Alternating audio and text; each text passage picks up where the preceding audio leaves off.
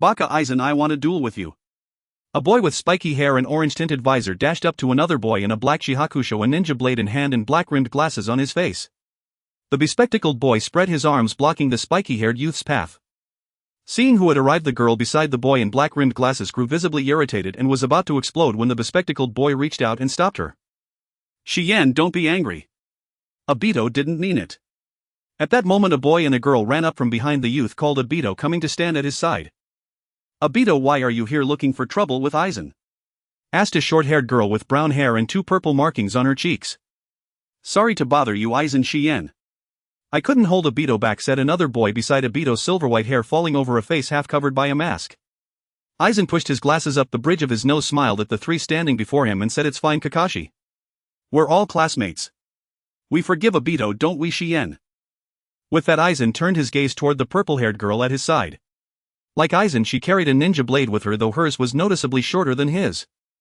Hearing Aizen's words, the purple-haired girl nodded lightly. Across from them, Obito grew even more incensed at Aizen's tone, jabbing a finger at him and shouting, Aizen, do I need your forgiveness? If you're a man, fight a duel with me. The loser must address the winner with respect whenever they meet in the future. Kakashi seized Obito as he spoke, clamping a hand over his mouth.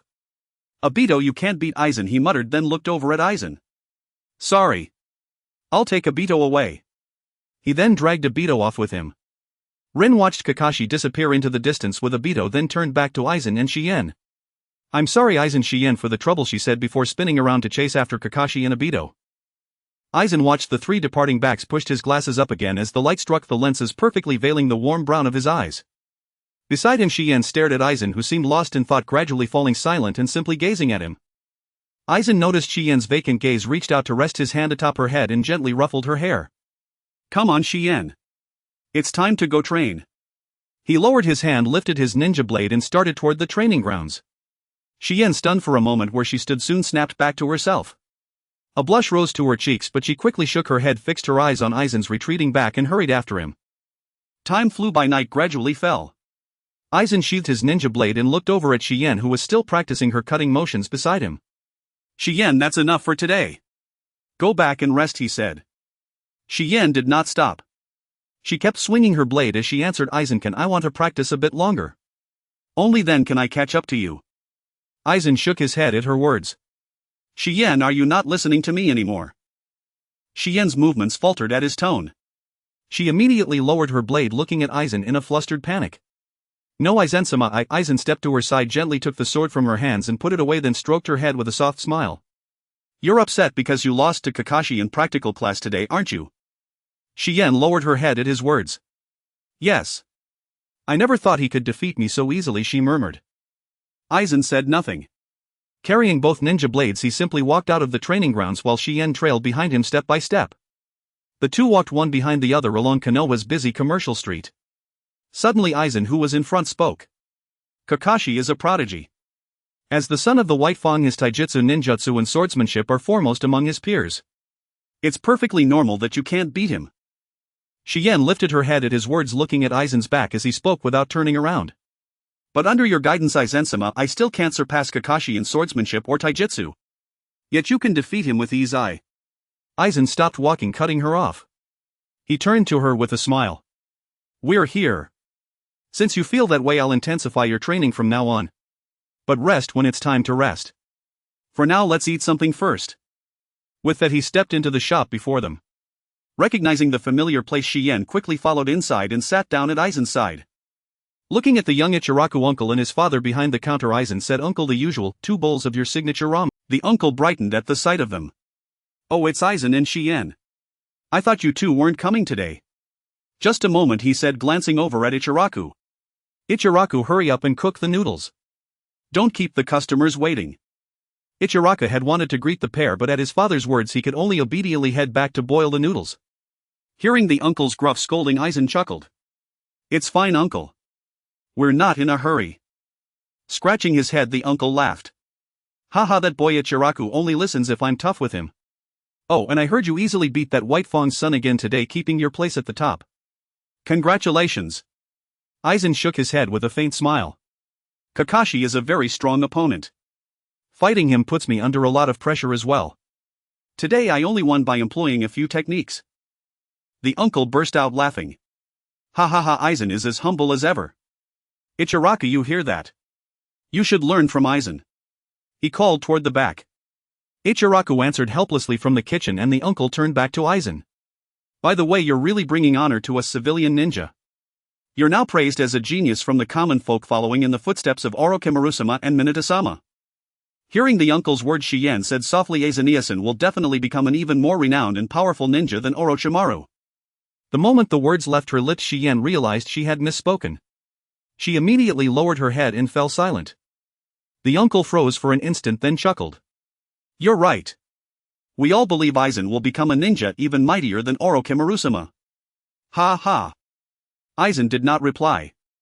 Instead, he reached out to gently pat Shien's head. It's fine. I know you didn't mean anything by it. Just then Ichiraku brought over the steaming ramen. Aizen withdrew his hand, picked up his chopsticks and said, let's eat. Uncle, we'll start. As Aizen and Shien began to eat, Ichiraku and his father turned back to their own work in the small shop. Back home, Lanran stood on the balcony gazing at the moon hanging high in the heavens, lost in deep thought. Lanran was not a native of this world but a transmigrator who had arrived by accident in the realm of Naruto. In his former life he was called Shenran, a devoted fan of Naruto and Bleach, and in particular a fervent admirer of Lanran. Before his transmigration he had been watching the Naruto anime when an electrical short from aging wiring sparked a fire. In order to save the treasured Lanran figurine he had painstakingly saved up to buy, as well as the narrow passageway piled with miscellaneous items, Shenran threw himself into the sea of flames and perished. After his transmigration, Shenran became a 3-year-old orphan named Lanran Sōsuke, surviving on Konoha's relief funds. With his arrival in this world he also obtained a system. As long as he faithfully portrayed Lanran Sōsuke he could gain Lanran Sōsuke's powers. Thus he acquired spiritual energy, the Zanpakuto Jingawa Shuiwe, as well as the Hōgyoku, and he began to study sword techniques, hand-to-hand combat, demon arts and movement skills. Yuyen was a child in the orphanage whom Lanran had protected. She adored swordsmanship yet was often bullied by the other children. Because Lanran defeated those bullies using only his sword sheath, Yuyen began to admire him deeply. From that day onward she resolved to learn swordsmanship from Lanran and to follow in his footsteps. Shenran also fully assumed the role of Lanran, wearing the Shinigami uniform, donning black-framed glasses, speaking to others with gentle kindness and almost always carrying a warm smile. Because of this, Lanran's reputation in Konoha village was excellent and the villagers who knew him were exceedingly fond of him. Time quickly turned back to a year ago when Lanran and Yuyen had just turned 4 and it was the day for them to enter the Ninja Academy. Lanran's talent immediately blossomed at the academy. Soon all of Konoha knew of this gentle, kind prodigy whose strength surpassed even that of White Fang's son. Lanran's extraordinary gifts soon drew the attention of Konoha's upper echelons, and before long he was summoned by the third Hokage, Sarutobi Hiruzen. Through his interaction with Lanran, Hiruzen discovered that the boy truly matched the rumors, a good child through and through. After instructing Lanran to faithfully inherit the will of fire, he dismissed him, though some small tales still followed in Lanran's shadow. How quickly another year has passed. Kakashi should already have submitted his application for early graduation. The reason the third wants to see me tomorrow must be related to that, Lanran mused as he looked out at the brilliantly lit, seemingly prosperous Konoha.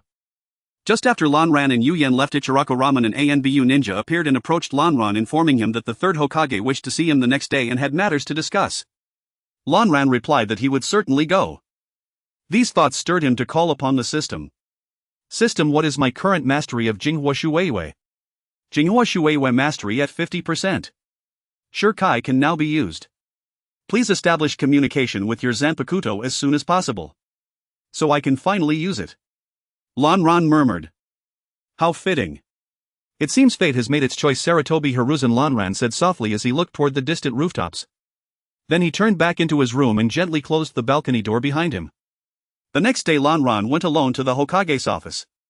Upon entering he discovered that the third Hokage was not the only one waiting inside. In the modest Hokage's office, the third Hokage, Sarutobi Hiruzen, sat behind his desk. At his side stood that root of Konoha, Shimura Danzo, and on the other side stood Kakashi and his father. Lanran stepped in smiling as he addressed them all. Third Hokage-sama, esteemed advisor, greetings Senior Tsukumo. Kakashi, it has been a while. Kakashi and his father responded to Lanran with a token greeting of their own. The third Hokage watched Lanran's conduct with satisfaction and nodded slightly before speaking. Lanran, both you and Kakashi are prodigies among last year's new students. The academy can no longer teach you much. This year Kakashi has chosen to graduate early. Your strength is not inferior to his. I want to know what you think. When the third finished, Hataki Tsukumo added, indeed Lanran, why not graduate early together with Kakashi? You could even be placed in the same squad and become comrades in battle. Would that not be splendid? After speaking, Tsukumo glanced briefly at the third Hokage, who was quietly smoking without saying a word.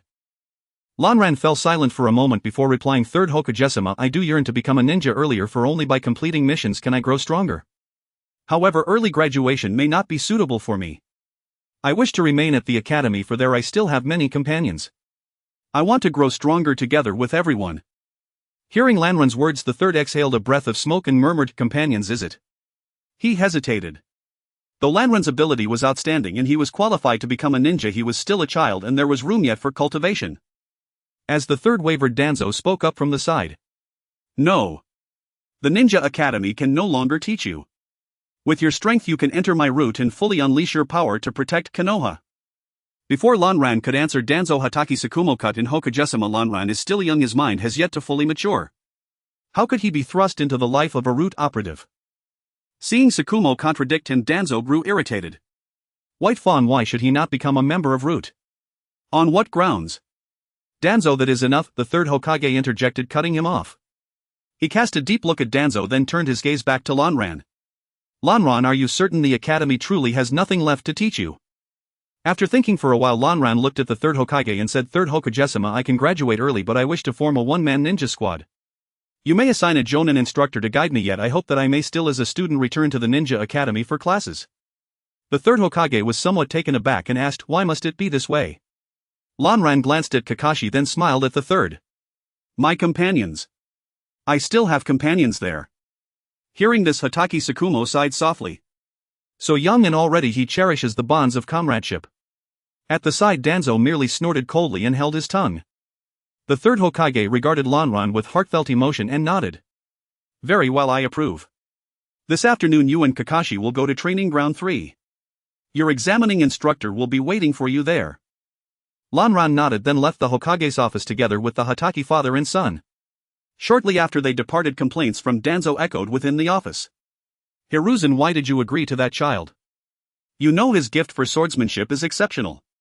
If he enters Root, his talent would be utilized to the fullest. He could perfectly execute assassination missions. Why do you refuse my proposal?" Sarutobi Hiruzen drew deeply on his pipe and spoke slowly. "That child has inherited the will of fire. You must not lay a hand on him. He reminds me greatly of the first Hokage." But Danzo tried to continue, only to be cut off by Hiruzen. "Danzo, I am the Hokage."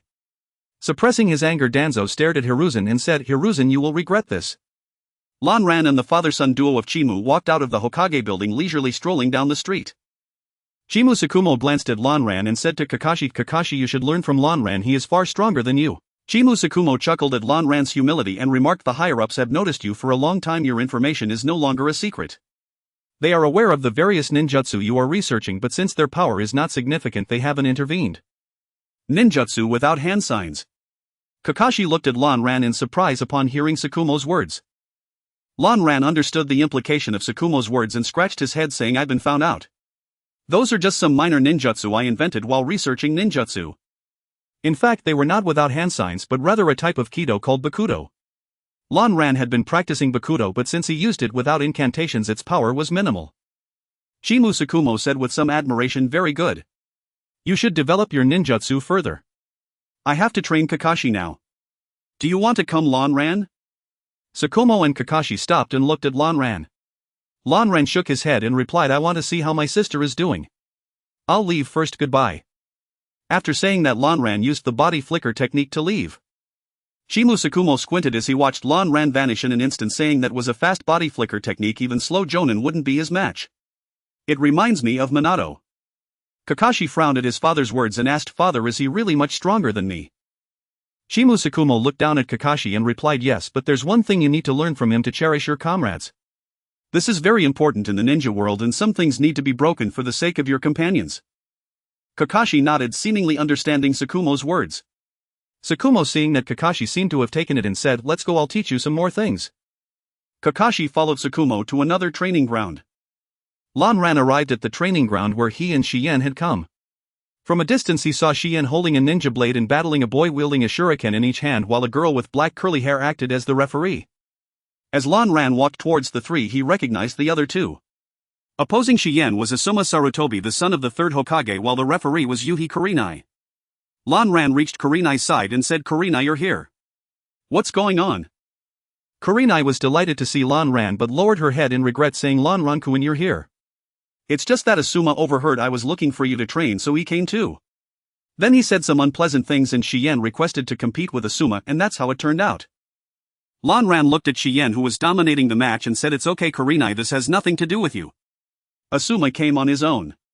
Besides, didn't Shien already win?" As he spoke, Lan Ran ruffled Kurenai's hair. Hearing his words, Kurenai turned to look at the two in the arena, only to find that Shien was still standing while Asuma lay unconscious on the ground. After knocking Asuma out, Shien put away her weapon and walked over to Lan Ran and Kurenai. Meanwhile, a jonin appeared next to the unconscious Asuma, checked his condition, and upon finding that he was merely unconscious carried Asuma away and said, "I am the jonin responsible for guiding young Master Asuma's training. I will take him back to rest now." Lan Ran nodded to the jonin. Everyone knew that this jonin was Asuma's exclusive instructor. Lan Ran looked at the unconscious Asuma and said, "Thank you, sir. Shien may have been a bit too rough, she didn't mean to hurt him." The jonin glanced at the unconscious Asuma and said, "It's fine. This way young Master Asuma can understand the gap in strength, which will motivate him better. Alright, we'll take our leave now." After saying this, the jonin swiftly left with Asuma. Lan Ran turned to Shien and said, "Shien, Asuma is a comrade. Next time be careful with your strength during sparring." Shien listened to Lan Ran's words and looked at him, wanting to retort, but instead nodded silently. Meanwhile, Kurenai quietly remarked to Lan Ran, "You're still so gentle, Lan Ran. Even when you're scolding someone you do it so gently." Lan Ran noticed Kurenai's quiet comment and smiled at her, saying, "Earlier the third Hokage asked me about the possibility of graduating early. This afternoon Kakashi and I will take the early graduation exam." Shien and Kurenai exclaimed in shock in unison, "Then will you, Lan Ran, still attend the ninja school?" Lan Ran scratched his head and replied, "Well, normally after graduating early Kakashi and I would become genin, and genin shouldn't return to school for classes, right?" Kurenai looked a bit disappointed at his words while Shien clenched her ninja blade as if making a decision. Lan Ran continued, "However, I have applied to the third Hokage for a privilege that allows me to return to school and attend classes with you when I don't have missions." Upon hearing Lan Ran's words, their eyes brightened with excitement. Kurenai happily hugged Lan Ran's arm, saying, "Yay! We can attend classes with Lan Ran again."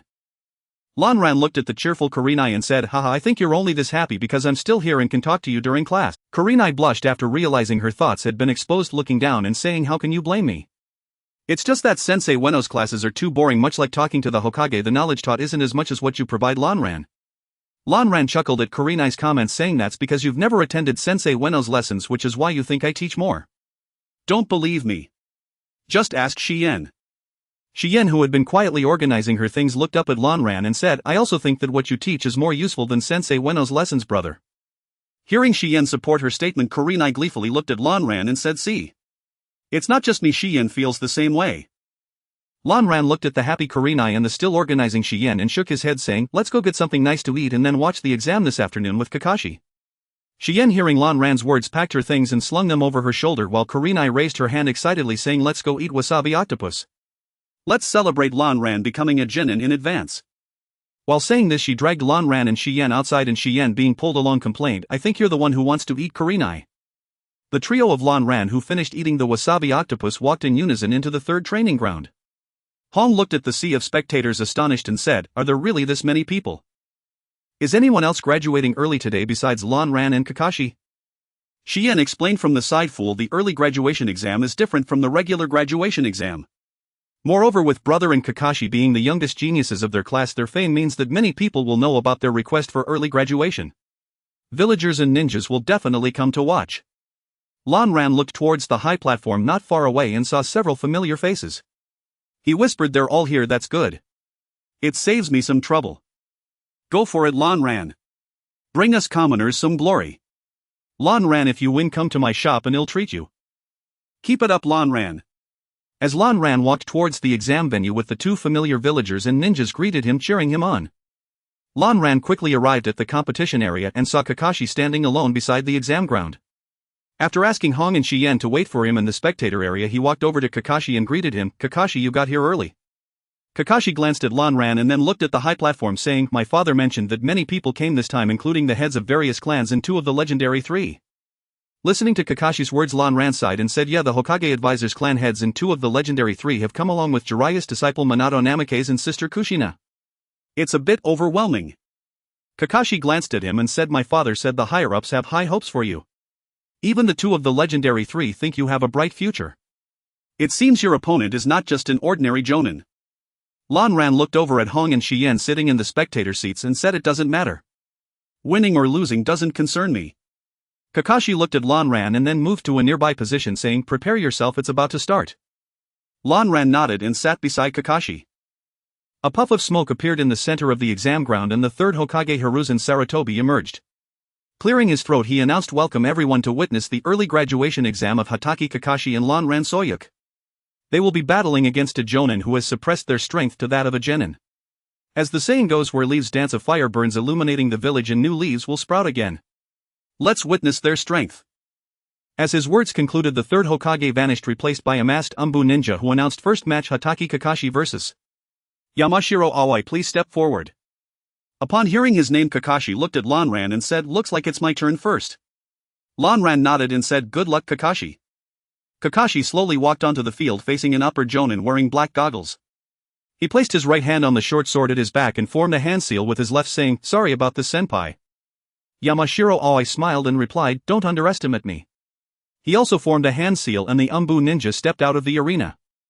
Yamashiro Aoi struck first, throwing several shuriken at Kakashi, who began to form seals and slammed his hands onto the ground saying, Doton Doriyahiki. A wall of earth rose before Kakashi, pinning the shuriken against it. Doton Doryugen. After using it, Kakashi did not stop, he continued using ninjutsu as several rock spikes shot up from the ground towards Yamashiro Aoi. Seeing this, Yamashiro Aoi quickly formed seals in midair and declared, Katan Hozenka no Jutsu. Several fireballs flew towards Kakashi's position like missiles. With a loud explosion from the fire jutsu, a thick cloud of smoke filled the arena.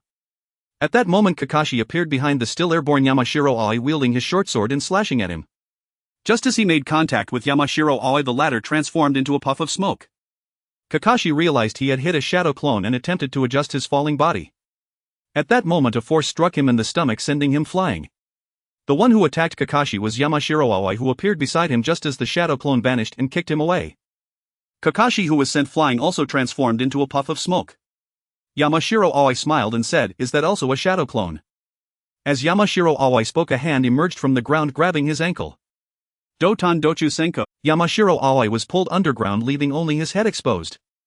Meanwhile, Kakashi appeared behind him, placing his short sword against Yamashiro Aoi's neck, declaring, I win. Yamashiro Aoi, buried in the earth, smiled and said, Kakashi, you're still too young. After saying this, the Yamashiro Aoi buried in the ground dispelled his shadow clone, turning into smoke, while the real Yamashiro Aoi stood behind Kakashi, forming a hand seal towards Kakashi's back. Realizing he had lost, Kakashi sheathed his short sword, turned to Yamashiro Aoi and said, thank you for the match, senpai. He then formed a reconciliation seal with Yamashiro Aoi. An Umbu ninja appeared on the field and announced, Yamashiro Aoi wins, both sides may rest off the field. At that moment, on the high platform, Kakashi's father Tsukumo Hatake watched Kakashi's defeat with a slight smile, saying, Kakashi is still too young and lacks combat experience.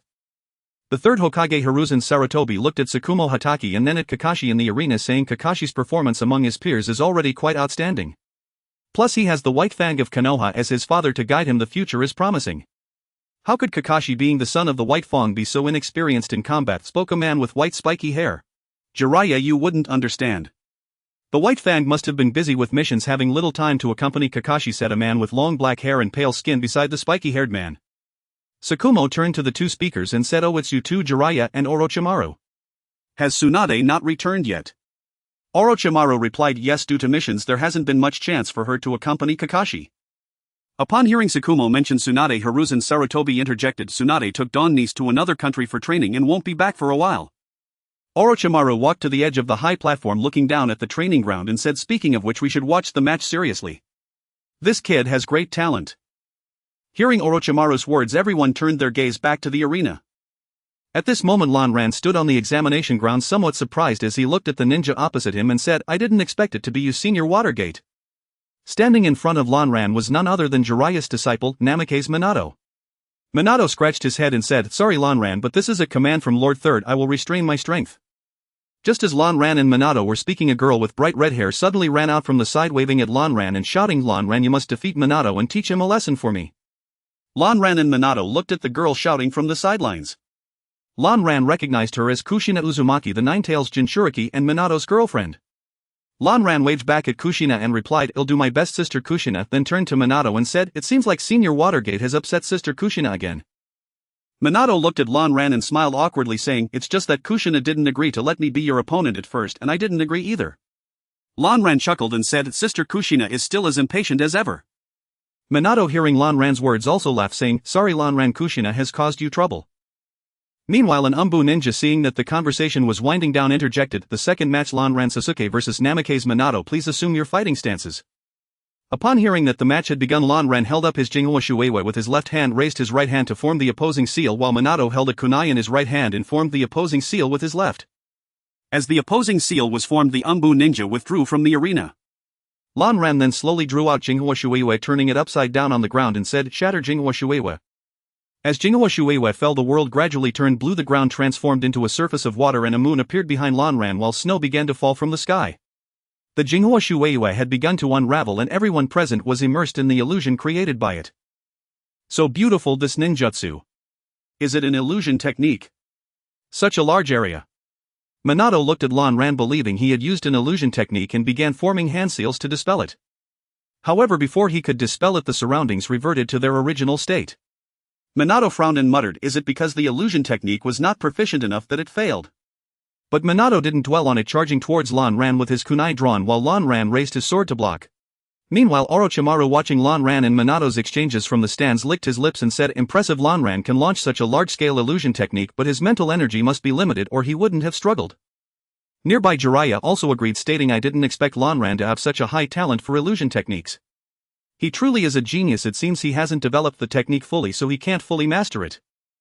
In the distance, Danzo noticed that Lan Ran could control such a large-scale illusion and approached Hiruzen Sarutobi, whispering Hiruzen, but was interrupted as Hiruzen raised his hand. Danzo had no choice but to refrain from speaking, deciding to discuss it with Hiruzen after the match ended. Bakudo no. For Byakurai, a bolt of lightning shot from Lan Ran's fingertips, forcing Minato back as he attempted to close the distance. Minato looked at the ground struck by Byakurai and said, "Is this the no Ansai ninjutsu that teacher Jiraiya mentioned? It seems the power isn't as great as I imagined. Let me show you my developed no Ansai ninjutsu, which I call Rasengan." As soon as Minato finished speaking, he appeared behind Lan Ran in an instant, holding a blue chakra ball in his left hand. He pushed the Rasengan down onto the ground where Lan Ran stood, but Lan Ran noticed Minato behind him and used Chuunpa to leave the spot. Now appearing far away, Lan Ran raised his left hand towards Minato's position and declared, "O you who reign. Mask of flesh, myriad phenomena soar high, crowned with the name of humanity. With scorching heat and chaos reversing the tide southward, step forth. Bakudo no. 31 Hoko." A barrage of fireballs launched towards Minato, but he easily dodged, frowning and whispering, "Was that a chant before release? The power is much stronger than the previous no Ansai ninjutsu. Did you replace hand seals with a chant? It doesn't feel much faster though." While Minato was speaking, Lan Ran used Chuunpa to appear in front of him, swinging his sword down, while Minato raised his kunai to block with one hand and used Rasengan with the other hand against Lan Ran. Lan Ran also used Chuunpa to evade, reappearing beside Minato and saying, "Bakudo no. One cho." A shockwave surged towards Minato, who also used Chuunpa to escape. Before he could steady himself, Lan Ran appeared near him again and said, "Bakudo no. 33 Soko." Several blue lasers shot towards Minato, who had no choice but to dodge again. This time a thick fog enveloped the area, obscuring the view for the spectators outside.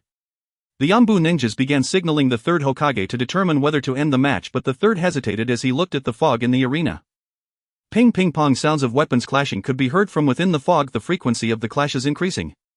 Soon the fog began to dissipate and the sounds of clashing stopped.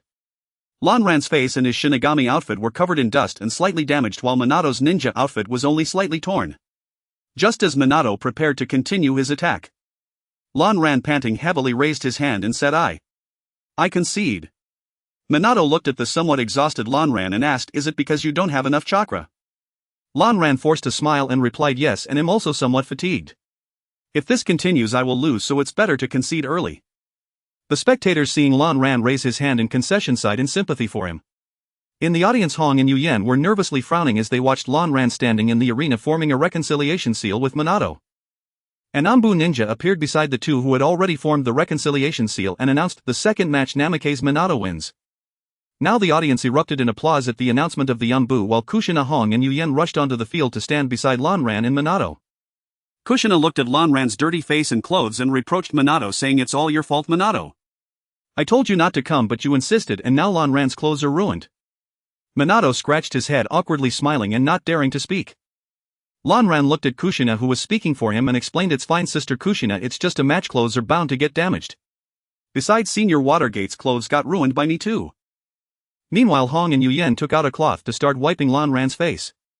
Seeing the two little girls helping Lanran, Kushina said nothing further. At that moment, as Lanran and the others were conversing, the third Hokage stepped out from the high platform and addressed the audience below, saying, "Wherever leaves flutter there will be fire burning, that fire will illuminate the village and new leaves will sprout once again. Today I am delighted to witness two splendid battles. Given the performance of Hatake Kakashi and Lanran in the competition, they have reached the level of a genin. Therefore, after discussions with others, we will grant Hatake Kakashi and Lanran the title of genin, and from today onwards they will officially become genin of Konoha." Upon hearing this, cheers and praises for the wisdom of the third Hokage erupted from the training ground. "Congratulations, Lanran brother." The four of them congratulated Lanran. Lanran nodded and smiled, saying, "In that case I invite everyone to have barbecue. Kakashi, are you coming along?" Kakashi shook his head and replied, "My father has something to say to me, I need to wait for him. I won't go either, let Kushina go for me. Jiraiya Sensei and the third Hokage are looking for me." Watergate, feeling a bit embarrassed, also spoke up. Lanran looked at the two and could only nod, saying, "Alright then, I'll go have barbecue with Yuin, Hong and Sister Kushina." Then Lanran bid farewell to the three and Watergate, heading towards the barbecue shop. Meanwhile, in the Hokage's office, the third Hokage and his advisory team were discussing something. "Hiruzen, hand that boy Lanran over to me to the root. I will make him the blade that protects Konoha." Shimura Danzo said, looking at the third Hokage Sarutobi Hiruzen. Hiruzen took a drag from his cigarette and ignored Danzo, instead addressing the other two advisors, Mito Kazan and Tsunade, saying, "What do you think of Lanran and Kakashi? Both Kakashi and Lanran possess great talent. Lanran's talent is even greater. They are both the future of Konoha and not suited for a place like Root." Mito Kazan spoke up.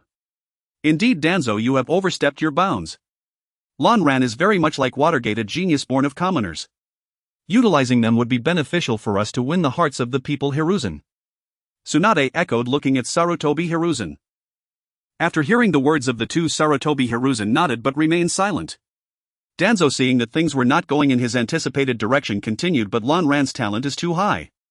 If he goes out of control, it will pose a disadvantage to the village. Both his self-invented ninjutsu and the large-scale ninjutsu used at the beginning of the match could affect us as well." The people in the office fell silent upon hearing Danzo's words. Just then a voice broke the silence. "Teacher, I believe that Lanran does not pose such a great threat. You should know this." The speaker was Jiraiya, followed by Orochimaru and Watergate, entering the office, which was starting to feel a bit crowded. Danzo frowned upon seeing the newcomers, feeling displeased, and was about to speak when he was interrupted by Sarutobi Hiruzen, saying, "Jiraiya, why do you say that? Although Lanran is talented, the best of the ninjutsu he developed only reached the rank level, and according to Watergate it does not count as no Seal's ninjutsu." Orochimaru, standing behind Jiraiya, said in a hoarse voice, "Oh, it's not no Seal's ninjutsu. Watergate, what does that mean?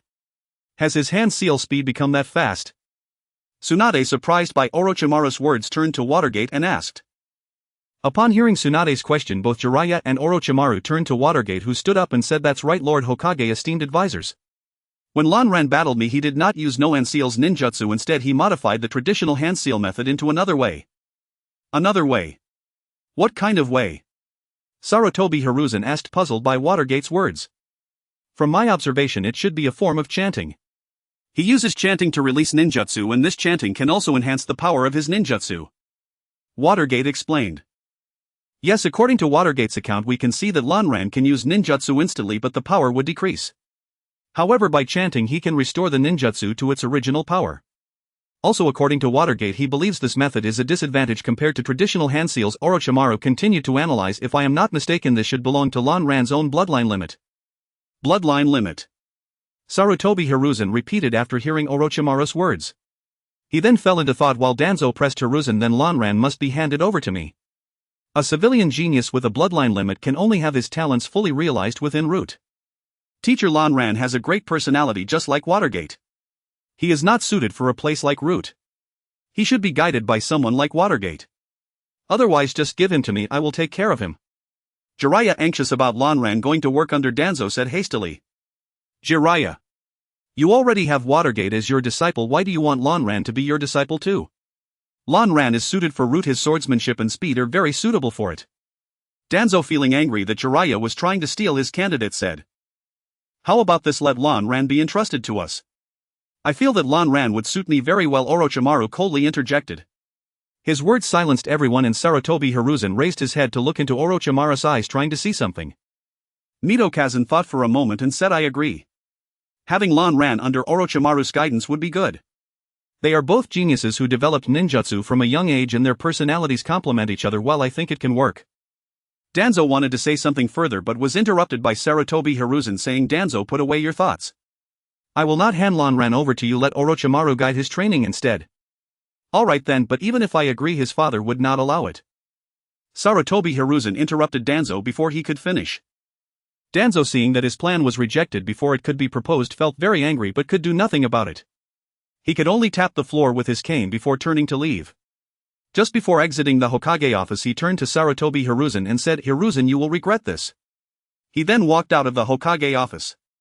The other two advisors, seeing Danzo leave, also bid farewell to Sarutobi Hiruzen, while Jiraiya, seeing the elder advisors leave, smirked and said, those old geezers. Teacher, since they have all left, I will take Watergate and leave too. He then exited the office with Watergate also bidding farewell to Sarutobi Hiruzen and Orochimaru before following him out. Orochimaru, Blue Dye will be under your supervision, said Hiruzen Sarutobi, glancing at Orochimaru. You've surely heard of Blue Dye's special graduation request. Orochimaru nodded. Jiraiya mentioned it to me. I find the boy fascinating, sensei. Hiruzen nodded in turn. Very well. You may go. Starting tomorrow you'll serve as his supervising jonin. Orochimaru bowed slightly and departed without another word. Watching his retreating figure, Hiruzen murmured softly, I hope this child softens your nature, Orochimaru. Let's celebrate Blue Dye's successful promotion to genin. Cheers. The four raised their drinks in unison at the Yakiniku restaurant. Blue Dye set his drink down and watched the others savoring their grilled meat with a quiet, faint smile. Light from the ceiling lamp reflected off the lenses of his glasses, veiling his eyes from view. Blue Dye, do you know who your supervising jonin will be? Kushina asked between bites of skewered meat. Blue Dye shook his head. Not yet, likely an ANBU operative will inform me shortly. Brother's jonin instructor must be exceptionally skilled, after all he's so strong, Yoru added quietly. Right. Was that illusion you used before the match, Blue Dye? Its range was astonishing, though its duration was brief, Red said after swallowing a piece of grilled meat. Blue Dye turned toward Red. It qualifies as an illusion, a unique ability of mine.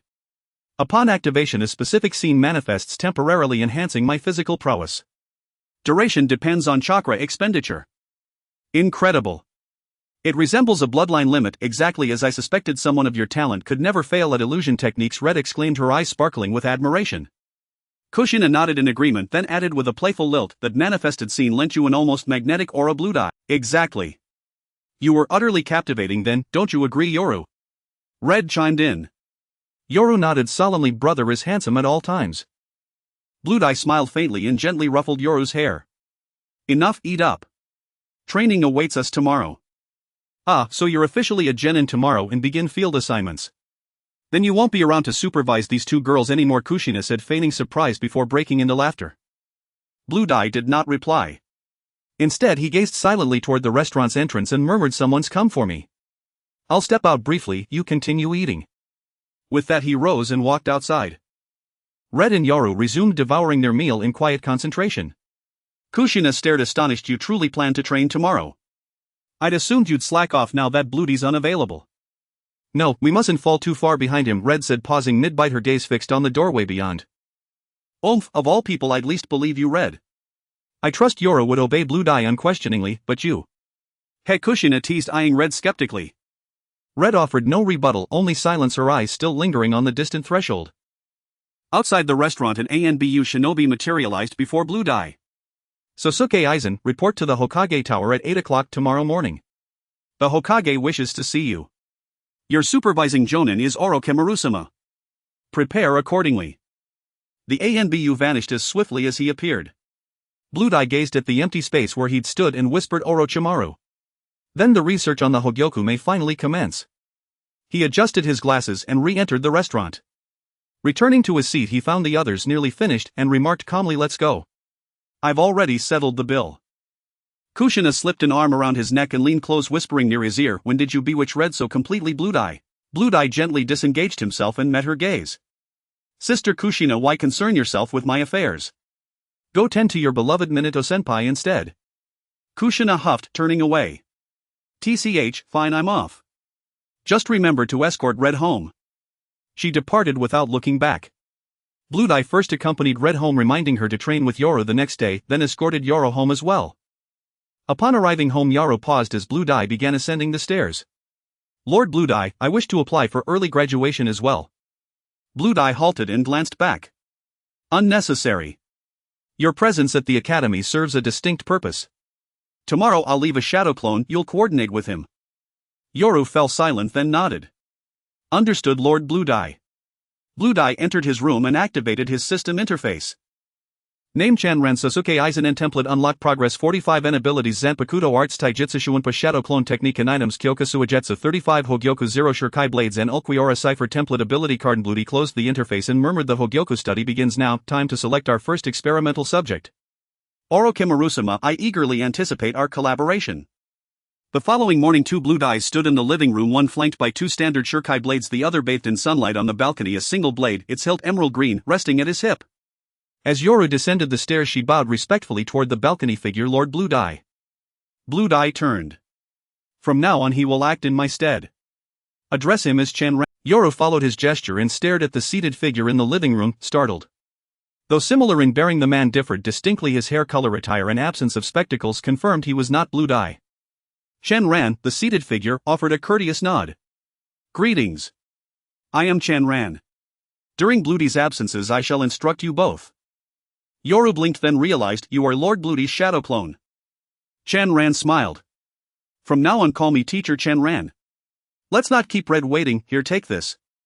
He handed her a Shurikai blade. "It's yours. Use it henceforth." Yoru accepted it promptly. "Yes, Teacher Chanran."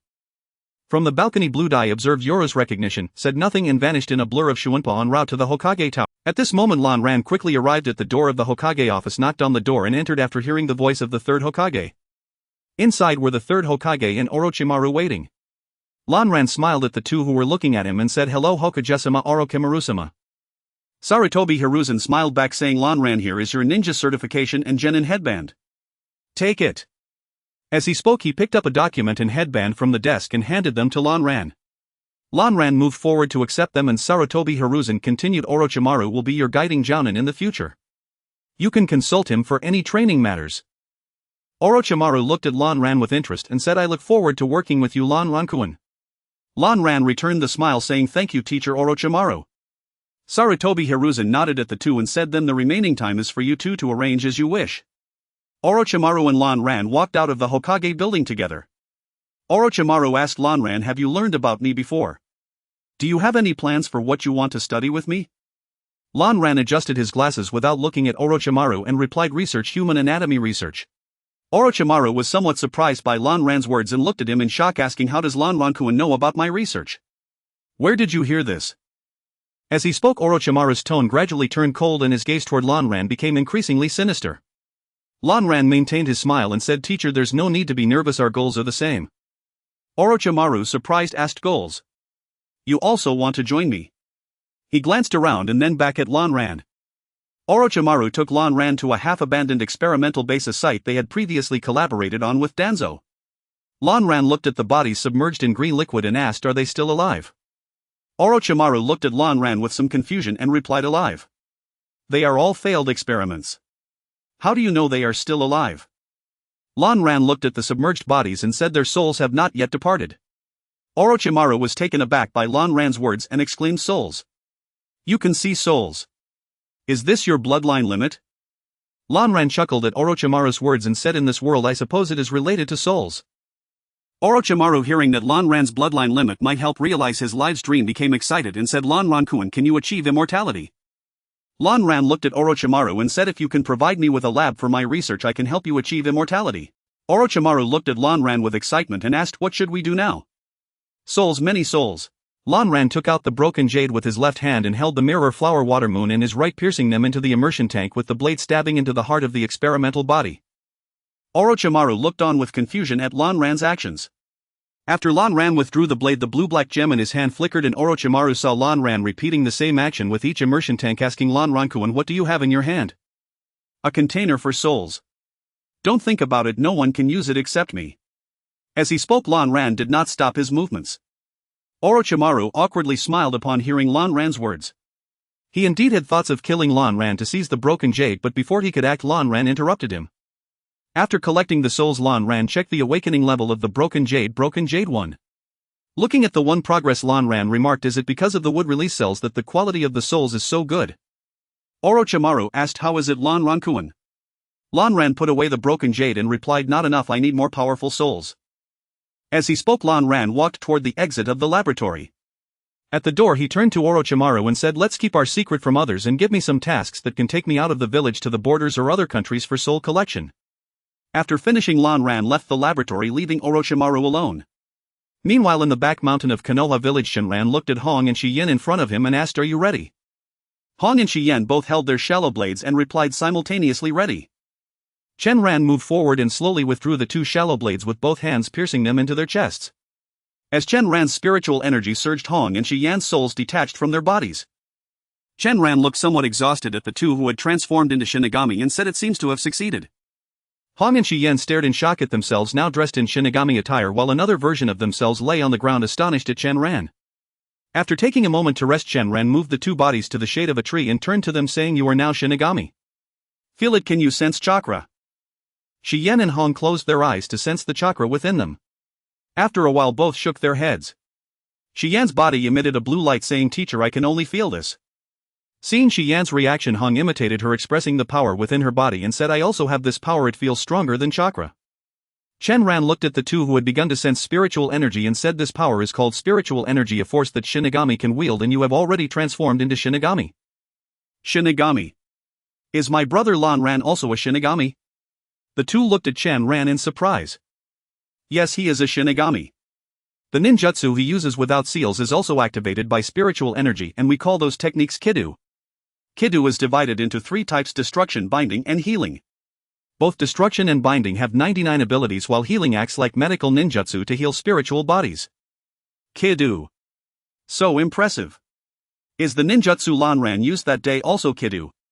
Yes, what he used that day was the destruction type of Kidou, just like his technique that day, the ruler. The mask of flesh and blood, myriad phenomena soaring high, crowned with the name of humanity. Truth and restraint, the wall of sinless dreams standing only on it. Destruction type 33, blue fire crash. With that, Shenran used blue fire crash on an empty plot of land. Hong and Shiyen exclaimed in astonishment at the enormous pit created by the explosion, so amazing. Shenran lowered his arm and said, from today on you will learn the slash and step techniques. You have already been introduced to the slash and step previously, and Lan Ran has taught you, so today we will focus on practicing Kidou. While Shenran was teaching Shiyen and Hong to use the methods of the ghost path, Lan Ran headed to the mission hall, accepted a task that allowed him to leave the village, and then departed. Since the early graduation exam ended, Lan Ran felt that the number of people monitoring him had increased. He did not show any signs and left Konoha, arriving at a clearing in the forest. Sensing the ninja watching him, he drew his blade mirror flower water moon and said, come out. The people monitoring Lan Ran all emerged from the shadows, drawing their weapons and looking at him. Lan Ran looked at the masked ninja in front of him and asked, are you from the Umbu or the root? The ninjas in front of him did not respond but charged at Lan Ran with their kunai. Seeing them strike without hesitation, Lan Ran disdainfully remarked, so you're just dogs of Danzo. He raised his hand towards the advancing root ninja and said, Bakudo no. 31 Sakasho. The root ninjas saw the fireball flying toward them and quickly dodged, but when they looked back at Lan Ran, he had already vanished from his original position. So fast! Exclaimed one of the root ninjas at the back in shock. While he spoke, Lan Ran appeared behind him and plunged his blade into the root ninja's body. The other root ninjas were also astonished by Lan Ran's speed. Holding the broken jade in one hand and the mirror flower water moon in the other, Lan Ran said, you guys are too slow. Danzo only sent these useless people to watch over me. The root ninjas were infuriated by Lan Ran's words, feeling belittled, and collectively charged at him. Lan Ran effortlessly fended off their attacks. After dodging a technique used by one of the root ninjas, he reappeared behind another one, swiftly eliminating yet another root ninja. The leading root ninja realized that Lan Ran was not as easy to deal with as the other ninjas and instructed the others use tactics to keep him here. The other root ninjas nodded and began to cooperate while Lan Ran faced their relentless assault without displaying any emotion, successfully defending against all attacks. Just as Lan Ran was defending against all the attacks, a root ninja appeared behind him, raising his kunai to strike down. Lan Ran turned to block, but at that moment 3 root ninjas appeared at his side, 2 on either side and 1 behind him, all thrusting their kunai toward him. Thud thud, the sound of blades piercing flesh echoed as Lan Ran's blood dripped slowly to the ground from the wounds inflicted by the 3 root ninjas. One of the root ninjas who participated in the attack on Lan Ran casually remarked, "He's dead. Looks like he wasn't that strong after all." Clap clap, what a wonderful performance. How does it feel to kill your superior? At that moment a round of applause echoed through the forest, followed by Lan Ran's voice as he slowly emerged from the depths of the woods. The root ninjas stared in astonishment at the unharmed Lan Ran, then looked at the dead body they had thought was Lan Ran, realizing it was actually the root captain who had spoken earlier. One of the root ninjas, regaining his composure, said, "Is this an illusion? When did it start? It seems your intel just got a new entry allowing one to fall into an illusion without realizing it." "Oh, is that so? How do you know this isn't still an illusion?" said a root ninja standing next to the one who had just spoken before stabbing a kunai out from his own body. The attacking root ninja then transformed into Lan Ran's likeness, and the other root ninjas looked on in terror as Lan Ran, holding the mirror flower water moon, declared, "Alright, the game is over." With that, Lan Ran vanished from his spot, and the forest was filled with the agonizing wails of the root ninjas. Lan Ran absorbed the souls of the root ninjas into the broken jade, reaching a 2 absorption rate. He stored the broken jade and looked at the bodies of the fallen ninjas, saying, "Bakudo no 54 waste flame." He incinerated the bodies of the ninjas, leaving the area. In a village now in ruins with houses damaged, Lan Ran walked along the village path, encountering many corpses of villagers. He realized they had only recently died, their souls not yet returned to the afterlife. He took out the broken jade and began absorbing the lonely souls one by one. Just as Lan Ran was absorbing the souls, a dirty-faced little girl ran up to him, looking at him with pity, and asked, "Are you a ninja from Konoha?" Lan Ran looked at the little girl and then glanced in the direction she had come from, noticing that some people were still alive.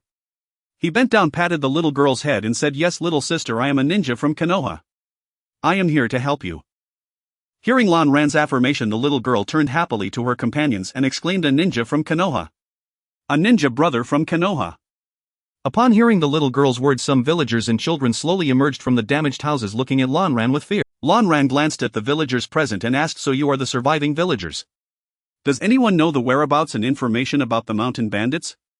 After Lan Ran spoke, not a single villager replied, but they looked around nervously. The little girl standing in front of Lan Ran tugged at his clothing and said, "Ninja brother, I know. I heard my dad mention it before." Lan Ran picked up the little girl and wiped the dust off her face with his sleeve, saying, "Then lead me there. Tell me what you know along the way." As he spoke, Lan Ran turned around, holding the little girl, preparing to leave. "Ninja sir, don't go. If you leave, who will protect us?" came a voice from the villagers. Lan Ran paused and looked at the villagers, saying, "Oh right, I almost forgot about you. Shadow clone technique." With that, Lan Ran created a shadow clone, then took out the broken jade and handed it to the clone, saying, "I'll leave them to you." Afterward, Lan Ran walked out of the village holding the little girl. Behind them, a murmur of voices arose among the villagers. "Hey, shouldn't you ninjas protect the civilians first? Aren't ninjas supposed to prioritize our lives? Ninjas are indeed unreliable. We're going to Konoha."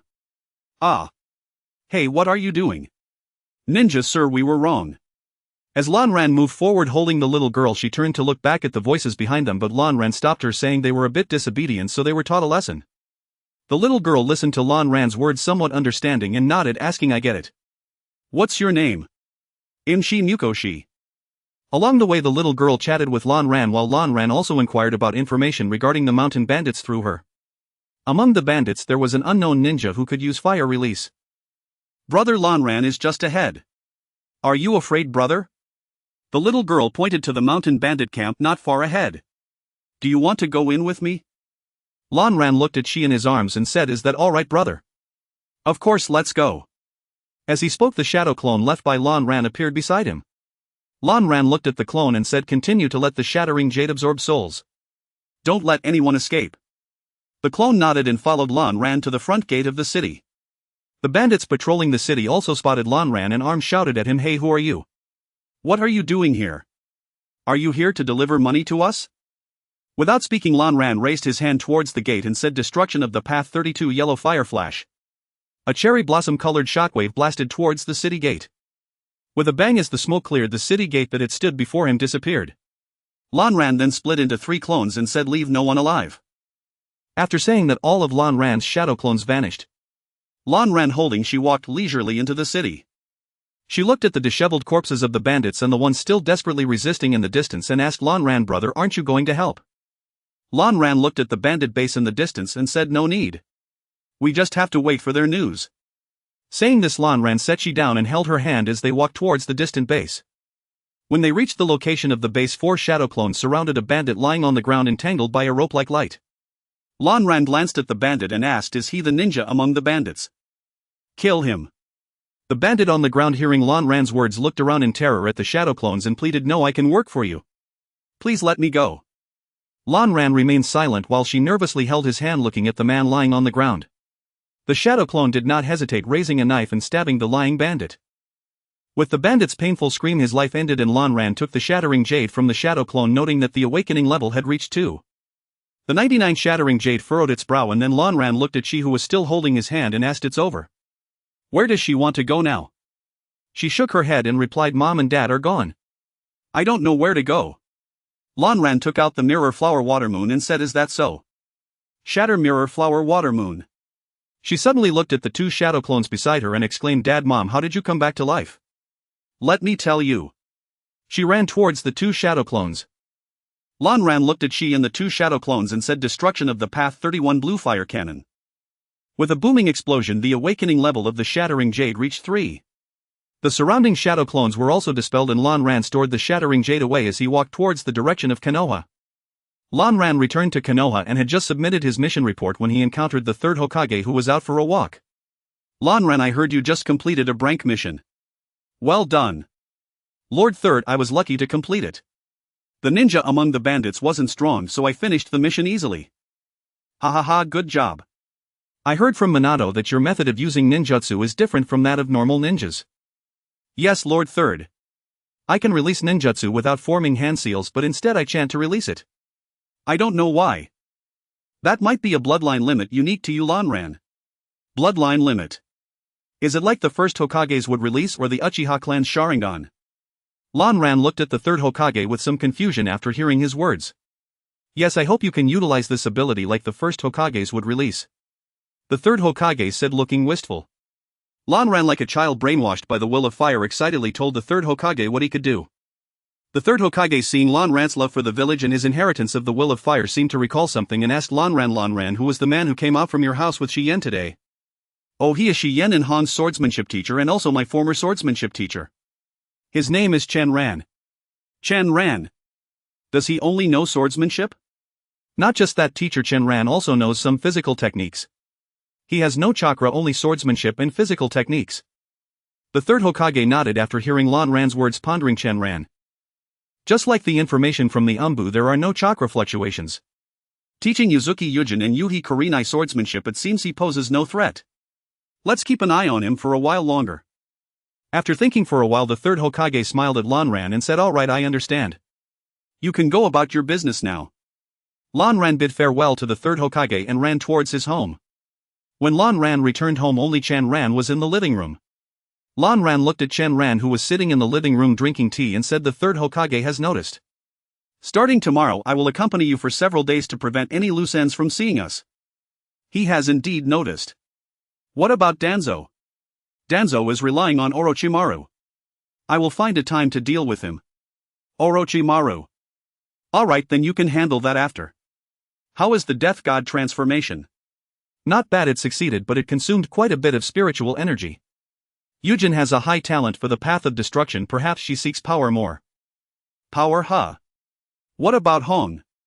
As for Hong, she learns faster in the aspects of binding and sealing, leaning more towards support.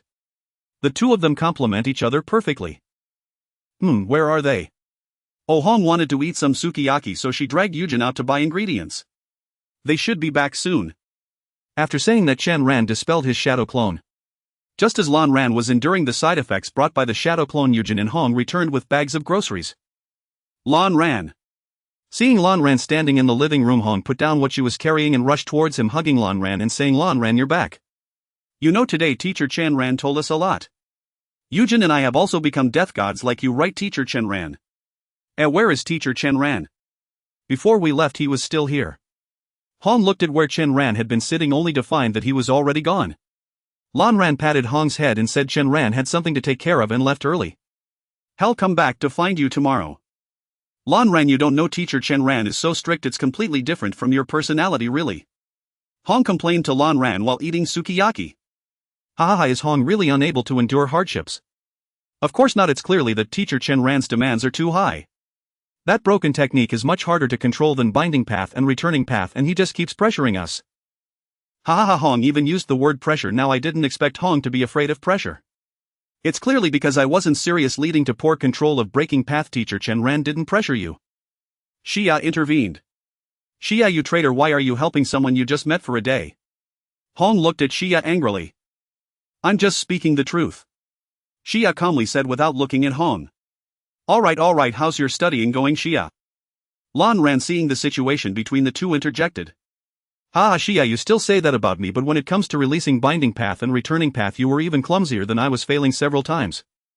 Hong happily said upon hearing Lan Ran's words. Lan Ran looked at Xia, who was eating with her head down, and said it seems Xia doesn't have high talent in binding path and returning path, and Hong, your talent in breaking path isn't high either. Then what about you, brother? What are you good at? Xia looked up at Lan Ran and asked. Lan Ran rested his chin on his hand, thought for a moment, and said me. I know a bit about everything, but I don't have any weaknesses or strengths. What kind of answer is that? You said nothing at all. Hong looked at Lan Ran with a speechless expression. Haha, I don't really know, just forgive me this time, Hong. Lan Ran awkwardly scratched his head. Alright then, Hong will forgive you this time.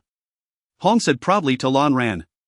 TCH, as if you wouldn't forgive your brother later, you'll be sticking to him and asking what he likes to eat.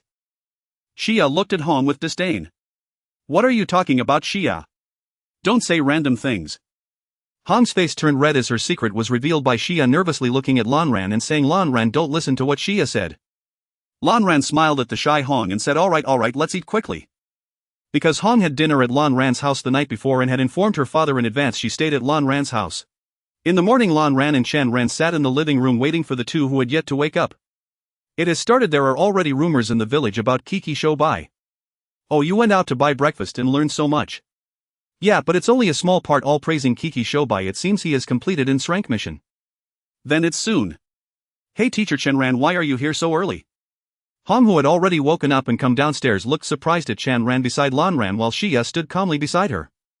Lan Ran glanced at Hong and Xia and said, hurry, come down and eat the breakfast that teacher Chen Ran bought for you. Today's training is about to begin. Is brother going too? Xia looked at Lan Ran with confusion. Yeah, I'll go take a look and then leave. Yay, it's been a long time since I trained with Lan Ran. Hong joyfully raised both hands. Soon the four of them arrived at the training ground from yesterday. Lan Ran and Chen Ran exchanged glances and held up their mirror flower water moon towards Xia and Hong, saying, let's begin. After that, Chen Ran helped Xia and Hong successfully transform into Shinigami as they had done yesterday, while Lan Ran looked into the depths of the forest and said, they are coming. A figure slowly emerged from the depths of the forest. Chen Ran didn't care who it was and woke up the dazed Hong and Xia, urging them to continue practicing the ghost path. Lan Ran walked towards the person and said, Teacher Orochimaru, you have arrived. The person was indeed Orochimaru, who looked at Lan Ran and said, Lan Rankuin, don't you need a soul? Recently in the Land of Rain, an organization called Akatsuki has emerged. Hanzo contacted Danzo to prepare to take action against Akatsuki. I can take you there. Akatsuki, huh? When? We can go now. I can get the teacher to help us get a village proof. Just say we are going out for training. Okay, I'll wait for you at the main gate. See you at the main gate, Lan Rankuin. After that, Orochimaru used body flicker technique to leave while Lan Ran turned and walked towards Chen Ran and the others. What? Lan Ran, you brother are leaving the village? Hong and Xia said in surprise. Then how long will you be gone, Lan Ran? I don't know, as short as 3 or 4 days, as long as a month. A month. By the time you return it will almost be New Year. Well, see you when I return, everyone. Lan Ran was chatting casually with the gatekeepers while holding the mirror flower water moon at the main gate. Lan Rankuin, let's go. Orochimaru's cold voice came from behind, and after Lan Ran said goodbye to the two gatekeepers, he left the village with Orochimaru. The Land of Rain is now in constant turmoil. Hanzo wants to eliminate Akatsuki while Akatsuki wants to replace Hanzo. There are many souls waiting for us there, Orochimaru said while running. I know. When are Danzo and Hanzo planning to act? The day after tomorrow Hanzo will deceive the leader of Akatsuki into coming out to negotiate under the pretense of ensuring the safety of the common people in the Land of Rain, then set a trap with Danzo to prepare to deal with Akatsuki.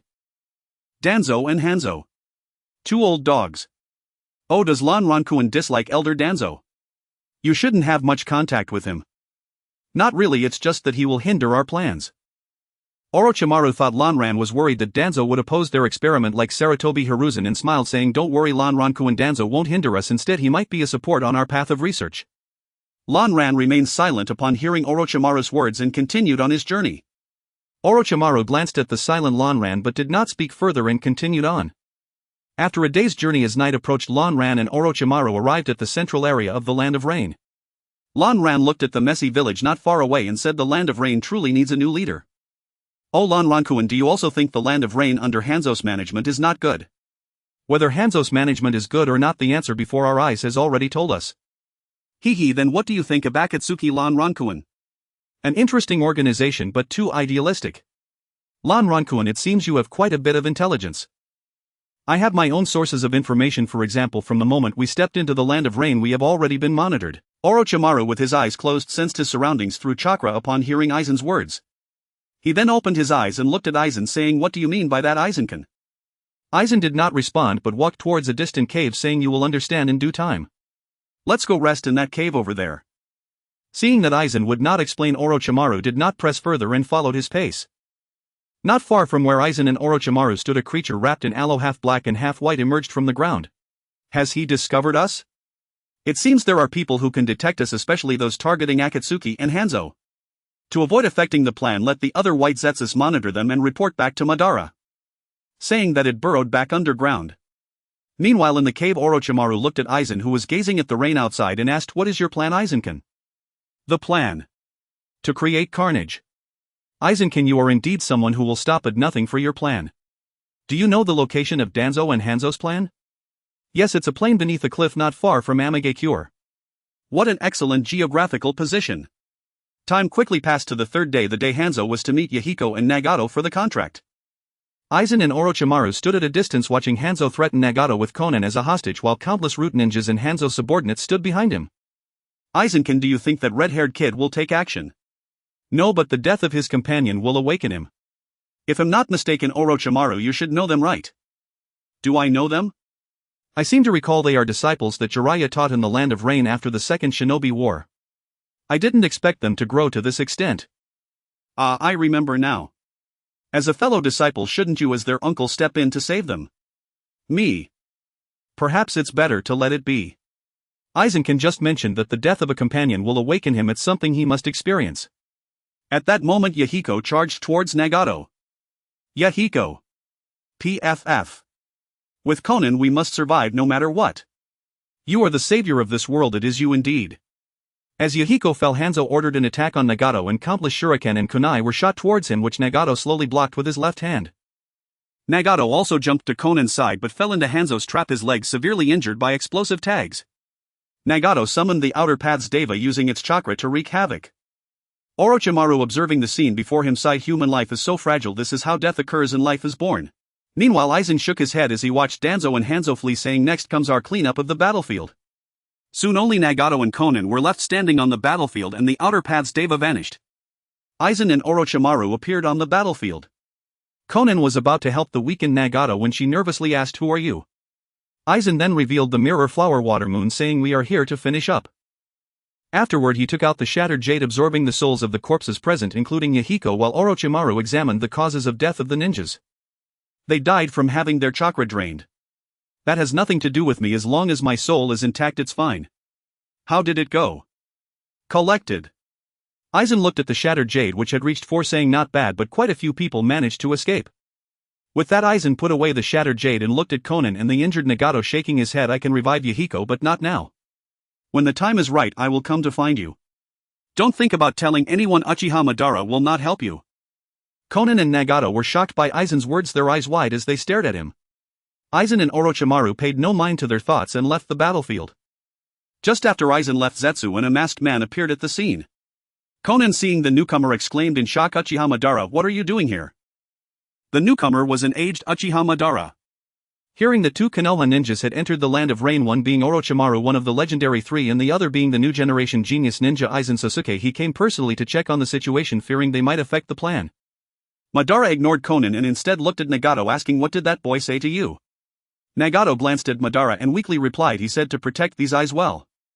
Madara was somewhat surprised by Nagato's words but did not show it. He turned to Zetsu, saying, "Take Nagato back." With that, he disappeared from the battlefield again. Zetsu summoned new white Zetsus to escort Nagato and Konan away. Meanwhile, Aizen and Orochimaru had already arrived at the border between the land of rain and the land of fire. Orochimaru looked at Aizen and asked Aizen, "Is there something wrong with Nagato's eyes? Why do you want his eyes? Did you not notice? His eyes are different. Those are the eyes of the Sage of Six Paths, the Rinnegan. Then why not take action while he was weak just now?" "Because we are not the only ones watching those eyes." Just as Aizen and Orochimaru were leaving the land of rain, Aizen appeared in Amigakure. Aizen lowered his head and walked towards the tallest building in Amigakure. Meanwhile, in Hanzo's office, Danzo and Hanzo were arguing. "Hanzo, your intelligence was wrong.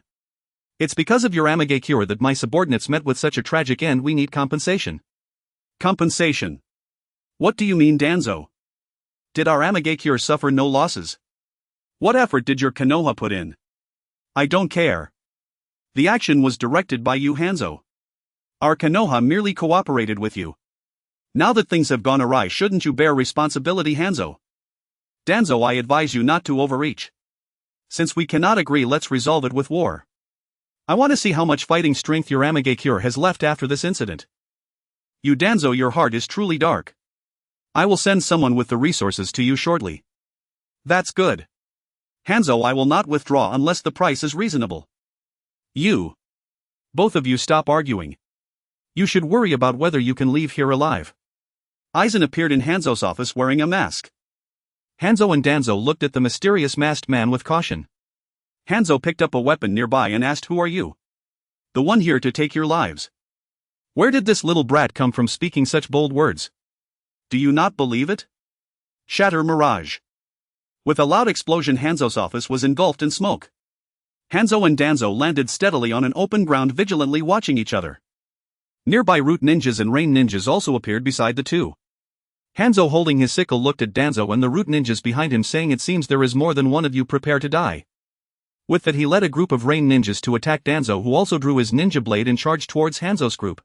At this moment, Aizen stood on a high platform observing the two fighting parties below. He glanced at the civilians affected by the jutsu and said, "This terrible ninja world, I shall bring it to an end." Summoning jutsu without hesitation, Hanzo summoned his salamander, releasing a cloud of poison towards Danzo's group. Seeing the situation turn dire, Danzo summoned his own summoning beast, the Dream Taper. Upon its appearance, the Dream Taper opened its mouth wide, absorbing all the toxic mist, then exhaled it back towards Hanzo's side. However, just as the Dream Taper began to release the poison, it was poisoned by the toxins of the salamander and returned to its summoning realm. Hanzo, seeing the poison drifting towards him, ordered his subordinates to use wind release to disperse it. At the moment the poison dissipated, Danzo and Hanzo clashed once more. Their swordsmanship led to numerous sparks flying.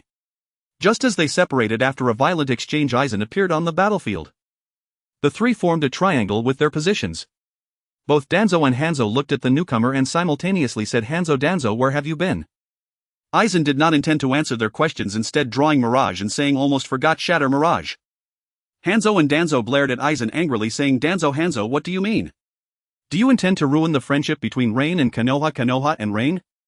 Without a word, Aizen threw a kunai embedded with an explosive tag between the two, vanishing into the smoke created by the explosion. Danzo and Hanzo also prepared to deliver their final blows to each other. Sword technique Iato Konoha style sword technique dance of the crescent moon. After a flurry of exchanges, their positions reversed back to back. Hanzo looked at his broken sickle and Shane, chuckling as he said, "Brat, I still have the upper hand." Behind Hanzo, Danzo knelt on the ground staring at the large wound on his chest, saying, "Hizashi, it seems it's my turn now, but I still did not become Hokage. No matter what it appears, I cannot catch up to you." Aizen looked at the fallen Danzo and standing Hanzo, saying, "Danzo lost, did he?" "No." Just as Danzo fell, Hanzo slowly turned, preparing to say something, when suddenly he clutched his abdomen, looking down at his stomach. "Am I still injured? I even hit my poison pouch, looks like I won't survive either." As Hanzo finished speaking, he fell to the ground. After the deaths of Hanzo and Danzo, Aizen appeared flanked by two shadow clones. Aizen took out the Hōgyoku to absorb the souls of those who died on the battlefield, addressing the rain ninjas and root ninjas watching from a distance due to Mirage, saying next it's your turn to deal with Danzo and Hanzo. The cleanup of Rain Village and Root is up to you. With that, Aizen put away the Hōgyoku, awakened at 5 and left Rain Village. His 2 shadow clones also took on the roles of Danzo and Hanzo. According to my subordinates intel, Orochimaru and Danzo are conducting a human experiment involving wood release, and it has already succeeded. The child I named Ja. Oh, interesting. Have Orochimaru and the Root ninjas seal the failed human subjects and the corpses of those they killed and hand them over to you. The Root should be fine, but I'm not so sure about Orochimaru. What is Orochimaru up to lately? He should be conducting experiments on transplanting wood release cells, after all it is Danzo's last wish. What about White Fang? Preparations have begun, the plan is already in motion. What about the third? He is definitely taking a taciturn stance, ignoring everything. After all, White Fang's reputation for replacing him as the fourth is too high. Aizen and Chan ran atop Hokage Rock, quietly gazing at Konoha below. After returning to Konoha, Aizen contacted his previous shadow clone and Shin, controlling all of Root under the illusion of Mirage. The passage of time had already pushed 2 years ahead. In those 2 years, Aizen visited the Ninja Academy each year, using Mirage once under the pretense of teaching new ninjutsu to the students. In this manner, ninjas and civilians of Konoha had mostly fallen under the illusion of Mirage. The third Hokage Hiruzen Sarutobi still believed Aizen to be the perfect heir to the Will of Fire and did not place any restrictions on him. Through these 2 years of traveling extensively, Aizen hunted down notorious wandering ninjas and rogue ninjas, bringing the awakening of the Hōgyoku to 25. What about the Hōgyoku? How is the research coming along? We can create hollows, but they are all ordinary hollows, not even approaching the level of Jillian. What about devouring? So far there has been no such occurrence. Currently the strongest can barely reach the level of a Jillian. It seems that's still not enough. What about White Fang? Should we postpone? No need, his soul can be kept. See, the public opinion is about to start. Have you heard? Lord White Fang caused the mission to fail, resulting in losses for the village. Ah, how could Lord White Fang do this? Yes, I heard the losses for the village were significant and it was resolved by the third and the daimyo. The ninjas who executed the mission with Lord White Fang are all blaming him. White Fang should atone with his life. How could he betray our trust? Not so, after all, Lord White Fang was trying to save his comrades. How could it not be so? That was village intelligence concerning our safety. Yes, you're not a dog of the Hatake clan. Are you defending that sinner White Fang? Aizen walked through the streets of Konoha with Johanna, listening to villagers talk about White Fang infiltrating enemy territory to rescue his companions, which led to the mission's failure. With Chen and the third's tacit approval, the matter spread and the villagers began to ostracize the once hero of Konoha, Hatake Tsukumo. Chimu Shuamo, it is a relief you are unharmed. Do not heed the village rumors. I understand, Third Hokage. I will make amends for the village's losses this time. It's nothing, go home first. Inside the office, the third Hokage offered hollow consolation to the remorseful Chimu Shuamo. Chimu Shuamo left the Hokage building and saw Kakashi waiting outside. Kakashi forced a smile and said, "Let's go, Kakashi." He then set off toward home with Kakashi. Chi-Tien, what are you doing here? Are you feeling any better? Chimu Shuamo and Kakashi walked along Mai's main street, ignoring the villagers' jeers, until the teammate Chi-Tian Tang, whom Shuamo had once saved, appeared before them. Shuamo looked at Chi-Tian Tang with concern and spoke. Lord Baya, why did you save me? What do you mean, Chi-Tian? Faced with Chi-Tian's accusation, Chimu Shuamo asked, surprised. Chimu Shuamo, you could have completed the mission, yet you deliberately abandoned it. Why? Enough. Because you violated the ninja code and caused the village's losses. You are unworthy of being a shinobi. Those who break the rules of our world we call trash, and you, Chimu Shuamo, are that trash. Chi-Tian's words landed like a crushing blow. Shuamo bowed his head without reply, and with Kakashi likewise downcast, left in silence. In the distance, Lanzan watched the scene with Shiyen at his side. Kakashi and Lord Shuamo. Shiyen said, her voice threaded with worry. Shiyen, if you were Chimu Shuamo, what would you do? If it were Lord Lanzan trapped, or if Lord Lanzan ordered it, I would throw my life into the rescue. Let us go and let things take their course. Under Shinran's covert machinations, the discussion about Chimu Shuamo intensified, and the third Hokage, by staying silent, tacitly allowed it to unfold. The villagers' ostracism of Chimu Shuamo gradually spilled over onto Kakashi, while Shuamo, tormented by rumor and his former teammates' blame, shut himself away at home. Unable to bear such a life, Shuamo chose to end it. Kakashi returned home to find his father cold and lifeless. Grief overwhelmed him, and he sealed his heart, growing indifferent even to the deaths of comrades, becoming a ninja automaton. Lanzan, having witnessed it all, could only sigh. He sealed Chimu Shuomao's soul and like Mayans placed it within the system space. Day after day, year after year, time flew. Lanzan reached the age of 12. 2 years earlier, Hong and Shiyan had graduated and become Genin. Lanzan, ahead of Kakashi, had become the youngest Jonin. At Lanzan's petition to the third Hokage, Hong, Shiyan and Lanzan were formed into an independent squad without a supervising teacher. Kakashi remained in a squad with Yuziba Dato and Ye Hualin, guided by Jonin Bofeng Shueman. De Shiwan and Lanzan had severed their master-disciple ties, and 4 years prior De Shiwan had taken a new pupil named Yeshilai Hongdo. Each year Lanzan still visited the Ninja Academy to perform the illusion mirror flower water moon, and there he met Yuziba Jishue and this year's freshman Yuziba Iu. As Lanzan proceeded through his days, the Third Ninja World War erupted. Mai was drawn into multi-front conflict. Yanin, resentful of resource imbalance, coveted Mai's riches and invaded the Land of Fire. Yunin, seeing an opportunity when Yanin struck Mai, sought to profit and launched its own attack on Yanin. Mai struck back at both Yunin and Yanin. As those battles stalemated, Woin sought to intervene and declared war on Mai. Shiyan did not join that intervention, instead it moved against Woin. Thus, with 3 concurrent fronts, the curtain rose on the Third Ninja World War. In the conference room of the Hokage building, the Third Hokage, the Council of Elders, clan heads and elite Jonin had gathered, Lanzan among them. Jiraiya had recently chosen to leave the village to search for the so-called Child of Prophecy and to train, while De Shiwan remained ensconced in his laboratory conducting human experiments. The Third Hokage looked over the assembled elders and asked, Mai now faces 3 fronts, Yanin, Yunin and Woin. Does anyone have proposals? We should concentrate our main forces on the Yanin and Yunin battlefields. Woin is already being checked by Shiyan, so it need not be our principal front. Chen Rand, known among others as Tuan Song, who sat to the Third Hokage's right, made the remark. I concur with Tuan Song. Yunin's Third Raikage and the recently prominent AB duo together with Yanin's Third Suchikage impose far greater pressure on Mai than Woin's 7 swords. Shuidaman raised his hand and spoke. Which clans are willing to take part in the fighting? Yuanfei Risen drew on his pipe and asked. The Yuziba clan will deploy our full strength. We the Inoshikacho trio likewise. The Riang clan as well. Third Hokage, I believe that to deal with Woin we should make the Yuziba and Riang clans our main force, said Bofeng Shuiman, who sat opposite Lanzan, rising to speak. Shuiman, what is your reasoning? Woin shinobi are masters of mist techniques that obscure sight. The Yuziba and Riang clans possess extraordinary perceptive and sensory abilities that counter those mist techniques. Shuiman's point is sound. Let the Inoshikacho trio serve as the main force on the Land of Earth front. The Chuanzhong Yanban Yuanfei clans will handle the Land of Lightning. The Land of Water front should be entrusted to the Riang and Yuziba clans, led primarily by the Riang, while the Yuziba will continue to participate in Mai's defense duties, patrolling and protecting the village.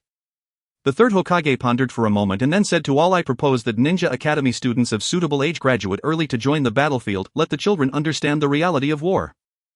Chunran interjected, I agree. I can lead my squad into the Land of Water's front line. Third Hokage, only war can teach people to treasure peace. Lanzan rose and looked at the Third Hokage. I disagree. Lanzan, how old is Hong? Participation is one thing, but if you bring her to the front lines and she encounters a Jonin team and dies, who will be responsible? Hong's father Shirijin Hong stood up to rebut Lanzan. Lanzan met Shirijin Hong's gaze calmly and said, I will take responsibility. I will take responsibility. The moment Lan Ran's words left his lips, the entire venue fell silent, so quiet that one could hear a pin drop. At this moment Danzo broke the silence and spoke up. Third Hokage, I can also accept Lan Ran's suggestion. We could have ninja students or recently promoted genin squads escort supplies and undertake some non-dangerous tasks to better train them. Wave Feng Minato stepped forward to support Lan Ran's proposal. Some seasoned jonin like Saratobi Asuma, who wanted to say something, were interrupted by the Third Hokage. Lan Ran makes a valid point. Only in the midst of war can Konoha sprout new leaves. Only by understanding the cruelty of war can one appreciate the value of peace. Lan Ran's method is worth a try. Third Hokage, I would like a student from the Ninja Academy to join my team, Lan Ran said once more. Oh, a student chosen by a genius ninja like you must be exceptional. The current head of the Uchiha clan, Uchiha Fugaku, remarked. How coincidental he is indeed, from the Uchiha clan named Uchiha Shursui. Lan Ran looked at Uchiha Fugaku and said, Shursui ha. If he has no objections, then our clan has no objections either. Fugaku was somewhat surprised and puzzled by Lan Ran's words, pondering that if Shursui could forge closer ties with Lan Ran, it would also promote the connection between the Uchiha and Konoha. Uchiha Shursui. Is he the child who has been performing well at the Ninja Academy recently? The Third Hokage recalled Shizui's name as he questioned curiously. The descendant of Kagami, I think it is acceptable, Danzo reminded the third Hokage. The third Hokage glanced at Danzo, secretly wondering why he was speaking in favor of the Uchiha when he should have opposed their attempts to strengthen ties with the village. However, he did not show it and simply said, since you have a good eye for him, Lanran, let him join your team. We are short of one person. Thank you, third Hokage. Alright, it is decided. The Inuzuka, Nara and Yamanaka clans will be responsible for the battlefield in the Land of Earth. The Inuzuka, Yamanaka and Sarutobi clans will handle the battlefield in the Land of Lightning. The Hyuga clan, along with some members of the Uchiha clan and classes led by various Jonin, will be responsible for the battlefield in the Land of Water under Danzo's leadership. Minato's class will protect the transportation routes in the Land of Earth. The capable and top students from the Ninja Academy will graduate early, become genin, and undertake supply escort missions. That will be all. Everyone, please prepare. After finishing, everyone stood up to bid farewell to the third Hokage and left the conference room. Lanran-kun, I leave Shursui to you. Upon exiting the conference room, Fugaku walked up to Lanran and spoke softly, I will take good care of him. Lanran nodded in response. At this moment, only Danzo and Sarutobi Hiruzen remained in the conference room. As Danzo prepared to leave, Sarutobi Hiruzen asked why agree to let a member of the Uchiha clan join Lanran's team. He is the descendant of Kagami and different from other Uchiha. We have already wronged Kagami and we cannot wrong his descendants. But the relationship between the Uchiha and Konoha cannot rely on just one person to maintain it. Don't worry, Hiruzen. Danzo, be cautious about what you're doing lately. Don't go too far. Hiruzen, you are meddling too much. Danzo, I am the Hokage. Understood. Saying this, Danzo left the conference room, leaving Sarutobi Hiruzen alone inside, and just as Danzo closed the door behind him, he muttered, "What a foolish thing." Lanran arrived at a clearing in the forest behind Hokage Rock where two individuals were engaged in a sword duel. Standing not far from them was Yuin watching. The two combatants were Uchiha Shursui and Yuhi Kurenai. Yuin noticed Lanran's arrival and said, Lord Lanran, you are here.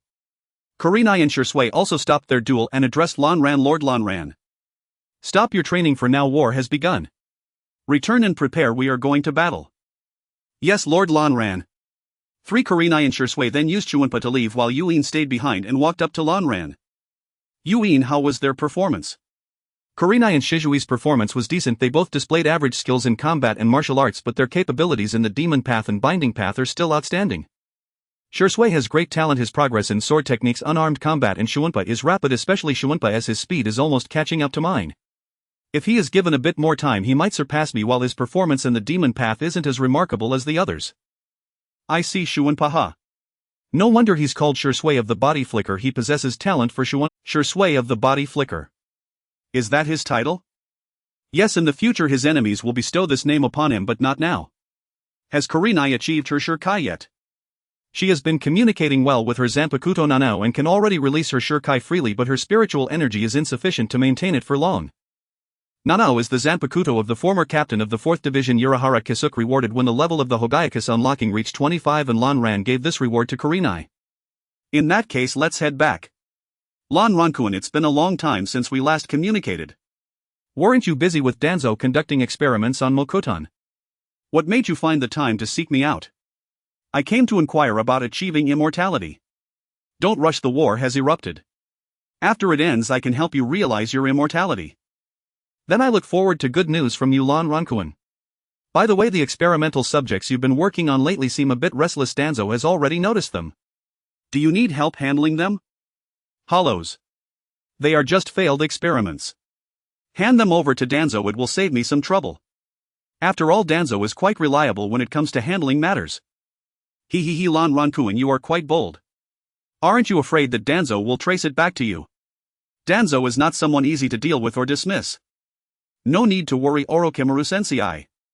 You know my character, I won't act without preparation. It's been a long time since I've been called that, Lanran-kun. I haven't heard it in ages. Since you have contingencies in place, I won't get involved. Orochimaru looked at Lanran, who was conducting soul experiments, then placed a sealing scroll on the table before leaving Lanran's underground laboratory. Lanran gazed at the manifestation of Jillian before him, having slain it. He then looked at the broken jade, which had unlocked to 35. Is it already possible to reach Jillian? Not bad, I truly look forward to this upcoming Ninja World War. Afterward, Lanran put away the broken jade and left the research base. Soon it was time to depart. Lan Ran, dressed in a white haori over his Shinigami uniform with the mirror flower water moon at his waist, stood at the back of the marching force alongside Xian Hong and Ji Shuei. Meanwhile, the third Hokage was at the front promoting the will of fire to the ninjas. Lan Ran observed the entire ninja marching force, which was divided into 3 parts. The first part consisted of the Hyuga clan members, mostly from the branch family, with nearly every main clan ninja accompanied by several branch ninjas mostly at the level of Chunin and Jonin. The third part consisted of Jonin-old ninja squads and members of the Uchiha clan.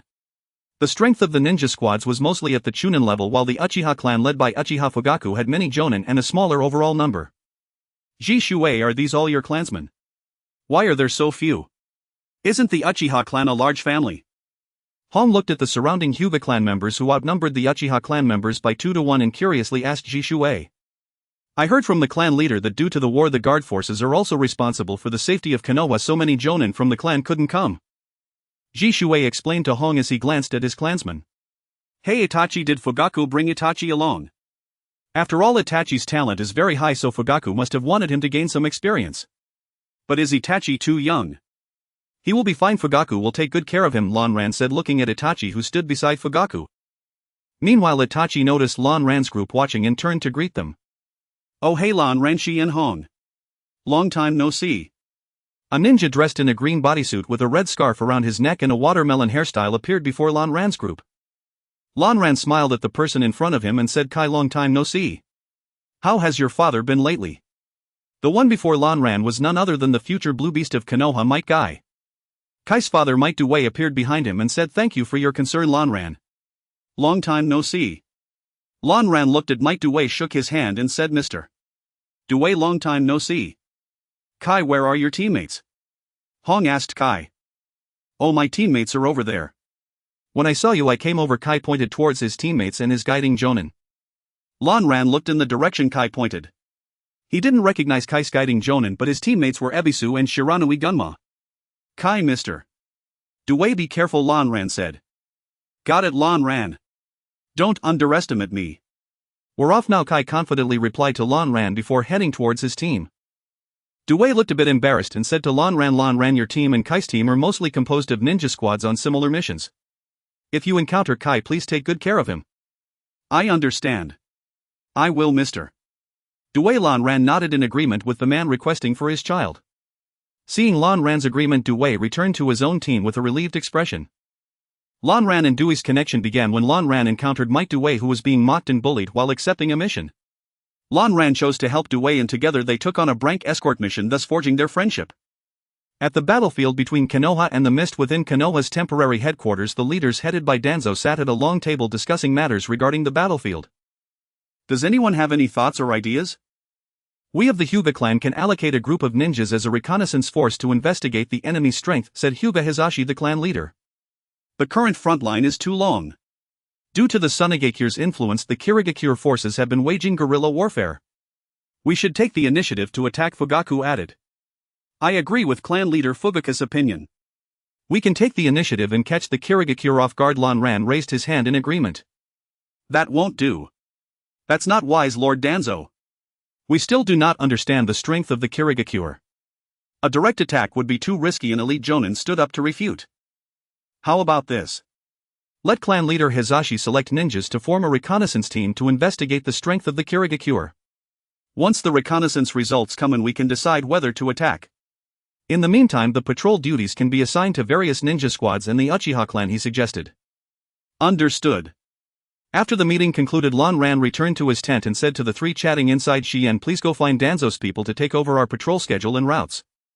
Yes, Lord Lan Ran, she replied. Hong, don't use your spirit beast in front of others. If someone asks, just say it's a summoning beast, Lan Ran instructed. Ah, do I really have to hide such a cute spirit beast, Lord Lan Ran? Be obedient, Hong. Ji Shuei, please go receive the supplies later. Yes, Lord Lan Ran. Alright, when there's nothing going on you can arrange things as you like. If there are any tasks I will notify you using my spirit bird, he added. Yes, Lord Lan Ran. Lan Ran, dressed in his white haori, turned around to face the entrance when suddenly a pair of hands wrapped around his waist. Looking down at the hands, he smiled and said, what's wrong, Hong? Aren't you going out for a walk? Lord Aizen, there is an unidentified chakra ahead, it's a ninja squad. At this moment Aizen and his three companions were patrolling the designated route while Shien, following closely behind Aizen, stopped to remind him. "Let's go take a look, it's a good opportunity for you to practice." Aizen led the three towards the direction of the unidentified chakra. Soon Aizen's group encountered the unidentified ninja squad. Aizen looked at several ninjas dressed as Konoha ninjas and asked, "Who are you? What are you doing here?" The Konoha ninjas were shocked by the appearance of Aizen's group. The leader stepped forward and said, "We were patrolling on the other side and discovered traces of the mist village which led us here, but the trail has gone cold." Observing the team of a dozen ninjas, most of whom were chunin with the leader likely at the jonin level, Aizen shook his head, turned his back to Shien and the others and instructed, "Take care of them quickly." The Konoha ninjas did not hear Aizen's command and looked at his group in confusion while Shien and the others quickly drew their Zanpakuto and charged at them. The leader of the Konoha ninjas, seeing the three ninjas appear beside him so swiftly, thought to himself, "So fast." He began to fend off Zion's attacks while loudly questioning Aizen and his companions. "Why are you attacking us? How did you discover us?" Upon finishing, he also shed his disguise as a Konoha ninja, revealing his true identity as a Mist Village ninja. Aizen walked over to a nearby tree, leaning against it as he watched the Konoha ninjas desperately fighting for survival against Shien and the others, saying, "Oh, did you discover something?" "I haven't discovered anything, I just need your souls." "What? What do you mean?" The leader of the Mist Village ninjas was momentarily taken aback by Aizen's words and was subsequently slashed by Shien. He hurriedly feigned a strike and dodged. "There is no need to explain what Lord Aizen does." Shien responded to the Mist Village ninja and continued her assault. The Mist Village ninja watched his comrades struggling against the enemy and the approaching ninja spat and said, "What a lunatic, attacking his own village's allies." Binding path for this rope. A rope-like light appeared around the leader of the Mist Village ninjas, binding him. He momentarily froze but soon reacted and broke free from the light, but at that moment a kunai pierced through his chest. The Mist Village ninja looked at the person who had stabbed him, noticing their long purple hair. Shien pulled the kunai out of the Mist Village ninja's body, flicked the blood off the blade and said to the distant Hozuki, "Thanks to you." Then she continued to assist Shirzue in eliminating the remaining ninjas one by one. With the leader Jonin slain, Shien and her companions quickly wiped out all the Mist Village ninjas. Aizen absorbed the souls of the Mist ninjas with his Hōgyoku and said to Shirzue, "Shien and Hozuki, check if they have any useful information on them. If not, Shirzue, use fire release to dispose of the bodies." "Lord Aizen, aren't we taking the bodies back?" Shien and Hozuki began their task while Shirzue looked puzzled at Aizen's words. "Their bodies won't provide any useful information, it's better to dispose of them, Shirzue." Shirzue didn't argue with Aizen and turned to help Shien and Hozuki with their search. Soon Shien approached holding a scroll. "Lord Aizen, they should be part of the Mist Village's intelligence unit sent to gather information on us, and the scroll contains detailed information about us." Shien handed the intelligence scroll to Aizen, who took a look and said, "So detailed. It seems there's a mole and Danzo is not doing his job well." After Aizen rolled up the scroll and secured it, he handed it to Shirzue, who had finished with the bodies, saying, "Shirzue, deliver this to Danzo and inform him of what transpired.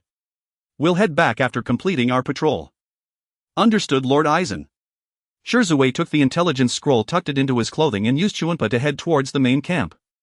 Watching Shirzue leave, Aizen turned to face the direction of the land of water, saying, "Interesting, is there already a mole upon my arrival? Let's continue our patrol." With that, Aizen continued to patrol alongside Hozuki and Shien. When Aizen and his companions returned to the main camp, Shirzue also appeared before Aizen and quietly said, "Lord Aizen, Danzo said he wants to see you in his tent to discuss matters upon your return." Aizen nodded and turned to Shien and the others, instructing, "You three go attend to your business first. I'll address things when I return." "Lord Aizen, let me accompany you. Danzo is cunning and treacherous. I fear it may be dangerous for you to go alone," Shirzue warned Aizen. In the face of great danger, Danzo wouldn't joke with Konoha's safety. "You should return for now."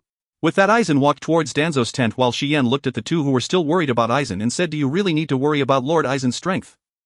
We just need to follow Lord Aizen's orders and wait for him to return at the tent." Shien encouraged as Shirzue and Hozuki nodded and followed her towards the tent. Soon Aizen arrived alone at Danzo's tent, entered and found that only Danzo was present. "Did you summon me for something?" The intelligence shouldn't just be from that one team. Shortly after Shirzue delivered it, Uchiha Fugaku also brought the news. Danzo replied, "Isn't that better? If the Mist Village is on guard, it can lead to greater casualties. The leak of information will soon be known by all. Launching a full-scale attack might not be feasible," Aizen remarked. "It's fine, the Uchiha are the main fighters, the civilians need not worry." "What about the Hyuga? Hizashi is not so easily swayed." The information has already leaked. The team from the Hyuga clan consists entirely of Hyuga clan members and they belong to a specific clan. If anything happens to that clan, Hisashi will definitely not sit idly by. The Byakugan from the clan. Aizen pondered as Danzo fell silent. The tent grew quiet. Danzo, there's new intelligence. Just then a voice from the root ninja outside the tent interrupted their thoughts. Danzo glanced at the composed Aizen and said, looks like someone is unable to sit still, come in. The root ninja entered, glanced at Aizen sitting inside, then turned to Danzo and said, Danzo, there's new intelligence. Lord Danzo, there is new intelligence. Continue speaking. The intelligence team composed of the Hyuga clan that was sent out previously encountered a trap set by the Mist Hidden Village while preparing to investigate at their main camp, resulting in the failure of the mission. Only one clansman returned, but he has only one eye. Step aside, I must see Lord Danzo, I have important matters to discuss. Just as Danzo and Aizen were listening to the report from the root ninja, a commotion outside the tent caught their attention. Let him in and also summon the other elite jonin and clan leader Fugaku for a meeting. Danzo gestured for the reporting ninja to withdraw and soon Hinata Hisashi was allowed in. Upon entering he looked at Aizen in the tent with some surprise but didn't dwell on it, excitedly addressing Danzo saying, Lord Danzo, I request to attack the Mist Hidden main camp. Hisashi, calm down. I have already heard about the situation from Aizen. I have sent my subordinates to gather the other elite jonin, we need to plan this carefully. Hisashi, realizing his earlier excitement, gradually calmed down and sat composedly in his chair contemplating how to retrieve the lost Byakugan if Danzo and the others disagreed with attacking Mist Hidden. Soon the elite jonin gathered in the meeting room, taking their seats and discussing the loss of the Byakugan. As the conversation continued, the tension on Hisashi's forehead became increasingly pronounced and his anger was becoming difficult to contain. I called everyone here because of an important matter which I believe you have all heard about. Now let's have clan leader Hisashi elaborate on it. Danzo saw that the atmosphere was right and began to speak. Our team was infiltrated by an insider which led to the leak of the intelligence team's information and the failure of the operation. As a result, one of our Hyuga's Byakugan is now in the open. We must retrieve that. I ask Lord Danzo to order an attack on the Mist Hidden main camp. Ha, an insider. The entire intelligence team is comprised of members from your Hyuga clan. The investigation should certainly start from within your own clan. Uchiha Fugaku replied nonchalantly to Hisashi. Hisashi, you. Hisashi glared at Fugaku, speechless with anger. The issue is not the insider. The real problem is that if we attack Mist Hidden now, we have no new intelligence while Mist Hidden may have obtained our latest information. We would be at a disadvantage. An elite jonin raised his hand to speak. But the loss of the Byakugan is not only a disgrace to the Hyuga clan but it also reflects poorly on Konoha. Should we swallow our pride for the dignity of Konoha? Aizen's words left all the ninjas present in silence. Looking at the troubled faces around him, Aizen continued, our goal is merely to retrieve the Byakugan, not to engage in a death struggle. Therefore we should form a surprise attack team. I believe Aizen's suggestion is acceptable given our current situation. What do you all think? Those who wish to join the surprise attack team, please gather at the main camp gate in 10 minutes. After Danzo finished speaking, the other elite jonin exchanged glances, weighing the risk of possibly endangering their students and their own lives against the potential resentment from the Hyuga clan. The conference room buzzed with discussion. Aizen stood up, drawing everyone's attention. He scanned the room before finally resting his gaze on Hisashi, saying, Clan leader Hisashi, you should leave first. See you at the main camp gate later. With Aizen's departure, Danzo also stood and addressed Hisashi and the others, saying, I apologize clan leader Hisashi, but I will not be going. However, the root will provide support. As Danzo left the tent, Hisashi watched his retreating figure. From the moment Danzo expressed his unwillingness to assist, Hisashi had little faith that Danzo would truly support him. With Danzo's exit, some ninjas who were not on good terms with the Hyuga clan also chose to bid farewell to Hisashi and leave. Just as Hisashi was reflecting, Uchiha Fugaku walked over and patted Hisashi's shoulder, saying, I am not optimistic about the retrieval of the Byakugan, but the Uchiha will assist. I will send a few jonin and chunin to help. You know that the Uchiha do not have many members. Hisashi was surprised by Fugaku's words and looked at him, saying, Why do you want to help the Hyuga clan? Help the Hyuga clan. It should be said that it is to help the Uchiha clan. The Uchiha and the Hyuga are two of the few powerful bloodline limit clans in Konoha. The fate of the Senju clan is a stark reminder, as if it happened yesterday. Therefore I do not wish for the same fate to befall the Uchiha in the future, leaving us helpless. Thank you, Fugaku. Uchiha Fugaku smiled at Hisashi's gratitude and left the tent while Hisashi also stood up to leave, preparing to gather the clan's ninjas and plan to retrieve the Byakugan. Gradually a group of ninjas gathered at the main camp gate. Aizen stood aside with Shiyang and two others waiting for Hisashi's arrival. I didn't expect that Shizui's clan members are among them. After all, the only clans in Konoha that use ocular jutsu are the Hyuga and Uchiha, so in some respects the Hyuga and Uchiha must still present a united front. But it seems that the Hyuga members here are all from the branch family with not a single member of the main family. After all, they cannot afford to lose another Byakugan. I see. The Hyuga clan is really uninteresting with their internal divisions. Watch your words, Hong. Everyone around is talking about the Hyuga clan's divisions. When we get there, Shiyang and Shursue, your task is to find any ninjas from the mist hidden with bloodline limits or elite jonin to fight. This will help you hone your skills. Hong, you will be on standby for support. Do not act impulsively. Understood, Lord Aizen. Soon Hizashi arrived at the main camp gate with his group, excitedly thanking the Hyuga clansmen who came to participate in the surprise attack team. Lord Aizen, who was that ninja standing behind Hizashi who looks just like him? Hong looked curiously at a ninja standing behind Hizashi who resembled him exactly and asked Aizen. That is Hinata Hizashi, Hizashi's twin brother, who has also been classified as a branch family member. The system in the Hyuga clan is truly terrible. It is a dreadful family. Haha, then it seems this situation is waiting for Hong to change. I will work with Lord Aizen to change these unreasonable rules. Alright, we will definitely rise to the top. The ambush squad arrived outside the encampment of Wuin, which was heavily fortified, as if anticipating an approach from Konoha. Hyuga Hizashi frowned as he gazed at the fortified Wuin encampment, while Aizen and his companions waited nearby, prepared to act at Hizashi's command. Lord Aizen, it seems the ambush plan may not be feasible. Shursue, you underestimate Hyuga's determination to reclaim the Byakugan. Hyuga Hizashi stood up and addressed the ambush team, saying, everyone, according to the description from the injured Hyuga clansman, the Byakugan was taken by a Wuin ninja who calls himself Ching. He has gray-blue hair and is a jonin. When we attack Wuin, please pay close attention and signal for retreat once we retrieve the Byakugan. Hizashi's plans to attack the heavily fortified Wuin camp surprised everyone, as many believed this operation would end in failure, but they underestimated Hizashi's resolve to retrieve the Byakugan. Upon hearing Hizashi's words, Aizen approached him with Wuin and the others, and Hizashi expressed his gratitude. Thank you for coming to assist Aizen. Thank you all. Everyone says it's part of our village. How can we stand by and do nothing? Let's go. With that, Aizen led Wuin and the others toward the Wuin encampment, and Hizashi turned to the Hyuga clansmen accompanying him, saying, Hyuga clansmen, follow me, we will reclaim the Byakugan. Return the Byakugan. All the Hyuga clansmen led by Hizashi raised their arms in a cheer and charged toward the Wuin encampment, while other ninjas hastily gathered their belongings and quickened their pace to match the squad's advance.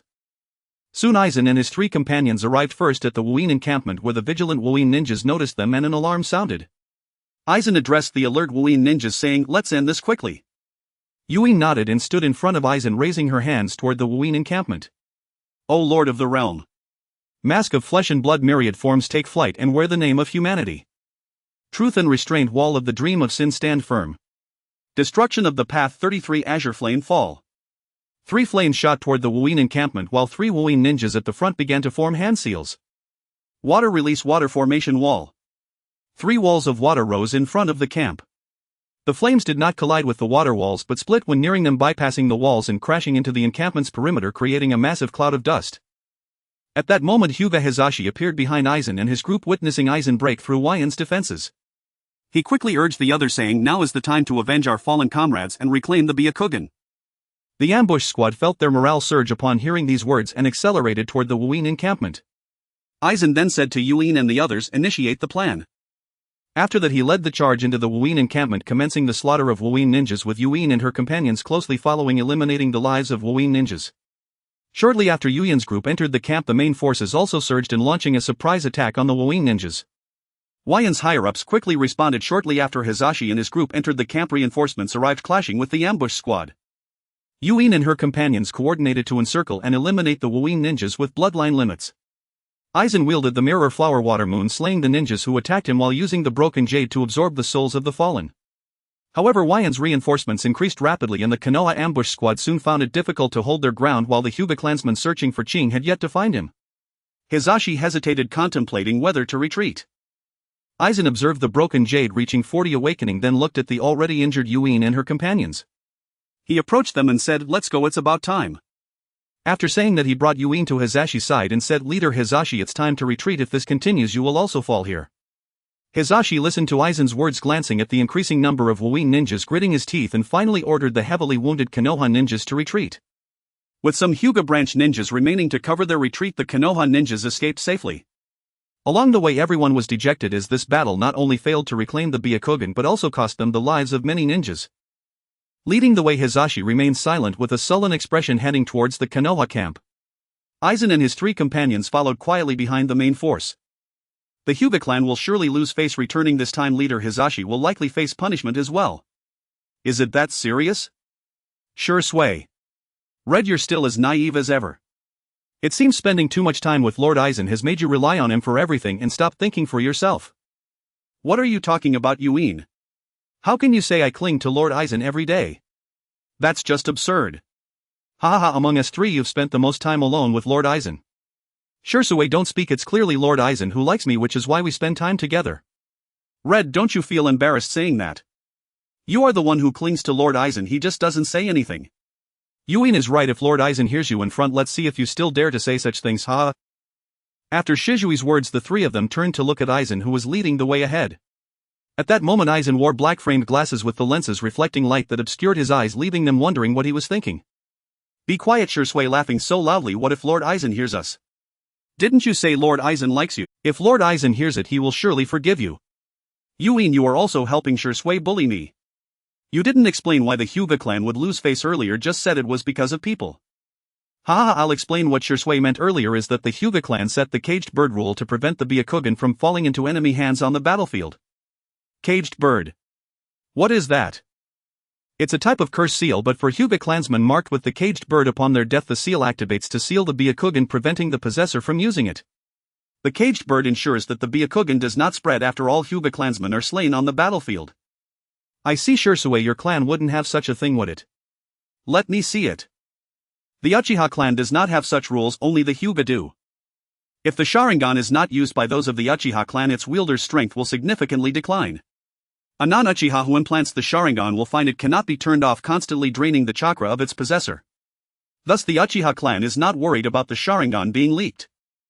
In that case, the Hyuga clan members must be suffering greatly. Why should we strive to reclaim the Byakugan? After all, isn't there a caged bird? The Hyuga clan is divided into the main and branch families. The caged bird is a cursed seal set by the main family for the branch family. Only the Hyuga members of the branch family bear the caged bird, and their duty is to protect the main family. That must be tough for the branch family members being controlled by the main family. Indeed, the caged bird not only prevents the Byakugan from being leaked but also controls the lives of branch family members. This is one reason the Hyuga clan is so powerful, as they have such cruel laws. The Hyuga clan is so ruthless. Luckily, Shursue, you belong to the Uchiha clan. Although your clan members are hard to get along with, always wearing stern faces as if everyone owes them money. Hahaha, is that so? The clan members are not that hard to get along with, they just don't know how to interact with outsiders. TCH, your clan leader is the most serious one, always wearing the darkest expression. Lord Aizen, on the other hand, always has a smile on his face. He is truly gentle. Hong, you really are something. Sigh, Shursue, don't mind her. It's fine. Clan leader Fugaku is quite strict, after all he is the clan leader and needs to maintain authority. How will Lord Danzo handle this matter? This ambush was more than just a failure. It should be dealt with by Lord Hokage. The Third Hokage. TCH, he will surely let the Hyuga clan come up with a solution and then compensate them with resources. It seems Hong does not like the Third Hokage, but we still need to be careful with our words outside. Understood. Soon the group returned to the camp. Hyuga Hisashi went to report the situation to Danzo alone, while Aizen took Yuin and the others back to the tent.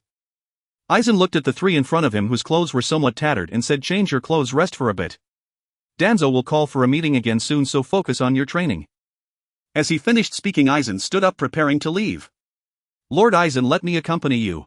Shursue stood up and said. Before Aizen could respond, Hong raised her hand and said, I'll go instead. I didn't contribute much during the fight and was not injured, so let Yuin and Shursue rest well. Aizen glanced at Shursue, then at Hong's somewhat messy hair, and said, then Hong will go with me. Hong, tidy yourself up, I'll wait for you here. Hearing Aizen's words, Hong cheered excitedly, happily picked up her clothes, ran out of the tent and headed to the tent designated for changing and washing up. Then Aizen also exited the tent. At all meetings held in Konoha, each leading jonin and senior member can bring one of their subordinates. However, because they are all from the same village, not many bring their subordinates. Aizen had previously attended meetings without bringing anyone, but after Shursue joined his team he began to take Shursue along, though not often. Before long, Danzo called another meeting. This time Aizen sat in the first seat to Danzo's right while Hong stood behind him. Next to him sat Uchiha Fugaku and across from him sat Hyuga Hizashi, who wore a dark expression. While waiting for everyone to arrive, Uchiha Fugaku turned to Aizen and asked Aizen, "Can how I Shursui performed under your guidance?" Shursui has performed well, his talent is exceptional. That's good to hear. My son Itachi and Shursui are good friends. If you see Aizen, can please guide him. I know Itachi. I met him when I went to the Ninja Academy. He is a child with his own thoughts, very talented. He will surely become a powerful ninja in the future. That's great. I'll trouble you to take care of Shursui more. Just as Aizen and Fugaku were conversing, everyone else had arrived. Danzo looked at the gathered ninjas and said, "Everyone, you should have heard about the failure of the ambush mission and the significant losses of the ambush unit. The main responsibility for this matter will fall on Hyuga Hizashi, who led it. I have already informed the Third Hokage about the situation, and punishment for Hizashi will be implemented after the war ends." Does anyone have any opinions? After Danzo finished speaking, everyone bowed their heads in silence while Hizashi stood up and said, "The primary responsibility for this mission's failure lies with me. I did not remain calm, which led to the mission's failure and the death of my comrades. I take responsibility for this, and I, Hyuga Hizashi, apologize." I am sorry. After Hizashi finished speaking, he bowed deeply to everyone, but the ninjas present remained silent. Alright, sit down, clan leader Hizashi. Everyone, please understand that Hizashi did not intend for this to happen. We can empathize with the desire for revenge for our clan members. Since the matter has occurred, we should now consider how to face the mist. At this moment Aizen spoke up, breaking the dreadful silence, and Hizashi sat down following Aizen's words. According to the intelligence brought by the Umbu, due to this ambush mission, the mist has redeployed new support troops to the battlefield in the Land of Fire. This means our enemies have increased, everyone. Danzo also spoke, looking at the crowd. How could this happen? It was already bad and now there are even more enemies. Lord Danzo, what did the Hokage say about this? Yes, Lord Danzo, what does the village say? Danzo's words sparked discussions among the ninjas. Seeing the ninjas growing noisy, Danzo cleared his throat and said, "The village is aware of our situation and will send ninjas from the Uchiha clan and other villages to assist us. Supplies will also be sent by students who graduated early from the Ninja Academy." Danzo's words reassured the senior ninjas, but someone still questioned, when will the support arrive? How can we let those who haven't graduated yet deliver supplies? Those students have never been to the battlefield. How can they handle such an important task? Indeed, what strength do those early graduates have? What if something happens? What do you mean? Are you that strong? Are you looking down on Ninja Academy students? Just as the Jonins were complaining, a female voice came from behind Aizen. Han's words brought the previously noisy conference room into a silence as still as dead water. But soon her words acted like a fuse, igniting discontent among most of the Jonin. Who are you and what do you mean? How can a Chunin speak to a Jonin like that? We aren't wrong, are we? What strength do those little brats have? Are the little brats here to spar? Who's your leading Jonin? Today I'll teach you a lesson on their behalf. Oh, is Jonin Hiei the one here to teach me a lesson? Just as Hong was about to retort against the Jonin, Lanran looked at the Jonin who claimed he would teach Hong a lesson and said, "Lanran, what is this?" My apologies, I didn't realize he was under Lanran-kun. Seeing Lanran speak on behalf of Hong, the Jonin named Hiei understood that Hong was one of Lanran's subordinates. He recognized Lanran's strength and was aware that Lanran was a fiercely protective superior. Although Lanran appeared gentle in Konoha, any ninja who had heard of him knew he was particularly concerned about issues with his subordinates. Under the pressure of Lanran's reputation and strength in Konoha, Hiei had no choice but to apologize to both Lanran and Hong. The other Jonin also realized that Hong was a part of Lanran's group and fell silent, refraining from further comments. Although Hong's words were a bit extreme, she is not wrong.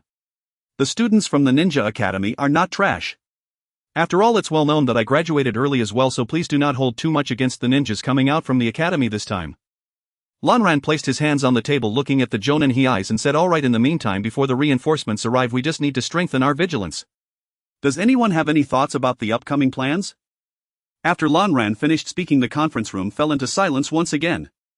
Tuanzang had no choice but to speak up, but unexpectedly, before he could finish, Lanran spoke again. "I suggest that the Hyuga clan, having suffered the most from this surprise attack, should not be assigned patrols for the time being. When the supplies arrive, they can handle the transfer. The Uchiha clan, having limited manpower, should be responsible for the internal security alongside the ninja team participating in the surprise attack. Later they will also assist with the arrival of reinforcements and accommodation arrangements." The ninja teams that did not participate in the surprise attack should be in charge of the external surveillance during this time. After all, since you don't like those so-called little brats, you just need to avoid contact with them. That's all for my suggestions. Who is in favor and who is against? Lanran's speech left the leading jonin of the ninja teams that hadn't participated in the surprise attack stunned as they looked at Lanran. Just as Aizen and his team were about to protest to Tuanzang. Tuanzang raised his hand and said, "I agree. I agree too. I agree as well." Following Tuanzang's agreement, Hinata Hazashi and Uchiha Fugaku also expressed their support. Seeing Tuanzang and the two clan leaders take the lead in agreeing, Aizen and his team who were prepared to protest had no choice but to relent, sulking and sitting down with resentment. The other jonin, upon seeing that even the influential jonin agreed, paid no further attention and also expressed their support. Seeing that most of the ninjas were in favor, Lanran stood up and walked towards the exit while saying, "Since no one opposes and everyone agrees, let's arrange it this way. I have business to attend to, so I'll take my leave now." Afterward, Lanran left the conference room with Hong, and Tuanzang announced the meeting's conclusion, instructing the leading jonin of the ninja teams that did not participate in the surprise attack to promptly accept the external security tasks. Once outside the tent, Hong and Lanran strolled through the camp. "I'm sorry, Lanran Dono, for causing you trouble. It's fine, Aizen and his group won't stir up much of a storm. Lanran Dono, your confrontation with those people just now was really impressive. Alright, during this time before reinforcements arrive you should all rest well." "Yes, Lanran Dono." Then Lanran took Hong back to his team's tent. "Want your reputation in the village decline because of what you did, Lanran Dono?" After all, Jonin Aizen and the others also came from the commoners. "Jisue is right, it's all your fault, Hong, for being so impulsive. I should have known better than to let Lanran Dono take you with him." Alright, Lanran Dono has already forgiven me." Furthermore, given Lanran Dono's reputation in the village, most villagers won't believe the words of Jonin Aizen and the others. Lanran Dono is too lazy to blame you, and with his status he isn't afraid of Aizen's smear tactics. I just didn't expect Tuanzang Dono to support Lanran Dono. Perhaps Tuanzang Dono also finds Aizen and his group displeasing. Don't you think so, Jisue? I am not clear about the relationship between Tuanzang Dono and Jonin Aizen, but after I met Tuanzang Dono, his attitude towards Lanran Dono was indeed different from the rumors. No need to worry, when Lanran Dono takes action we just need to execute and assist. Just trust Lanran Dono. Yueying is truly the one who listens to Lanran Dono the most. Time passed quickly and the reinforcement troops and supplies arrived successively. Meanwhile, during this time, the Mist Village also dispatched a team of ninjas to gather intelligence on Konoha, but they were discovered by the patrolling ninja teams, leading to casualties and injuries among those patrols, including Aizen's team. After the supplies arrived, Tuanzang announced the offensive plan, instructing the root ninjas to communicate the tasks of each team, stating that an attack on the Mist Village would commence the day after tomorrow. Tuanzang's dictatorial plan faced significant opposition from many civilian ninjas, as his plan involved sending all ninjas without teams to directly assault the Mist Village's defensive line. Most of those ninjas without teams were commoners, making it highly likely for them to become cannon fodder. However, Tuanzang paid little heed to this, merely stating that it was for Konoha. The civilian ninjas, knowing this, could only suppress their anger and prepare their pre-battle gear, hoping for the best for themselves, uncertain whether they would become cannon fodder. In contrast, the ninja teams had a much safer mission. Their task was to freely infiltrate the enemy's interior and defensive line, launching surprise attacks and causing disturbances from behind. However, this mission wasn't friendly to all ninja teams, especially those patrolling during this time and suffering losses. Although they received reinforcements, overall the situation was unfriendly to the entire team. The Hyuga and Uchiha clans along with the Shimura clan divided into two teams to launch a flanking attack on the enemy, restraining their firepower. Tuanzang's plan was finalized and everyone had no choice but to start preparing the necessary items. Indeed, the wicked only need Danzo to do good things. Lanran smiled as he looked at the mission scroll sent by the root ninja and handed the finished scroll to Shiyen and the others. Take a look. The plan is just to send those ninjas without teams to their deaths, isn't it? Shiyen and the others took the mission scroll and began to examine it carefully. Isn't Lord Danzo's plan a bit too extreme? Can those ninjas withstand the pressure of the frontline battlefield? But this way the losses are minimal. This plan will only sacrifice a large number of ninjas on the front line. As long as the ninjas on the flanks create an opening, it will cause considerable damage to the Mist Village. Shiyen makes a valid point, and the ninja teams should create disturbances within the enemy's lines, which can also reduce sacrifices on the front line. I just wonder if the front line can hold up. Won't this plan cause dissatisfaction among the civilians after the war? As long as we win the war, the joy of victory will make the civilians forget the sacrificed ninjas. They will only remember the heroes who became famous on the battlefield, and as long as Lord Danzo waits for someone to perform outstandingly in this war, he can promote a hero and help the villagers forget the pain brought by the war. So Lord Lanran, you mean to say we these ninja teams are his future heroes? Exactly. Only by infiltrating deep into the enemy's territory can we achieve a turnaround in the battle, such as eliminating important ninjas of the mist and reducing the pressure on the front line. The danger of operating inside the enemy's lines is proportional to the probability of gaining fame. Then Lord Lanran, should we follow Lord Danzo's intentions? Of course, what Danzo does not conflict with us, in fact it can help us. Therefore I hope that after the war the heroes who defeated the mist will be us. Yes, Lord Lanran.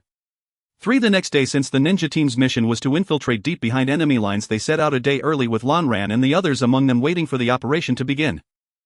Oh hey Lanran, Shi and Hong. Long time no see. I heard your team participated in a surprise attack before. Might Guy appeared in front of Lanran's team with his teammates. It's Guy, long time no see. Shen Jian Haibi and Chuan Jian, long time no see. Lanran and Might Guy greeted each other along with their teammates and teacher, and then Shishui Hong and Xian also greeted Guy's group, who responded in kind. Guy, where's Mr. Dai? We thought we saw him. Oh, Dad joined a ninja team. It seems that the team was short on members, so Dad filled in. Is that so? Mr. Dai joined a ninja team. Yes, to be honest, Dad also knows that Jonan and begged for a long time to get in. It's fine, Guy. Mr. Dai is very strong, you should believe in him. Oh right, I need to believe in my dad's youth. Might Guy said excitedly while Guy's teammate looked awkwardly at him. Soon the mission began and the ninja team left the main camp. Lan ran along with Xian and the others chose to act independently without cooperating with other teams. Shishui will go over there to rely on the ninja cat to gather intelligence, and when the time comes to fight we will launch an attack. Yes, Lord Lanran. I'll leave the healing to you, Hong. Yes, Lord Lanran. Once the war starts, Xian, you are responsible for leading them. Be mindful of the situation, especially keep an eye on Hong. Yes, Lord Lanran. What you said, Lord Lanran, is really heartbreaking. I'm very obedient. Haha, the one most prone to impulsive injuries is you, so Lord Lanran must remind you specially. What do you mean? Are you asking if what Lord Lanran said is true? Lord Lanran, do you really think I'm the most disobedient? Definitely not. How could I be impulsive? Lord Lanran, you just care that I get hurt, right? Yes, I care about you. After all, I don't want to see you get hurt. Lanran helplessly interrupted Hong, saying Lord Lanran is really being perfunctory. Hahaha, alright, we're getting close to the enemy's area, be quiet and stay alert. Yes, Lord Lanran. Lanran led the four into the enemy's defensive lines while most of the ninja teams also successfully infiltrated the enemy's defenses, although a few were discovered by the mist ninjas. Soon a day passed and Lanran and his team infiltrated the middle ground between the mist's defenses and rear. The Konoha ninjas launched an attack on the mist ninjas, who quickly reacted by mobilizing a large number of ninjas to the frontline battlefield.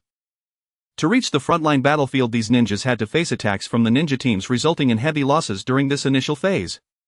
At this moment in a forest, Xian and her companions were dealing with the corpses of the recently eliminated mist ninjas.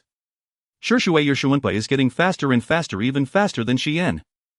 Yeah, I feel like I can't keep up with Shishui's speed anymore. It's fine, Sister Zion's slashing technique and Hong's ghost techniques are still much stronger than mine. I wonder where Lord Lanran is and what he's doing. Lord Lanran has only been separated from us for a short while, Hong, and you already miss him. You're truly Lord Lanran's #1 fan. When did I get that title? A long time ago. I think most people in the village know you like Lord Lanran, so calling you the #1 fan isn't a problem. Is it that obvious? But Lord Lanran is indeed very handsome and so gentle. Alright, let's clean up and start hunting the next team. Xian, you really have no interest aside from fighting. Haha, after the war began, Lanran let Shishui and the others start their free activities hunting ninjas who went to support the front line, while Lanran went alone to absorb the souls of the war dead. Lanran stood atop a tree watching the distant battlefield filled with explosions from explosive tags and ninjutsu, saying, "War, I rely on you to help me complete my plan." Lanran stood quietly on the tree waiting for this wave of offensives to end. Soon the Konoha and mist ninjas ceased this wave of assaults, withdrawing from the battlefield to rest and prepare for the next offensive. Lanran appeared on the battlefield wearing a mask and a new outfit, holding the Hōgyoku to absorb the souls on the battlefield. The resting Konoha and mist ninjas also noticed this mysterious figure suddenly appearing on the battlefield walking with a blue gem. Both sides of ninjas were on guard against whether Lanran was a ninja sent by the other side and began to gather their ninjas to prepare for another offensive. Huff! As Lanran absorbed souls with the broken Hōgyoku, dozens of shurikens flew towards him from both sides. Lanran swiftly dodged all the shurikens using his instant step and said to the returning Konoha and Kirigakure ninjas, "You're back so soon? Then let me add some interesting elements to this war." He raised both hands towards the Kirigakure and Konoha ninjas, who began to prepare their hand seals in response. "O sovereign." Mask of flesh and blood, embodiment of all things, inscribe the double lotus upon the wall of azure flames and await the abyss of great fire in the distant firmament. The 73rd path of destruction, double lotus azure fire fall. Two massive fire blasts surged towards the Kirigakure and Konoha ninjas, who rushed to form their hand seals. Water release, water barrier. Earth release, earth flow barrier. They attempted to withstand Lanran's attack, but they underestimated the power of his path of destruction. The ninjutsu was blasted apart by the double lotus azure fire fall, causing severe damage to the ninjas behind, while the surviving Konoha and Kirigakure ninjas watched in terror as Lanran turned to flee towards the temporary camp. Instead of chasing the fleeing ninjas, Lanran continued to use the broken Hōgyoku to absorb the souls on the battlefield. The news of Lanran causing massive damage to both nations on the battlefield spread between Konoha and Kirigakure. In the land of water within the Mizukage's office in Kirigakure, the third Mizukage pondered over the reports brought back by the Umbu from the front lines. An unknown ninja dressed in white with a mask, wielding a mysteriously powerful and strange fire ninjutsu, carrying a ninja blade and a blue-black gemstone. Check which ninja village he belongs to and see if there are any similar names on the rogue ninja list. The third Mizukage instructed the Umbu in front of him. Such scenes were also unfolding in Konoha. The third Hokage sat at his desk, turned and gazed out at Konoha, murmuring, "The description resembles you, Lanran," but suddenly he thought of something and called in an Umbu. "Go to the front lines and inquire about what Lanran Sōsuke has been doing lately and if anyone can vouch for him." After dismissing the Umbu, he leaned back in his chair smoking and said, "Lanran Sōsuke, do not disappoint my expectations of." Meanwhile, far on the battlefield, Lanran remained unaware that his actions had caught the attention of both the fourth Mizukage and the third Hokage, continuing his slaughter as a mysterious figure. Lanran's deeds gradually spread, with Konoha and Kirigakure ninjas dubbing him the White Death. This was due to Lanran frequently wielding a ninja blade amidst the battles between Konoha and Kirigakure, dressed in a white robe resembling the legendary Grim Reaper. Thus tales of Lanran reached the ears of the leaders of the other three ninja villages. In the land of wind, the third Kazekage of Tsunegakure examined the information in his hands and said, "Interesting, the White Death, active only on the battlefield between Kirigakure and Konoha. It seems he's a ninja with grievances against both nations. He poses no threat to Tsunegakure." In the Rock Village's main camp, amidst the battlefield between Iwagakure and Kumogakure, the third Tsuchikage Inoki disdainfully discarded the information from his hand, saying, "The White Death. Just a small fry thinking he can call himself a Grim Reaper. Ignore him and increase defenses against Kumogakure." "What White Death?" "Just a clown leaping around the battlefield of Konoha and Kumogakure." Fukai announced to increase our offensive against Iwagakure. After several days of effort, Lanran looked at the broken Hōgyoku at 45 completion and suddenly thought of something while walking through a battlefield strewn with corpses. He gazed northward and said, "Almost forgot about them, this is a grand battle." With that, Lanran used instant step to leave. 3 days later, on the battlefield between the land of earth and the land of lightning, the Kumogakure forces were retreating towards their camp while a giant manta ray appeared in the sky above the retreating Kumogakure troops, flying in the direction they had come from. The Kumogakure ninjas below, witnessing the flying giant creature, were stunned and halted to watch. Soon the giant manta ray flew away and the Kumogakure ninjas regained their senses and began their retreat. On the giant manta ray stood two figures, a man and a woman, both dressed in white with masks at their waists. "Lord Lanran, why have we come to the land of earth? A great battle is happening here." The arrivals were indeed Lanran and Hong, and the giant manta ray was Hong's Zanpakuto meat drop in its Shurkai form. Boom! Bang! Everyone attack! He's alone! Kill him! So fast, ah! Lord Lanran, there are people fighting below. It's begun, we arrived too early. Lord Lanran, what do you mean? Do you know the people below? Hey, the ninjas down there seem to be from Iwagakure, they appear to be surrounding someone. That person. Wow, so fast. That's the third Hokage AI. He utilizes lightning-based ninjutsu for protection, forming a body technique that enhances his speed, and combined with his unique techniques, the One Strike and Lightning Armor, he is known as the strongest spear and strongest shield. P.S. Here the author checked Baidu Baiki, which states that the third to fourth Hokage are all named AI, hence the third Hokage is also called AI here. But why is only the third Hokage fighting here? Where are the Kumogakure ninjas? The story is long. Hey Race, what happened? The third Hokage led the Kumogakure ninjas to pursue Iwagakure, but unexpectedly fell into a trap set by the third Tsuchikage. The third Hokage and the Kumogakure were surrounded by thousands of Iwagakure ninjas. To ensure the safety of the Kumogakure ninjas, he brought the third Hokage chose to stay behind. Impressive, but more Iwagakure ninjas are on their way in the distance. Listening to Lan Ran's words, Hong was shocked by the Third Hokage's actions and the strength he displayed below, but she pointed at the Iwagakure ninjas coming to support in the distance. There's no choice. Iwagakure has decided to keep the Third Hokage here today, but the Third Hokage will not be easy to deal with. Lord Lan Ran, that red-nosed figure, has noticed us. He seems to be the Tsuchikage and he's flying over here. Put on your masks. Seeing the Third Tsuchikage Inoki flying over, Lan Ran and Hong put on their masks and waited for him to arrive. Inoki landed about 50 meters away from them and looked at Lan Ran and Hong, saying after a moment, "You must be the infamous White Death from the Konoha and Kirigakure battlefield." "Oh, has my reputation already spread to the land of Earth? Even the Third Tsuchikage knows me." "You young brat, what are you doing here?" "Shut up, Tsuchikage. We heard that the Third Hokage is fighting you here, so we came to take a look." As he spoke, the Third Tsuchikage suddenly placed his hand over his chest, forming a triangle, and directed it at Lan Ran and his companion, declaring, "Dust Release Original World Stripping Technique." Then a conical shape appeared between the Tsuchikage's hands, rapidly enlarging as it flew towards Lan Ran and his companion. Heavenly Chosen One, the Iron Castle walls, dragon strides, lion roars, tiger howls, wolf rush, sever the heavens and earth before they collapse, binding Das 81 void severing. A massive wall of air appeared in front of Lan Ran and Hong, nullifying the dust release attack. Lan Ran noticed Dayemu raising his hand and sensed something was amiss, prompting him to start chanting and successfully defend just before the dust release arrived. Dayemu was somewhat shocked to see Lan Ran create an air wall, successfully blocking the dust release attack. He felt that Lan Ran's strength was formidable enough for him to handle, but with the Third Hokage still present, he decided against engaging Lan Ran and merely issued a threat. "You little brat, this is a warning for you. Next time it won't be so easy to defend against. TCH, as if you could kill us." Ignoring Hong's provocation, Dayemu flew back. Lan Ran glanced at the Hokage below and said, "Let's move below, this war won't end so quickly." With so many Iwagakure shinobi fighting the Third Hokage alone, he shouldn't be able to hold out much longer. "You're underestimating him." Dayemu is also underestimating him, but he did bring a lot of Iwagakure shinobi along and is receiving continuous support.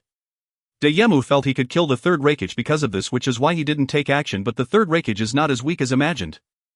"Lord Lan Ran, do you mean that if that big-nosed old man doesn't take action, the Third Hokage could defeat these people and escape?" "Escape? Impossible.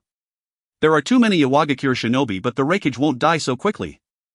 That's why Lord Lan Ran had Rozo carry extra food. This war will last a long time." Then Rozo looked back at the food he had been carrying from the Konoha and Kumogakure battle. "When you come out, you shouldn't deprive yourself. Do you want to take a break?"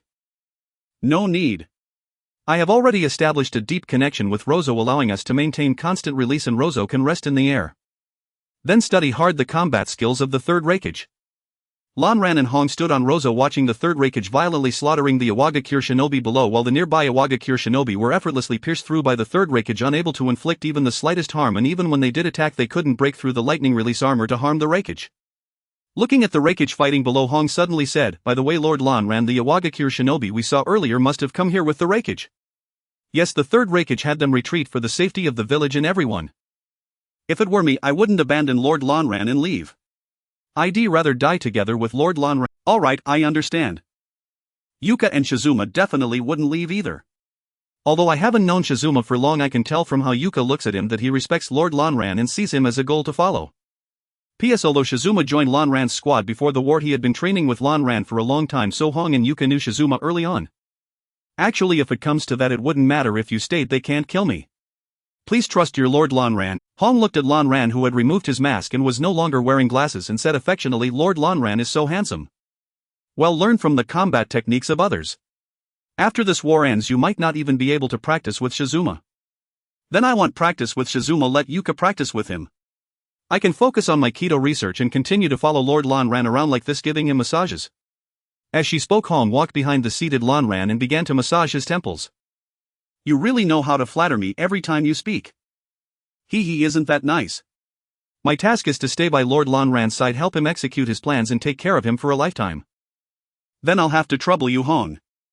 Time passed quickly and a day and 2 nights went by, reaching the afternoon of the third day since the Third Hokage was surrounded.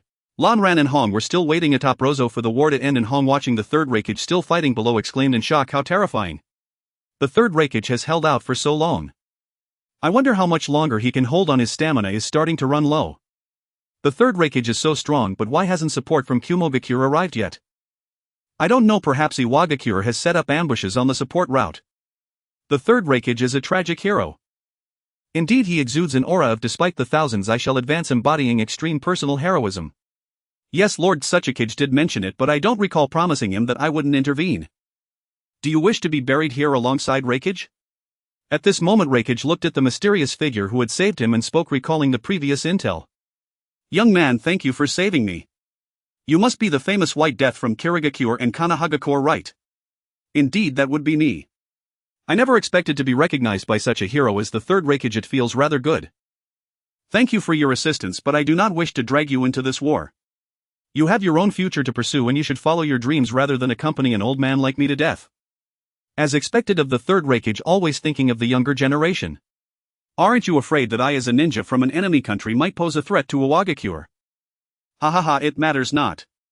From the moment you came to save me I could tell you are a kind-hearted person. You must also desire peace and detest war, so you shouldn't linger here with this old man. In that case he'll help you hold off Lord Tsuchikage.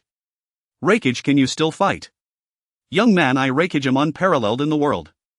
The one and only strongest ninja. Saying this, Raikage turned to face the group of Hōgyoku ninjas and activated his lightning release armor mode. The one and only strongest ninja, ha. At this level you can be considered Raikage. Aizen murmured as he observed Raikage's back, then drew his sword Kyōka Suigetsu, vanishing from his spot. When he reappeared he was behind Inoki in midair, delivering a strike to Inoki's back, sending him flying. The suddenly struck Inoki crashed towards the ground, raising a cloud of dust. As the dust settled, a dirt sphere was revealed, slowly dissipating to show Inoki wrapped within. Kid, you are quite fast but still lacking.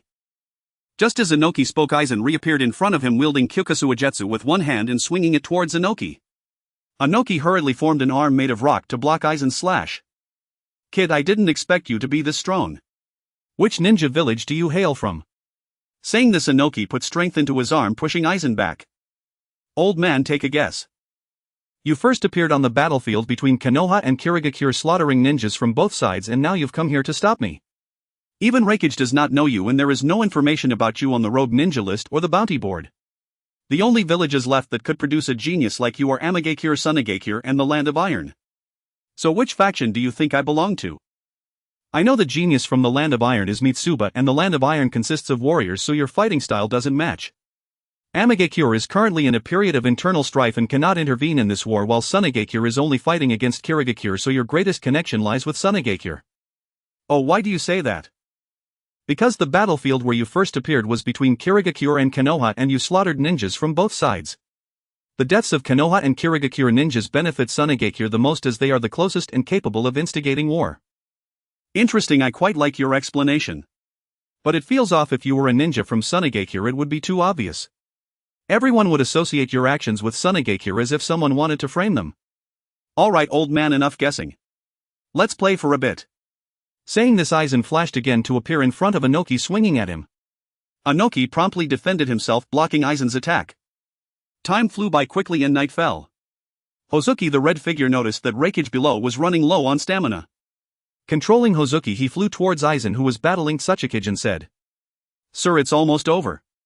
The engaged Aizen and Inoki also heard Hozuki's words. Inoki attempted to look towards the battlefield, but Aizen struck him, sending the inattentive Inoki flying, raising his left hand towards Inoki. Old man won't play with you anymore. Waves of impurity, vessel of madness, boil. Numb. Flicker. Sleepless princess of steel, also embroidered decay clay doll, also collapses, assemble. Confront the enemy.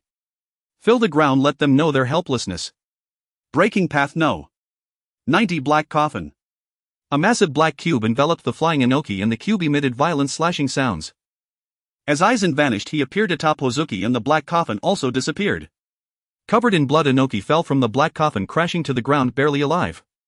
The distant Hōgyoku ninjas who had not participated in the battle also noticed Inoki's defeat and rushed towards the spot where he fell.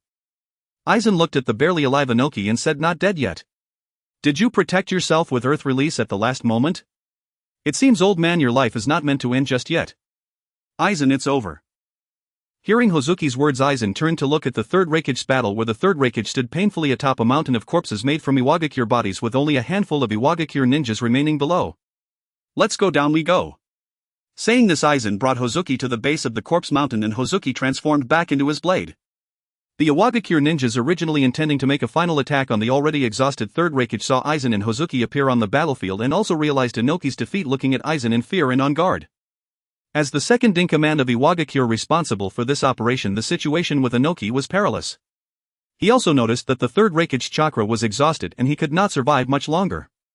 Uncertain of Aizen and Hozuki's strength, he had no choice but to order all Iwagakure ninjas to retreat. After watching the Iwagakure ninjas retreat, Aizen turned to look at the third Raikage on the corpse mountain and discovered that the third Raikage had already sacrificed himself, yet he still did not fall, keeping his head bowed in half kneel atop the corpse mountain. Aizen shook his head at the deceased third Raikage, drawing out the Hōgyoku to absorb the souls present. 3 days and 3 nights of battle, the third Raikage had slaughtered thousands of Iwagakure ninjas. Where is this? Am I not dead yet? Young man, what are you doing? As Aizen absorbed the souls, the voice of the third Raikage came from behind Aizen and Hozuki. Aizen turned to look at the now spirit form of the third Raikage, removing his mask to speak to him. Raikage, allow me to introduce myself. My name is Aizen Sōsuke. Aizen Sōsuke. I believe I have heard of you. Oh, it seems the third Raikage keeps an eye on the younger generation of each ninja village. Aizen with black hair, you are a ninja from Konoha. Yes, I am Aizen Sōsuke from Konoha. I never expected that the White Death sought by Konoha would actually be a person from my village. Young man, you still haven't answered me. What are you doing? Why am I not dead yet? Lord Raikage, you are already dead. If you don't believe me, just look behind you. Raikage looked in shock at his own figure still standing upon the mountain of corpses, turning to Blue Dai and saying, "What is going on here? Lord Raikage, you are now a soul and only I and my subordinates can see you." You and your subordinates, who are you? The Grim Reaper, the god who governs souls. So you anticipated my death and came to wait for me. What is that gem in your hand? It is called the Shattering Jade, something that requires the absorption of enough souls to awaken. So you came here anticipating that many would die. What is your purpose, young man? My purpose? To become the strongest in this world, to be the king of this world, and then put an end to this dreadful situation, establishing a new order. Is that so? Young man, I do not seem to agree with your thoughts. While I indeed find war unappealing, it does not mean that your ideas are correct. As he spoke, lightning crackled around Raikage again. He raised his left hand and charged at Blue Dai, but the outcome was not as Raikage had hoped. He did not pierce Blue Dai's heart, but instead passed through his body. The third Raikage looked at his own body in confusion. Why can't I hit you? Because you are a soul and I am a living person. You cannot hit me, I can see you because I am the Grim Reaper. I see. Then it seems the task of stopping you will be left to AI and the others. Have you given up, Lord Raikage? If I offer you a resurrection plan on the condition that you help me realize my plan, what do you think? Lord Raikage. Forget it, young man. I am already a dead man and should not participate in the wars of the living. However, I believe I can assist with the awakening of your Shattering Jade. I understand. After saying this, Blue Dai absorbed the third Raikage soul with the Shattering Jade, also completing the absorption of all souls. Congratulations, the awakening level of the Shattering Jade has reached 50. Reward ability of the Virtual Leopard King. Congratulations, the awakening level of the Shattering Jade has reached 60. Reward ability of the Virtual Black Wing Demon. Congratulations, the awakening level of the Shattering Jade has reached 65. Blue Dai looked at the system prompt and said, has it reached 65? Now every 10 awakening grants a reward. Blue Dai, where are we going now? Back to the battlefield of Mist and Konoha to resolve the battle there. If we don't return soon, he will not be able to hide it any longer. Hong summoned the meat cloud and Blue Dai and Hong rode on it, heading towards the battlefield of Mist and Konoha. As Blue Dai and Hong departed, reinforcements from Cloud also arrived late. They looked at the corpse of the third Raikage and the surrounding bodies of the rock ninjas, vowing to avenge the third Raikage. At this time in the Konoha office, the third Hokage was deep in thought while looking at the report from Danzo delivered by the Umbu ninja. When the White Death appeared, Blue Dai was behind the enemy's front line and there were root ninjas monitoring him. So the White Death isn't Blue Dai. Danzo, I never expected your surveillance on Blue Dai to have reached this level. At this time, the battle situation between Mist and Konoha was extremely tense. Due to Konoha's plans, Mist had increased its military strength and support, causing most of the ninjas sent by Konoha to Mist to be surrounded by Mist's defenses, losing contact with Konoha's front line. Blue Dai and Hong quickly returned to the interior of Mist's defenses, successfully meeting with Tsukuyami and Shirzue. So how is the intelligence situation on the Mist side? Blue Dai Mist has not faced much pressure from Sunigakure, so they have increased their pressure on Konoha. Now most of the infiltrating ninja teams have already fallen into Mist's encirclement. It seems Mist has reached some consensus with Sunigakure. By the way, Blue Dai Mist has sent the 7 ninja swordsmen to the front line. Is that so? The 7 ninja swordsmen, then let's meet them. Yes, Lord Blue Dai. Following this, Tsukuyami and Shirzue led the group towards the direction where they had encountered the 7 ninja swordsmen. In a clearing in the forest, Kai Ebisu and Shiranui Ganma were on high alert as they watched the 7 ninja swordsmen appear before them. Just as both sides were in a standoff, a person emitting green steam appeared in front of Kai. Finally caught up. Dad, why did you a Chunin come here? Don't say anything, you all run quickly. Ill by some time. We can't run. Dad, on the other side are Jonin and they are the 7 ninja swordsmen. You can't fight them alone. I have the 8th gate of death. But that technique, self-restraint, just go Kai. Kai left with his teammates Ebisu and Shiranui Ganma while Blue Dai and his group had already positioned themselves in the nearby forest watching as Might Guy appeared and Kai and the others departed. Hong looked worriedly at Might Guy and said, Mr. Guy, should we go help him? After all, you're just a Chunin. How can you stop the 7 ninja swordsmen? Hong, trust Mr. Guy. He is very strong. Is Mr. Guy very strong? Blue Dai is correct, although Mr. Guy doesn't have chakra. I can feel the power continuously emanating from him just like Lord Blue Dai. However. But Mr. Guy's life is also being consumed. This technique should consume the cells in his body to gain power, indicating that he hasn't fully mastered this technique, which is putting too much burden on him. That's right, what Yuin said is correct. This is the forbidden technique developed by Mr. Guy, the 8 gates of death, which allows a taijutsu ninja to forcibly exceed their physical limits using chakra, resulting in a move that is dozens of times more powerful than originally possible. However, while gaining that power, the user themselves suffers damage. The 8 gates of death, that sounds impressive. The state of having all 8 gates opened is called the 8 gates of death, allowing one to gain strength dozens of times greater than that of shadows in a very short time, even enabling them to move through the air by rapidly stepping on the air. However, for the user it is a life-threatening act. So does Lord Blue Dai mean that Mr. Guy will die?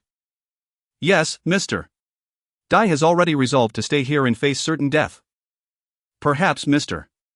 Dai sought to convey a truth to Kai through his own sacrifice. True victory lies not in defeating the strong but in guarding what matters most, even unto death. Is this what they call youth? I never imagined Mr. Dai, so gentle in demeanor, long dubbed the Eternal Genin, could wield such an overwhelming technique. Remember this: never underestimate your enemy based on appearance or intelligence reports. What you see may be nothing more than what he wishes you to see. Exactly, Lord Aizen is absolutely right. And that goes for you, Yuyen. Every mission before now you treated it with utter nonchalance, as if it were child's play. I did no such thing. Red, don't slander me. Of course you did. You're not even half as diligent as Shirzue, taking every assignment from Lord Aizen with utmost seriousness. Yuyen isn't underestimating anyone, she simply trusts that we can overcome our foes. Look how eloquently Shirzue speaks. Red, compare that to you. TCH. Let us now witness Mr.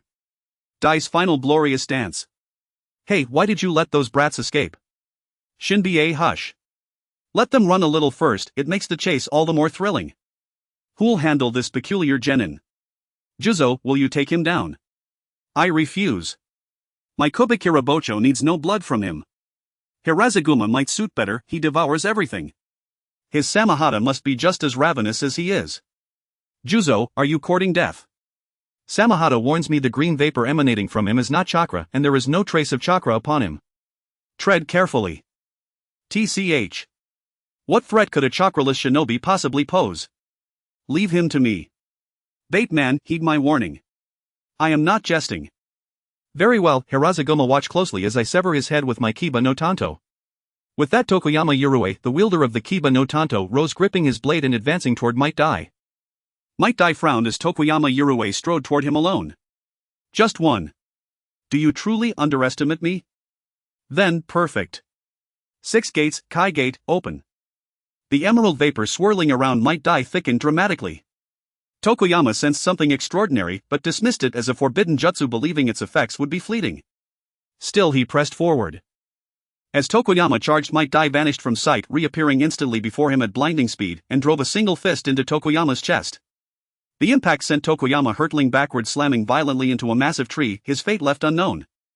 The remaining 6 shinobi watched in stunned silence as Might Dai effortlessly dispatched Tokoyama, realizing at last the terrifying depth of his power.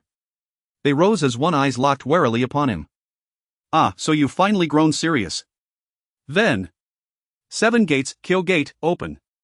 The green vapor cloaking Might Dai deepened into sapphire blue. The six tensed, every sense sharpened, anticipating his next move. Let's go. Hoshigaki Kisame raised his Kobakira Bocho and lunged first, swinging downward with lethal force. But Might Dai evaded with impossible speed, reappearing beside Kisame and sending him sprawling with a kick, then sidestepping just in time to avoid Kirigakure Sazanami's piercing thrust. Might Dai dodged Sazanami's relentless assault only to find Shinbei Uzumaki materializing beside him, swinging his explosive blade Kagetsuchi in a brutal arc. Again Might Dai slipped aside and turned to face the two before him. Day Tiger. A colossal tiger-shaped airblast surged toward Shinbei and Sazanami. As they attempted to evade, Hirazaguma surged forward, attempting to swallow the technique whole with Samahata. But he had miscalculated. The technique was no mere ninjutsu. The impact hurled both Hirazaguma and Sazanami backward in a violent cascade. Reiten Reiko. A lightning bolt struck the spot where Might Dai had stood moments before. Kuratsuchi Raiga scowled at his miss and glared at the four who had risen: Kisame, Sazanami, Hirazaguma, and Kirigakure Kisaragi. Stay vigilant, especially you Kirigakure Kisaragi. Why did you hold back just now? Raiga, you have no authority to lecture me. Enough. Focus on him, for now. Hoshigaki Kisame hefted his Kobakira Bocho once more and fixed his gaze on Might Dai. It seems I must unlock the 8th gate after all. Kai, carry forth the spirit of youth until the very end. 8th gate, Death Gate, open. With the 8th gate unleashed, crimson steam billowed from Might Dai's body, his tattered garments shredded, his black hair blazing scarlet. He gazed upon the six before him and declared, "Let you bear witness to the ultimate crescendo of my youth." Twin blade release Hiramakari. Kirigakure Kisaragi raised his dual blades and brought them crashing down upon Might Dai, only for Might Dai to meet the strike heat and driving his fist straight into the crossed blades and their wielder. Sunset Elephant First Foot. A titanic elephant foot-shaped air blast pierced Kisaragi, launching him skyward. His Hiramakari flew from his grasp, clattering lifelessly onto the earth. The remaining five stared dumbfounded. Might Dai drew ragged breaths and said, "I must end this, quickly." Then he vanished, reappearing instantly beside Shinbei. Sunset Elephant's Second Foot. Another devastating air blast hurled Shinbei backward, slamming him squarely into Kisame, sending both crashing into a towering oak before collapsing unconscious. Sunset Elephant Third Foot. A third colossal blast erupted before Sazanami, Raiga, and Hirazaguma, propelling them backward. Sazanami, shielding the others, absorbed the full force, sending all three crashing into twin trees where they fell motionless. Might Dai surveyed the fallen seven swordsmen of the mist and whispered, "Excellent." Then without another word he collapsed straight backward into stillness. As his body stilled, Kisame, Hirazaguma, and Raiga stirred slowly, gazing in trembling horror upon their dead comrades and upon Might Dai's lifeless form. What a formidable shinobi! Let's gather the swords and return to report. TCH. I won't go back. This village is rotten, sending us out only to die. I'm done serving it. Raiga, are you declaring defection? Call it what you will, I won't return. Fine. Kisame, we're leaving. No need to debate further, you won't be going anywhere. As the last three swordsmen exchanged tense words, Aizen emerged, flanked by Yuyen and two others. Who are you? Another Konoha shinobi. One jonin, two chunin, and a genin like a student. Do you truly believe every shinobi in Konoha rivals him? Raiga pointed toward Might Dai's corpse. Aizen ignored the last three swordsmen entirely and turned instead to Yuyen and her companions. Deal with them. Quickly. Yes, Lord Aizen. TCH, do you think these little brats can defeat us just because we are injured? I'm really not happy about this. Soon Shien and her companions engaged in battle with the 7 members of the Ninja Blade, coordinating closely as they took turns attacking their targets, catching the Ninja Blade off guard. Ah! Damn it! Thunder Fong. As Haisha Thunderfawn failed to keep up with Xian's attack speed and was pierced through the heart, Papatsi Shirzang and Shigua Shanha Tengu realized they were fighting for their lives. However, due to the internal injuries sustained from their previous battle with Might Dai, they began to fall behind Xian's pace, with more wounds accumulating on their bodies. With Shien and Shizua's 2 strikes, Papatsi Shirzang and Shigua Shanha Tengu both met their demise. Lanran also took out his Hōgyoku and began absorbing the souls of the 7 members of the Ninja Blade, while Might Dai's soul appeared before Lanran and his companions. Might Dai looked at Lanran and his companions in surprise. Lanran, what are you doing here? Mr. Dai, would you like to join us? Red, what do you mean? Aren't we comrades? Mr. Dai, Red means that you will join us to realize my plan. Plan, what plan? To achieve a peaceful unification, a world that worships Lord Lanran. Lanran. Are you planning to conquer the world, Lanran? Pretty much I will become the king of this world, the Spirit King. Will you join us? Lanran, you've changed to the point where I don't recognize you. The Lanran I knew would never have thoughts of controlling time. Mr. Dai, how can you be sure that the Lanran you see is the true Lanran? Isn't it what I want you to see? Lanran the Hokage and the others will stop you. The third. He can't stop me, and you might die will become the stepping stone for my ascent to the top. As he spoke, Lanran absorbed Might Dei's soul with the Hōgyoku. Congratulations, the host's Hōgyoku has awakened to 70, gaining the Zanpakuto Ice Wheel. Lanran put away the Hōgyoku and looked at Shien and her companions. Let's find a deserted place. Shien, you go submit this mission report. The Konoha Chunin Might Dai faced the 7 members of the Ninja Blade alone and used forbidden techniques to slay them one by one, ultimately sacrificing his life due to the depletion of his life force. As he spoke, Lanran left with Red and Shirzue, leaving Shien to tidy up the battlefield. In a forest far from the mist hidden in Konoha front lines, a blue inverted triangular prism appeared in the air. Outside the inverted triangular prism, Red and Shirzue waited. At that moment Shien appeared before them, and upon seeing her they approached. Where is Lord Lanran? Inside, conducting experiments. Lord Lanran has been in there for a long time. Shirzue and I are about to die of boredom. Alright, since Lord Lanran is still inside, well, wait. As she spoke, Shien waited outside with Red and Shirzue for Lanran. Inside the prism, Lanran manipulated the Hōgyoku as he observed the 2 death gods donning their hollow forms. Back when Lanran entered the prism, he released the sleeping souls of Kakashi Hatake and Yahiko. Kakashi and Yahiko slowly awoke, surprised to see their bodies. Upon seeing Lanran, they were even more astonished. Kakashi gazed at Lanran in confusion but said nothing, while Yahiko, unable to contain his impatience, spoke to Lanran. Who are you? Did you resurrect me? Yahiko, hello. Kakashi Hatake, long time no see. You must be very confused about how you were resurrected, so let me explain it to you while I tell you my plan. Your plan, Lanran. My name is Aizen Sōsuke and I am a Shinigami. A Shinigami can see souls and I can control your souls. My plan is to achieve peace in the world and become its king, the Spirit King. You are the chosen subordinates for my plan. Achieve peace. Are you confident in that? Do Nagato and Konan know? Lanran, this doesn't sound like you. Become the king of the world. I want to know what means you have to convince me. Yahiko, once you understand the power of a Shinigami, you'll realize that the people in the ninja world are too weak and we will stand at the peak of this world. Kakashi Hatake, do you not remember the villagers of Konoha? The third's inaction, the villagers' ostracism, the blame from comrades, and even his own son not understanding his actions. Don't you want to change this world? I am already dead. If I can contribute to peace, I will pledge my loyalty to you. Lanran, can you tell me about Kakashi? After your suicide, Kakashi became increasingly reclusive. Because of your death, the villagers reduced their ostracism towards him. Kakashi became a Chunin at the age of 6 and a Jonin at 11. Because of your incident, he closed off his emotions and became very dedicated to missions and rules, becoming a qualified ninja. The third Hokage still let me down. I can work for you, but I want harm Kakashi and I want to see him. That's up to you. Let's get started, starting with you, Yahiko. As Lanran took out the Hōgyoku, Kakashi Hatake automatically stepped aside and stood in the corner watching Lanran and Yahiko. System used the Hollow Leopard King's ability on Yahiko to fuse him. As Lanran finished speaking, he also began to activate the Hōgyoku to help Yahiko fuse the powers of Shinigami and Hollow. Yahiko's clothes transformed into Shihakusho and a lot of white substance began to envelop his entire body while a gap gradually appeared at his chest. Lanran frowned at Yahiko's appearance and continued to use the power of the Hōgyoku to fuse the powers of Shinigami and Hollow. After a long period of painful howling from Yahiko, he gradually calmed down. Lanran looked at the scene before him. Yahiko, dressed in pure white night attire with a Zanpakuto at his waist, a cape draped over his shoulders, and the number 1 written on the back of his right hand, slowly knelt on the ground, weak all over. Yahiko, feel your power. Yahiko slowly stood up, feeling the constant surge of power within him, and held his Zanpakuto as he spoke. Slay it, Leopard King. Yahiko's Zanpakuto vanished from his hand. His formerly orange short hair transformed into long hair reaching his waist. A mask appeared covering his forehead, and his night attire morphed into pure white hard armor. A long tail sprouted from his back with its end turning black, and claws grew from his hands and feet.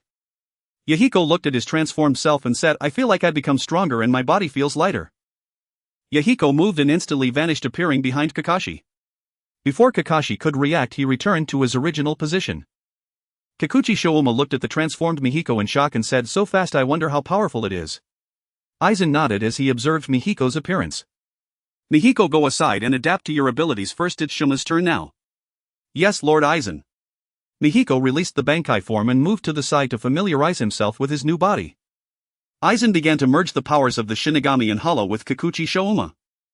However, Kikuchi Shouma did not cry out in pain like Mihiko did. Instead, he silently endured his state, fluctuating between Hollow and Shinigami just like Mihiko before. Soon the transformation of Kikuchi Shouma was also complete. His outfit changed to resemble Mihiko's, but Shuma's cloak and the number written on the back of his right hand was 1. However, his Zanpakuto was different. Kikuchi Shouma wielded a short blade. Try your abilities, Shouma. Hunt them down, White Fang. A layer of white substance enveloped Kikuchi Shouma, forming a wolf-like helmet atop his head. His Zanpakuto transformed into 2 short blades, and a row of 6 to 7 centimeter long spikes appeared on the outer sides of his forearms and calves. Not bad, White Fang. It feels like a good Bankai. Release it now. Yes, Lord I. Kikuchi Shouma also released his Bankai form, kneeling on one knee with one hand on the ground, bowing his head. Mihiko also approached, kneeling on one knee with one hand on the ground, waiting for Aizen's command. From now on you can create slaughter throughout the entire ninja world, devouring their souls to strengthen your abilities. The number on your back represents your current ranking in terms of killing capabilities. Mihiko, upon hearing Aizen's words, noticed that Kikuchi Shuma's number was the same as his own. He instinctively looked at the back of his hand and found that the number there had changed to 2. Mihiko frowned but said nothing. You can show your faces to the world, but I hope not too many people learn of your resurrection. For now, Mihiko and Shuma, you two will act together. Mihiko, it's up to you to get Nagato and Konan to join my plan. Lord Aizen, I will bring Nagato and Konan into our fold, but what about Uchiha Obito? Don't worry about him, he won't discover your true identities. Just refer to yourselves as the Espada, and the number represents your rank. Now after you go out, meet your future colleagues. With that, Aizen walked outside, followed by Mihiko and Kikuchi Shouma. Meanwhile, outside, the newly arrived Yuin prepared to continue waiting with Hong and Shizuka when a small door opened in the inverted triangle and Aizen emerged with Mihiko and Shouma. The 3 of them looked at the resurrected Kikuchi Shouma and spoke in unison, Lord White Fang. I am no longer the Lord White Fang of Konoha, just call me Shouma. From now on we will all serve Lord Aizen. Hello, my name is Mihiko. Mihiko greeted the 3 and they responded in kind. Alright, which of you 3 will go first? Aizen looked at the 3 of them and said, I'll go first, Lord Aizen. No, let me go first. Shizuka is the youngest, so I'll take the lead. Aizen listened to Yuin and nodded, leading her into the room within the inverted triangle. The 4 waiting outside gradually became familiar under the enthusiastic guidance of Shizuka. Inside the room, Aizen looked at Yuin, who had transformed into the Shinigami form, and said, Yuin, you've been with me the longest, haven't you? Yes, Lord Aizen. I have always believed you would become the best sword in my hand, so. Lord Aizen, I will not disappoint your expectations. Aizen nodded and said, System integrate Yuin with the abilities of the hollow black-winged demon. With the system integration, Aizen began Yuin's transformation. Yuin closed her eyes tightly, clenched her fists, enduring the mental invasion and physical pain brought by the transformation. Soon Yuin's transformation was complete and her outfit resembled those of the 2 outside, though it leaned more towards a feminine knight's attire. Aizen glanced at the number on Yuin's right hand and smiled, saying, Number 2, huh? Next, go outside and experience your new abilities, let the next one come in. After Yuin left, it wasn't long before Shizuka walked in. Aizen followed the same procedure as with Yuin, transforming Shizuka into a Shinigami before beginning to add in hollow abilities. With Aizen's skilled use of the Hōgyoku, Shizuka's transformation was quickly completed. However, Shizuka's physique became more robust and he no longer looked like a 7-year-old child but rather a youth of 17 or 18. The number on Shizuka's hand was 2. Aizen looked and said, Are you stronger than Yuin? Return to your original form, after all you are a bit mismatched right now. Shizuka nodded and returned to his original body, kneeling on one knee. Bring Hong in, please. Yes, Lord Aizen. I'm here, Lord Aizen. Hong ran in from outside and hugged Aizen. Aizen patted Hong's head and said, It will hurt a bit, you must endure it. I am waiting for you to grow stronger and be by my side. I will, Lord Aizen, I can do it. As Hong released Aizen, she transformed into a Shinigami and stood in the middle waiting for Aizen's transformation. Aizen also took the Hōgyoku and began the transformation. Soon Hong successfully transformed. Her outfit was similar to Yuin's but with some differences. Lord Aizen, what does this number 4 mean? Hong pointed at the number on her hand and asked Aizen. Yes, Hong, it's 4. The number represents your ranking in strength. You still need 5 companions to form the Espada together with you. Ah, there are currently 5 of us. I rank 4th. Yuin became 3 before Shizuka came out. Shouma is 1, Mihiko is 4 and Shizuka is 2. I didn't expect Shouma and Shizuka to be this strong. Alright, you should also focus on getting stronger. You can head out now. Hong nodded and returned to her original form, following Aizen out of the room. After Aizen and Hong exited, the blue inverted triangle room slowly shattered and disappeared. Lord Aizen. Aizen nodded and looked at Shouma and Mihiko, saying, next we will implement the plan. When there is a mission, I will have Yuin contact you using the Kage Bunshin. For now, familiarize yourselves with your abilities, mastering Shunpa and Hollow Flash. Yes, Lord Aizen. Aizen said nothing further, instead leading Yuin and the three others away, leaving Mihiko and Kikuchi Shouma behind. Is there anywhere you wish to go, Mi-yen? I would like to see how Chang Men and Shao Nan are faring and how the Shao organization is doing. Then let us go to Yujigwa first. Did you not say you and they founded an organization called Shao there? We should visit and see. But uncle, is your son not from Muyi? Should we not visit your son first? Shiyen told me that Kakashi is not on this battlefield. He appears to be on the front in Tujigwa alongside Muyi. So I thought I would accompany you to Yujigwa first and at the same time fulfill Lord Lanran's task of recruiting your friend. Very well, uncle. I will take you to Yujigwa and introduce you to Chang Men and Shao Nan. Chang Men is a boy reserved but kind to others. Shao Nan is a girl of striking beauty and gentle heart. Saying that, Mi-yen and Chimu Shuamao set off in the direction of Yujigwa. At the Muyi camp, word had already spread along the Muyi Wuing front that Maite had personally confronted and slain the 7 swordsmen of the mist. Morale in Muyi sword Wu Yin's will to fight faltered and they withdrew large contingents. Tuan Song intended to press the advantage, but an umbu dispatched by Yuan Fei Rijan reported that Wu Yin sought negotiations, prompting Tuan Song to pull back his forces. Lan Ran and his party along with numerous ninja squads returned to the Muyi main camp. Lan Ran, my father, Kai began. Lan Ran and his group had barely arrived at the camp and were preparing to return to their tent when Kai stepped forward and stopped Lan Ran. Mr. Dai was a hero. My condolences. With those words, Lan Ran left with Shiyen and the others, leaving Kai alone silently weeping where he stood. Not long after Lan Ran returned to the tent, Tuan Song convened a meeting. Lan Ran, accompanied by Ji Shuwei, went to the council chamber. Lan Ran, long time no see. Rizu Senior, it has been a long time. Lan Ran, Ji Shuwei, long time no see. Yujibo Fuyu Senior, it has been a long time. Captain Lan Ran. Those already gathered in the meeting room greeted Lan Ran. Although Lan Ran had scarcely shown himself in the campaign, Ji Shuwei and Shiyan's relentless hunts of Wuyin operatives had made Lan Ran's squad notorious. Ji Shuwei had even been dubbed Swift Ji Shuwei by the enemy. Everyone, because of your performance, Muyi may proclaim this war won. Now we only await Wu Yin's formal agreement to seal the treaty. Excellent. The war is finally over. We can finally go home. We have won. Everyone in this shinobi war, Muyi has fought on 3 fronts. Some of you have surely heard that the fighting in Tujigwa relied on the efforts of Bo Feng Shui Men and his squad, who struck at Kanabi Bridge and secured victory against Yenin. However, the conflict between Leiying and Tujigwa cost the life of the 3rd Leiying and that front was hastily closed. On the Yenin Muyi front, the pairing known as the AB combination increased pressure on Muyi, so the 3rd Weiying decided to send the living forces from the Tujigwa front under Bo Feng Shui Men to reinforce the Yenin battlefield. Lord Tuan Song, what of us? We will also send half of our strength to the Tujigwa front to coordinate with the remaining forces and secure a treaty with Yenin.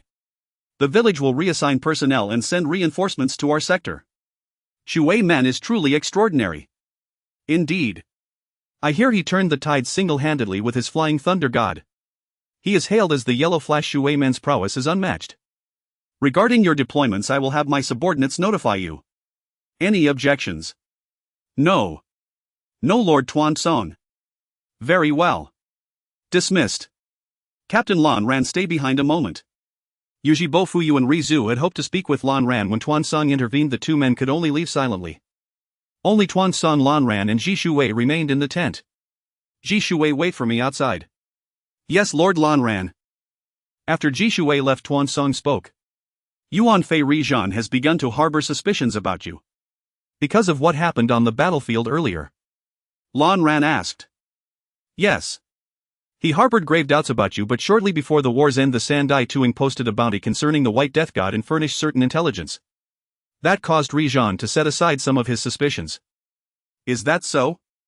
He cannot see through me. Your squad in the Yujibo clan returned here with injured. It seems he is growing impatient. So you would have me return. Is there any further intelligence? If events follow their usual course, Dai 2 will be taken by Yujibo Ban. Kakashi will receive one of Dai 2's Sharingan and Kakashi and Lin will be on the reinforcement roster sent to this front. Chang Men will succeed in creating Peiyan Slay Tuan Song and eventually rule Yuugao. I know that. Also remember that Ban Zhang is your shadow double.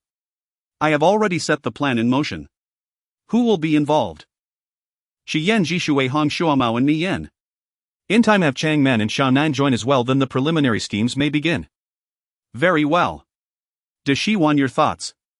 No, Jia is still too young, his mastery of wood release is far too weak. Understood.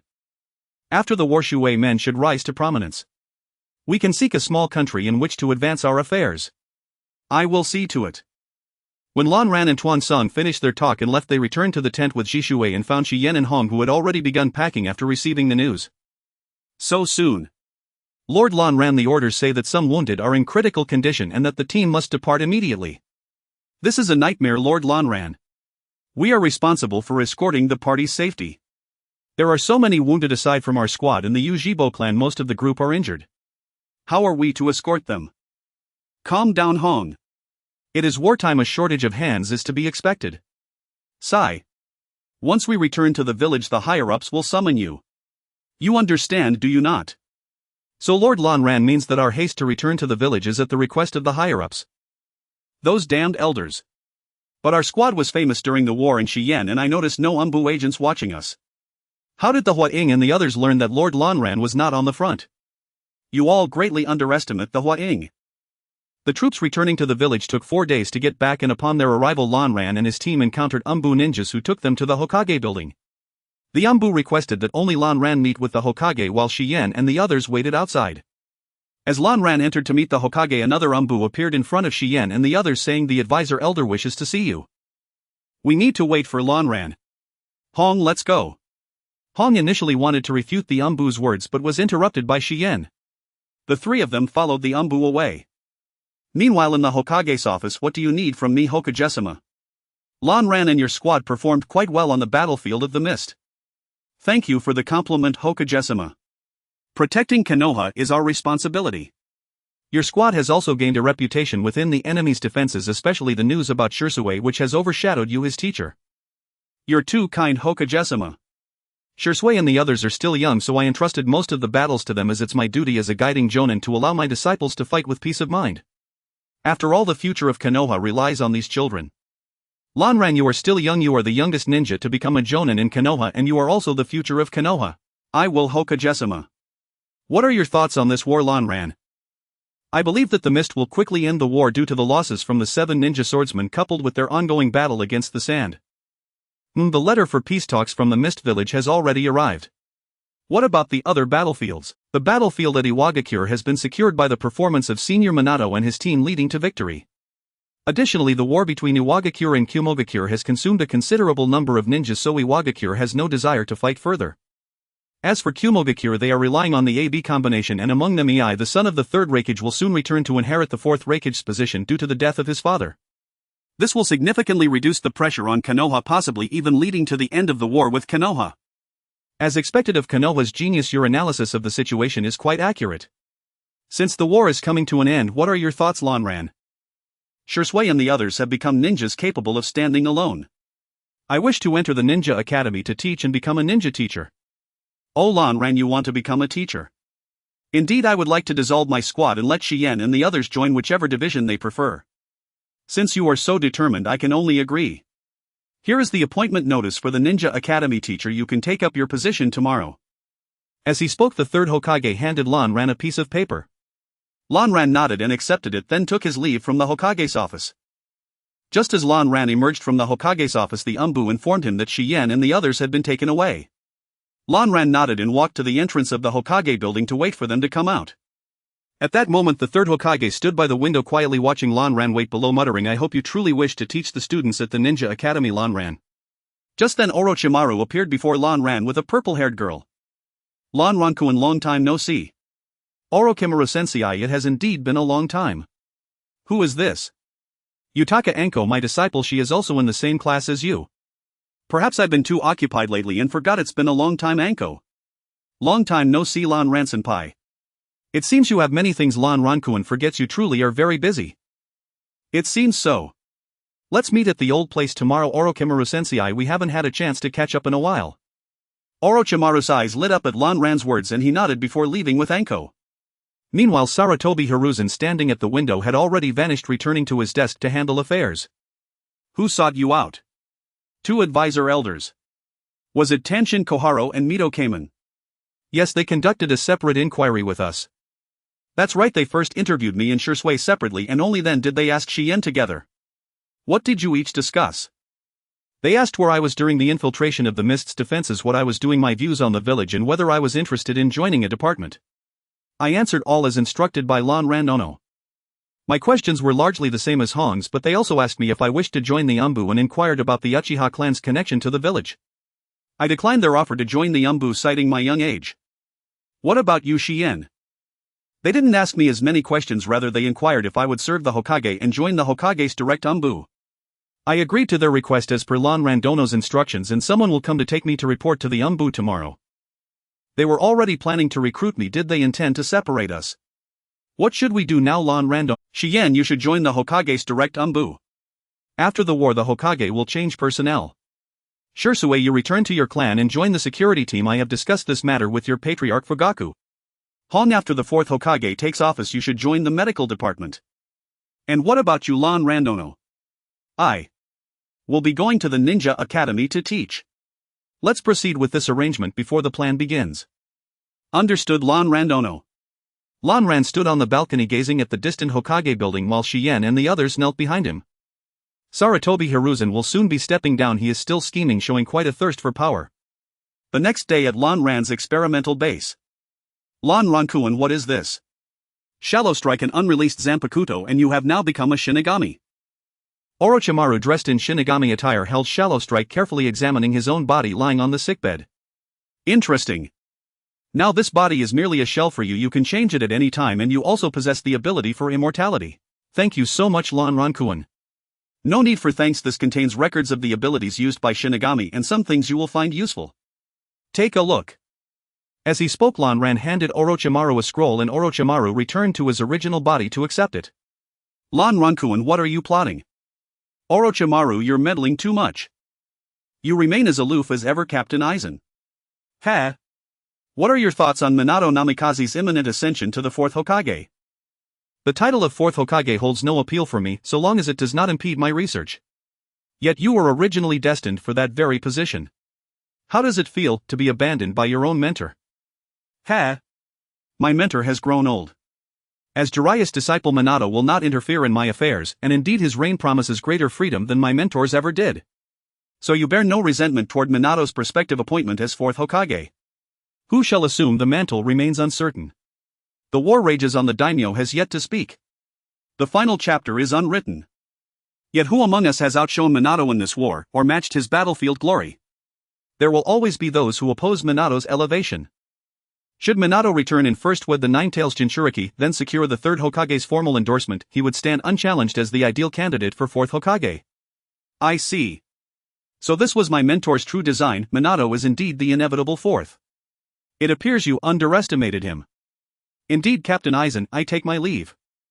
The war soon concluded, just as Aizen had foreseen. After a single decisive clash with Minato, the AB alliance withdrew. And now the 4th Raikage turned his wrath upon the Earth country. Hostilities between the Lightning and Earth nations swiftly ended. Meanwhile, at the Mist Front, Fate's gears began to turn the moment reinforcement units arrived. During a mission, Rin Noara was abducted by Mist ANBU. Kakashi rushed to her rescue, but Rin bore a sealing jutsu. To safeguard Konoha, she deliberately hurled herself into Kakashi's Kamui.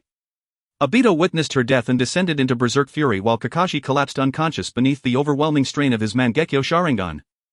Rin's and Obito's disappearances struck Kakashi deeply. Upon returning to the village, he accepted the 3rd Hokage's request and joined the ANBU. Soon after, the 3rd hastily concluded the wars against Mist and Rock, signing peace treaties with both.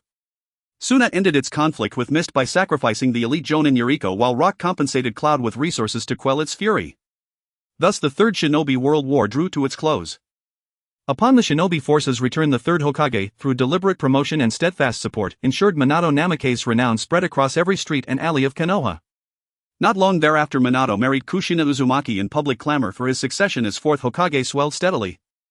Within a month of their wedding, Hiruzen Sarutobi formally recommended Minato to the Fire Daimyo for the position of 4th Hokage, and Minato was duly appointed.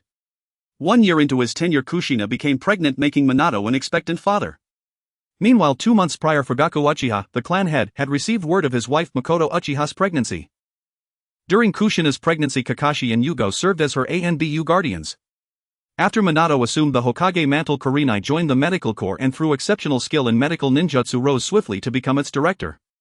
Itachi Uchiha meanwhile was appointed captain of the Uchiha police force. Aizen had become Konoha's most revered instructor at the Ninja Academy, his Kyōka Suigetsu weaving illusions over every student. Lord Aizen, the Ninetales Jinchuriki, is entering labor. When? Within the week, the fourth has already relocated her to a secluded cave behind the village mountains. And the security deployment? Unknown. Kakashi and I have been assigned to defend the village perimeter. Understood. Yuugao knelt silently behind Aizen, who gazed toward the setting sun and sighed softly. Sister Kushina. Time passed swiftly. Kushina's labor had begun. From his balcony, Aizen gazed toward the mountain range behind Konoha and murmured, "So it begins." Summoning technique. Roar. What's happening? Help. It's the Nine Tails. Aizen watched the beast erupt suddenly over Konoha, then calmly removed his glasses. So, it begins. As Aizen prepared to act, 5 figures clad in white robes and featureless masks materialized behind him. Prepare yourselves. Once the fourth falls, intercept all extraneous personnel and absorb the souls of the fallen. Yes, Lord Aizen. 5 voices echoed in unison. Before Aizen stood Yuugao, Kurenai, Itachi, Sakumo, Hataki and Nagato, now transformed, their faces obscured by hollow white masks. Proceed. At Aizen's command, the 5 vanished. He remained motionless, watching the Ninetales ravage Konoha. Boom. The Ninetales unleashed a tailed beast ball upon the Hokage monument.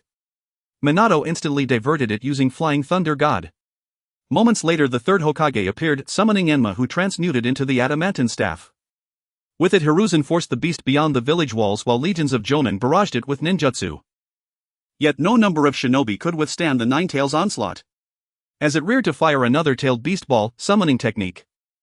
Minato summoned the Great Toad Boss, who landed atop the beast and pinned it down, yet still the Ninetales gathered chakra for its attack. With no alternative, Minato teleported the beast far beyond the village.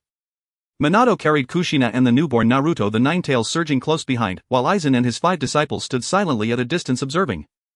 Do not let the third or his forces approach. With those words, Yuugao and the others vanished, leaving Aizen alone. Adamantine sealing chains. Golden chains erupted from Kushina's back, binding the Ninetales. Kushina. Hold it here, while I give my life. With what little chakra remains, I shall aid you. This is the only way. And always, thank you for everything you've done for me. Shiki Fujin. A spectral Shinigami clad in white robes appeared behind Minato, fangs gripping a short blade. Trust this child. He is our son.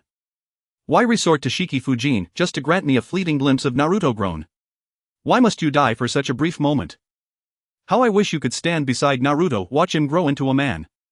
Why must he be sacrificed for balance, for nation, for village? And why must you sacrifice yourself for me? To forsake one's country or one's village is no different from abandoning one's child. You who have known the fall of a nation understand this agony all too well, the brutal existence forced upon the stateless. And we, this family, are shinobi. Minato successfully completed Shiki Fujin, sealing half the Ninetales within himself and prepared to seal the remaining half into Naruto. Ha! This is simply a father's duty within his power to fulfill. Then surely a mother's duty lies even deeper. The Ninetales' claws pierced through both Minato's and Kushina's bodies. We must part for a while. If there is anything you want to say to him, now is the time. Naruto, you must not be picky with food. You need to eat well every day, grow strong, remember to take a hot shower daily, and do not stay up late, ensure you get enough sleep. Additionally, make friends. It doesn't matter if you don't have many, having a few trustworthy companions is enough. Even though I as your mother may not be very skilled, you must work hard to learn and master ninjutsu. Everyone has strengths and weaknesses, so do not be disheartened if learning becomes difficult. Always respect your teachers and seniors in the training class, and your teacher should be Aizen. You will probably like him just as much as I do. Another important thing regarding the 3 prohibitions for ninjas, especially concerning borrowing money, is to be cautious. You must save the income from your missions well and wait until you turn 20 to drink alcohol. Remember that excessive drinking is harmful to the body, so be mindful of moderation. A key issue among the 3 prohibitions concerns women. I as a woman may not understand it well, but in this world there are only men and women. While you may find yourself interested in women, always remember not to be bewitched by strange women. Seek out women like your mother. Also, regarding the 3 prohibitions, be especially careful of teacher Jiraiya.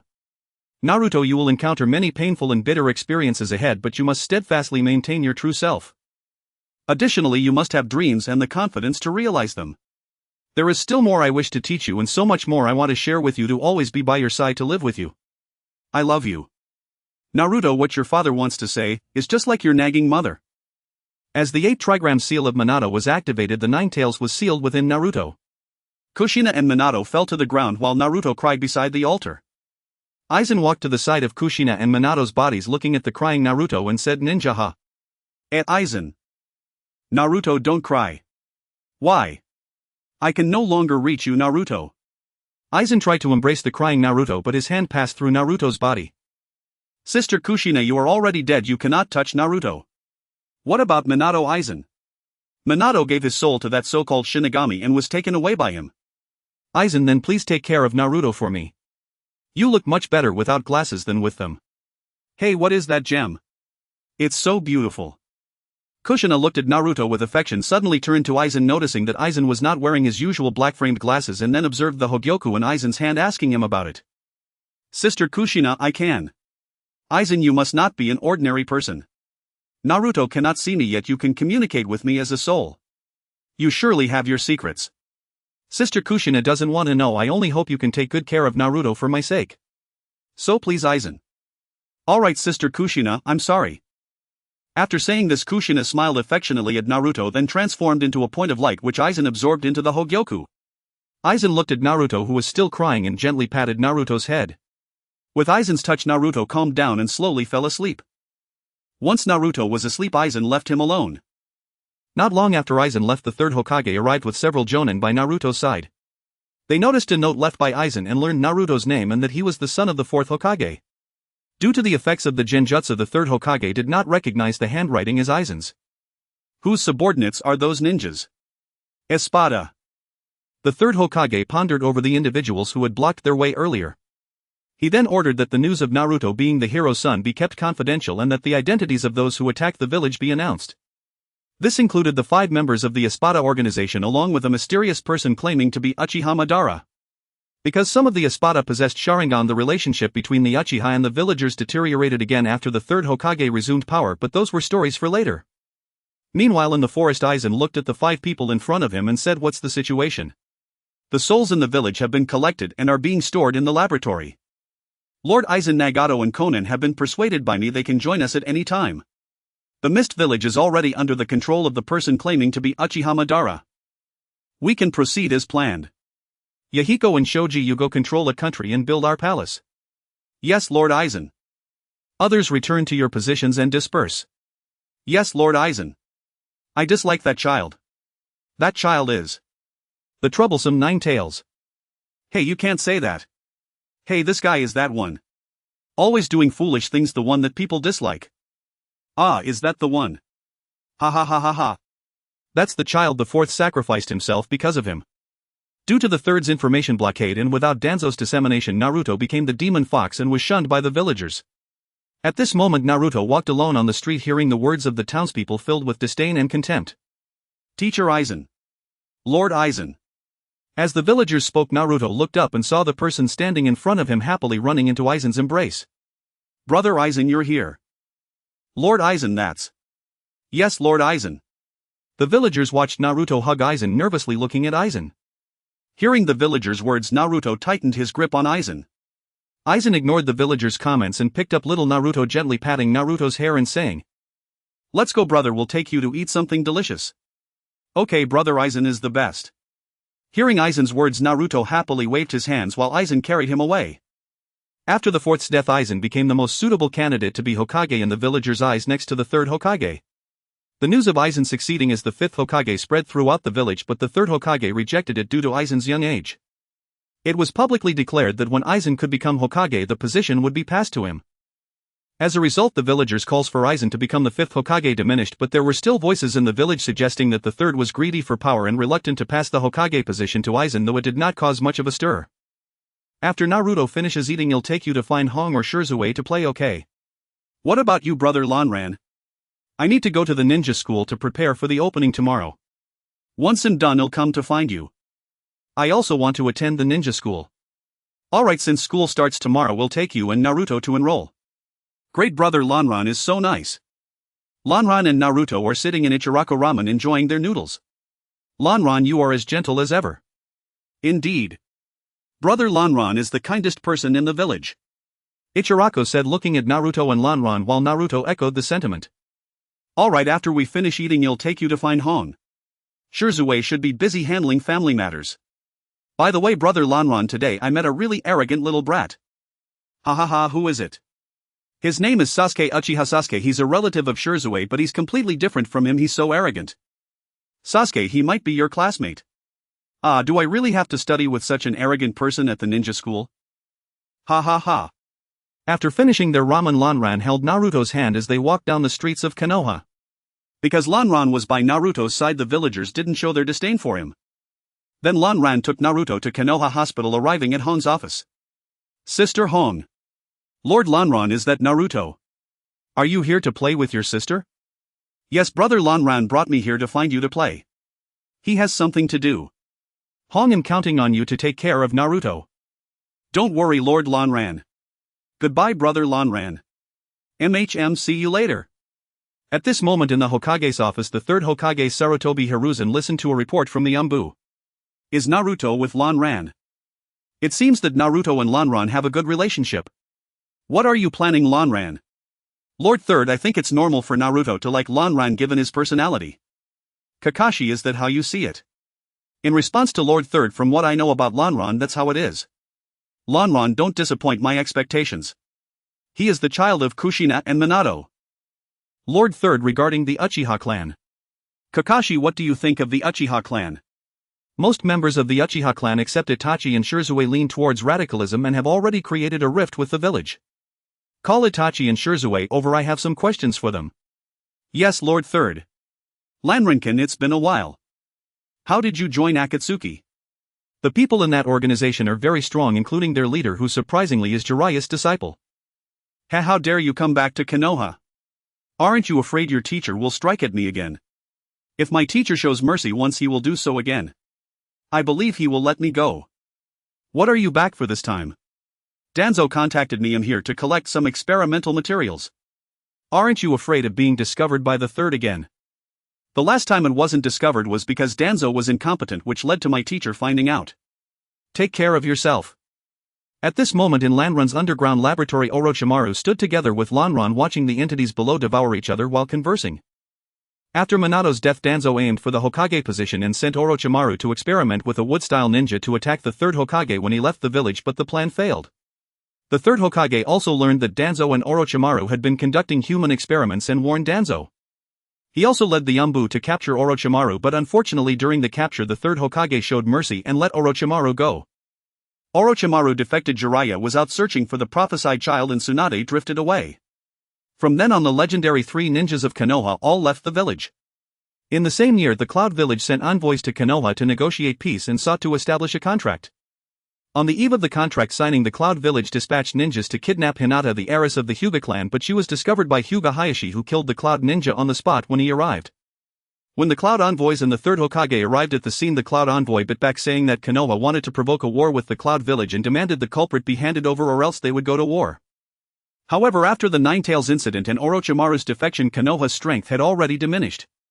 The higher-ups chose to appease the situation and the Hyuga clan was forced to hand over the culprit.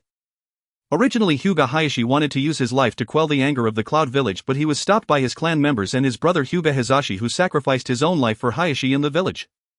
School has started. Finally, I can learn ninjutsu. Wait, why is he here too? At this moment outside the ninja school, many parents and students were coming and going to enroll, while little Naruto was holding Shizuo's hand as they arrived at the school gates. Brother Shirzue, where's brother Lanran? Lord Lanran should be busy inside the school. It seems that Hong has an operation today, and since I'm busy, I'll take you to enroll. Just then, as Shirzue was about to take little Naruto into the school, someone called out to them. Shirzue, what are you doing here? Oh, it's Itachi. I'm bringing Naruto to enroll. Naruto, this is Itachi and this is his brother Sasuke. Brother Shirzue, I know this arrogant guy. Why did brother Shirzue bring this idiot to enroll? Hahaha, Naruto is not an idiot. Sasuke, it's been a while. Sasuke, you and Naruto are in the same class, so make sure to get along. Naruto, I'm counting on you to take care of Sasuke. Why do I have to take care of this idiot? I will, brother Itachi. Alright, let's go register you both. At this moment in the teacher's office of the ninja school, Lanran and the third Hokage were standing together along with the ninja teacher Irika. Teacher Lanran, why are you letting a member of the Uchiha clan bring Naruto? Why not Teacher Irika? Isn't it said that the Sharingan can control the nine tails? What if? Teacher Irika, if Lord Third isn't afraid, why should you be? Do you not trust me or Lord Third? Irika, trust Lanran. Shirzue and the others from the Uchiha clan are different. Since that's the case, Irika, you will be Naruto's homeroom teacher from now on. Lord Third, I'm afraid I can't do it. Teacher Irika, you must believe in Lord Third's vision. Since he entrusted Naruto to you, that is a sign of his trust. The third Hokage was somewhat surprised by Lanran's words, and after casting a subtle glance at him said, yes Irika, I believe in you. You will surely lead Naruto onto the right path. But Lord Third, Lanran-sensei has a better relationship with Naruto. Wouldn't it be better for him to take care of Naruto? Besides, Naruto listens to Lanran-sensei very well. Irika, I know that Lanran-sensei and Naruto have a close relationship, but for Naruto to integrate into the village we cannot rely solely on Lanran. It requires our combined efforts. Iruka-sensei, just listen to the third Hokage. I will leave Naruto in your care. It's about time, so I will take my leave, Lord Third. As Lanran patted Irika's shoulder, he turned to the third Hokage and said, Irika, you should also get back to work. Yes, Lord Third Hokage. Irika then bid farewell to the third Hokage and left the office to assist with the enrollment of new students downstairs.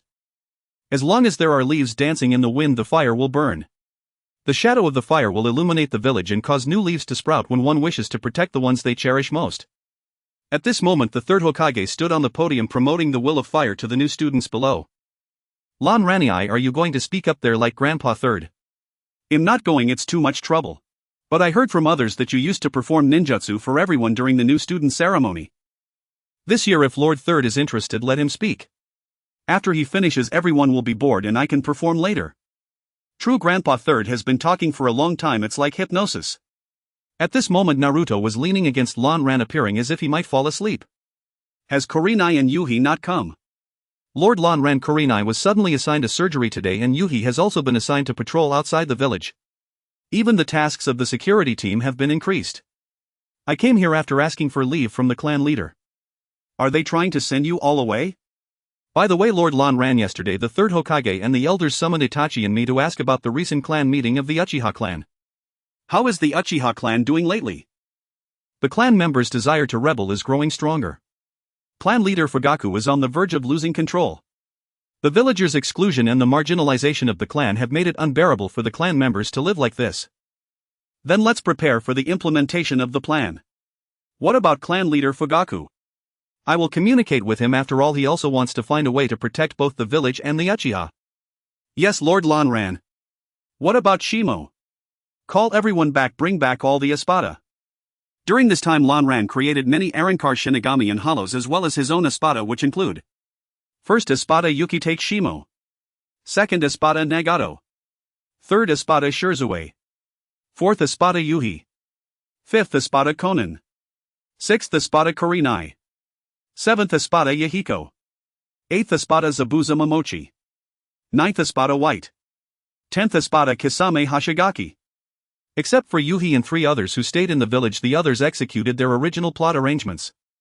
Yahiko and Yukitake Shimo controlled the land of snow, building a palace of the Spirit King for Lanran within its borders and training the powers of Hollows and Shinigami. The opening ceremony soon concluded and Naruto's ninja school journey began with Irika becoming little Naruto's homeroom teacher. Little Naruto expressed surprise at Irika becoming his homeroom teacher. Hey, why is it you, Iruka-sensei? What about Lanran? Naruto, sit down. I became your homeroom teacher as a result of discussions between me, Lanran-sensei, and Lord Third. Although Irika became Naruto's teacher due to Lanran's presence, Naruto no longer displayed the mischievousness and pranks characteristic of his original plot. Tomorrow Yuhi and the others would take turns to pick him up from school. However, one day none of the 3 from Yuhi came to pick up Naruto, and Itachi also did not come to pick up Sasuke. The two had no choice but to walk together and played ninja sparring in the park of Konoha for a long time, stopping only when it got dark. Naruto, Sasuke, so you guys are here. Why haven't you gone home yet? Lan Ranii. Lan Ranii. Seeing that it was Lan Ran who arrived, Naruto and Sasuke stood up to greet him. Naruto, Sasuke, aren't you going home yet? Lan Ranii, today Shizunii told me in advance that he had something to do, so he didn't come. Sasuke's brother also had something to do, so he couldn't make it. We just played in the park for a while. I see. Do you want me to take you two home? No need, I can go home by myself. Lan Ranii, you can just take Naruto back. Alright Sasuke, be careful on the way. Naruto, see you tomorrow.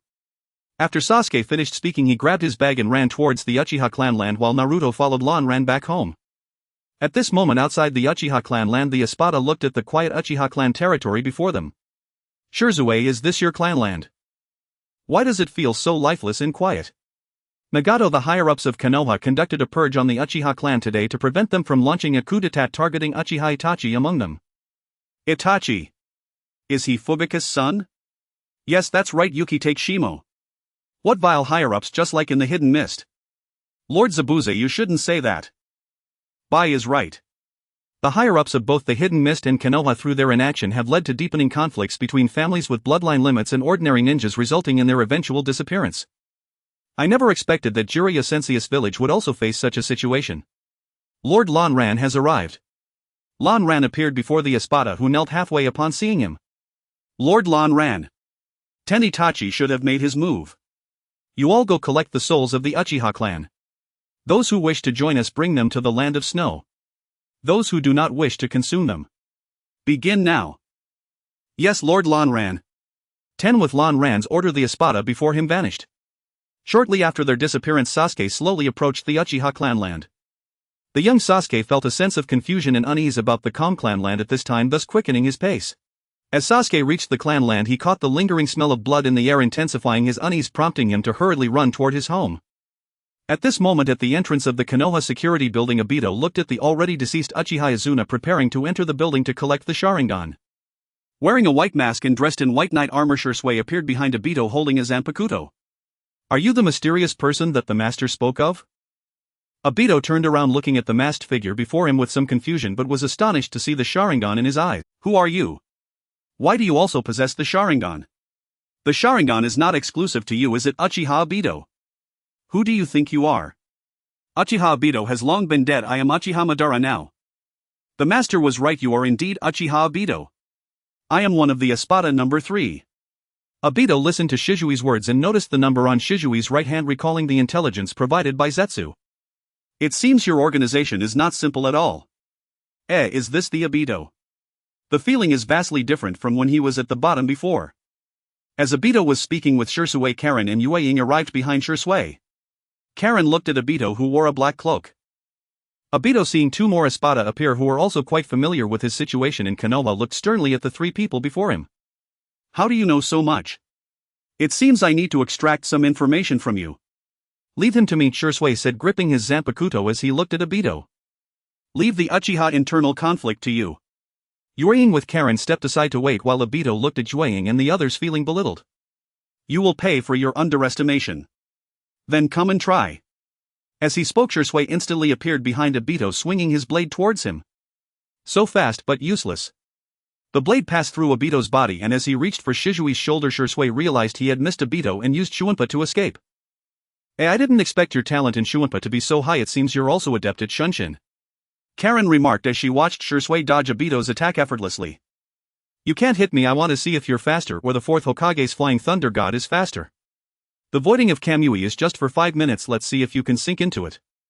Don't use the heavenly god style. As Shirsue activated his blade, a suit of armor appeared around him. Looking at Obito, he said, I hope you'll be able to block this time. Come and try. Shirsue and Obito charged at each other, with Shirsue swinging his sword at Obito's left shoulder while Obito raised his left hand with a chain to block his right hand, forming a claw towards Shirsue. Drip drip. Why? Obito emerged from the void space, landing not far from Shirsue with a wound on his right shoulder, blood dripping down.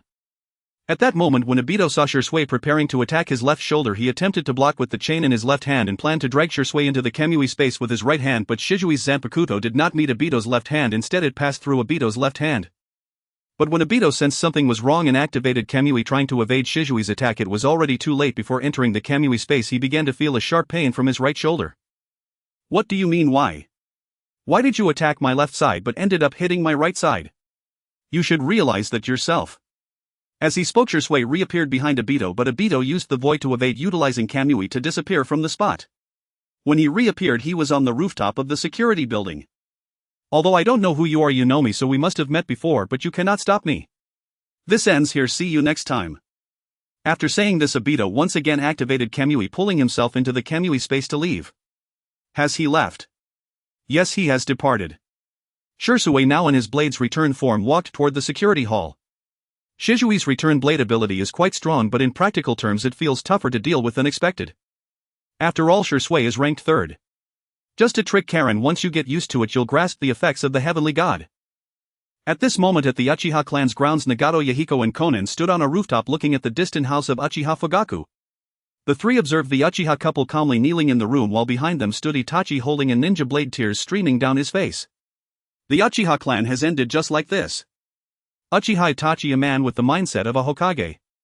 Is it truly right to strike down one's own clan and loved ones for the sake of the village and his brother? Konan, right and wrong are determined by one's position. If it weren't for the inaction of Konoha's higher-ups, Uchiha Itachi could have been a good leader. He understands the priorities between country and clan. Nagato makes a valid point, but we do not need him, and we will change all of this by following Lord Aizen and establishing a peaceful world. I didn't expect Uchiha Madara to contact Uchiha Itachi at this time. It seems Zetsu has deceived us. That's to be expected, after all we are merely pawns in their eyes, and that kid named Sasuke has arrived. The three glanced at Sasuke, who was running hurriedly into the house, calling out loudly. Dad! Mom! Brother! Where are you? Bang! Sasuke stumbled into his parents' room, opened the door and saw his parents collapsed on the floor, blood covering the entire room, while his brother Itachi stood holding a bloodied ninja blade. Sasuke stared in shock at Itachi and asked, Brother, what happened? Why? Mom and Dad, you don't deserve to die at my hands, foolish little brother. If you want to kill me, then hate me, despise me. Then continue to live on ugly and clinging to life. Ah. Sasuke fell to the ground in pain, yet his gaze remained on the standing Itachi. Itachi sheathed his weapon, ignored Sasuke and left the room. Seeing Itachi leave, Sasuke struggled to get up and chased after his departing brother. As he reached the street outside, he also saw Itachi waiting. Itachi looked at Sasuke, who regarded him with disgust, activating his Sharingan as he spoke, hate me. After saying this, he used Tsukuyomi on Sasuke, who due to the mental impact of Tsukuyomi fainted after activating his Sharingan. After seeing Sasuke fall, Itachi chose to leave. At this moment, Nagato and the others saw Itachi leave, leaving the unconscious Sasuke behind. Is it because he couldn't accept the mental shock of his clan's death that he activated his Sharingan? It seems so. I didn't expect Itachi to help him awaken his Sharingan before leaving. Let's get moving, let's take the souls of the Uchiha clan away. After saying this, Yahiko and the others vanished from the spot. Soon the Third Hokage village elders clan heads, elite Jonin, including Blue Blood, arrived outside the Uchiha compound. Lord Third, what is happening? Has something occurred within the Uchiha clan? No one understood why the Third Hokage and elders had summoned so many. At that moment, an ANBU operative appeared before the Third Hokage. Lord Third, the Uchiha clan has staged a rebellion. The rogue ninja Uchiha Itachi, in collusion with foreign shinobi, has slaughtered the entire Uchiha lineage, leaving only Uchiha Sasuke alive. As the ANBU spoke, the assembled Jonin stared in stunned silence. The more perceptive among them, shrewd Jonin and clan heads, sensed deeper implications. They fell silent, their expressions grim and sorrowful. Uchiha Itachi killed his own kin. Lord Third, what shall we do? Should we issue a warrant for Uchiha Itachi's capture? The Third Hokage ignored the Jonin's questions and instead addressed the ANBU. Take Uchiha Sasuke to the hospital and provide him with monthly stipends. He then turned to face the gathered shinobi. I thank you all for your swift response. Given this grave incident involving the Uchiha, I ask you and the ANBU to jointly secure and cleanse the Uchiha compound.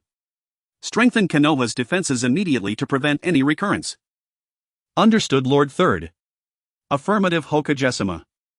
The shinobi echoed the Third Hokage's orders before dispersing to carry out their duties. Upon hearing those words, Hyuga Hayashi's expression darkened further, as if a chilling realization had taken root. Blue Blood approached Hayashi and placed a hand on his shoulder. The Hyuga clan can no longer remain aloof, Hayashi-sama, the precedent stands before us. Hayashi frowned and clenched his fists tightly, uttering no reply. Blue Blood gave him a lingering glance, then strode into the Uchiha compound. Rather than assist in clearing the compound, Blue Blood entered a remote forest bordering the Uchiha district. Their Uchiha Shisui and others awaited him. Before them stood the spectral forms of the slain Uchiha. That accursed Itachi, he truly aided the elders. Clan head Itachi was your own son, yet he betrayed us all. Even when Shisui feigned death, Itachi's loyalty had already wavered. Unthinkable. A traitor. Uchiha Fugaku held Makoto silently as clansmen raged against Itachi. Beside him Shisui calmed the furious spirits. Lord Blue Blood. Yuugao was the first to notice his arrival and bowed respectfully. Hearing her voice, the others ceased their lamentations. Having learned from Shisui and Fugaku that Blue Blood had restored them to existence, they now regarded him as their savior. Compounded by Blue Blood's long-standing reputation in the village, all fell still, awaiting his words. Fugaku, still cradling Makoto, rose and approached Blue Blood. Blue Blood, thank you. You have saved the Uchiha clan. Clan head Fugaku, no thanks are necessary. I require capable allies, and you required survival. This was mutual necessity.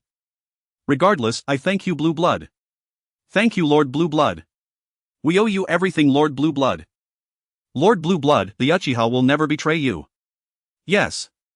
Under your command the Uchiha shall rise again, renowned across the shinobi world. As Fugaku expressed gratitude, the Uchiha spirits echoed his words in fervent unison. Blue Blood nodded, then glanced toward the 10 Espada, noting 2 were absent. Who is missing? Lord Blue Blood, it is Tsukumo and Kisame. Tsukumo appears to be visiting his son. Kisame remains with him. Very well, you may all depart. Shisui, lead your clan to the Spirit King Palace in the Land of Snow. Yes, Lord Blue Blood. Meanwhile, atop a tree overlooking the Uchiha compound, Tsukumo Hatake and Kisame Hashigaki watched Kakashi Hatake below gathering corpses. Mr. Tsukumo, is that your son? So young, and already serving in Konoha's ANBU. Yes. Kakashi is prodigious. I only hope the ANBU's shadows do not dim his light. Mr.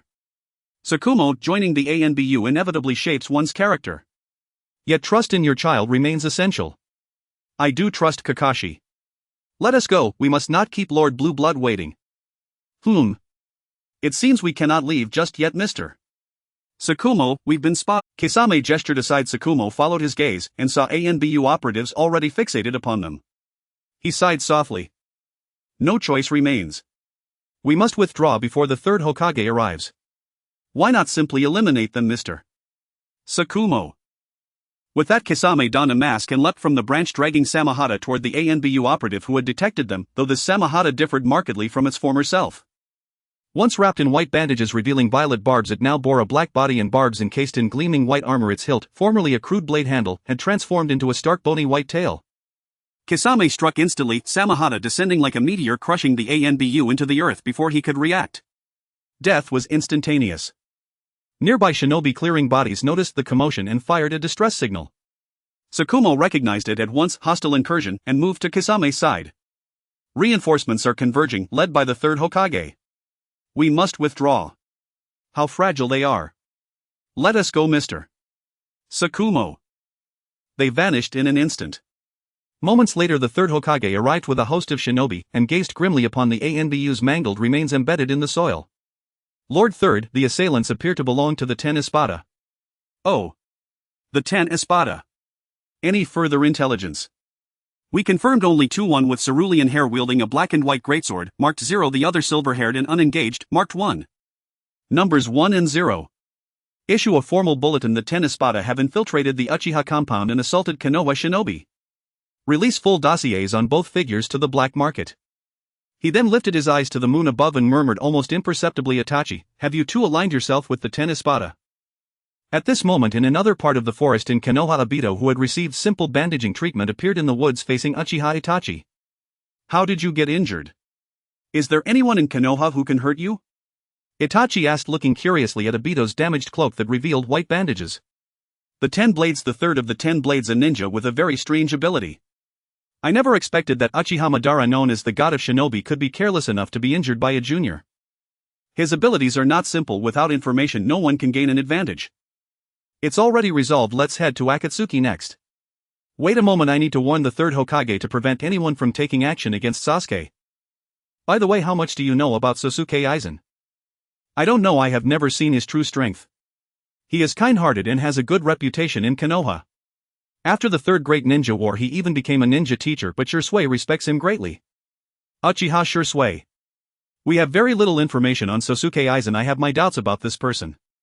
The third Hokage has also been suspicious of him, but according to the surveillance from the Umbu, nothing abnormal or strange has been found. I understand. I will be waiting for your arrival at Akatsuki. Obito nodded at Itachi's words, then entered the Kamui space. After seeing Obito leave, Itachi turned and walked towards Konoha. The next day the entire Konoha village was talking about how Uchiha Itachi had wiped out the entire Uchiha clan, leaving only Sasuke. Sasuke meanwhile was in a coma at Konoha Hospital. Regarding the demise of the Uchiha clan, the commoners held differing opinions. Some had long harbored grievances against the Uchiha clan and believed their destruction was deserved. Others felt that the extermination of the Uchiha clan made Konoha, which was already weak, even more vulnerable, expressing concerns for both Konoha and their own future. Upon waking up in the hospital, Sasuke could hardly believe the truth.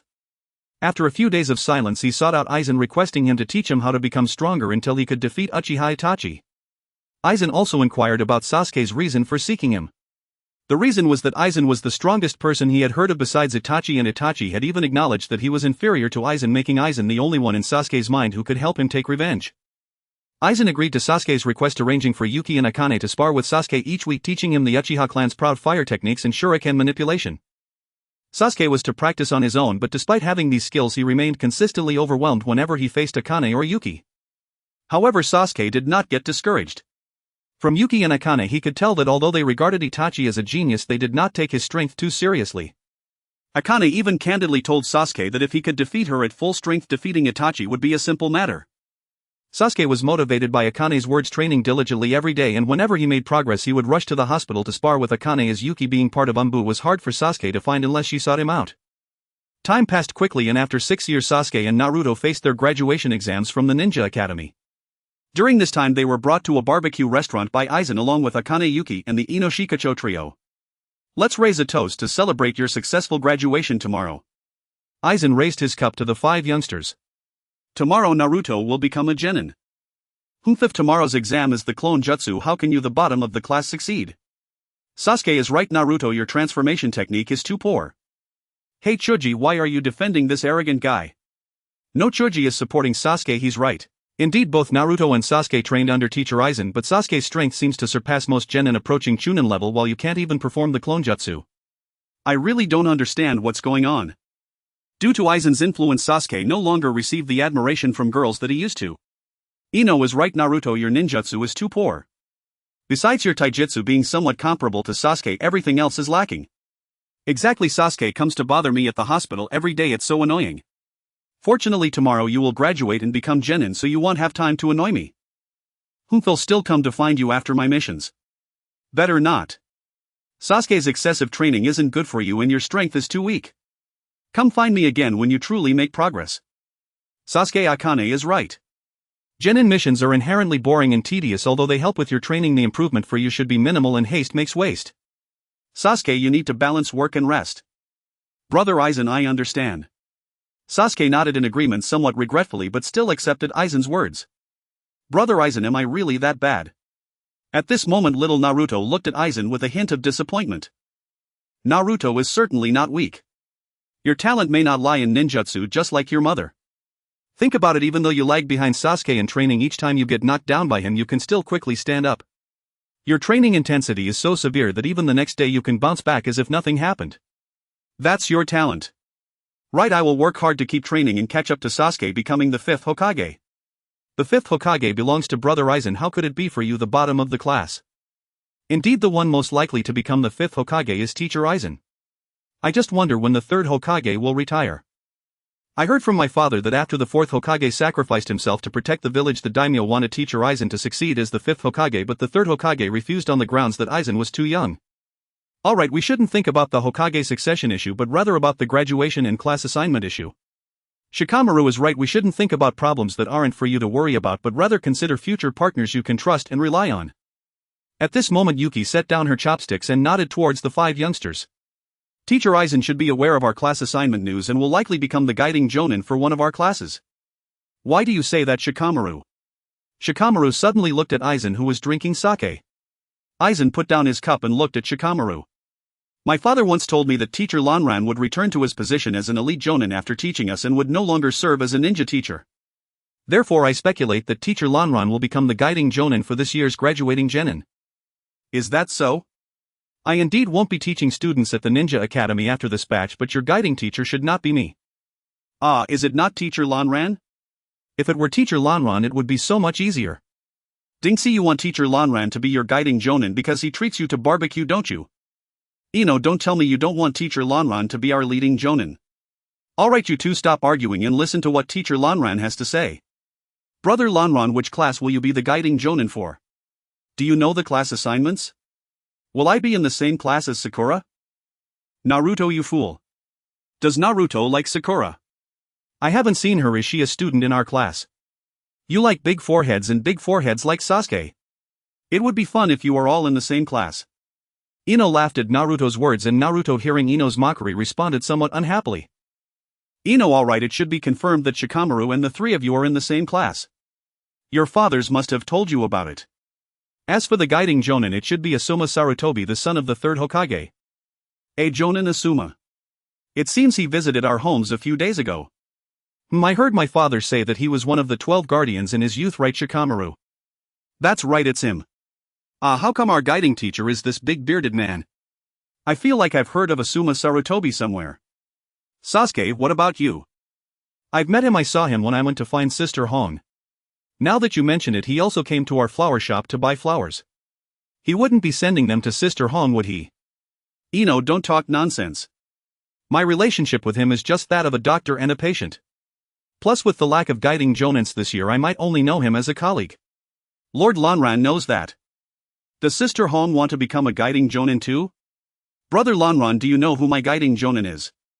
Is he strong? Sasuke, one of your teammates is Naruto and the other is Sakura, whom Naruto talks about. That's great being in the same class as Sakura, but I have to be with this arrogant guy Sasuke. TCH, as long as you don't bother me, it's fine. So who is the guiding jonin? As for the guiding jonin, I'm not sure. Anyway, he is very strong and a genius, plus he knows many jutsu. There will surely be something suitable for you, Sasuke. That's good as long as it can make me stronger. Brother Lanran, why aren't you the one guiding us? Naruto, you need to learn to grow on your own. It doesn't matter who leads you. Besides, Sakura isn't right for you. Why not? Brother Lanran mentioned before that my mom hopes I find a girl like her, but I don't know what my mom is like, and Brother Lanran hasn't said anything. Hasn't Lord Lanran mentioned it? Naruto's mom, though I haven't interacted with her often, is a very warm and kind person, just like your father, like a son. In any case, Naruto, you will have the chance to understand what your parents are like. Alright, I will definitely know what kind of person my parents are. Keep it up, Naruto, you will. The next day at this moment in the Hokage office, the third Hokage and Lanran were conversing. Naruto and the others should be finishing their graduation exam soon, right? It should be Lord Third. What do you think of Mizuki Lanran? Did you discover his issues? Indeed, Mizuki has some problems. He has ideas about the Book of Seals. If that's the case, Lord Third, we can play along. Then what do you think Mizuki will do? Naruto. Is he going to use Naruto? Is he certain that Naruto will fail the graduation exam? After all, he is one of the examiners. Then order everyone related to Naruto not to approach him today. Lord Third. Just then, while Lanran and the third Hokage were talking, the voice of an Umbu ninja came from outside. The third Hokage glanced at Lanran and said in a deep voice, "Come in." The Umbu ninja opened the door, entered the office, glanced at Lanran, and half knelt before the third Hokage, saying, "Lord Third Hokage, speak. Lanran is one of us. The results of the ninja school graduation exam have come out. Oh, how did it go?" Except for Uzumaki Naruto, all other graduating students passed the exam. As expected, what was the content of the exam? The shadow clone technique. Alright, you may leave. Order everyone not to let anyone approach Naruto today except Mizuki. Yes, Lord Third. The Umbu ninja stood up, left the office, and closed the door. Indeed, I was not mistaken, Lord Third. Now we just wait for Mizuki to act. I fear he might tell Naruto about the Nine Tails. Lord Third, you should trust Naruto. He is the child of the fourth Hokage. Lanran, these years thanks to you. It's nothing. After all, Sister Kushina and Lord Fourth treated me well. It's what I should do. I will take my leave now, Lord Third. Then Lanran left the office, exited the Hokage building, and contacted Hong and Yuin with his summoning technique, informing them not to approach Naruto today. Meanwhile, outside the ninja school, the successfully graduated students and their parents were celebrating joyfully at the school gate. In this scene not far away, Naruto sat alone on a swing silently watching the warm and lively scene before him. I can finally stand on my own now. Well done, my son. Congratulations on your successful graduation. Mother will make you something delicious tonight. Hey, that kid. That's the one. It seems he is the only one who didn't pass. He deserves it. If that kind of person becomes a ninja, it will be terrible after all. That kid. Hey, you can't say that next. Naruto listened to the disdain in the adults' voices across from him without showing any signs of discomfort. Instead, he fiddled with the green goggles on his forehead. At that moment, someone appeared beside him. Naruto thought it was Lanran and looked up but found it wasn't Lanran. Lan. Teacher Misuki. Naruto, did you think I was Teacher Lanran? Yes, I don't know where Brother Lanran went today. I haven't seen him all day. Perhaps Teacher Lanran is quite busy. There are too many people here. Naruto, let me take you to a place. Alright, Teacher Misuki. Iruka Sensei is not trying to make things difficult for you on purpose. Shimoku said as he and Naruto sat on the stone platform extending from Naruto's home watching the sunset. Then why is he always targeting me? I believe it's because he wants you to truly become stronger, especially since neither of you has parents. But I really want to graduate. There's no other way.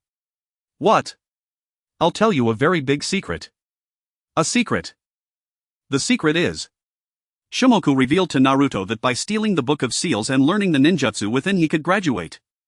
He also informed Naruto that the Book of Seals was kept in the Hokage's office and that the Hokage would not be there at night, urging Naruto not to tell anyone, and then left to wait for him in a cabin in the Konoha rear mountain forest. Encouraged by Shimoku's words and his own desire to become a ninja, Naruto decided to steal the sealing technique that night to graduate as a genin. That night, with the tacit approval of the third Hokage, Naruto successfully stole the sealing technique and brought it to the forest. What happened next unfolded just as the plot dictated. Iruka and Shimoku arrived in succession, and Shimoku revealed the truth about why everyone disliked Naruto, which moved Naruto, allowing him to successfully defeat Shimoku. Shortly after, Umbu ninjas appeared, taking Shimoku and the Book of Seals back, while Iruka took Naruto away. With the permission of Iruka and the third Hokage, Naruto became a genin. Time quickly passed to the day when Naruto and the others were assigned to their classes, while Aizen and the other jonin were in the office with the third Hokage using the crystal ball to observe Naruto and the others.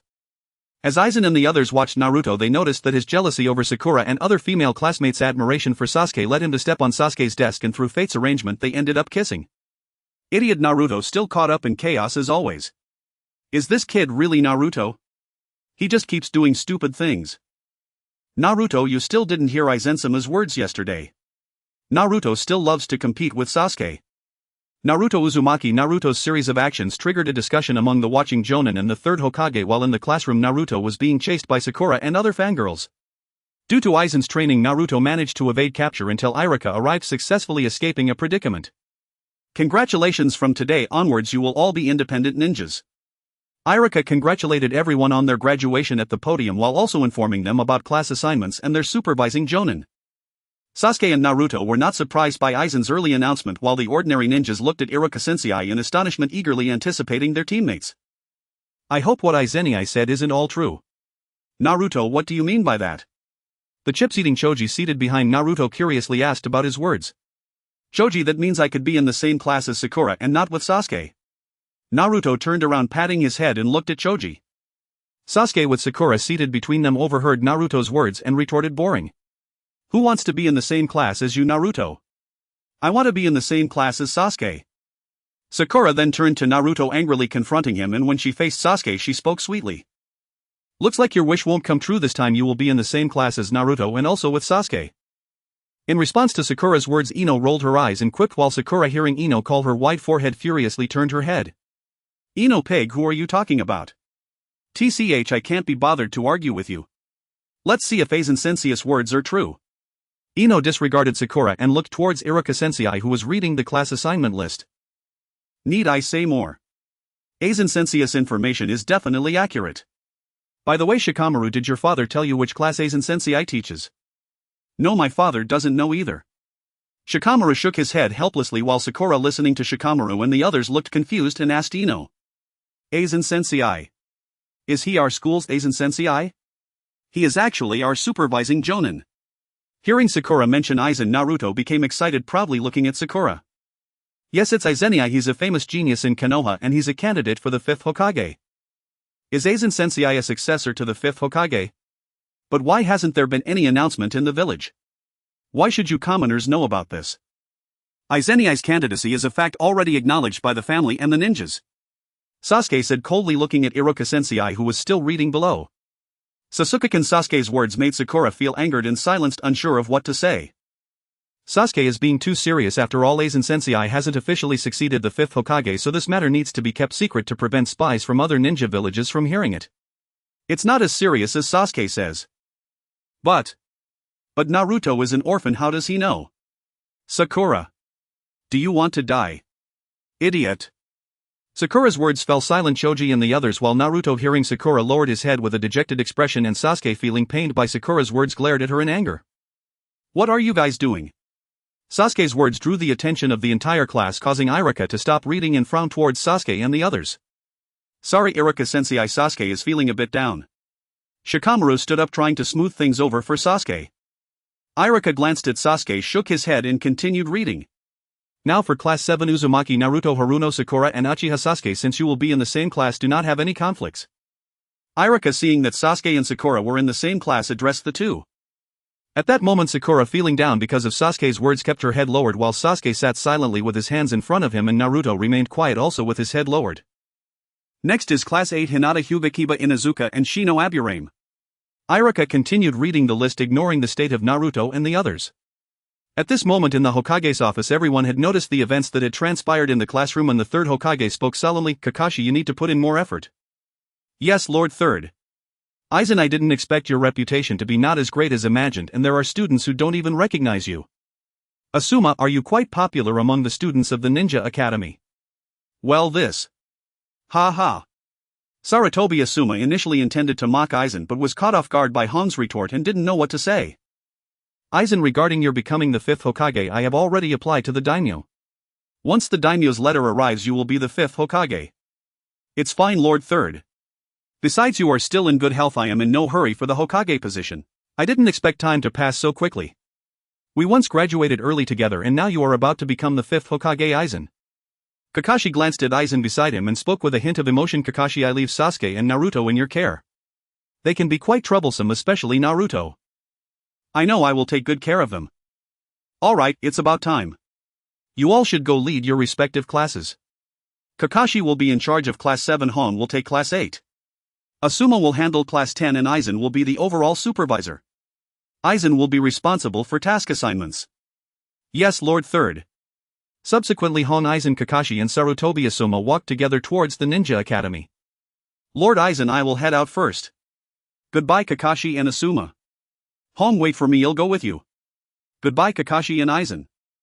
Halfway there, Hong turned to face Aizen and the others and said. Hearing that Hong was leaving first, Asuma also said goodbye to Aizen and hurried to catch up with Hong. Aizen noticed that Kakashi beside him was still and turned to look at him, saying, Aren't you coming, Kakashi? No rush, let's give them some time.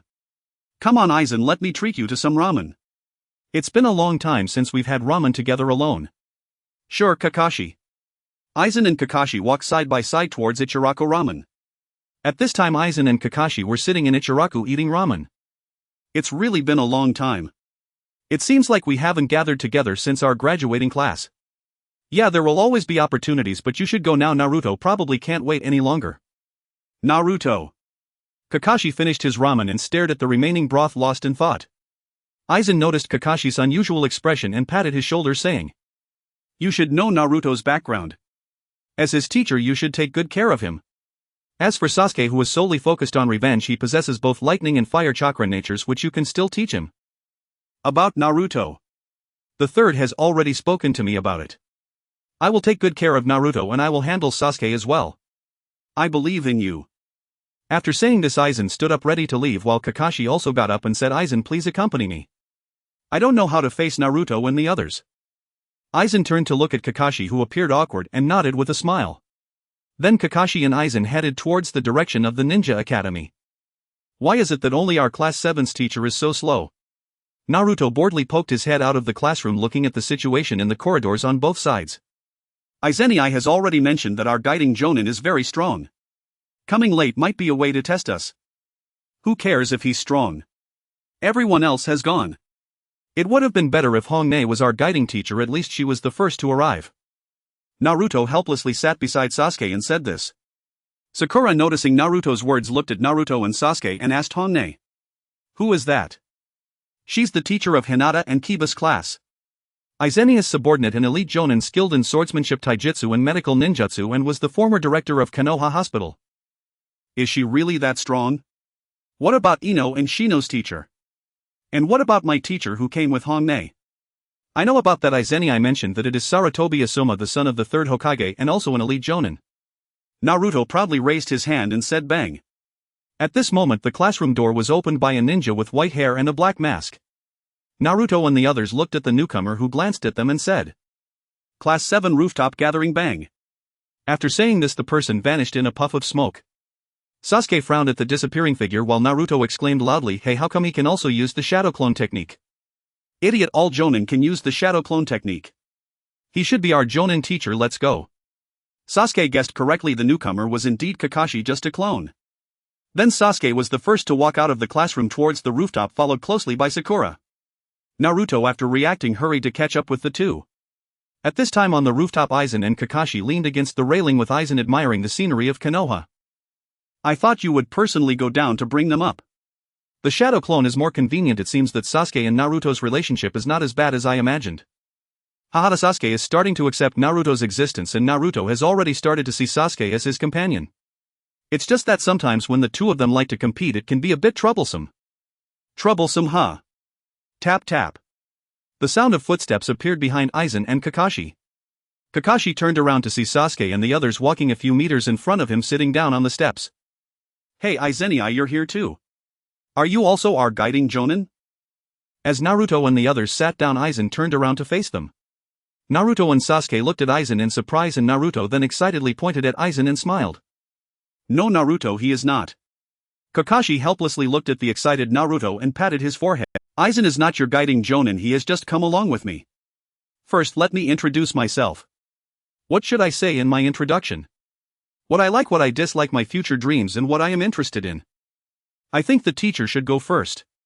Kakashi helplessly began his self-introduction at Naruto's work. My name is Hatake Kakashi. I don't want to tell you what I like or dislike. As for my future dreams, interests, I have many. What? We don't know anything except your name.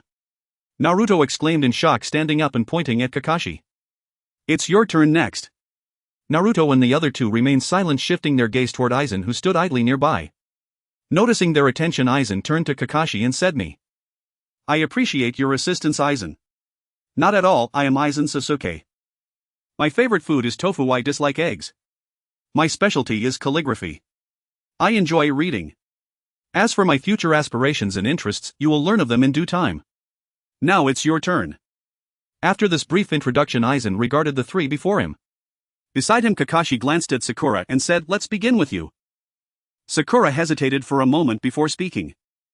My name is Haruno Sakura. I like, well, the person I like is. My hobby is. And my dream for the future is. With each phrase she stole a glance at Sasuke beside her. I dislike Naruto. What troublesome teammates you have, Kakashi. Next. I am Uchiha Sasuke. I despise many things, and there is little I truly enjoy. Though I hesitate to call it merely a dream, I harbor ambition to restore my clan's honor and to slay a certain man with my own hands. Kakashi observed Sasuke's somber expression, then turned to Aizen and asked, "Is he always like this?" He is rather single-minded, Sasuke is. Very well, next. Now it's my turn. Uzumaki Naruto. I love ramen, especially the ramen brother Aizen treats me to. What I hate is waiting those 3 minutes for instant noodles to cook. My hobby. Racing others to see who can devour ramen fastest. My dream. To surpass the Hokage and earn the recognition of every villager just as brother Aizen has done. Naruto beamed with excitement as he addressed Aizen and Kakashi. You've taken Aizen as your role model? Kakashi asked, glancing at Aizen upon hearing Naruto's words.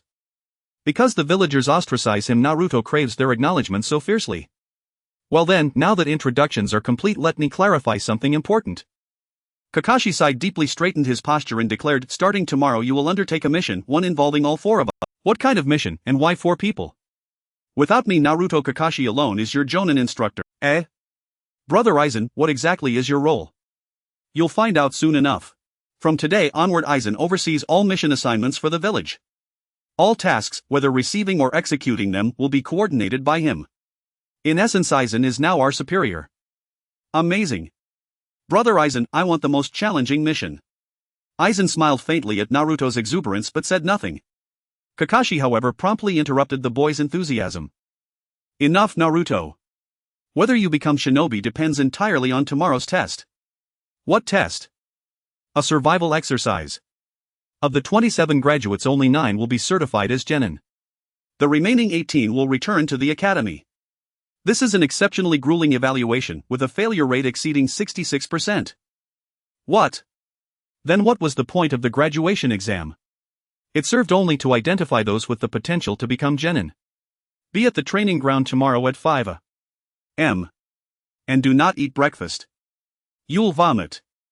Kakashi addressed the group, then nodded farewell to Aizen before departing the rooftop. Once Kakashi had left, Aizen looked at Naruto, flustered where he sat, and Sasuke, who had grown suddenly solemn, and spoke. Naruto, Sasuke, no need to be tense. Meet me at my home tonight. Sasuke lifted his gaze only to find Aizen already vanished. He rose and turned to Naruto, who still seemed unsettled. Let's go help brother Aizen at his place. Okay, and maybe ask him what's really going on. Naruto followed Sasuke toward the rooftop exit while Sakura, watching them leave and realizing they were heading to the residence of the man who'd been with Kakashi Sensei, called out to them. Sasuke, let's go together. After all, we're in the same class, we should share a meal and get to know one another. Naruto and Sasuke halted, turning toward Sakura. Naruto remained silent, lost in thought, while Sasuke replied coldly. Brother Aizen did not invite you. And whether we remain classmates depends entirely on tomorrow's test. With that, Sasuke turned and walked away. Naruto watched him go, then glanced awkwardly at Sakura, still standing there, and murmured apologetically. Sorry, Sakura. This gathering was arranged in advance with brother Aizen, so I'm afraid we can't include you. Having spoken, Naruto hurried after Sasuke, calling over his shoulder, Hey Baka Sasuke, wait up. Sakura stood alone on the rooftop, silent, abandoned. Naruto and Sasuke arrived swiftly at Aizen's home. In the kitchen, Kurenai and Yuugao bustled about. In the living room sat members of Team 8 and Team 10. Naruto and Sasuke approached. Naruto, Sasuke, you're here. Shikamaru, seated beside Choji, greeted them. Where's brother Aizen? And why are they here? Sasuke asked, frowning at Kiba, Hinata, and Shino. They're Team 8, trained by Kurenai Sensei. They know Aizen Sensei, so they joined us. Eh? Does brother Aizen know? I wish I'd brought Sakura along. Really? She didn't come with you too? Ino noticed Sakura's absence. Sakura doesn't know Aizen Sensei yet, and Kurenai Sensei brought Team 8 only after receiving Aizen's permission. Shikamaru's right. Kurenai Sensei consulted Aizen Sensei before coming. So stop daydreaming about Sakura. Kiba stepped forward and draped an arm around Naruto's neck. If Kiba could come, surely Sakura could too. Naruto broke free and faced Kiba. Don't you recall? Didn't Aizen Sensei warn you before graduation? Naruto-kun. Shikamaru munched sunflower seeds calmly as he watched Naruto. At his words, Naruto fell silent, remembering Aizen's earlier warning. Naruto-kun. Hinata murmured softly, watching him with quiet concern. By the way, where's brother Aizen? Aizen Sensei hasn't returned yet, perhaps he's still occupied. Shino, ever unobtrusive, adjusted his glasses and added, understood. All right. I'm home. Aizen entered, opening the door just as Sasuke, having nodded at Shino's remark, was about to sit down. As Aizen returned, Yuyen and Kurenai emerged from the kitchen to greet him. Lord Aizen. 2. How is the preparation of ingredients progressing? Nearly complete, we may begin the meal. Everyone please take your seats. Let us begin. At Aizen's words, all rose to action. Shikamaru and his comrades followed Yuyen and Kurenai into the kitchen to help carry out the dishes. Soon the food was laid upon the table and everyone settled in. Aizen sat at the head of the table and raised his cup, addressing them all. Congratulations on your successful graduation. Successful graduation. N. Around the table, laughter and lively conversation flowed as they dined until Shikamaru turned to Aizen and asked. Sensei Aizen, since you are not serving as our official instructor this time, what role will you assume? I know. Sensei Kakashi mentioned something about a special assignment. So will all our future missions be assigned directly by you, Sensei Aizen? Kiba is correct. I shall indeed oversee your mission assignments going forward, but do not imagine you'll be entrusted with perilous tasks. You simply aren't ready for them yet. Then what exactly is tomorrow morning's survival exercise, Sensei Aizen? Ino's question brought every genin present to a sudden halt. Though they had already gathered that each class would undergo the survival exercise, its nature remained entirely unknown, so when Ino spoke up, all leaned in, ears pricked with rapt attention. The survival exercise. It is merely an assessment of your capabilities. I cannot disclose further details, not with Kurenai and her team seated right here. Precisely. This exercise evaluates your capacity for teamwork under pressure from a formidable opponent. Since we've revealed its purpose, strive your best tomorrow. Teamwork. Sensei Kakashi said the elimination rate exceeds 66%, that nearly gave me heart failure. Only an idiot like you would be frightened by that. Shut up, Sasuke. Well then, no need to panic, if teamwork is the core criterion. If teamwork is the focus, Shikamaru's trio should face no difficulty. Their lifelong bond ensures flawless coordination. Naruto and Sasuke have trained side by side under Sensei Aizen for 3 years and understand each other deeply. But Hinata, Kiba and I have never cooperated before, and our opponent will be Sensei Kurenai. Sigh. Kiba, I'm sorry. If Sensei Kurenai holds back, cooperation alone may grant us a fighting chance. Hinata lowered her gaze, speaking softly with quiet remorse. Shino analyzed the situation calmly. Though Kiba grumbled, he bore no resentment toward his teammates, and hearing Hinata's apology he flushed faintly with embarrassment. Hinata, I never meant to imply any disdain. Enough, here I stand among you and already you speak of defeat. What is this? Kurenai stepped in smoothly to ease the tension. Rest assured, no instructor will unleash full power during an evaluation. After all, it is only a test. Indeed. And given your collective strength, perhaps it is Sasuke and Naruto who ought to feel uneasy. After all, their Jonin instructor is Kakashi.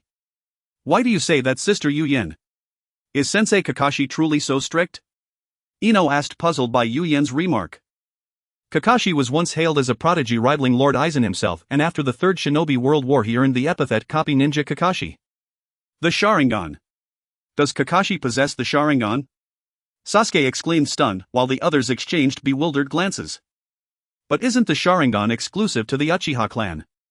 And isn't Sensei Kakashi of the Hatake clan? Then why is he called Sharingan Kakashi? Aizen observed the group's confusion and Sasuke's burning curiosity and offered an explanation. Yes, he does possess a Sharingan, though only one, his left eye. That eye was entrusted to him by his dearest friend Uchiha Obito moments before Obito's death, and thus the Uchiha clan chose not to reclaim it.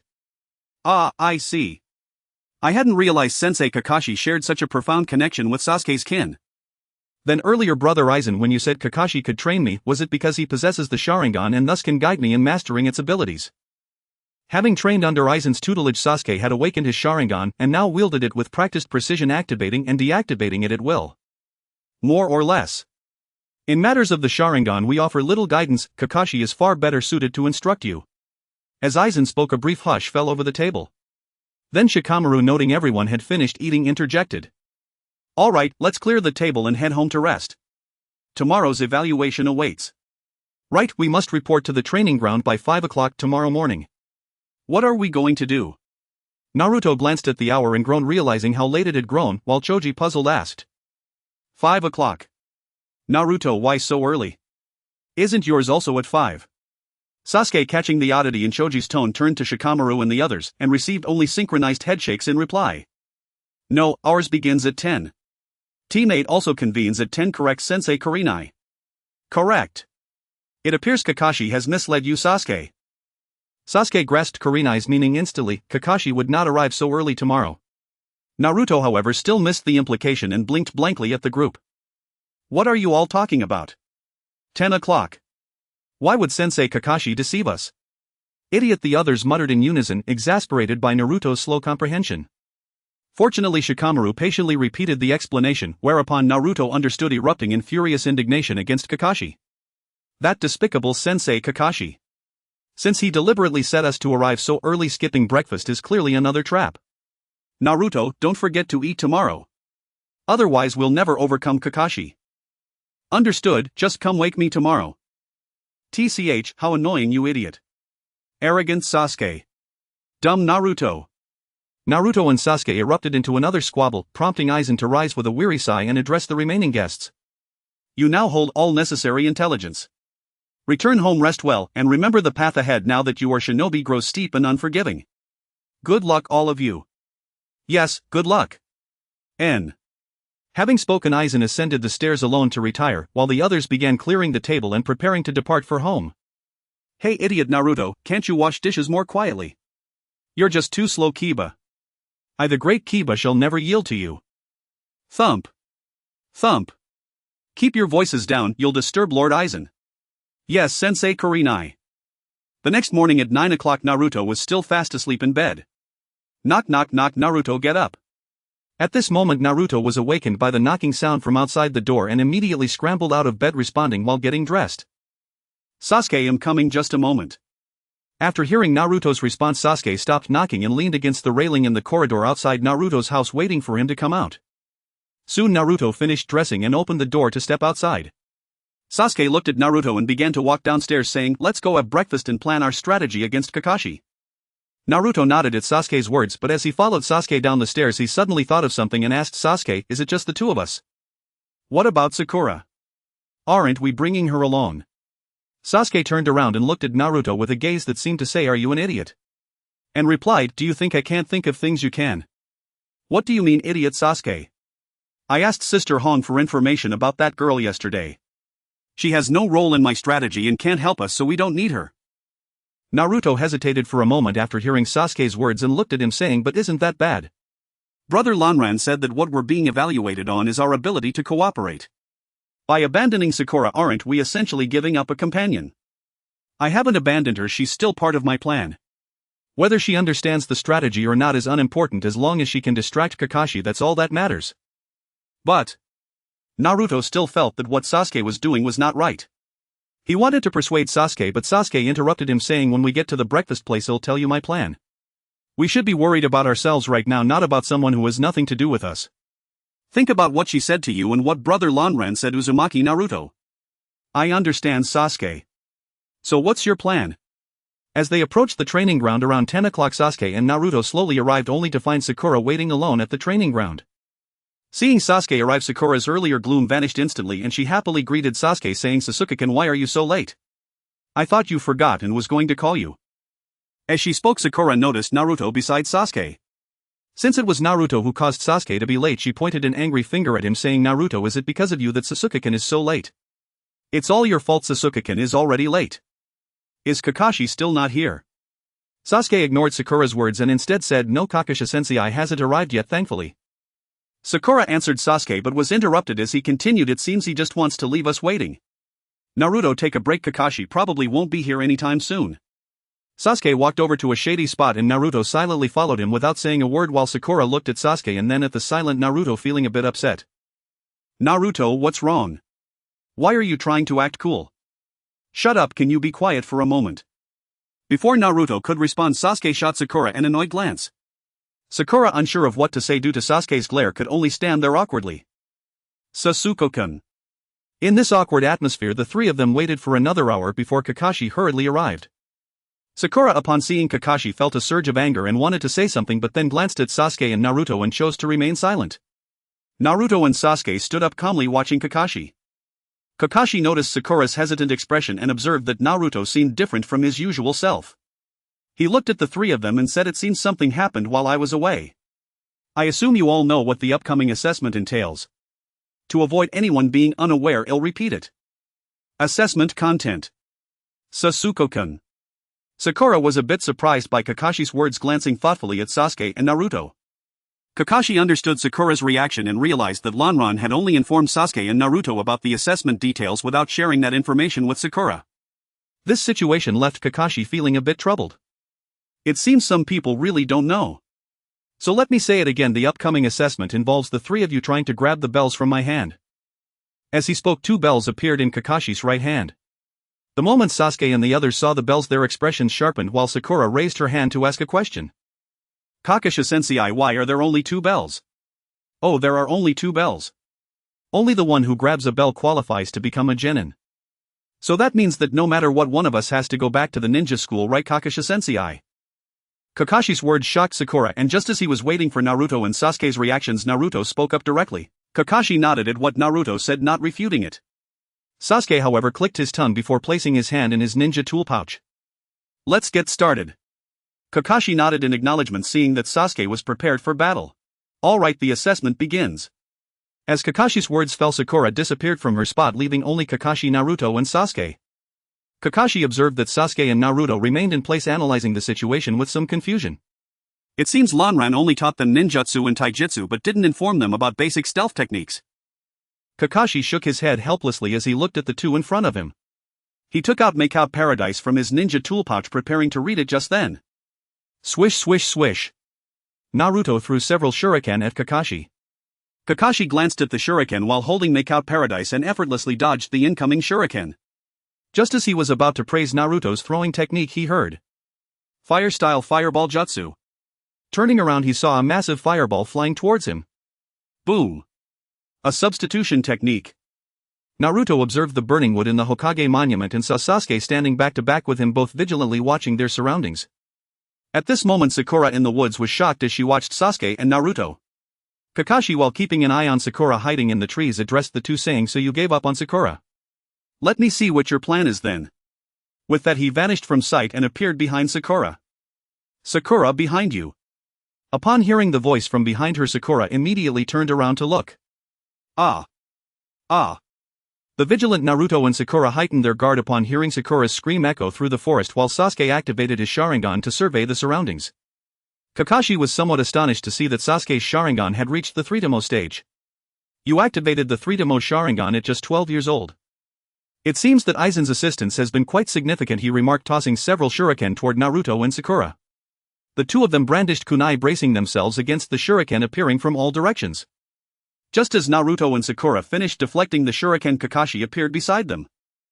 Sasuke quickly noticed and launched a punch at Kakashi, who raised his hand to block it, but Sasuke followed up with a kick, forcing Kakashi to defend against his attack with his remaining hand. As Kakashi grappled Sasuke's hand and foot, another hand approached Kakashi's waist, reaching to snatch the bell, prompting him to release Sasuke and step back. Good teamwork, Kakashi complimented, observing Naruto and Sasuke, but before he could finish, Sasuke unleashed the Great Fireball Technique. Fire Style Great Fireball Technique. Boom. After the flames subsided, nothing remained but the scorched earth, while Sasuke, panting, leaned against Naruto and his Sharingan closed. Damn, did they escape again? Earth Style Heart-Cutting Technique. A hand emerged at Naruto's ankle, dragging him underground, leaving only his head visible, while Sasuke leaped away, watching Kakashi appear beside Naruto, producing shuriken again to launch at him. Perhaps due to Sasuke's exhaustion, his shuriken lacked accuracy, allowing Kakashi to easily dodge them as they landed beside him. After throwing his shuriken, Sasuke half collapsed on the ground, gasping as he looked at Kakashi. Kakashi, observing Sasuke's depleted chakra and stamina along with Naruto buried underground, spoke. It seems it's over. Hearing Kakashi's words, Sasuke struggled to lift his head and replied, "Yes, it's over." Kakashi was taken aback by Sasuke's words, turning to look at Naruto. Bang. Ding ding ding. Excellent, I've got it. Naruto appeared beside Kakashi just as Kakashi turned to see Naruto buried underground, while Naruto had already snatched the bell from Kakashi's other side. Kakashi looked at the earth hole and scattered shuriken, then at Naruto, who was helping Sasuke up, and said that was a great plan. You created a shadow clone while the real Naruto transformed into a shuriken. The shadow clone was caught by me while the real one was thrown to my other side by Sasuke, waiting for my moment of laxity to snatch the bell. An impressive tactic. Kakashi-sensei, after all, Sasuke and I have been bullied by Sister Yuin and Sister Hong for 5 years, so we have some synergy. Naruto proudly looked at Kakashi while supporting Sasuke. I was careless, it seems Aizen set you up with training partners Hong and Yuin. I underestimated you. Aizen is really something, Kakashi said, helplessly shrugging. Sasuke-kun. At that moment, Sakura rushed out of the woods, looking worriedly at Sasuke, and exclaimed, "Great Sasuke, you're alright." I thought. Sakura, that was an illusion technique, Kakashi said, glancing at the concerned Sakura. An illusion technique, right, Naruto? Sakura noticed the two bells in Naruto's hand, realizing that both she and Naruto had snatched Kakashi's bells, feeling a bit sad as she thought she would leave. Alright, Naruto, who do you plan to give the bell to? Who will stay behind? Kakashi-sensei, it seems I can't give the bell to anyone. According to what Aizen said and the content of this assessment, the most important thing is to understand the significance of teamwork. Exactly what Naruto said is correct. So no matter who Naruto gives the bell to, we will all be eliminated. We should stand together or fall together. Indeed, Naruto and Sasuke are right, Kakashi-sensei. After Naruto spoke, a recovering Sasuke continued, and finally Sakura hesitated for a moment before nodding in agreement. Kakashi looked at Sasuke and Naruto, whom he had thought previously didn't understand the bonds between comrades, yet they grasped the key point of this assessment. With a sense of relief he nodded at the three. I should be able to trust you, Sasuke and Naruto, since you trained under Aizen before. I shouldn't doubt you. As for Sakura, there's no need to say much, so you all have passed. Fantastic. In the ninja world, those who violate the rules are scum, but those who do not cherish their comrades are the scum of the scum. Starting tomorrow, Team 7 will begin accepting missions. Awesome. Sakura cheered happily upon hearing Kakashi's words, while Naruto and Sasuke exchanged smiles. Earlier, while having breakfast, they had analyzed that the main issue of this mission was not defeating their instructor, but understanding cooperation with teammates and valuing the bonds with comrades. They had also decided to stand together with Sakura, although they did not inform her of their plan. So it goes like this. And then this. And finally this. And we successfully snatched Kakashi-sensei's spell. At this moment, Naruto and Sasuke were enjoying barbecue with the members of Class 8 and Class 10, although Aizen, Yuin and Hong were absent. Naruto animatedly described the process of how he and Sasuke successfully snatched Kakashi's spell. Indeed, the content of this mission assessment is like this. Yeah, I heard from Teacher Hong that it seems only our 3 classes passed this survival exercise. By the way, where are Teacher Hong and the others? Naruto asked in confusion upon hearing Kiba's words. Teacher Hong seems to have gone to look for Teacher Aizen. Yuin hasn't come either, so those 3 must be together. Alas, what a pity for Asuma Sensei, but I also like Teacher Aizen. Ino sighed a bit after hearing Kiba's words. Hey Shikamaru, does your guiding Jonin like Teacher Hong? Idiot Naruto, every time I go to find Teacher Hong, aren't there always bouquets in Teacher Hong's trash can? Seems so. What do you mean, you jerk, Sasuke? Idiot Naruto. Sasuke and Naruto began bickering again, and Shikamaru shook his head at the sight of them. Anyone can see that Teacher Hong likes Teacher Aizen, and so does Sister Yuin. Who wouldn't like Teacher Aizen, who is so gentle? I like him too. Ino said dreamily upon hearing Shikamaru's words. Ah, my adorable little tiger, I was so worried about you, said Madame Shichijin, the wife of the daimyo, holding a brown cat with him. The members of Team 7 stood before Madame Shichijin lamenting why the little tiger had run away. Meanwhile, Lanran was sorting through the mission scrolls searching for a new task for Team 7. Team 7, your next mission is to assist Lord Achu in looking after the children at home. No, please don't give us such tasks anymore, brother Lanran. Naruto interrupted Lanran's words. Are there any other missions? Lanran's gaze fell upon a crank mission. This just adds to the chaos, you fool. Kakashi walked over to Naruto's side, looking at him helplessly, while Naruto continued to address Lanran. Brother Lanran, you know Sasuke and I have the strength to undertake higher level missions. Lanran picked up a crank mission scroll, reading its contents. I understand, then let's take on a guard mission. Please have the client come in. As soon as Lanran finished speaking, a ninja nearby stood up and went to the door of the client room, bringing in an old man who held a bottle of wine in one hand and leaned against the doorframe, addressing Kakashi's team. What is this? Just a bunch of kids. That short one, are you really a ninja? What did you just say? Dazna's words undoubtedly ignited Naruto's fury. Just as Naruto was about to lash out at Dazna, Kakashi grabbed him, leaving Naruto to shout incessantly. Lanran looked at the 5 people before him. Mr. Dazna is your client for this mission. He is a bridge builder, and until he returns to his country and completes the bridge, you all must protect him. The mission details are right here. After Lanran finished speaking, he handed the mission scroll to Kakashi, who was holding onto Naruto while taking the scroll and starting to read it. It seems the mission isn't too difficult, well, handle it. After saying this, he rolled up the scroll and left with Team 7 and client Dazna. Just as Kakashi's group departed, Yuin, wearing an umbu mask, appeared behind Lanran. She leaned closer and whispered to him. Lord Lanran. Let Zabuza and Haku teach Naruto and Sasuke a lesson. Yes, Lord Lanran. After whispering to Yuin, Lanran nodded, and Yuin quickly used body flicker technique to leave. After Yuin left, Lanran looked at the mission copy and murmured. The Land of Waves, Dazna. Naruto, you all must perform well. At this moment, Naruto's group was on their way to the Land of Waves, with Naruto leading the way, Sakura and Sasuke walking beside Dazna, and Kakashi bringing up the rear. Naruto's group quickly passed by a small puddle, and upon noticing it, Naruto turned to look at Kakashi and Sasuke. Sasuke also noticed the puddle and nodded at Naruto, while Kakashi narrowed his eyes and slowed down. Sakura was still happily chatting with Dazna, and as Naruto's group quickly passed the puddle, just as they moved a short distance away, 2 figures dressed in white with half of their faces covered by bone masks emerged from the puddle, wielding a spiked iron chain and ensnaring Kakashi with it. First one. With the force of the brothers, Kakashi turned into a pool of blood and flesh on the ground while Sasuke and Naruto pulled out kunai, glaring at the brothers, and Sakura watched in shock at the fallen Kakashi. The brothers reappeared behind Naruto and Sasuke threw shuriken and kunai at the chain, pinning it to a tree. Naruto seized the moment of the brothers' shock to kick them away. Whoosh, clang, bang. After being kicked away, the brothers broke the chain and drew out a ninja blade from behind, rushing towards Naruto and Dazna. Naruto effortlessly defended against the attack from the brother named Yae with his kunai. Meanwhile, Sakura, who had been daydreaming, moved in front of Dazna, nervously watching the approaching brother named Mei. Just as the brother was about to reach Sakura, he was suddenly caught by Kakashi, who appeared out of nowhere. Kakashi then knocked him out and turned to look at the brother named Yae, who had been subdued by Naruto and Sasuke. Well done, Naruto and Sasuke. You too, Sakura. Kakashi-sensei, weren't you supposed to use the shadow clone technique? Sakura looked at Kakashi, who had suddenly appeared, shocked to see that all that remained where Kakashi had supposedly died was shattered wooden blocks. Sasuke tossed the bound Yae to Kakashi, who casually tied up both Yae and Mei. Why didn't you act earlier and let these kids handle it? Dazna asked Kakashi. Because I needed to know if their target was you or one of us ninjas. So tell me, Mr. Dazna, Kakashi said, looking at the two bound brothers before turning to Dazna. This bridge construction is for the economy of the Land of Waves, which has already been controlled by someone named Kato, Dazna said, lowering his head and recounting the events. Kakashi and the others remained silent after listening to Dazna's account while Kakashi looked at the awakening brothers. According to Mr. Dazna's description, you two should be Chunin from the Mist Village, but why do you lack any identification from the Mist Village? Humph, we are not trash ninjas. We are Espada under the command of the 8th Espada. If we hadn't underestimated you, we wouldn't have lost. Espada. Does Kato have any connections with the Espada? Upon hearing the brothers' words, Kakashi pondered whether to proceed with the mission, as the strength of the Espada was currently unknown. Espada. What organization is that? It sounds familiar. You idiot, Naruto. Do you know?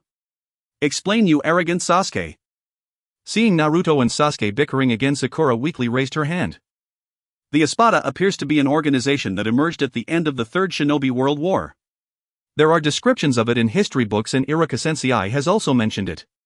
When the Rock Village was besieging the Third Hokage, a ninja associated with the Espada severely injured the Third Hokage. Sakura is right, and Brother Lanran has also spoken of that organization.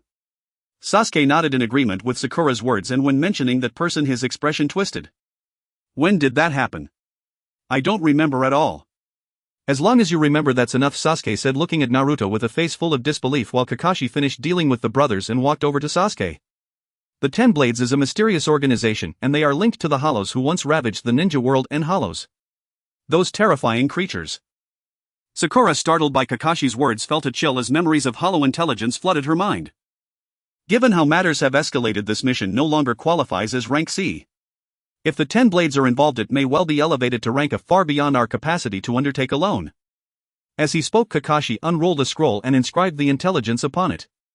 Meanwhile, Tazuna gazed at Kakashi with desperate pleading in his eyes. Please, honored shinobi, help me. Once we reach the Land of Waves, I will pay you the appropriate fee for your rank. And Kakashi ignored Tazuna's plea and instead performed the summoning technique. Pakken appeared before him. Yo Kakashi, what's up? And Kakashi secured the mission scroll to Pakken's back and said, deliver this scroll to Aizen. He must dispatch fresh shinobi reinforcements and consult directly with the Third Hokage. The 10 Blades have resurfaced. Understood, Kakashi. And Pakken nodded solemnly, then dashed toward Konoha. Kakashi rose and turned to Naruto, Sasuke and Sakura. We must now decide, shall we proceed with this mission? If we do, our adversaries may be exceptionally formidable shinobi. Tazuna, hearing Kakashi's words, redoubled his frantic entreaties.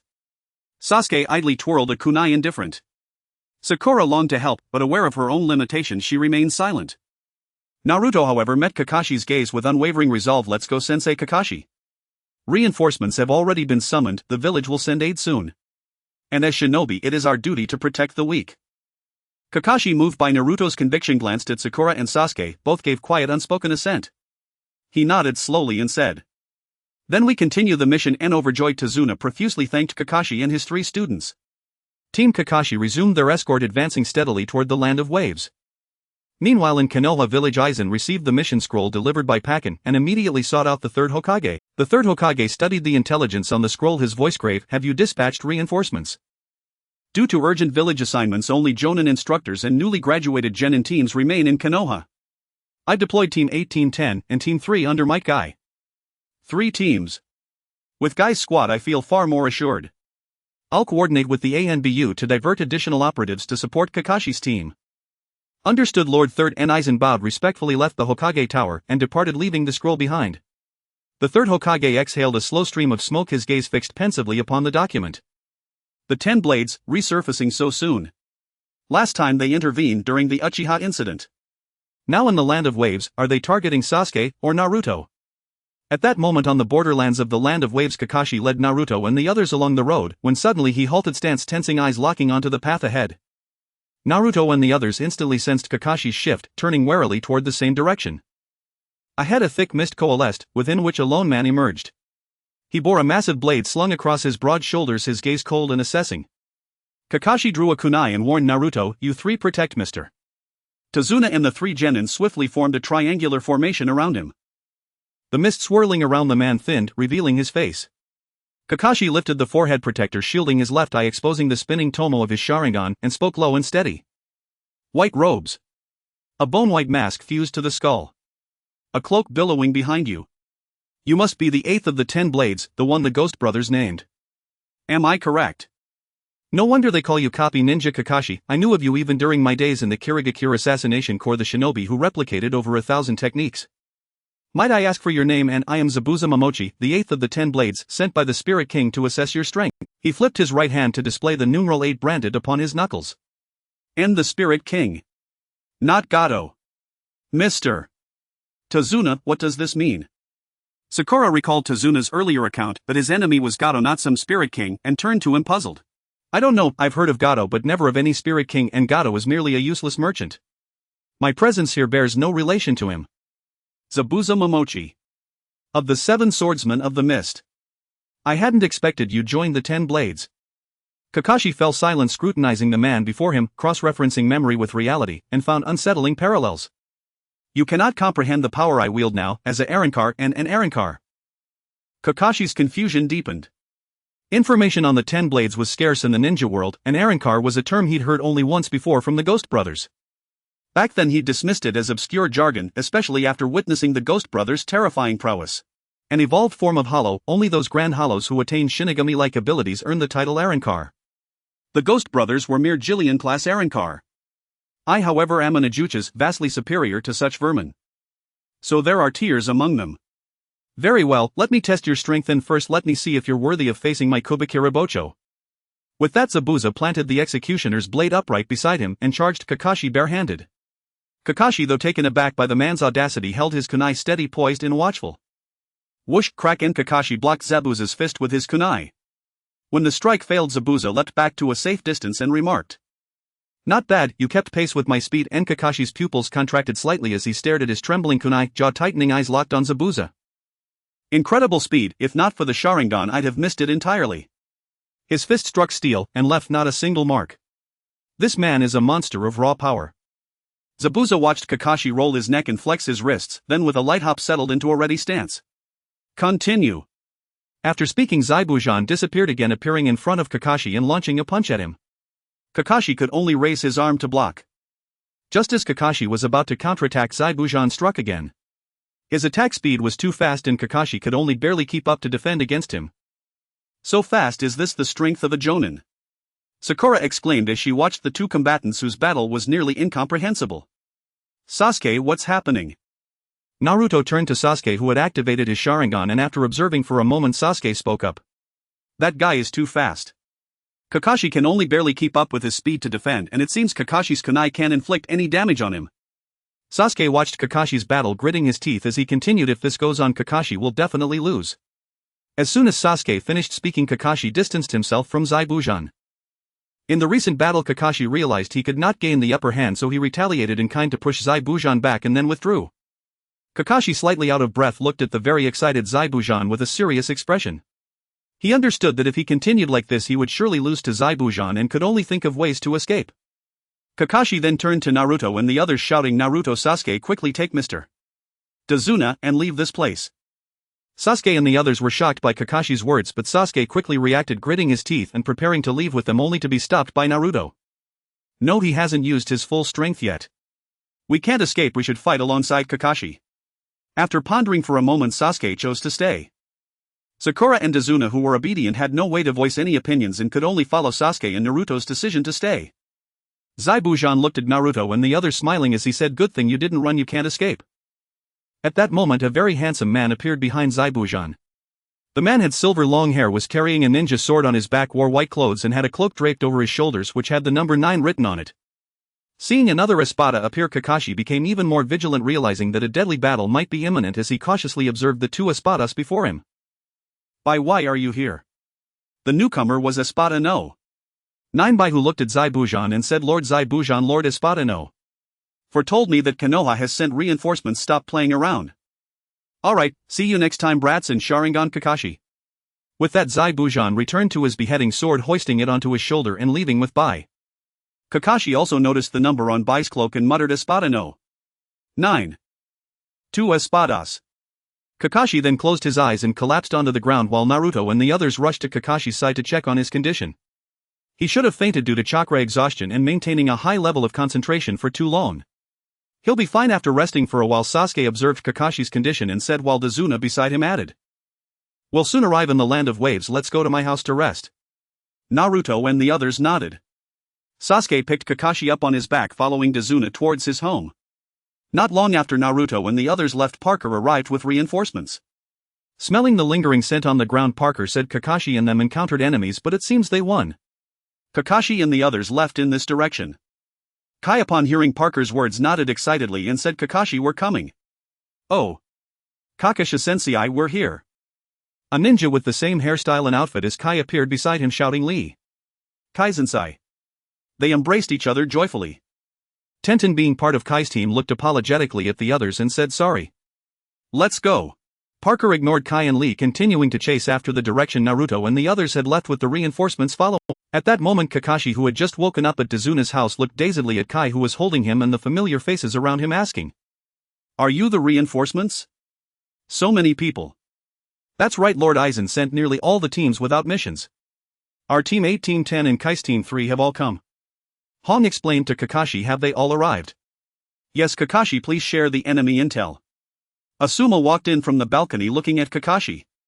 "There are 2 Espadas, namely Espada no 9 and Espada no 8. Espada no 8 is Zaibujan of the 7 ninja swordsmen, and I don't know Espada no 9, only that Zaibujan referred to him as Bai with unknown abilities. 2 of them. This is going to be troublesome. Yes, Zaibujan's speed is very fast. Even with my Sharingan I could only barely keep up with his speed.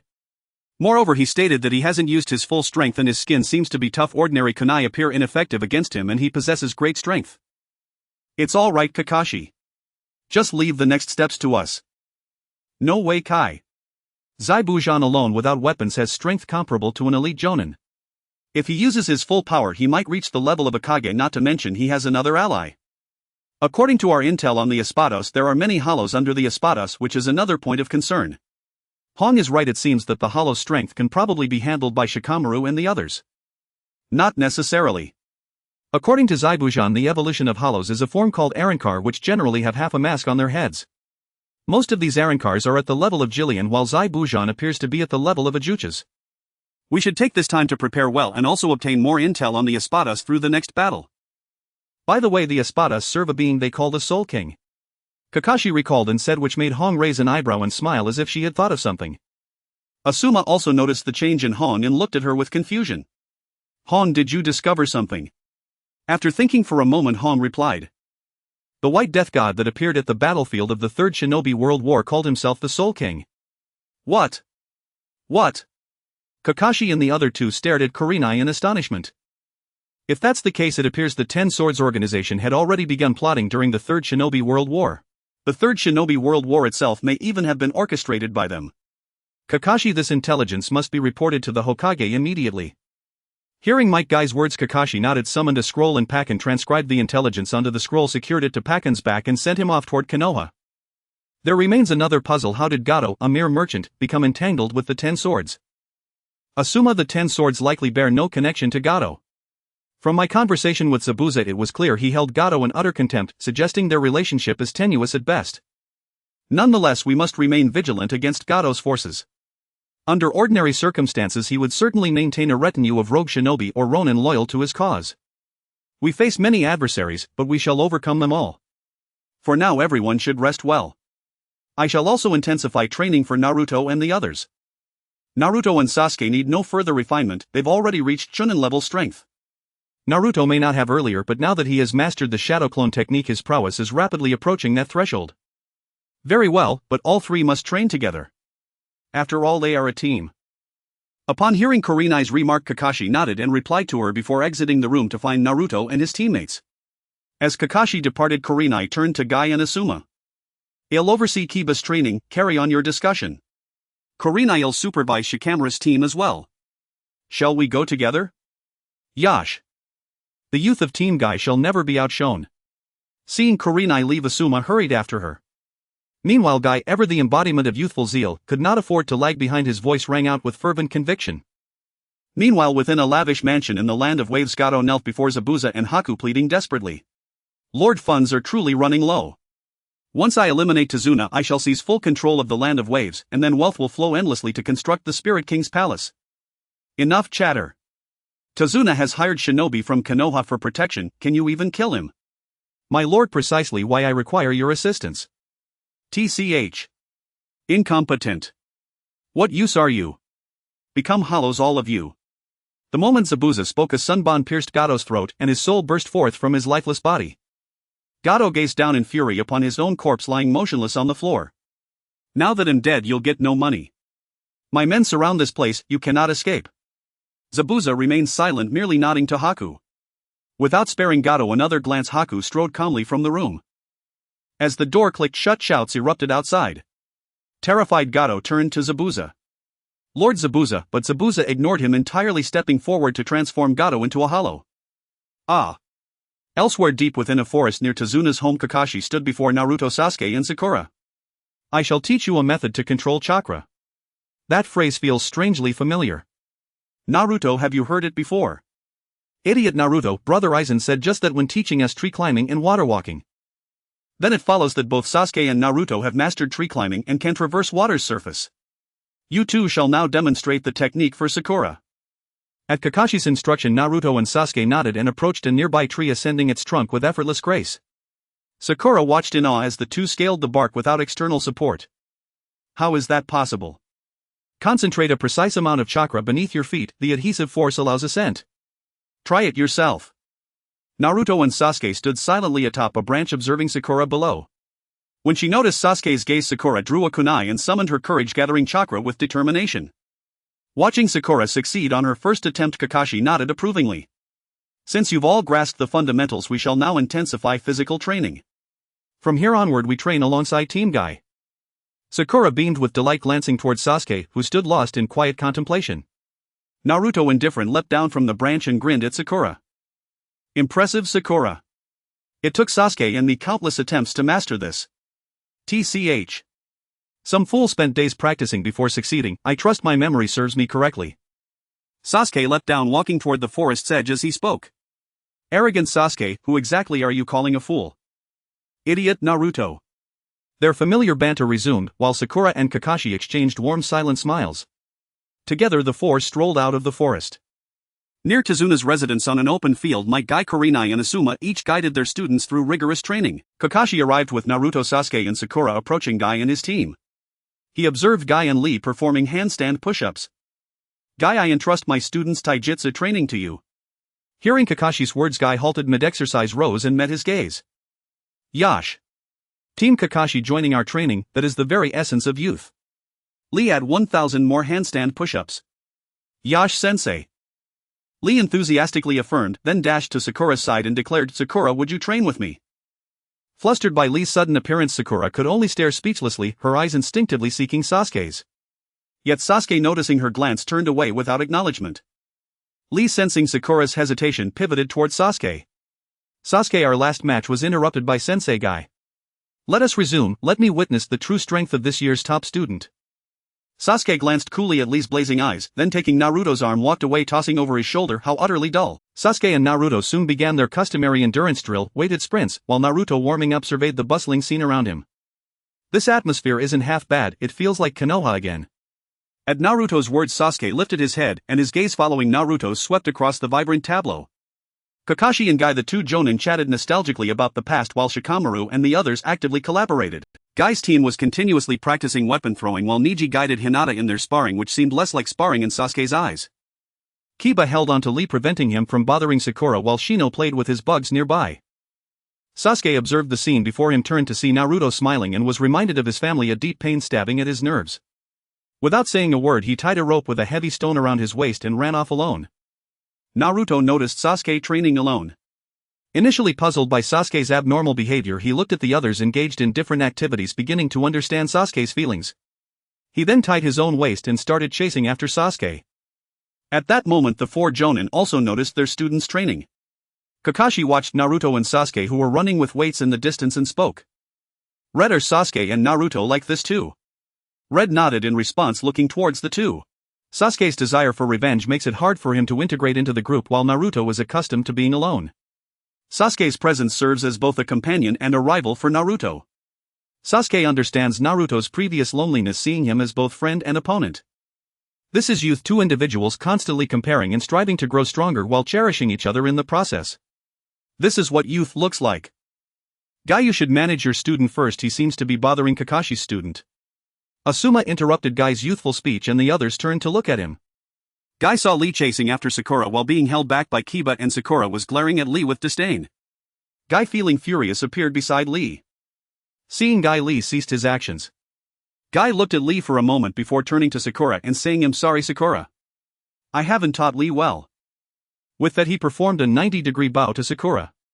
Immediately Sakura helped Guy up saying, "It's okay teacher Guy." Upon hearing Sakura's forgiveness Guy turned to Lee. "Lee, pursuing a girl requires more than just relentless chasing, it should rely on your own charm. Let's exhibit the charm of youth." "Understood teacher Guy." "I'm sorry Sakura." "Lee." "Teacher Guy." After Lee's sincere apology he embraced Guy, both crying while Kiba and Sakura watched the scene awkwardly. Meanwhile Kakashi and the others looked on speechlessly with Kakashi covering his only exposed eye and saying, "Guy hasn't changed." "Indeed.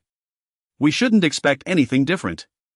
At that moment the bridge in the Land of Waves had been under construction for a while and was only a third away from completion. Kakashi and the others were protecting the site while assisting Tazuna's group in building the bridge. Suddenly a worker shouted, "Look across the bridge." At his shout everyone stopped their work and ran to the bridge's edge to see what was happening. Kakashi saw a massive ice bridge extending towards them shrouded in mist. The ice bridge quickly merged with the unfinished bridge. Kakashi then turned to Tazuna and said, "Quickly get the civilians out of here." Upon hearing Kakashi's words Tazuna reacted and hurriedly led the workers away from the bridge while Guy approached Kakashi. "It must be the Espada Kakashi." Kakashi remained silent, his gaze fixed nervously on the mist over the ice bridge. Soon Red and Asuma joined the others behind Kakashi, anxiously watching the distant haze. "Kakashi-sensei, are they here?" Naruto as always was relaxed and casual, looking at Kakashi without a care for the others' tension. Thud thud roar. At Naruto's words chaotic sounds emerged from the mist, footsteps and monster-like roars. Kakashi and his group drew their kunai and weapons, readying themselves for whatever emerged from the mist. As the mist cleared, two figures slowly approached, one wielding a large sword and the other carrying a ninja blade with shadows resembling fierce beasts appearing behind them. "Just as I thought, it's Zabuza and another Espada," Kakashi remarked upon seeing Zabuza. As Zabuza and Haku appeared, the entities behind them revealed their true forms. Kakashi and the others' pupils constricted and Asuma's tobacco fell from his mouth in shock as he exclaimed, "So many. Is this a hollow? Teacher, what kind of monsters are these?" "Hollows, creatures with white bone masks." The appearance of hollows caused Naruto and the freshly graduated students to become agitated. Red glanced at the students and interrupted, saying, "All right everyone, protect yourselves, maintain formation and don't stray too far from us." "That's right, listen to teacher Red, don't be afraid, hollows are not that scary." Kakashi added to comfort them while Zabuza and Haku, witnessing the students' panic, exchanged resigned glances. "Lord Aizen, which two brats should we focus on? One has golden hair and a beard on his face and the other is the brat we met in the Uchiha clan's territory last time. I see the Uchiha brat is surprisingly calm, no wonder he witnessed his family perish before his eyes. Let's let the hollows train them a bit." After Zabuza spoke, Haku raised his right hand and waved it forward. With this motion, the hollows behind Zabuza and Haku grew restless, bypassing the two and charging madly towards Kakashi and the others. Here they come. Charge Kakashi! Guy shouted as he rushed forward brandishing his nunchaku, followed closely by his team while Red unsheathed her Zanpakuto. Let's go everyone! Leading Team 8 into battle, Asuma followed closely with Team 10 while Kakashi revealed his Sharingan beneath his forehead protector, looking at Sasuke and the others saying, "Take care of yourselves." Understood, Sensei. 3. The 7th team then joined the battle. Although Zaibujan and Bei's virtual strength is not strong, their overwhelming numbers still impacted Naruto and the other lower ninjas significantly, leaving each of them with injuries, while Kakashi and the other upper ninjas fared better.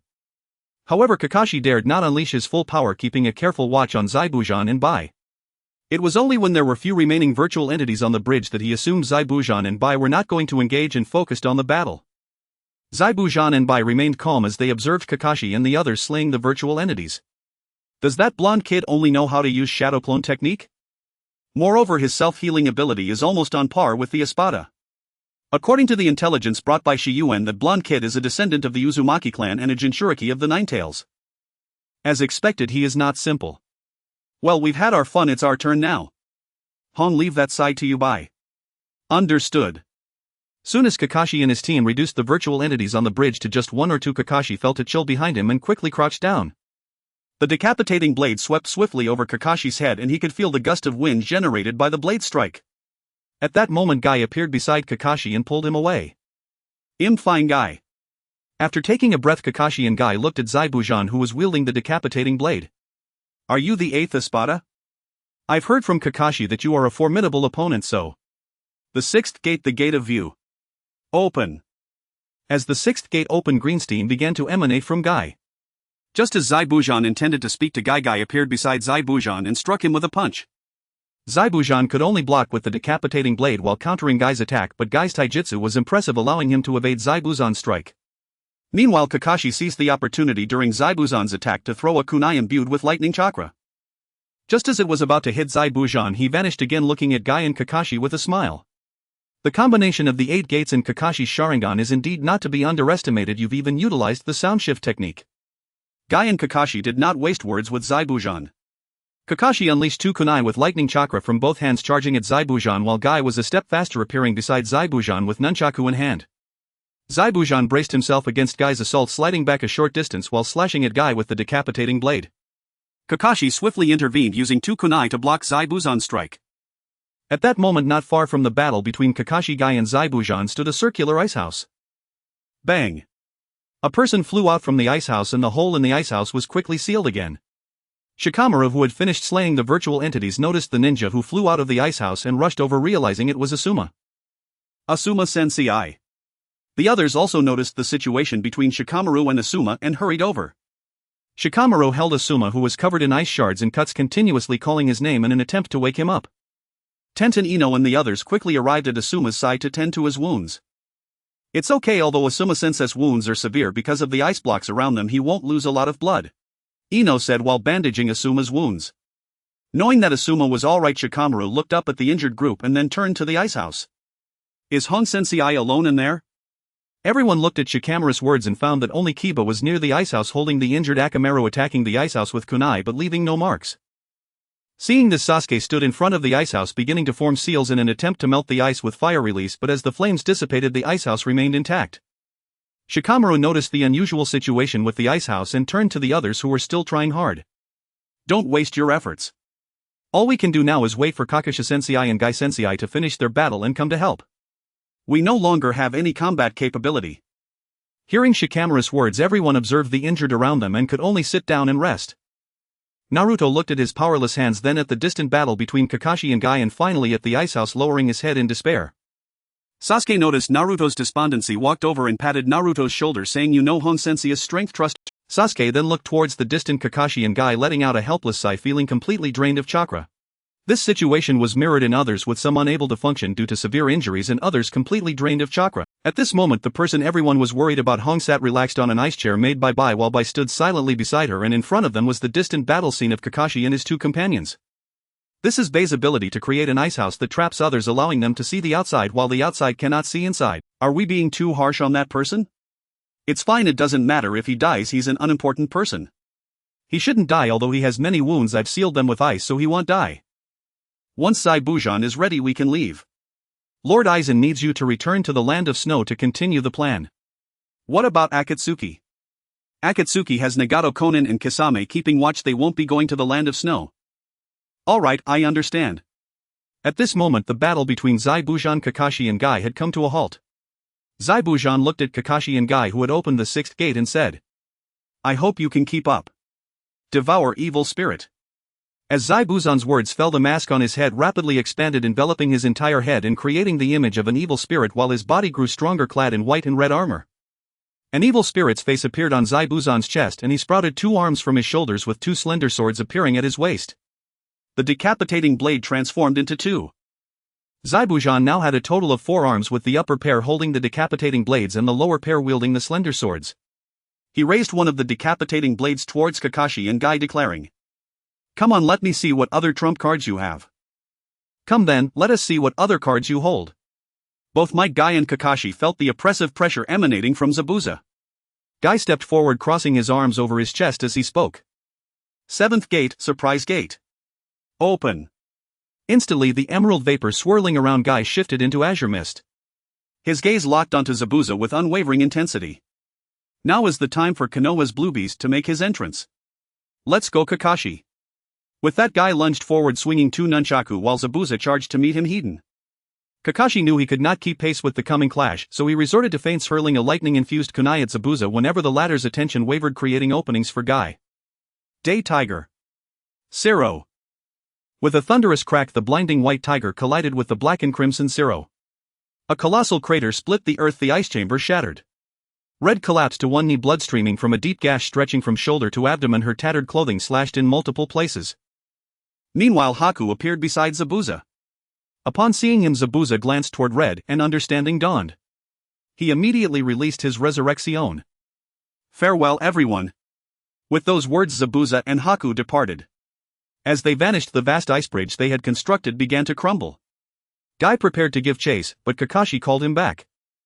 Guy promptly sealed the 8 gates and rushed to Kakashi's side, supporting him as they hurried toward Red.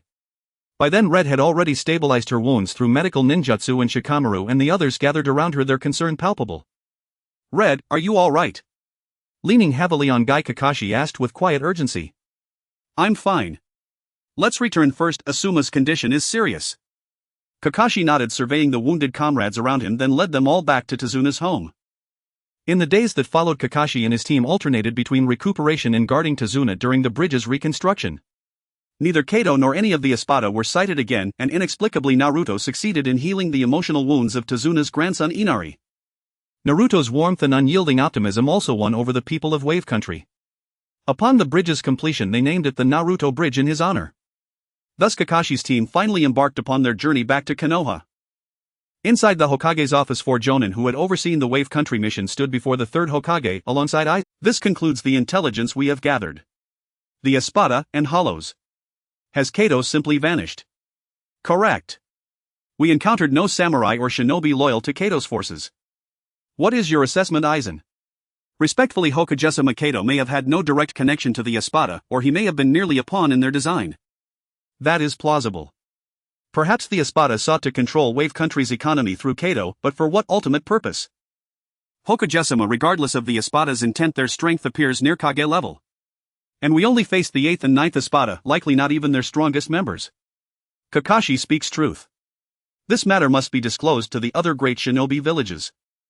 Moreover, both Espada originated from Kirigakure, one formerly of the 7 Swordsmen of the Mist, the other possessing the ice-release Kekkei Genkai. Very well, I will consider your report.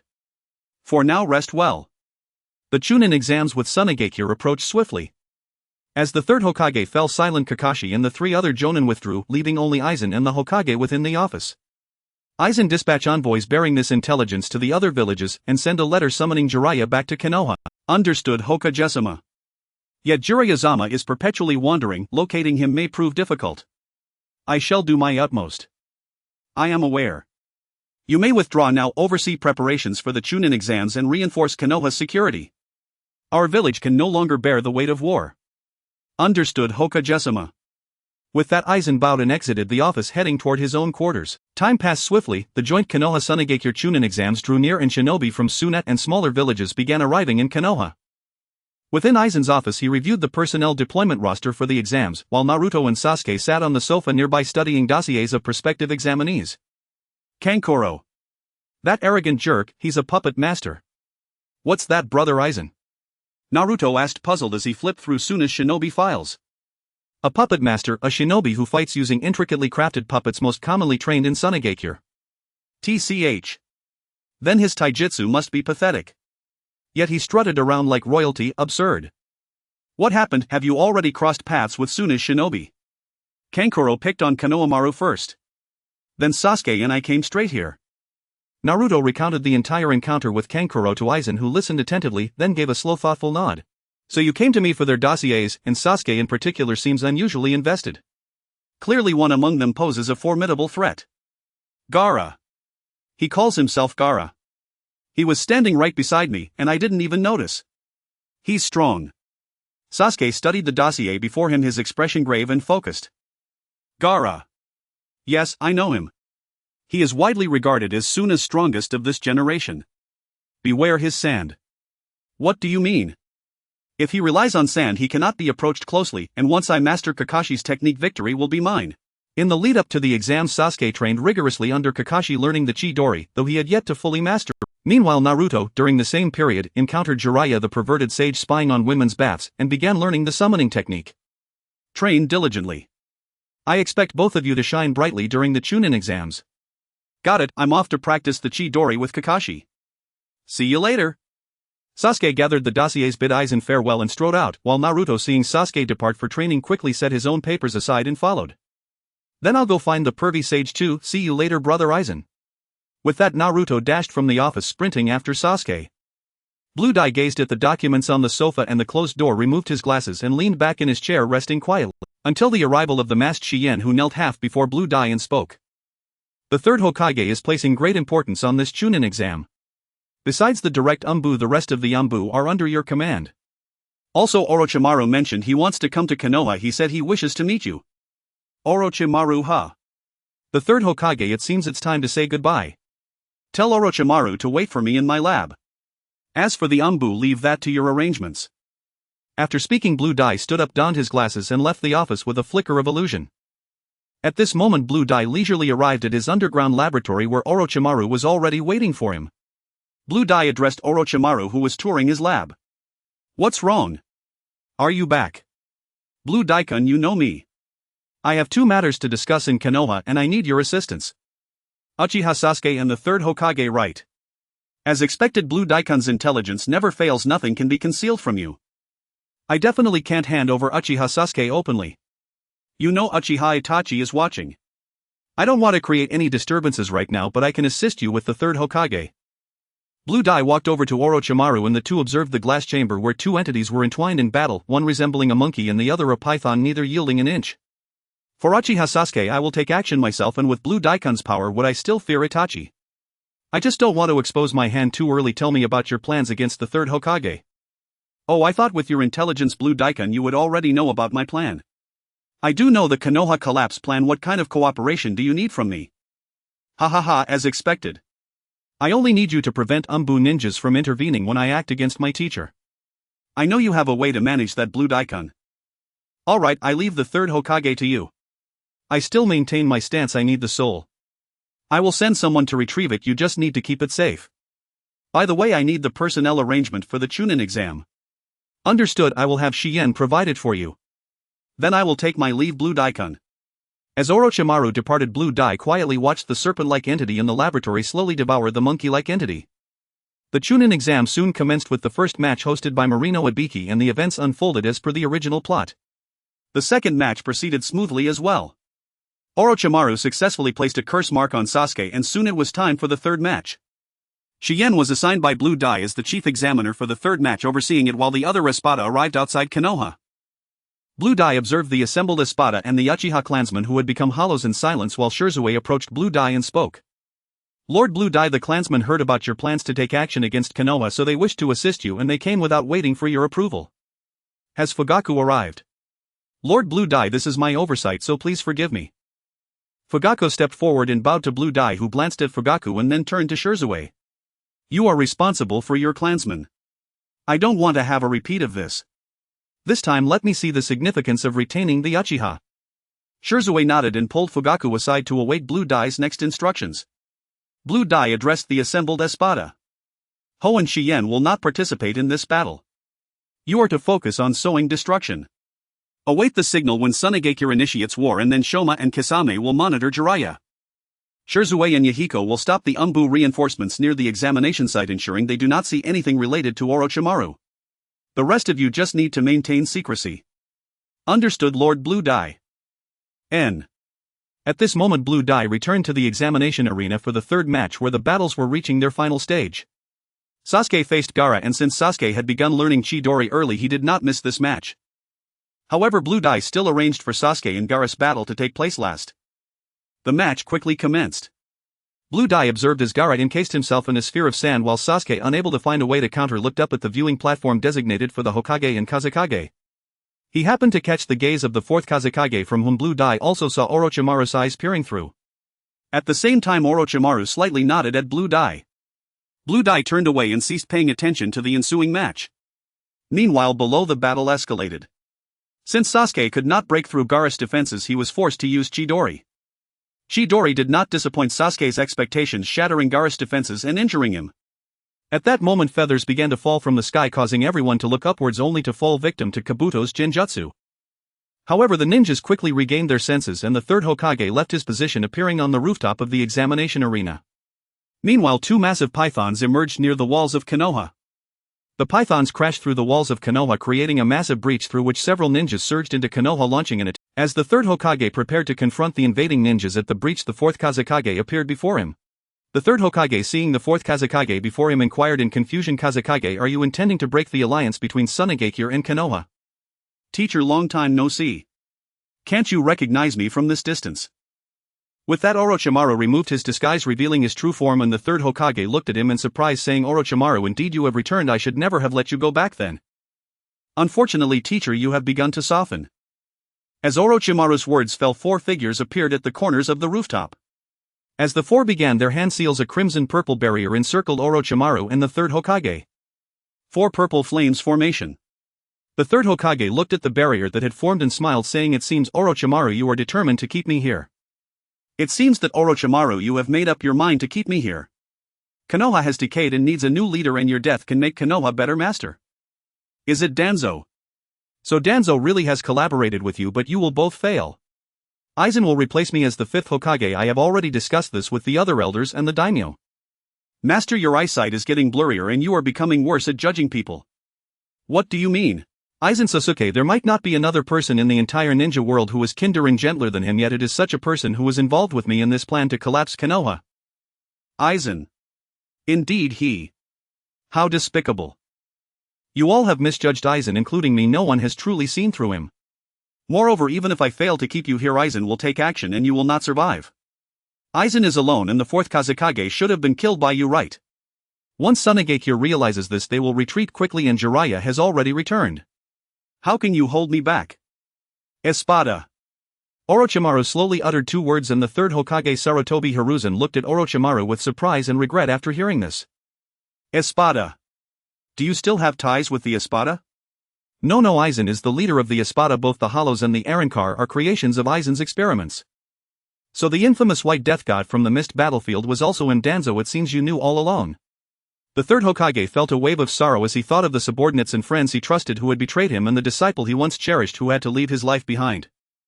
Summoning technique, Impure World Reincarnation.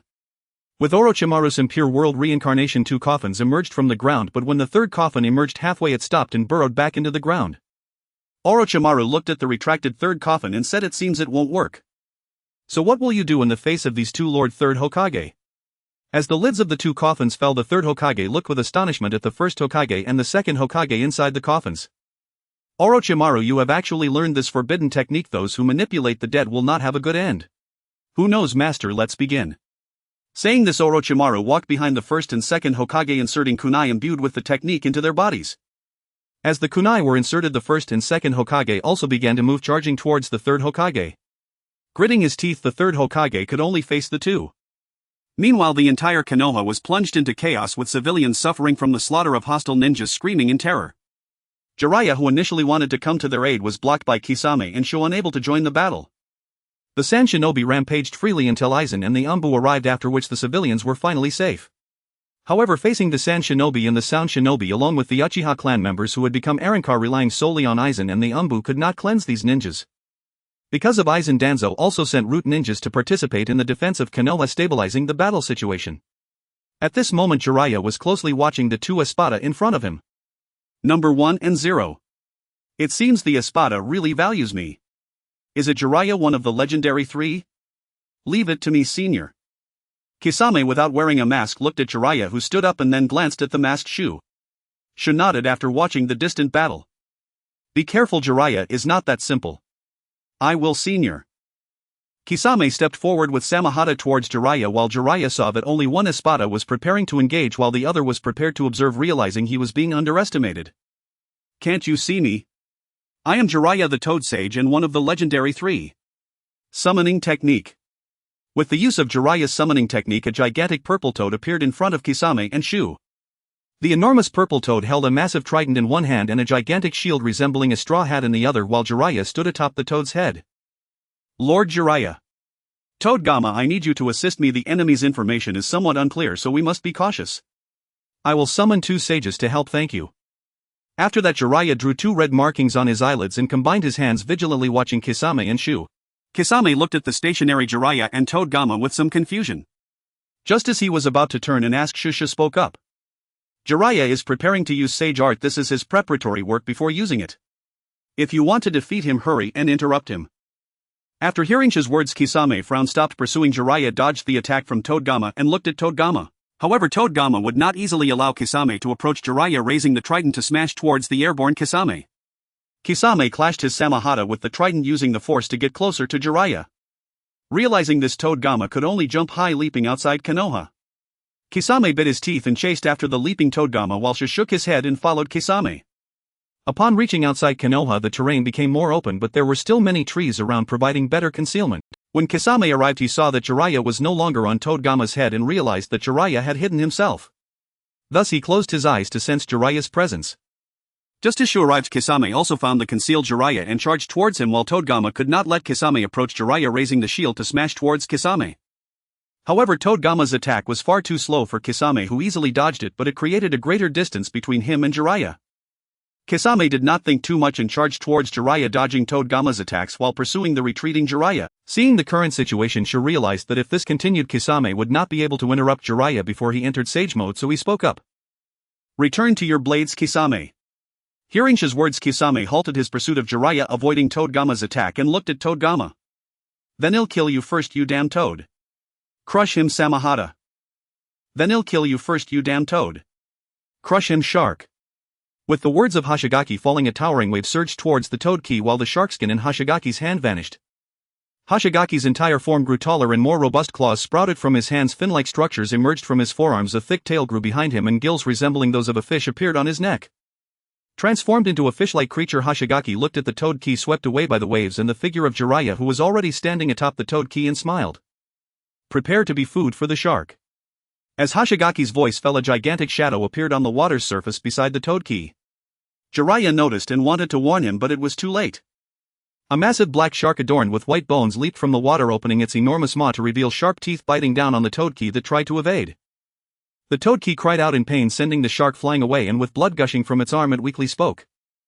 Lord Jiraiya, I may not last much longer. No need, toad key, I have already summoned the two sages. Jiraiya lowered his hands, which had been pressed together, looking down at the toad key, while the two toad sages from Mayaboko Mountain stood on Jiraiya's shoulders. The white-haired toad on Jiraiya's right shoulder looked at the scene before him and spoke. What's happening, little Jiraiya? It's a long story, sages. The fishman over there is one of the Espada, and there is another one nearby watching, so I could only summon you two for help. Espada, old man, what organization is that? And Toad Key, you should return to Mayaboko Mountain and receive treatment. The purple-headed toad glanced at Hoshigaki, then turned to the injured Toad Key with concern. Yes, goodbye, sages, Lord Jiraiya. As Toad Key said this, he summoned himself back to Mayaboko Mountain, while Jiraiya leaped onto a tree, gazing at Hoshigaki standing on the shark. Espada, a mysterious organization that emerged after the Third Great Ninja War, has been increasingly active lately. There are 10 members in total, ranked from 1 to 10 each, possessing strength close to that of an Akatsuki member. Alright little Jiraiya, we understand. Good, let's go together. Jiraiya leaped across the branches of the trees, approaching Hoshigaki on the shark. Hoshigaki also noticed Jiraiya approaching and commanded the shark to dive into the water while he swiftly glided across the water's surface towards Jiraiya. Just as Hoshigaki and Jiraiya were about to meet, the shark leaped out from the side, opening its mouth wide to swallow Jiraiya, who quickly dodged and gathered chakra into a Rasengan, striking at the shark. Senjutsu Super Giant Rasengan. Jiraiya slammed the shark into the water while Sharkskin appeared behind him, ready to attack Jiraiya as the two Toad Sages turned to face Hoshigaki. Senjutsu Toad Song. As the croaking sound echoed, Hoshigaki fell into an illusion, but he quickly realized he was ensnared in a genjutsu.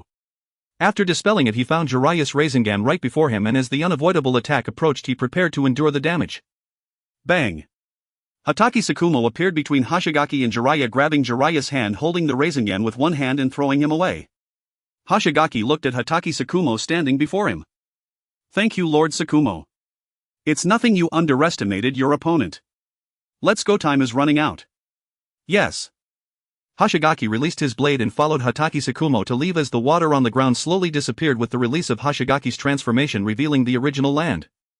Jiraiya, who had been thrown away by Hatake Sakumo, stood up and looked at the already departed Sakumo and Hoshigaki.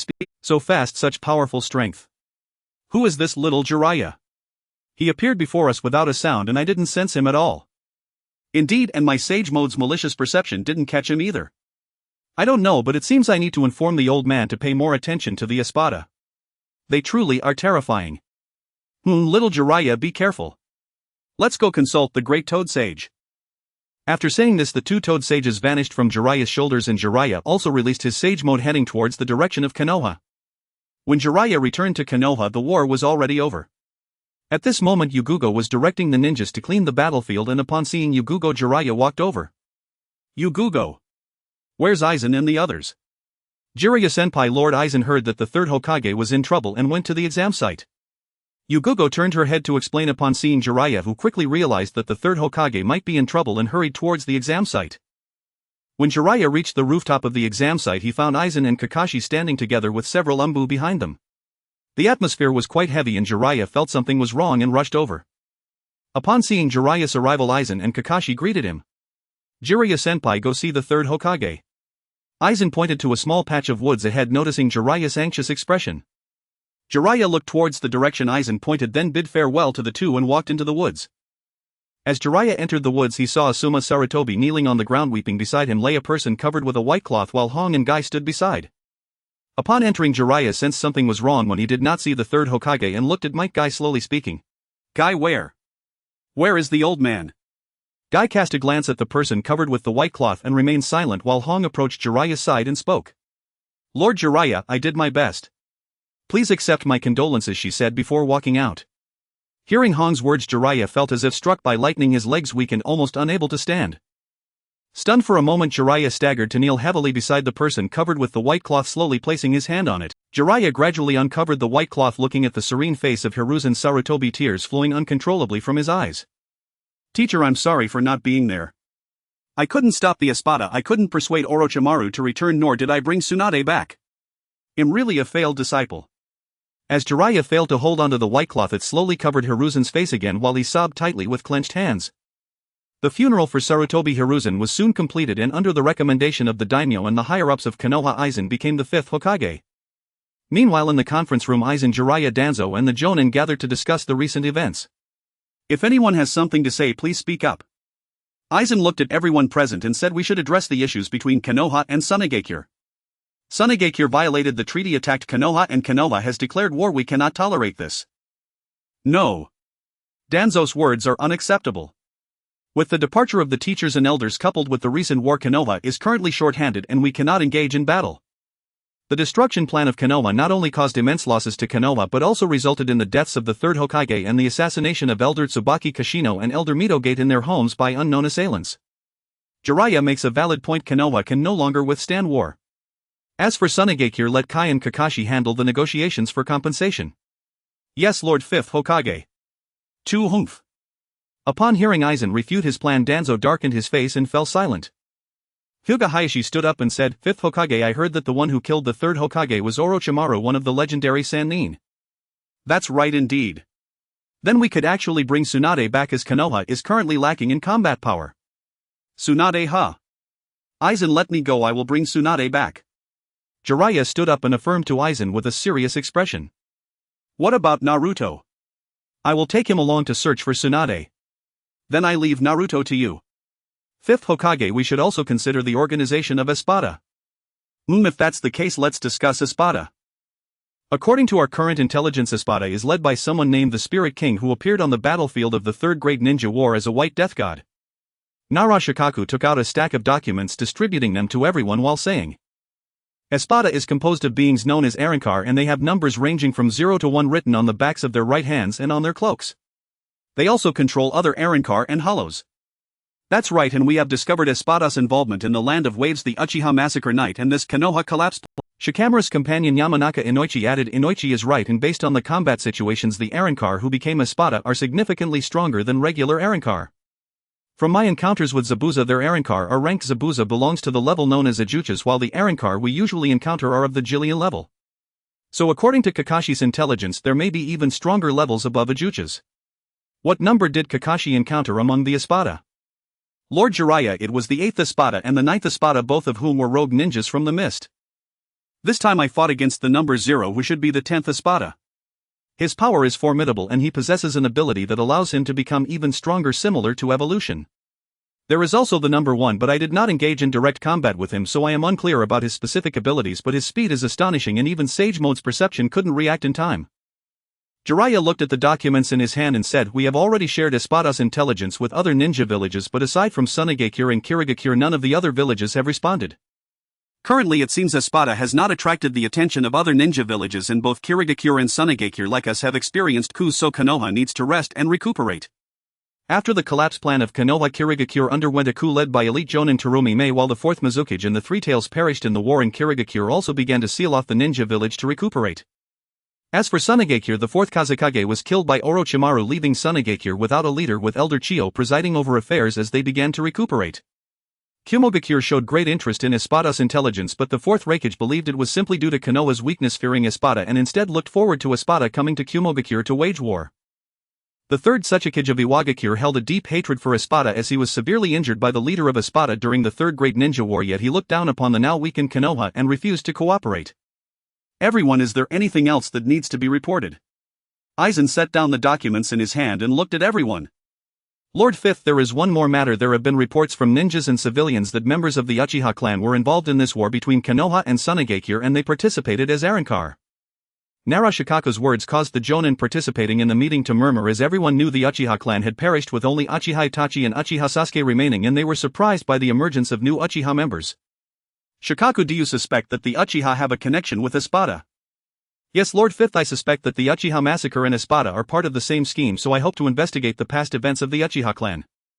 "Alright, then I will leave this matter to you, Shikaku. If no one has any objections, the meeting is dismissed." After Aizen finished speaking, he was the first to rise and leave the conference room, and the others followed suit after seeing Aizen leave. "Let me in, this is my grandfather's office." At this moment, outside the Hokage office, a little boy stood at the door arguing with Tuanbu, while another Jonin held the child back. Aizen slowly approached, and upon seeing Aizen arrive, both the Yambu and the Jonin bowed and said, "Lord Fifth, why are you taking my grandfather's position and office? Why are you the 5th Hokage?" The little boy shouted as Aizen glanced at him and walked straight into his office, ignoring the shouting child. The two Anbu sighed in relief after Aizen entered the office, and along with the Jonin forcibly ushered the still arguing child out. Not long after Aizen sat down in his chair, Yuugao arrived at the office. "That boy just now is Sarutobi Hiruzen's grandson, Sarutobi Konohamaru. Is that so? If he loves his grandfather so much, then let's send him to see his grandfather." "Yes, Lord Aizen." After saying this, Yuya stepped back while Aizen took out a book and leaned back in his chair, quietly reading. At this moment in Aizen's laboratory, Orochimaru and Kabuto were watching the voids below that were devouring each other. "Lord Orochimaru, who are we looking for? Why are they keeping the voids here?" "Kabuto, don't speak, just watch." As Orochimaru and Kabuto were chatting, footsteps echoed from outside the laboratory. They turned to see a figure slowly emerging from the darkness, and Kabuto, looking shocked, spoke to the newcomer. Fifth Hokage." Aizen emerged from the shadows and looked at Orochimaru. Aren't you leaving? Is it for Uchiha Sasuke? After some time I believe he will seek you out. No, I trust Aizen's words. I have great faith in Uchiha Sasuke, but there is one thing I need Aizen's help with. What is it? My hands have been sealed by the Shinigami Shiki Fujin and I need your help. The Shinigami, huh? I have not interacted with him, so I cannot guarantee I can retrieve them. To be frank, unless I get your soul back from the Shinigami, it will be impossible to heal your hands. The Shinigami. I know that Aizen is also a Shinigami. I hope you can assist me and I will owe you a favor. I will give it a try, just wait. Then I will await your good news, Aizen. Itachi is coming to Konoha, do you want to meet him? Forget it, he must be here for Sasuke, I should not get involved. After hearing Orochimaru's words, Aizen smiled and left first. Aizen had been the 5th Hokage for some time. Naruto and Jiraiya successfully brought Tsunade back, but according to Orochimaru's information, he did not seek Tsunade out. However, after Tsunade returned, the fear of blood disappeared and she replaced Sakura as the head of the medical department. Sasuke, feeling a sense of powerlessness due to Itachi's arrival, sought out Aizen to resolve some doubts. I want to find Orochimaru. I know, have you made up your mind? Yes, I just want to know if Orochimaru can help me. As for Orochimaru, he should be able to. He highly values human experimentation and the study of bloodline limits, so he has many who possess bloodline limits. For you, working with Orochimaru will help you strengthen faster in Konoha. Okay, Orochimaru has already sent someone to pick me up, I will leave tonight. Does Naruto know? No, it doesn't matter if he knows, he doesn't understand me, my only goal is revenge. I understand. According to the rules, once you leave the village you will be classified as a rogue ninja. Naruto's personality will probably make him try to bring you back. I don't care, no one can stop me. Okay, you should pack your things. Before you leave, go say goodbye to Sakura and Ino, after all they have taken care of you for quite some time. No need, they will understand me just like you do. Without completing my revenge I do not need other emotions. Then goodbye, Sasuke. Goodbye. Sasuke left Aizen's office with his head down, fists clenched, while Aizen watched him leave and murmured to the village outside, Naruto, I hope to see a different side of you this time. The next day, Sakura, who had been knocked out by Sasuke, woke up and found Aizen to inform him that Sasuke had already left. Aizen also called Naruto and Shikamaru over. What? Why did Sasuke leave? Power. Sasuke needs power and Orochimaru can provide it for him. Damn it, I will go bring Sasuke back. Wait, Naruto. Just as Naruto was about to leave, Shikamaru grabbed his hand and looked at him, saying, you can't do this alone, you won't be able to bring Sasuke back by yourself. Damn it, Aizen, hurry and find someone to help me bring Sasuke back or else. Enough, Naruto. Naruto's words were interrupted by Aizen. Naruto, has Sakura and Ino been taking care of you too much? When did you think you were strong enough to go off on your own? Naruto was stunned by Aizen's words and looked at him in surprise. Aizen. Brother. Alright, Naruto, don't speak. 5th Hokage, do you have something to discuss with us? Shikamaru also sensed Aizen's tone and interrupted Naruto, looking at Aizen as he spoke. As for Sasuke, you don't need to worry about it. Sasuke will be treated as a rogue ninja. I called you here to inform you that Sasuke is no longer part of Konoha. I hope you can spread the word. Brother Aizen, what are you saying? What do you mean Sasuke is no longer part of Konoha? What do you mean he is a rogue ninja? He was just deceived by Orochimaru. Naruto, Sasuke's actions now are considered betrayal of the village. You need to calm down. Shikamaru was pulling the angry Naruto while persuading him. Brother Aizen, Sasuke and I have such a good relationship and you have treated him so well. Why? Why do this? Naruto questioned Aizen in disbelief. From the moment Sasuke began training with me, everyone could see his thirst for power. His becoming a rogue ninja not only subjects him to Orochimaru's trials but also puts him at risk of being hunted by bounty hunters and Konoha ninjas. This situation is the best for him. What? Sasuke is being pursued by his own village's comrades and bounty hunters. How is that good for him? What are you talking about, Brother Aizen? Naruto, if Sasuke is killed by bounty hunters or Konoha ninjas before he fulfills his own goals, then he does not deserve to become stronger. Only under such circumstances can he truly become stronger. Shikamaru understood Aizen's meaning and placed a hand on Naruto's shoulder. Naruto looked at Shikamaru, who was trying to persuade him, in disbelief. Shikamaru, even you. Alright, this matter regarding Sasuke ends here.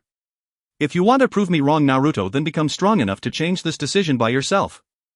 Brother Aizen, you will regret this. Hearing Aizen's words, Naruto clenched his fists and gritted his teeth, then left the office with his head down. Aizen looked at Shikamaru and said, let's arrange it this way. I will leave Naruto's guidance and surveillance to you. Find a few genin to assist you. Fifth Hokage. Is Sasuke really okay? Sasuke will be fine even if he wants to die. Orochimaru won't let him. I understand, Fifth Hokage. After saying this, Shikamaru also left the office. With Sasuke's defection, a heated discussion erupted in the ninja world and within Konoha as everyone lamented the decline of the village. The Uchiha clan successfully left Konoha without a single member remaining. However, the people of Konoha did not view Sasuke's defection in the same light. They grouped Sasuke with Itachi Uchiha, branding them both as traitors who betrayed Konoha, claiming the extermination of the Uchiha clan was a natural consequence. These remarks constantly provoked Naruto, who wished to defend Sasuke, but due to his identity as the Nine-Tails Jinchuriki, he faced ostracism from the villagers, especially without the support of Aizen. Naruto's defense of Sasuke only increased the disdain from the villagers and some ninjas, yet under the care of Jiraiya and Tsunade, Naruto did not lose faith in his village but rather felt a rising desire to bring Sasuke back. Thus Naruto decided to leave the village with Jiraiya to train. 3 years later. In the distant land of snow far from the Fire Nation, the Snow Country no longer resembled its former snowy self, instead appearing lifeless with gray sands covering the land. In the center of the Snow Country stood a gigantic palace. At that moment in the main hall of the palace, Aizen sat on the highest throne observing the Espada below. Lord Aizen, the number of Arrancar has reached 10,000 and the top 50 are all at the Ajuchas level. Nagato, what is the current situation with Akatsuki? Returning to Lord Aizen, Akatsuki has received news that the Three Tails is about to revive. Obito has prepared to initiate the plan to capture the tailed beasts. How exciting! Lord Aizen, Obito has started to suspect the Snow Country. According to the intelligence from Zetsu, they have discovered that the hollows originated from the Snow Country and have begun investigating it. Is it that white creature? Conan, your intelligence is really slow. Shirzue discovered it in the Spirit King's palace not long ago.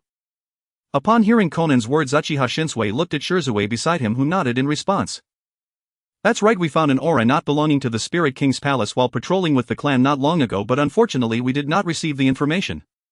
It doesn't matter if he wants to know, let him investigate. Nagato, how does Akatsuki plan to capture the tailed beasts? Yahiko thought of something and looked at Nagato, asking. The Three Tails will be handled by Deidara and Sasori. They have already headed to the Wind Country to capture the One Tail. The Seven Tails will be captured by Kakuzu and Haiden. The Jinchuriki of the Seven Tails participated in the Chunin exams in Sunigakure some time ago and should be on her way back to the village. Kakuzu and Haiden will likely prioritize capturing her.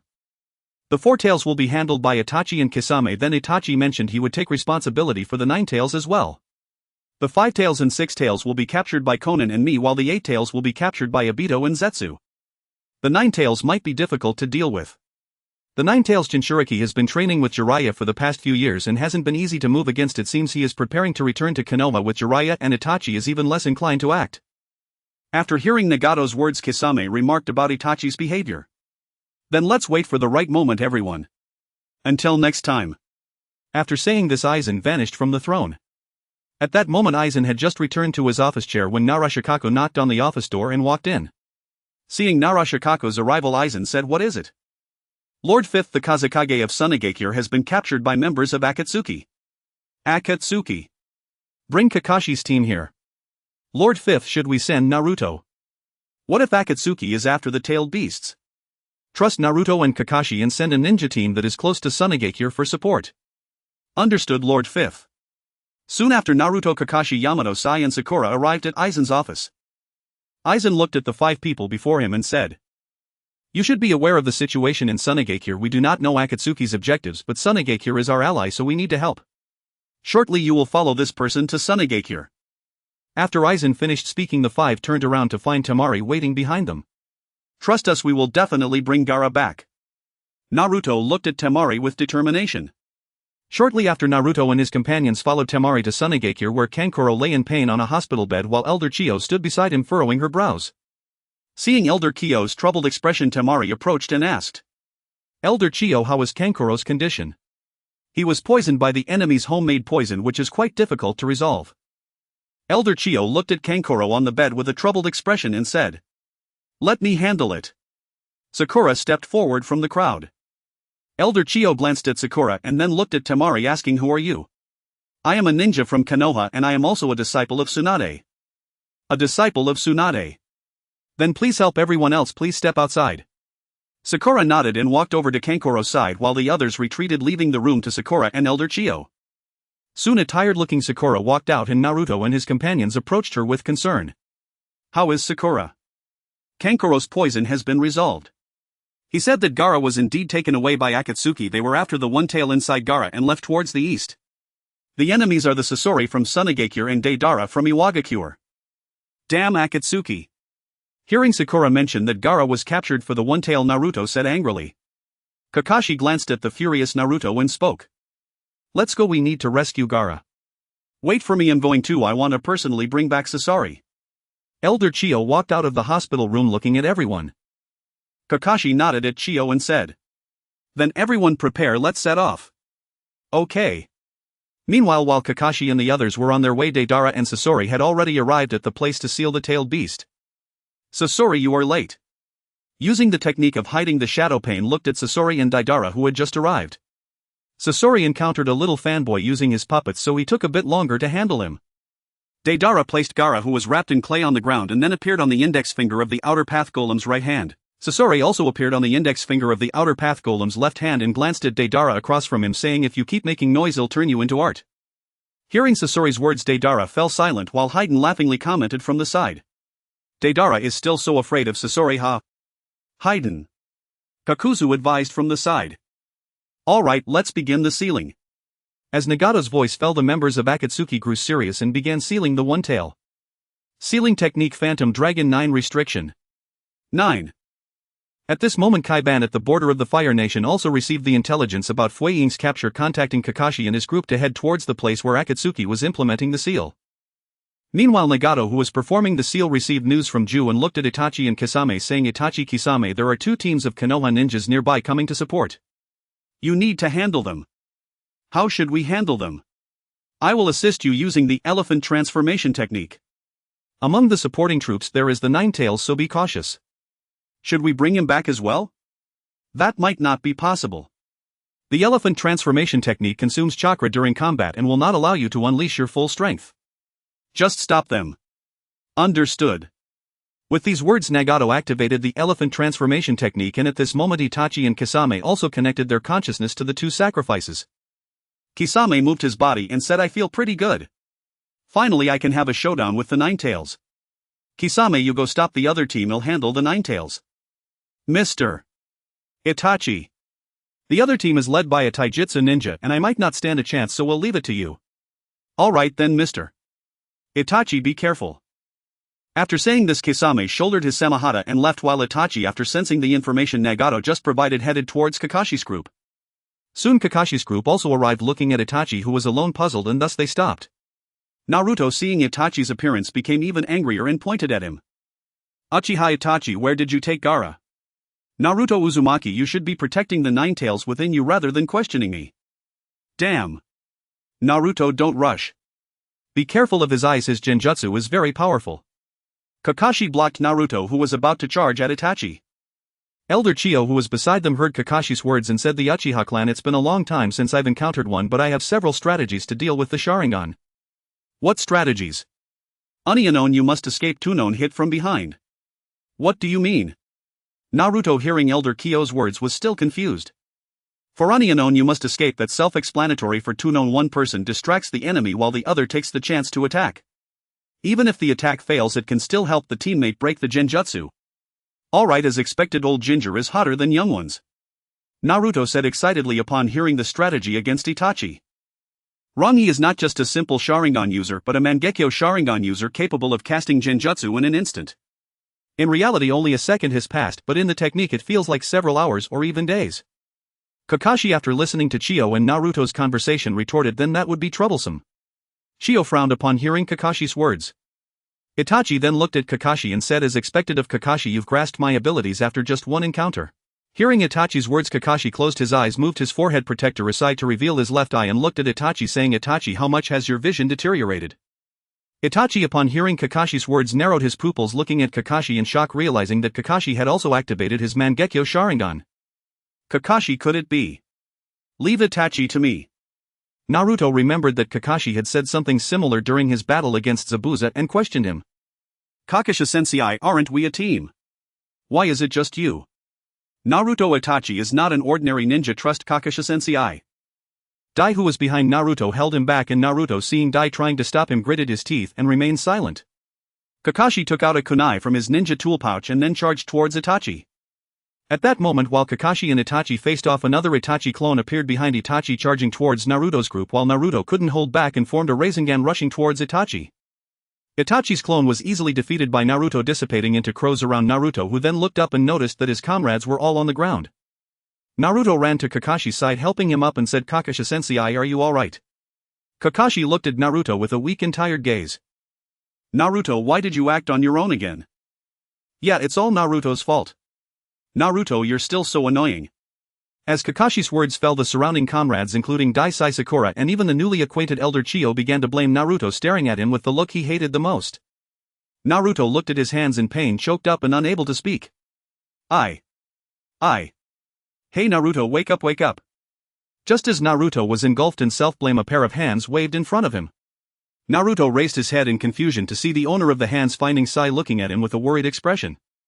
Seeing that Sai was okay, Naruto embraced him and said, "I'm so glad you're alright." "What about Kakashi-sensei and the others?" "Naruto, it seems you've been too severely affected by Itachi's genjutsu." Dai shook his head, looking at Kakashi. Before Kakashi could take action, everyone present had fallen under Itachi's genjutsu. They all managed to dispel the genjutsu in time except for Naruto. After Kakashi and the others dispelled the genjutsu, they noticed that Itachi, who had stood in front of them, had already vanished. Only a strange ninja wearing Akatsuki's clothing lay there, as if all his chakra had been drained. Kakashi looked at the deceased ninja and shook his head, saying to Dai, "They must have just wanted to stall us for a bit, we need to speed up now." Naruto, having recovered his spirit, looked at Kakashi with determination. "Then let's hurry to save Gaara." "This person." Elder Chiyo looked in shock at the ninja lying on the ground. Not far away, Kaiban encountered Kisame, and after opening the sixth gate and using Morning Peacock to defeat Kisame, he looked in astonishment at the strange ninja lying on the ground. "What on earth is going on?" Lee questioned as he looked at the ninja on the ground, who was vastly different from Kisame. "I don't know either, but what I can be sure of is that this man. Indeed, I don't recognize him." Tenten and Niji looked at Kai with a sense of helplessness. Returning to Kakashi's group, Kakashi saw Chiyo recognize the deceased ninja and asked, "Do you know him?" "Yes, he was a jonin from our village, Yoshi." Our village's jonin Yori." Kakashi and the others looked at the person lying on the ground in surprise upon hearing Kiyo's words. "From Sunigakure. What's going on?" "I don't know, ever since Gaara went missing, this guy has also vanished." "Perhaps he is a spy for Akatsuki." "No way, he's held a crucial position for 4 years. Upon seeing Itachi open his eyes, Kisame spoke. "It seems your side is done as well." "Yes, my chakra is depleted. About 30% of the chakra was used on the sacrifice. While the jutsu to create our parallel bodies is convenient, the amount of chakra consumed isn't substantial, which limits the available power in jutsu. But it's sufficient for delaying time." Then Itachi and Kisame's consciousness returned to the shadow. As the shadow clone of Itachi and Kisame opened their eyes, Nagato spoke. "The jutsu has been lifted." "Yes, but for us this time has been enough." "TCH, that's easy for you to say, those two are my subordinates." Sasori looked at Itachi and Nagato with a hint of anger. "It's already quite good, let them briefly become members of Akatsuki, they should feel honored." Upon hearing this, Sasori glanced at Nagato and chose to remain silent. Nagato sensed that the extraction of the one tail was nearing success, then looked at Deidara and Sasori, saying, "Wait a moment, those tails will be your responsibility, be careful." "Understood, leader, it'll make them understand what art is," Deidara said excitedly. "The Nine-Tails brat is here too, we will successfully capture the Nine-Tails in place of Itachi," Sasori said with a somewhat unfriendly tone. Itachi glanced at Sasori and said, "If possible, then I leave the Nine-Tails to you. The Nine-Tails are not so easy to deal with, and there are quite a few coming, so be careful." "TCH'll make them witness true art," Deidara said dismissively upon hearing Itachi's words. Itachi did not respond to Deidara, while Haiden laughed at Deidara's comment. "How, what a foolish art, it's better to worship the Dark Lord." Deidara looked angrily at Haiden, who was mocking. "Do you want to taste the flavor of explosions?" "TCH, you can't kill me even if you blew me to pieces. Kakuzu would sew me back together, right Kakuzu?" As Haiden spoke, he looked at Kakuzu, who calmly replied, "I don't care about you." "Hey Kakuzu, we're partners, we are the immortal duo, how can you abandon me? If you keep arguing, you'll kill you." "Kakuzu." "Alright, let's speed things up." Nagato interrupted the bickering between Kakuzu and Haiden, and the others fell silent as they continued to provide chakra for the extraction of the one tail. Meanwhile, Naruto's group successfully met with Team Guy on the road and arrived outside the place where the one tail was being extracted.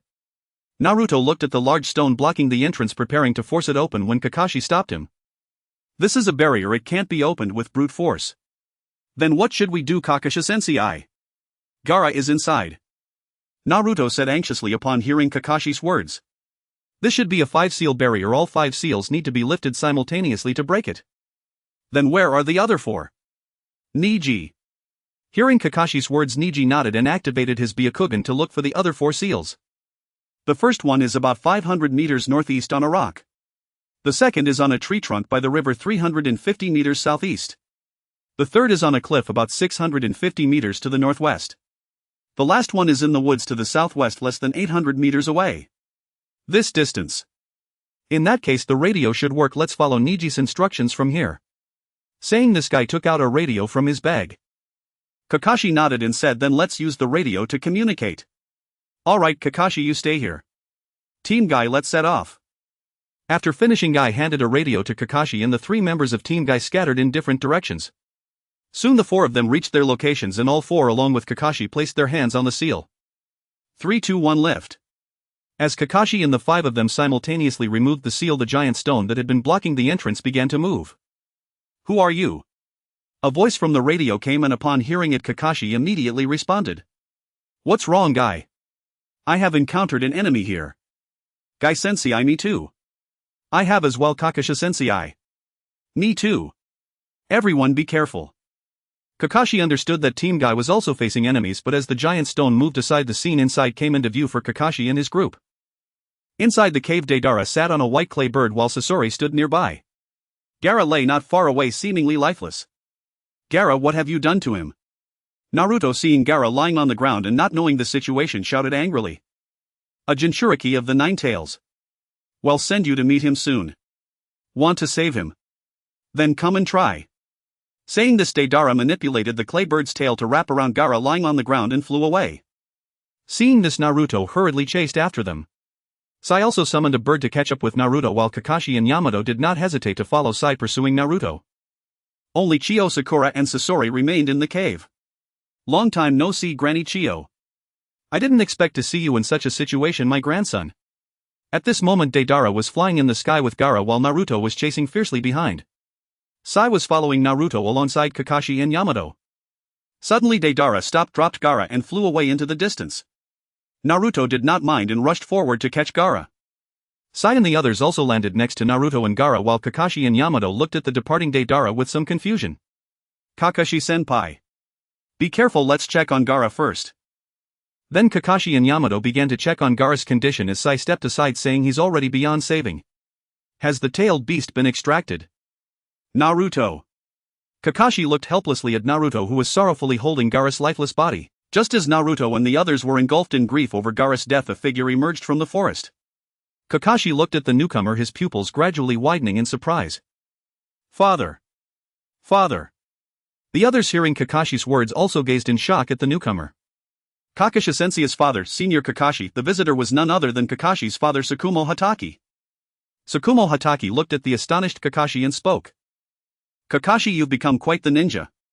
Father, you're not. And why are you dressed like that? Kakashi noticed Tsukumo's strange attire but didn't dwell on it, while the composed Sai calmly remarked. He's one of the Espada, one of them. Hearing Sei's words, Yamato and Naruto became vigilant, anxiously watching the somewhat dazed Kakashi and Tsukumo. Kakashi, upon hearing Sei's words, gradually regained his composure. His gaze turned serious as he revealed his Sharingan, looking at Tsukumo. Father, although I have much to say to you, it seems we are enemies now. Kakashi, I came here today for 2 reasons: to take him and to see you, but it seems I won't be able to accomplish either. Uncle, since you're Kakashi-sensei's father, why did you betray the village and go after Gaara's corpse? Naruto hid Gaara's body behind him and looked at Tsukumo. Aha, does Konoha still raise these naive kids? Naruto Uzumaki, you truly are that person's child. I did not betray the village, rather the village rejected me first. What do you mean, uncle? Father. Naruto and Kakashi looked at Tsukumo with some hesitation, while Yamato and Sai seemed to understand something, silently observing Tsukumo. How should I put it? After leaving Konoha, I gained much more freedom, so I do not regret joining the Espada and serving the adult. Tsukumo played with the short blade in his hand, which reflected his appearance as an Arrancar. If I remember correctly, you have already encountered Zabuza and Haku. How were their strengths? Indeed, Zabuza, after becoming an Arankar, is quite strong. I cannot face him alone, especially after he used that ability. That ability is it called Return of the Blade. As expected, Kakashi, that Sharingan has become a burden for you. Father, you should understand the significance of this Sharingan to me. If I'm not mistaken, you are the great White Fang of Konoha, right? Just as Kakashi was about to reminisce, Seiya's voice interrupted him. To think there are people other than Kakashi who recognize me and their juniors. Tsukumo looked at Sai with surprise, realizing he recognized him. There's a file about you in the route. I saw it before and recognized you through your conversation with Kakashi. Interesting, I didn't expect someone from the route to remember me. Sai intended to respond but opened his mouth and said nothing, subsequently choosing to remain silent. Uncle, come back to Konoha with me. Konoha has Kakashi Sensei and the current Hokage is Brother Aizen. He is a very gentle person, so please return with us. Naruto ignored Sai and spoke to Tsukumo, while Yamato, upon hearing Naruto, also chimed in. Yes, Sakumo-senpai, the 5th Hokage will surely choose to forgive you and return with Senior Kakashi. Yamato was interrupted by Kakashi before he could finish. After Sai spoke, Kakashi had been observing Seiya's every move, sensing something strange about him, prompting Kakashi to interrupt Yamato. Father, since you joined the Espada, we are enemies now, so I must take offense. Very well, let me see how much you have grown, Kakashi. As soon as Tsukumo's words fell, Kakashi pulled several shuriken from his ninja tool pouch, each infused with Raikiri, and swiftly threw them at Tsukumo. However, all the lightning-infused shuriken flew past Tsukumo's body, while Naruto looked on in shock as Tsukumo remained unharmed. They passed through. How could Kakashi Sensei miss? Is it an ability to not be hit? No. Just as Yamato and Naruto were puzzled, Kakashi began to explain. It's not that he didn't get hit, rather he dodged. Both he and the shuriken were too fast. He avoided the moment the shuriken approached him and then returned to his original position, making it appear as though they passed through him to the naked eye. As expected of Kakashi, the Sharingan has indeed provided you with some useful assistance, Tsukumo said while slowly stepping towards Kakashi and the others. Ninjutsu Super Beast Imitation Picture would release Great Forest Technique. Meanwhile, the silent Sai and Yamato quickly reacted, with Sai drawing 2 massive tigers and controlling them to pounce at Tsukumo. Yamato's left hand sprouted numerous wooden vines toward Tsukumo to bind him, while Tsukumo easily killed the 2 tigers with his short blade and swiftly dodged the wooden vines. Just as Tsukumo evaded the vines, Kakashi appeared behind him using Raikiri and aimed to stab Tsukumo. Tsukumo did not turn around but chose to sidestep Kakashi's thrust, grabbing Kakashi's right hand and throwing him away. As Kakashi was thrown by Tsukumo, Yamato clapped his hands and exclaimed, "Got it." Would release thorn killing technique. Then several wooden vines quickly emerged from beneath Tsukumo's feet, binding the white fawn, while Naruto appeared in front of Tsukumo, raising a massive Rasengan to strike at him. Uncle, wake up. Boom. With the explosion of the massive Rasengan, a gigantic pit appeared where Tsukumo once stood as Naruto and Yamato looked at the remaining wooden vines in confusion. Naruto, Yamato. Kakashi's voice came from behind and Naruto and Yamato prepared to look in Kakashi's direction. Bang. Where Naruto and Yamato originally stood, there was only Tsukumo left, who after being kicked away crashed into a large tree and fainted, and Yamato looked up.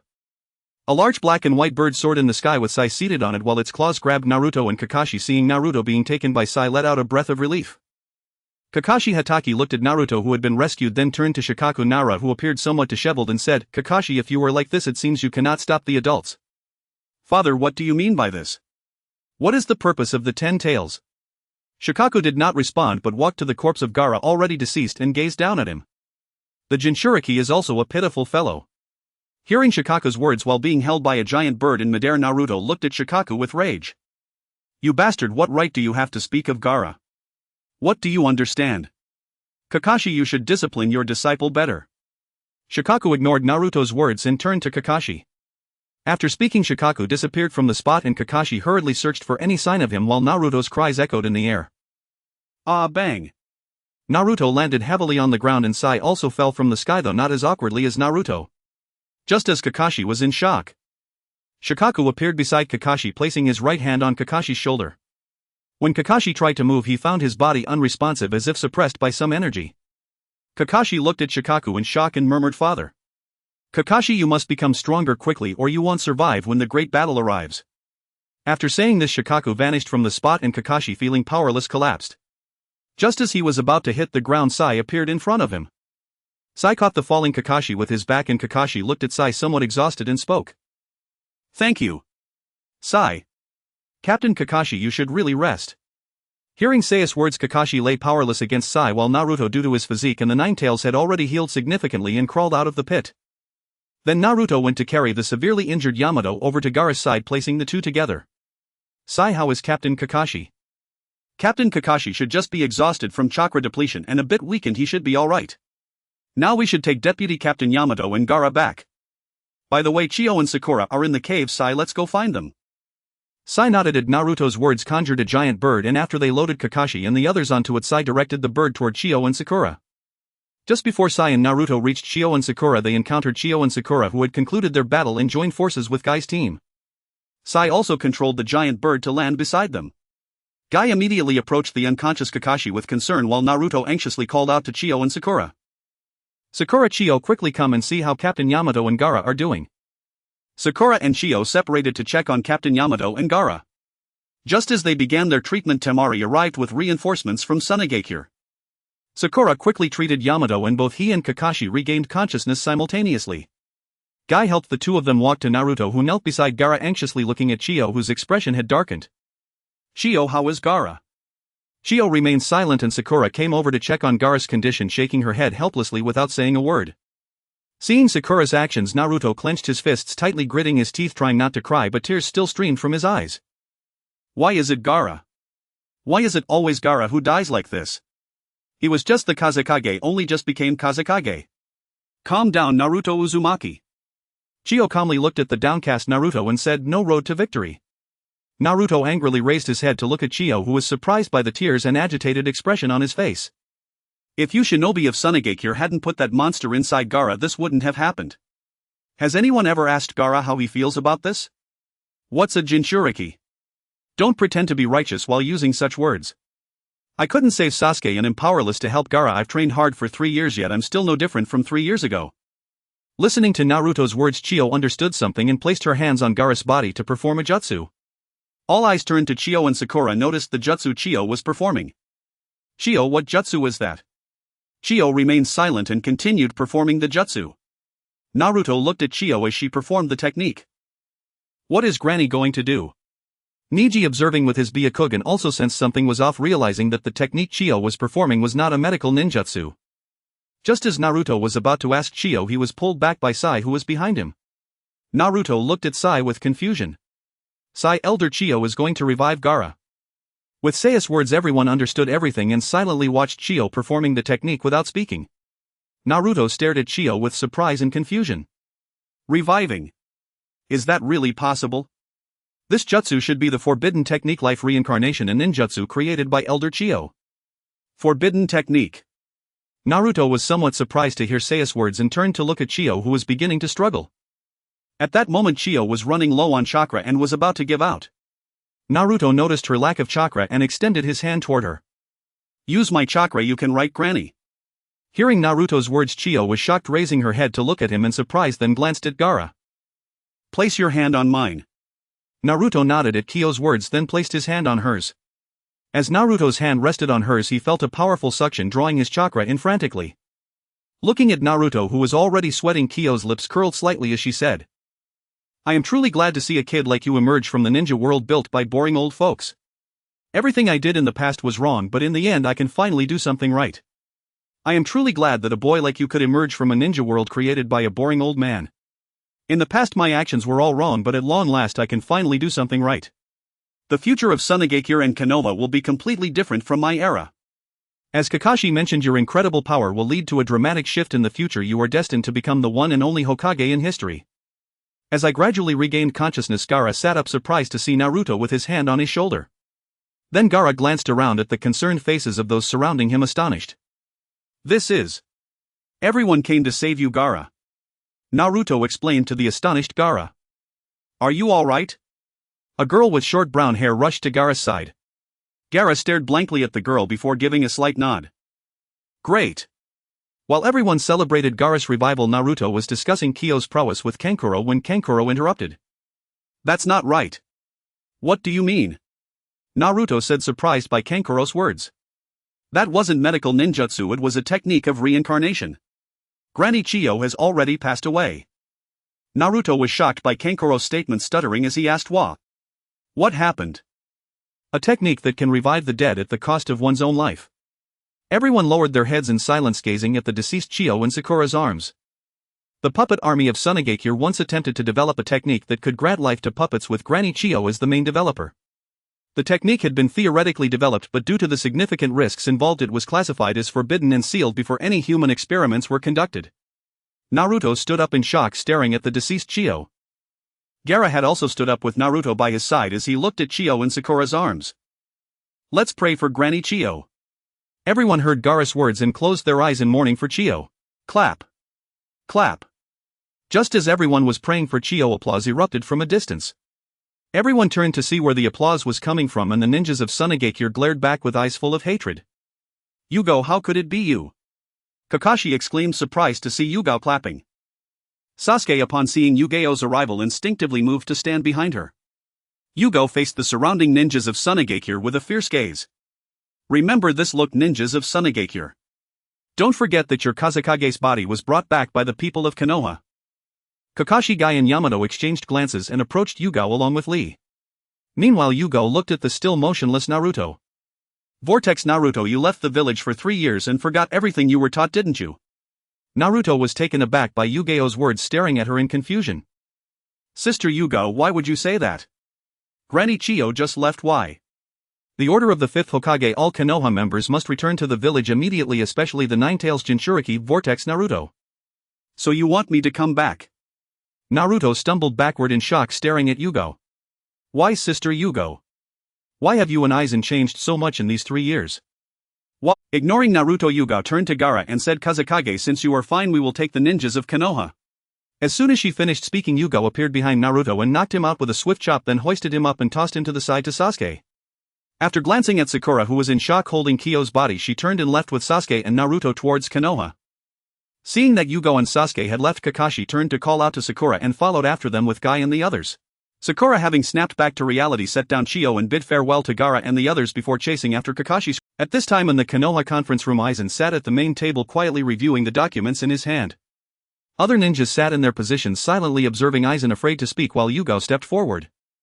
The Akatsuki, an organization formed by rogue ninjas from various countries, initially started as a mercenary group. However, just yesterday the 2 tails from Kumogakure, the 7 tails from the Land of Rain and the 5 tails from the Land of Earth, were captured by members of this Akatsuki organization. Everyone understood the importance of this meeting upon hearing Yuugao's words. Everyone, the issue at hand is that the Akatsuki's target is the tailed beasts, and various countries have already lost their tailed beasts.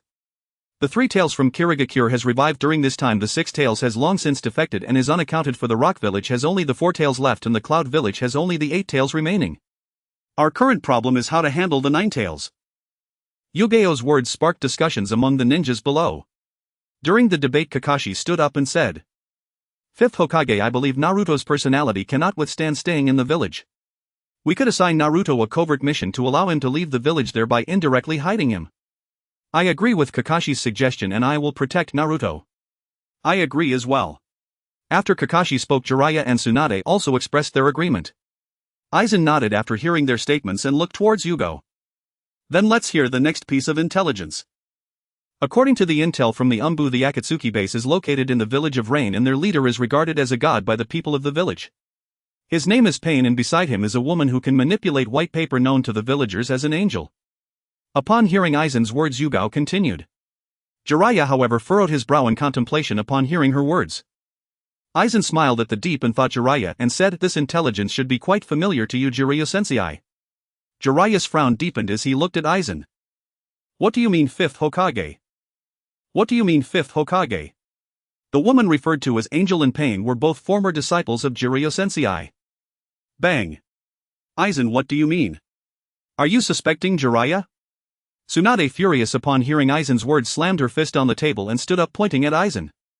As Tsunade stood up pointing at Aizen, Horan appeared behind her, his Zanpakuto's blade aimed at the back of her heart.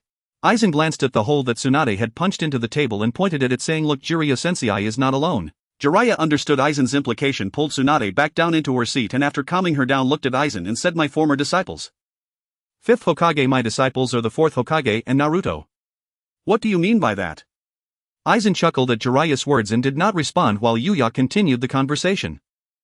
After the Second Shinobi World War, Jiraiya stayed alone in the Land of Rain, taking care of 3 children and teaching them ninjutsu and taijutsu. These 3 children later formed the Akatsuki in the Land of Rain, and after killing Hanzo of the Salamander post-Third Shinobi World War, ruled the Land of Rain. Yahiko, Konan and Nagato. I didn't expect them to achieve this much. Jiraiya exclaimed in shock upon hearing Aizen's words. The other ninjas, hearing that Jiraiya indeed knew the leader of the Akatsuki, were shocked and began to discuss among themselves. I can't believe it, the Akatsuki actually has a connection to Jiraiya-sama. Yes, and he knew them since the end of the Second War. Could it be that Jiraiya-sama has a connection with the Akatsuki? If that's the case, Lady Tsunade, idiot, what are you saying? It's possible the 3 Sannin were together at the end of the Second War and they rose to fame in the Land of Rain. No way. You all are so noisy. Tsunade grew increasingly irritated as she listened to the comments from the Jonin. Finally unable to hold back, she slammed her hand on the table and shouted at them. This time Horin did not aim his Zanpakuto at Tsunade's heart but instead at her throat, the blade pressing against her skin with a trickle of blood beginning to seep out. Aizen did not look at Tsunade but leaned his hands on the table, staring at the surface and saying, does Tsunadeheim truly consider herself a princess? Being defeated by others and because of affection for geniuses unable to kill, that kind of title holds no respect from me. Tsunade became even angrier upon hearing Aizen's words, but due to Horin's Zanpakuto's pressure she felt unable to act, so she could only glare fiercely at Aizen without speaking. Alright, everyone calm down. Since the leader of the Akatsuki has a connection to me, I will personally go to the Land of Rain to investigate. With that, Jiraiya took Tsunade and left the conference room while the others fell silent as they watched Jiraiya and Tsunade exit. Since Jiraiya cannot guarantee the safety of the Ninetales during the time before his return, the Ninetales' activities cannot exceed the boundaries of Konoha.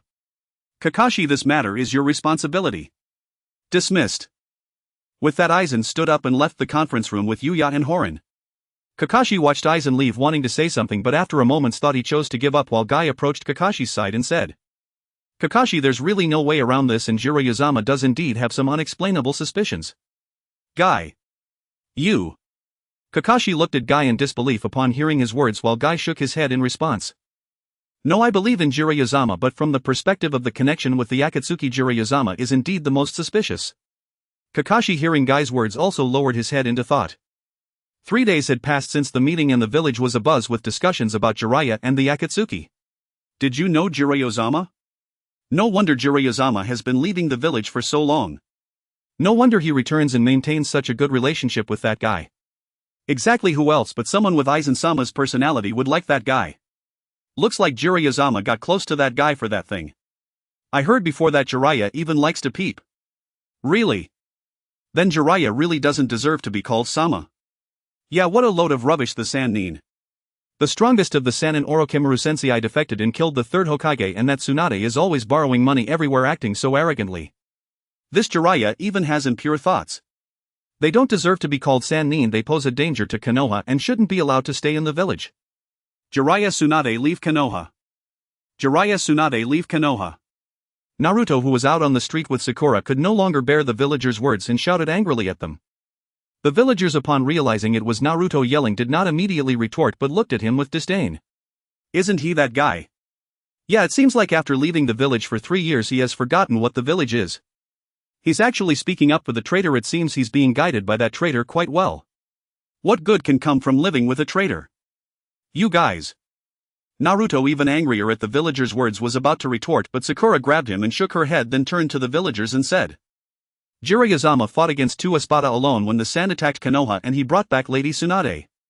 After Lady Tsunade returned to the village, she joined the medical department treating you and the ninjas, and now you're doubting them.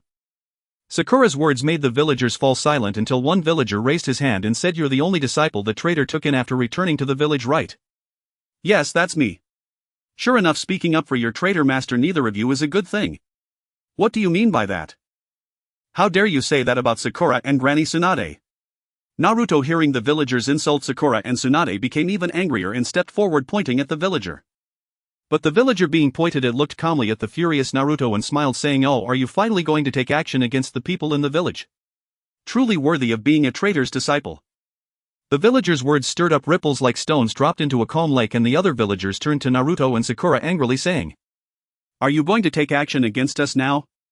Truly worthy of being a traitor's disciple. Are you going to strike against us already? No wonder you're the disciple of a traitor. Niji, should we go help Naruto? Meanwhile, not far from Naruto and Sakura, Neji, Choji and Ino stood together in silence watching as the villagers surrounded the two. No need. But Sakura and Naruto are our friends, Neji. Ino said anxiously, already preparing to step forward toward them. We mustn't, Ino. Even if we intervened, would accomplish nothing. Moreover, it's only natural that Jiraiya and Tsunadesima are under suspicion. Naruto and Sakura speaking up for them now would invite grave trouble, especially for us. So we can only stand by and watch. That is, Hinata. As Neji and the others debated, a woman with long violet hair appeared between Naruto and the villagers, spreading her arms wide to shield him, her gaze resolute upon the crowd. Enough. Naruto-kun is not such a person, he would never raise a hand against anyone in this village. At Hinata's arrival, the villagers ceased their accusations and instead murmured among themselves. Is that the Hyuga heiress? It appears to be Hinata Hyuga. Has even the Hyuga heiress been deceived by the traitor? Does the Hyuga clan head take no notice? That heiress is useless, she couldn't even defeat her younger sister. Ah, so that's why Lord Hayashi pays her no mind. Seeing Hinata defend him and then endure the villagers' insults, Naruto clenched his fists ready to fight, yet at that moment Hinata turned and gently grasped his hand. Naruto calmed instantly, gazing at Hinata in astonishment. Hinata. Naruto-kun, believe me, she declared, her eyes unwavering. Meeting that steadfast gaze, Naruto smiled faintly and nodded. Turning to face the villager, Hinata said firmly, Jiraiya and Naruto are nothing like the slanderous rumors suggest. Their contributions to the village simply remain unseen by most. Indeed, we've seen none of these so-called contributions. Exactly. Who witnessed that battle where he supposedly fought two Espada alone? Perhaps it was all staged, a performance between Jiraiya and the Espada. And Tsunadesima returned to the village burdened with enormous gambling debts, bringing nothing but disgrace. Moreover, as chief medical officer, she suffers from hemophobia. How can we trust her? Precisely. Most surgeries and treatments are performed by ordinary medical nin or by Kurenizuma. We've never seen Tsunadesima herself act, only gamble in casinos. Hinata's words had ignited the crowd's fury, but she remained unruffled, calmly meeting their glares before bowing deeply to them. I sincerely apologize to you all for Tsunadesima's conduct, but please trust us. Jiraiya and Tsunadesima will prove their innocence beyond doubt. Her composure and conviction silenced the villagers who stood motionless watching her bowed figure in quiet awe until a voice rose from the crowd. Since the Hyuga heiress has spoken thus, we must defer to the Hyuga clan's prestige and grant them our trust. Very well, let us give the Hyuga heiress the benefit of the doubt once. Then let us disperse. As those words echoed, the villagers gradually melted away, leaving Naruto, Sakura and Hinata standing alone. Once the crowd had dispersed, four Hyuga clansmen approached Hinata. Heiress, Lord Hayashi requests your presence. Hinata. Naruto and Sakura watched her with deep concern. Hinata smiled gently at them. It's all right, Naruto, Sakura, I'm certain father won't punish me. I'll see you both later, goodbye. She then departed with the clansmen while Naruto and Sakura remained rooted in place watching her recede with quiet worry. Meanwhile, having witnessed Hinata resolve the crisis, Neji, Choji and Ino quietly withdrew. As they walked away, Choji munched on a bag of chips. Neji, do you think Hinata will be alright? It's uncertain. If Jiraiya fails to clear his name, the Hyuga clan itself may become entangled in this storm. The villagers' wrath was truly terrifying, yet who would have imagined Hinata of all people could face such fury with such unshaken calm? After all, she is the Hyuga heiress, though usually gentle and kind to friends. Neji, what has the fifth Hokage said regarding Jiraiya-sama's situation? Lord Aizen. He remains aloof, offering no intervention. Should Jiraiya wish to vindicate himself, he must do so alone. At Jiraiya's residence, Tsunade sat at the dining table sipping sake while Shizune held Tonton close and gently tugged at Tsunade's sleeve, urging her to stop drinking. Tsunade ignored her, continuing to drink. Shizune, leave me be. Tsunadesima, truly, you mustn't drink anymore. How dare those villagers speak of me and Jiraiya like this? And Aizen too, daring to suspect us. Us. Ugh. Jiraiya emerged from the balcony and sat across from her, his voice steady and composed. At last I understand how White Fang and Naruto must have felt. Jiraiya-sama. What do you mean, Jiraiya? Tsunade lifted her bleary gaze toward him, slurring slightly. White Fang took his own life under crushing public censure. Naruto endured this very same scorn from childhood, the stares, the whispers. I cannot fathom how he bore it day after day. Yes, the ignorance of these villagers is despicable. And Aizen is even more contemptible. Hearing Jiraiya's words, Tsunade's drunken eyes sharpened with sudden clarity, and indignation flared anew. No, Aizen is doing this deliberately. He wants us to feel precisely what White Fang and Naruto endured. What does any of this have to do with us? Why must we bear this burden? Tsunade slammed her fist onto the table and rose, glaring at Jiraiya in fury. Because we are students of the same master, and White Fang-san's fate and Naruto's suffering are inextricably tied to him. Tsunade sank back into her chair, leaning heavily against its back, her eyes hollow and distant.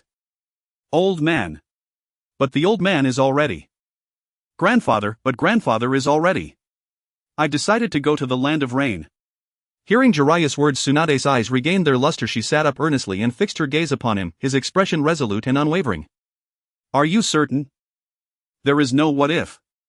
Whether or not Aizen's intelligence is accurate, I must return to see Yuugao and his comrades, to see how far their shared dream has come to fruition. And if Akatsuki truly bears ties to them, then I have even greater reason to go. They are my disciples. It falls to me alone to halt their descent and guide them back onto the righteous path. Tsunade fell silent at Jiraiya's words. Nearby Shizune quietly gathered the sake bottles and departed with Tonton. Akatsuki, their leader, must be an extraordinarily formidable figure. Yet you would still risk your life there for mere public opinion. What if? Then it's time I set out. Jiraiya cut Tsunade off, picking up the large scroll resting beside him. Come back alive. Tsunade did not look at him, her eyes remained fixed on the table before her. If you die too. Will you weep for me? How delightful that would be, though surely not as heart-wrenchingly as you did for Dan, right? Jiraiya smiled warmly at Tsunade. Fool. Then let's wager, using your favorite gamble. Bet on my death. You always lose at gambling anyway. But when I return alive. Jiraiya met Tsunade's gaze. She frowned in silence, saying nothing. Ha ha ha. Just kidding, just kidding. I'm deeply grateful to you. A man grows stronger after being rejected, and truly a man without the grace to laugh it off isn't a man at all. One must transform such experiences into inspiration. Must men always be strong? More or less? Besides, happiness shouldn't be a man's pursuit. Strutting about like some hero, yet without a woman you wouldn't even qualify to be spurned. Indeed. With that, Jiraiya slung the scroll over his shoulder and prepared to leave. Tsunade lifted her gaze, watching his retreating silhouette. Should anything arise, summon me immediately via Toad Messenger. I'll arrive without delay. Don't fret needlessly. You must remain in the village. Naruto is under house arrest and needs guidance, and Aizen requires close watch. I cannot trust him. These responsibilities fall to you. What about Kakashi? And Naruto will understand. No, it's not only Aizen and Akatsuki. The 10 Tails route all demand vigilance. We must strengthen our defenses accordingly. Tsunade said nothing, only gazed at Jiraiya's back. He reached the doorway, opened the door and spoke without turning, his voice carrying softly from the threshold. Goodbye. Bam. As the door shut behind him, Jiraiya left Konoha, setting foot upon the road to the land of rain. Meanwhile, in the Hokage's office, Aizen sat calmly in his chair reading a book, while Yuugao knelt before him, one knee bowed to the floor. Public sentiment has ignited. The Uzumaki Naruto and Haruno Sakura are now entangled in the storm. Naruto. And the outcome. Subsequently, Hyuga Hinata intervened, extricating Naruto from the crisis. Yet shortly thereafter she was taken away by members of the Hyuga clan. Hyuga Hayashi will have his hands full. And Jiraiya. Tsunade and Kato Shizen visited Jiraiya's residence, but only Jiraiya has departed the village, heading toward the land of rain. Based on current intelligence, Tsunade remains there. Traveling alone. Truly the gallant Jiraiya, unwilling to let Tsunade share in the peril. Inform Nagato and Konan. And extend the summons to Yuugao as well. It's long past time the four of them reunited. Yes, Lord Aizen. Time advanced to the day after Jiraiya's departure. Since Jiraiya's mission to the land of rain was classified, few knew of it, yet rumors about him continued circulating within the village. Still, having vanished from public view for several days, the fervor had noticeably subsided from yesterday's peak. Aizen sat in his chair reviewing mission dossiers while listening to Nara Shikaku's briefing on yesterday's operations. Currently the villages. Brother Aizen. As Shikaku spoke, the office door burst open. Naruto rushed in, breathless, straight to Aizen's desk. Behind him trailed a resigned Sakura and Kakashi, who offered Aizen a faint apologetic shrug. Forgive me, Fifth Hokage, I was deceived by Naruto and failed to stop him. Aizen glanced briefly at Naruto, then turned to Shikaku. You may withdraw. Once Shikaku had departed, Naruto leaned forward, eyes blazing. Brother Aizen, why do the villagers suddenly hate Master Jiraiya so? As Hokage you must intervene. Jiraiya's affair. I've heard. But what the villagers say is beyond my authority, Naruto. Impossible. You're the Hokage, you just need to explain things clearly to everyone. Yet the rumors spreading through the village hold truth, Naruto. Do you recall who held the title of Hokage when you were a child? Naruto paused puzzled, but answered nonetheless. Ha! Why ask that, brother Aizen? Of course it was grandfather Third. Don't you remember? As memories welled up, Naruto began to speak only to be gently interrupted by Aizen. When you were a child, when the villagers whispered, scorned and misunderstood you, did your revered Third Hokage ever step forward to utter a single word in your defense? Ah. No. He didn't. Aizen's words struck Naruto like thunder, then as realization dawned his voice softened with quiet sorrow. Jiraiya, as one of the Third Hokage's direct pupils, should possess the wisdom to comprehend his master's choices, should he not? But I felt those eyes. That cold, hateful, murderous gaze. Such torment should never fall upon Master Jiraiya. Those days of helplessness, of being reviled beneath such glares, I refused to let him endure the life I once lived. Naruto, you truly resemble Aunt Kushina, in spirit and heart, in how you face the world. She often comes to mind when I see you. Kushina. Aunt. Who is she? Brother Aizen, what are you talking about? Your mother, Uzumaki Kushina. Your mother, Kushina Uzumaki. Mother. Naruto looked at Lanran in surprise after hearing his words, while Kakashi behind Naruto also looked astonished and turned to Lanran. Lord Fifth Hokage, well, the reason you often ask me about your mother since you were little is partly my fault, as I only mentioned her.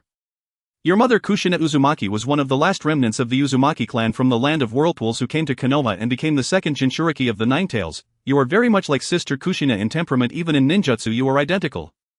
I promised your mother to take good care of you, though I couldn't help you escape the villagers' gaze. No, brother Lanran, you all have taken great care of me.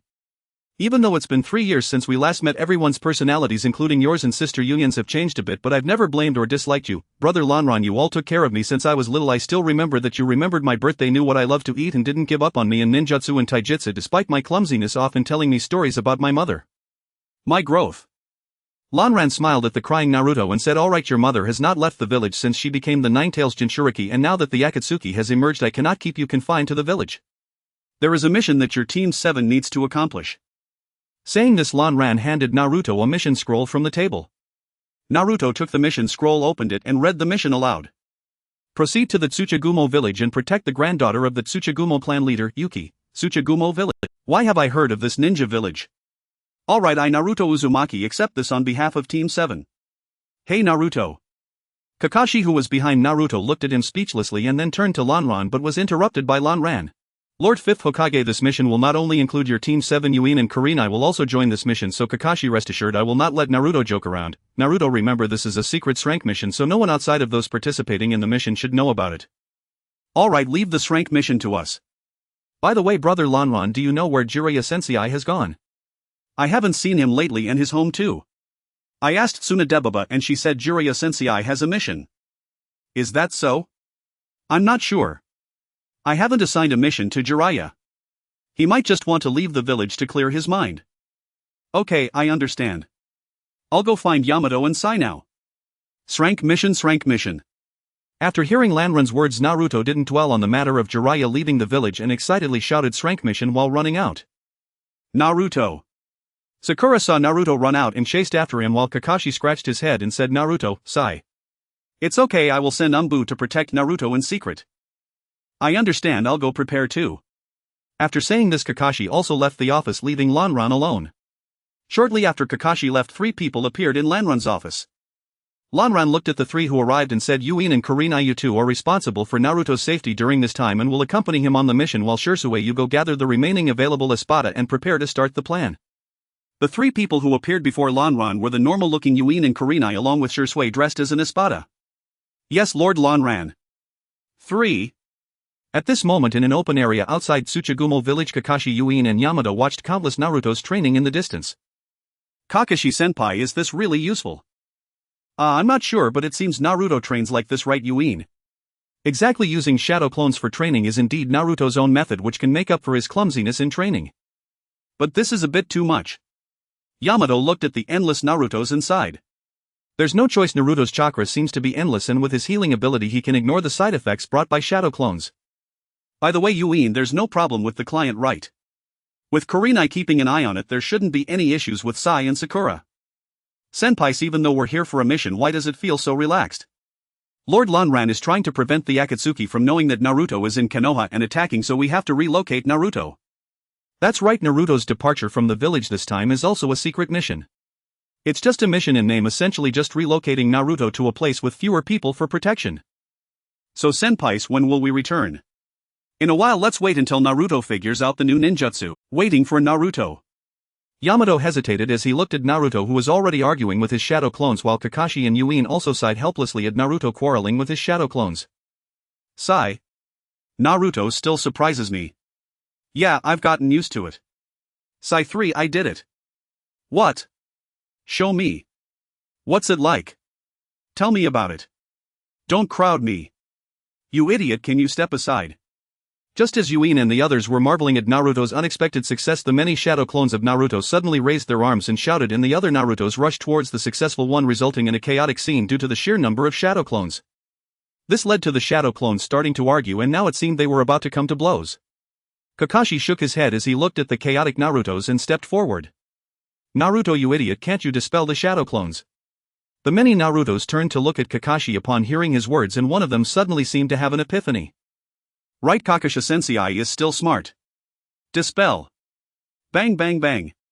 As the shadow clones were dispelled, only one Naruto was left on the vast grassland, who ran excitedly to Kakashi and the others and said, Kakashi sensei, Yamato senpai, sister Yuin, I did it, look at this. Teacher Kakashi, senior brother Yamato, sister Yuyen, I did it. Look. Naruto exclaimed excitedly, stepping before the three and placing an intact leaf into his palm. He pressed his hands together and gathered chakra into them. Then he opened his palms, the whole leaf split cleanly down the center into two perfect halves. Beaming with triumph, Naruto turned to Kakashi and said, See? I succeeded. Indeed you have. This method truly works. Very well, on to the next exercise. Kakashi, Yamato and Yuyen responded calmly upon seeing the bisected leaf, far less animated than Naruto, and then walked past him without pause. Naruto, noticing they hadn't acknowledged him, dashed after them and called out. I really did it, look. Teacher Kakashi. Sister Yuyen. Senior brother Yamato. Yet the three paid him no heed, stopping instead at an open stretch of ground, whereupon Yamato continued walking forward. Puzzled, Naruto called after him, Senior brother Yamato. At a distance from Kakashi and the others, Yamato began forming hand seals, earth release, earth flow wall. Water release, waterfall basin technique. Wood release. A colossal earthen wall erupted before them. A cascading waterfall streamed down its surface, and two towering trees sprouted on either side, arching inward until their branches fused into a living bridge. Shikaku, senior brother Yamato. Thud. Yuyen struck Naruto's head lightly with the scabbard of her Zanpakuto and said coolly, Stop dawdling, your task is to sever the waterfall's flow using chakra. Ha! Naruto gaped in astonishment at Yuyen while Kakashi interjected, Get moving, Naruto, don't waste time. Teacher Kakashi, sister Yuyen, we've trained all day, can we rest for a bit? Absolutely not. But, what about Sakura and Sai? The client's safety is entrusted to Kurenai, Sakura and Sai. Your sole duty is to complete this training. But Lord Aizen assigned us to work as a team, and everyone's right here. What if Sakura runs into danger? That won't happen. We trust Kurenai's strength completely, and we're not far away. Should anything arise, we'll intervene immediately. Teacher Kakashi, silence. Get going now, Naruto. Yuyen appeared behind him, voice icy, and Naruto, sensing the lethal intent radiating from her, yelped and bolted toward Yamato. Senior brother Yamato, save me. Watching Naruto scramble up the wooden bridge to resume training, Yuyen allowed herself a faint smile, while Kakashi, observing his student's frantic dash, sighed and shook his head. Only you can rein him in, it seems. It's habit, perhaps because I disciplined him so often as a child. He's simply terrified of me. I wonder how the village fares. It's in dire straits, and we must remain vigilant against Akatsuki. We have no choice. Akatsuki's objective is now unmistakable, the tailed beasts. Shortly after our arrival in Tsuchigumo village, they captured both the 4 tails and the 3 tails. What? Then what of the 6 tails and the 8 tails? We have no intel on the 6 tails, the Jinchuriki defected long ago. Kirigakure has dispatched search teams, but so far nothing. The 8 tails remains in Kumogakure. It appears Akatsuki's turn will soon come for Konoha and for Naruto. Kakashi murmured, his gaze darkening as he watched Naruto train in the distance. Orochimaru has been slain by Sasuke. The boy now seems bent on confronting Itachi Uchiha for vengeance. Sasuke. Another thorn in our side.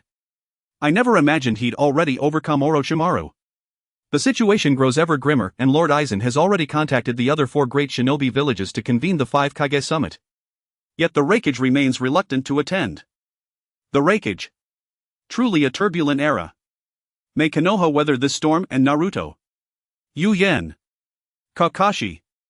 We have a situation. A voice rang out from behind Kakashi and Yu Yen. They turned to see Kurenai Sakurasai and the client Yo approaching. Kurenai was the one who had spoken. Yu Yen studied the quartet and noticed with quiet surprise that several Kirigakure shinobi trailed closely behind them. What's this? Who are they? Their envoys from Kirigakure sent to locate the Six-Tails Jinchuriki Foma. The Six-Tails Jinchuriki. Correct. We seek the Six-Tails Jinchuriki. According to our intelligence, he has long resided in this region. The lead Kirigakure shinobi stepped forward and addressed Kakashi directly. Have you found him? No. However, we learned your client Yo knows him and that he vanished some time ago. Vanished? Could it be Akatsuki? Precisely. We now believe Akatsuki has taken him. Hence we propose cooperation with Konoha since our intelligence confirms the Nine-Tails remains unseized. Cooperation requires formal approval from the 5th Hokage. Kirigakure has already accepted the 5th Hokage's invitation to the 5 Kage summit, meaning Kirigakure and Konoha stand united on this matter. Understood. We'll return to Konoha shortly and relay this intelligence to the 5th Hokage. Very well, then we take our leave. Stay vigilant. With that, the Kirigakure delegation departed. Kakashi watched them go, then reflected quietly, this place grows too perilous, we must return to Konoha without delay. Yu Yen turned toward Naruto, who was now intermittently parting the waterfall's torrent, and said, let's wait one more day, give Naruto his chance. Teacher, is he all right? Yo, standing silently nearby, suddenly spoke. Teacher. Kakashi glanced at her, puzzled. The Six-Tails Jinchuriki, he was her mentor, Kurenai explained. He disappeared, and hasn't been seen since. Yo looked at Kakashi, her voice trembling with sorrow and anxiety. Foma. He may not have been captured. Perhaps he simply wished to leave, to explore elsewhere. But didn't you just say he was likely taken by Akatsuki? Even were that true, his life is likely safe, for now. Rest assured he will return. Kakashi gently reassured the anxious girl before him. Truly. Truly. The Kazekage of Sunigakure was also seized, yet he lives still. Sakura chimed in warmly, then that's wonderful, he's safe and your teacher will come back. After a day and night of training, Naruto finally completed the transformation of wind nature and successfully developed the wind-release spiraling shuriken. However, due to the incompleteness of this ninjutsu, it would cause severe injury to the user's arm. Consistently prohibited from using it by Kakashi and others, Naruto felt deeply saddened and lost interest on his way back to the village until he was about to return to Konoha. I must tell Brother Aizen and Master Jiraiya about my research on ninjutsu. I just hope Master Jiraiya is still in the village. Back to Konoha. Naruto excitedly ran towards the corner of Konoha that had come into view, but after running a short distance he stopped in a daze. Sakura, thinking Naruto was too excited, walked up to him with a smile and said, "What's wrong? Have you forgotten after being away from Konoha for so long?" As Sakura spoke, she turned to look at Konoha, but upon seeing its state she too fell into a daze. Kakashi and the others also approached Naruto and Sakura, gazing at Konoha in shock. At this moment the once sturdy gates of Konoha had been destroyed, leaving only half of the gate precariously standing. Everyone! Naruto was the first to react and quickly ran towards Konoha, while Kakashi and the others swiftly followed his lead. Upon reaching the high walls of Konoha they stood in shock at the sight before them. What? What happened here? Has Konoha been attacked? What happened while we were gone? By this time half of the houses in Konoha had been destroyed, and in the areas of destruction ninjas were engaged in rebuilding efforts. The most striking sight was the Hokage building, which now stood only half intact. Brother Aizen. When Naruto noticed the half-destroyed Hokage building, he jumped off the wall ready to run towards it, but was restrained by Kakashi and the others who followed him. Just as Naruto was held back by Kakashi, Guy appeared in front of Kakashi and the others with his team. "Kakashi, you guys are back. What happened, Guy? Why is Konoha like this? Is Brother Aizen and the others okay?" Naruto anxiously approached Guy, grabbing his hands. "Naruto, Konoha has gone through a lot during your absence. I want to know what happened." Naruto interrupted Guy excitedly. Kakashi placed a hand on Naruto's shoulder and said, "Naruto, Please wait for Guy to finish. Not long after you left Konoha, the Espada attacked and the 5th Hokage. The 5th Hokage. What happened to Brother Aizen? Upon hearing that something had happened to Aizen, Naruto excitedly grabbed Guy's clothes and said, "The 5th Hokage sacrificed himself, and Naruto Uzumaki, be careful with your emotions." Guy remained silent while Neji, looking serious, stared at Naruto. Surprised by Neji's gaze, Naruto released his grip on Guy's clothes and lowered his head in silence. Guy and the others looked at Naruto with heavy hearts. "Everyone, I'm sorry, but I have to leave with Hong first." At that moment, Yuugao was supporting the seemingly dejected Hong as they departed. "And Naruto Uzumaki, I have one more thing to tell you. Master Jiraiya infiltrated Amigakure for information about Akatsuki and died there. Please don't be reckless again." Neji continued, speaking seriously despite Naruto's sorrow. "Neji." Guy interrupted Neji's words sternly. "Is this all for me?" Naruto said, lowering his head in a dejected tone. Naruto Kakashi attempted to say something but was interrupted by Naruto, who had lifted his head and looked at Kakashi earnestly. "Whether it's Brother Aizen or Master Jiraiya, they did all of this for me to protect me and the nine tails within me." "Kakashi sensei, you know all of this." "Brother Aizen deceived me by telling me to take on rank missions and even sent Sister Hong and Sister Yuugao to protect me. I should have realized it earlier." As he spoke, Naruto lowered his head, hands in pockets, walking towards the interior of Konoha. Sakura saw Naruto walking away alone and wanted to chase after him, but was stopped by Kakashi, who said, "Let Naruto take a moment to rest alone."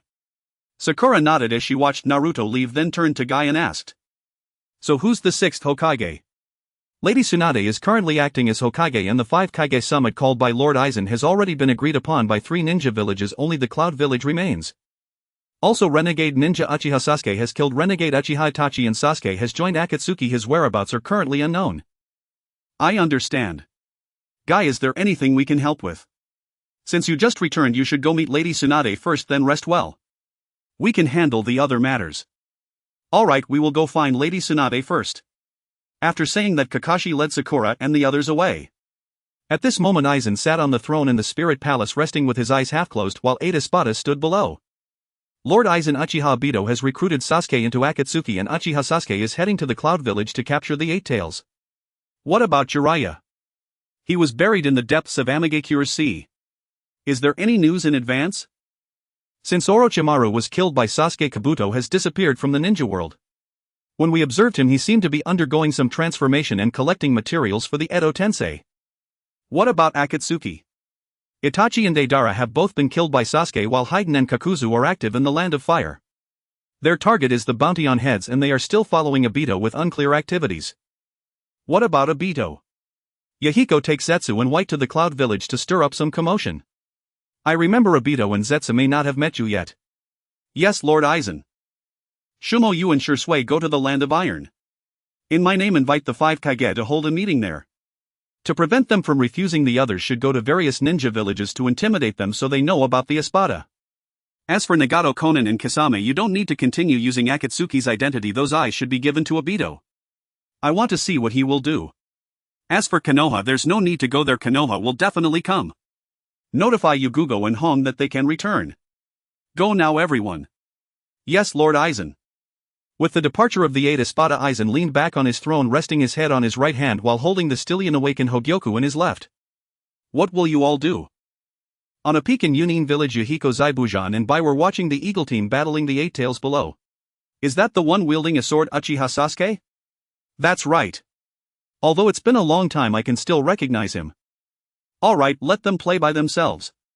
Let's go find the Raikage and announce our arrival." With that, Yahiko led the way into Yunin village, followed by Zaibujan and Bai. However, not long after Yahiko and the others set off, they encountered the Raikage and his group on the way. The anxious Raikage looked at Yahiko and the others who appeared before him and said angrily, "Who are you 3? Are you also from Akatsuki? What have you done to Bai?" Zaibujan, glancing at the furious Raikage, helplessly commented, "Is this the Raikage? He seems like a brute." According to the intel photos, the target is correct.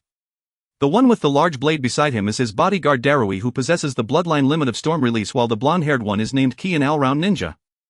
"Raikage-sama, they don't seem to be from Akatsuki, they are the Espada," Bai said while comparing a photo with the group in front of him. Ki, standing beside the Raikage, reminded him, and the Raikage turned frowning at Ki and said, "If they are Espada, you go help Bai." "I will stay here." "Then Raikage-sama, be careful." We're leaving. After saying that, Ki and Darui prepared to take a detour but were blocked by an ice wall. I stood atop the ice wall looking down at Ki and Darui saying, sorry but you cannot leave yet.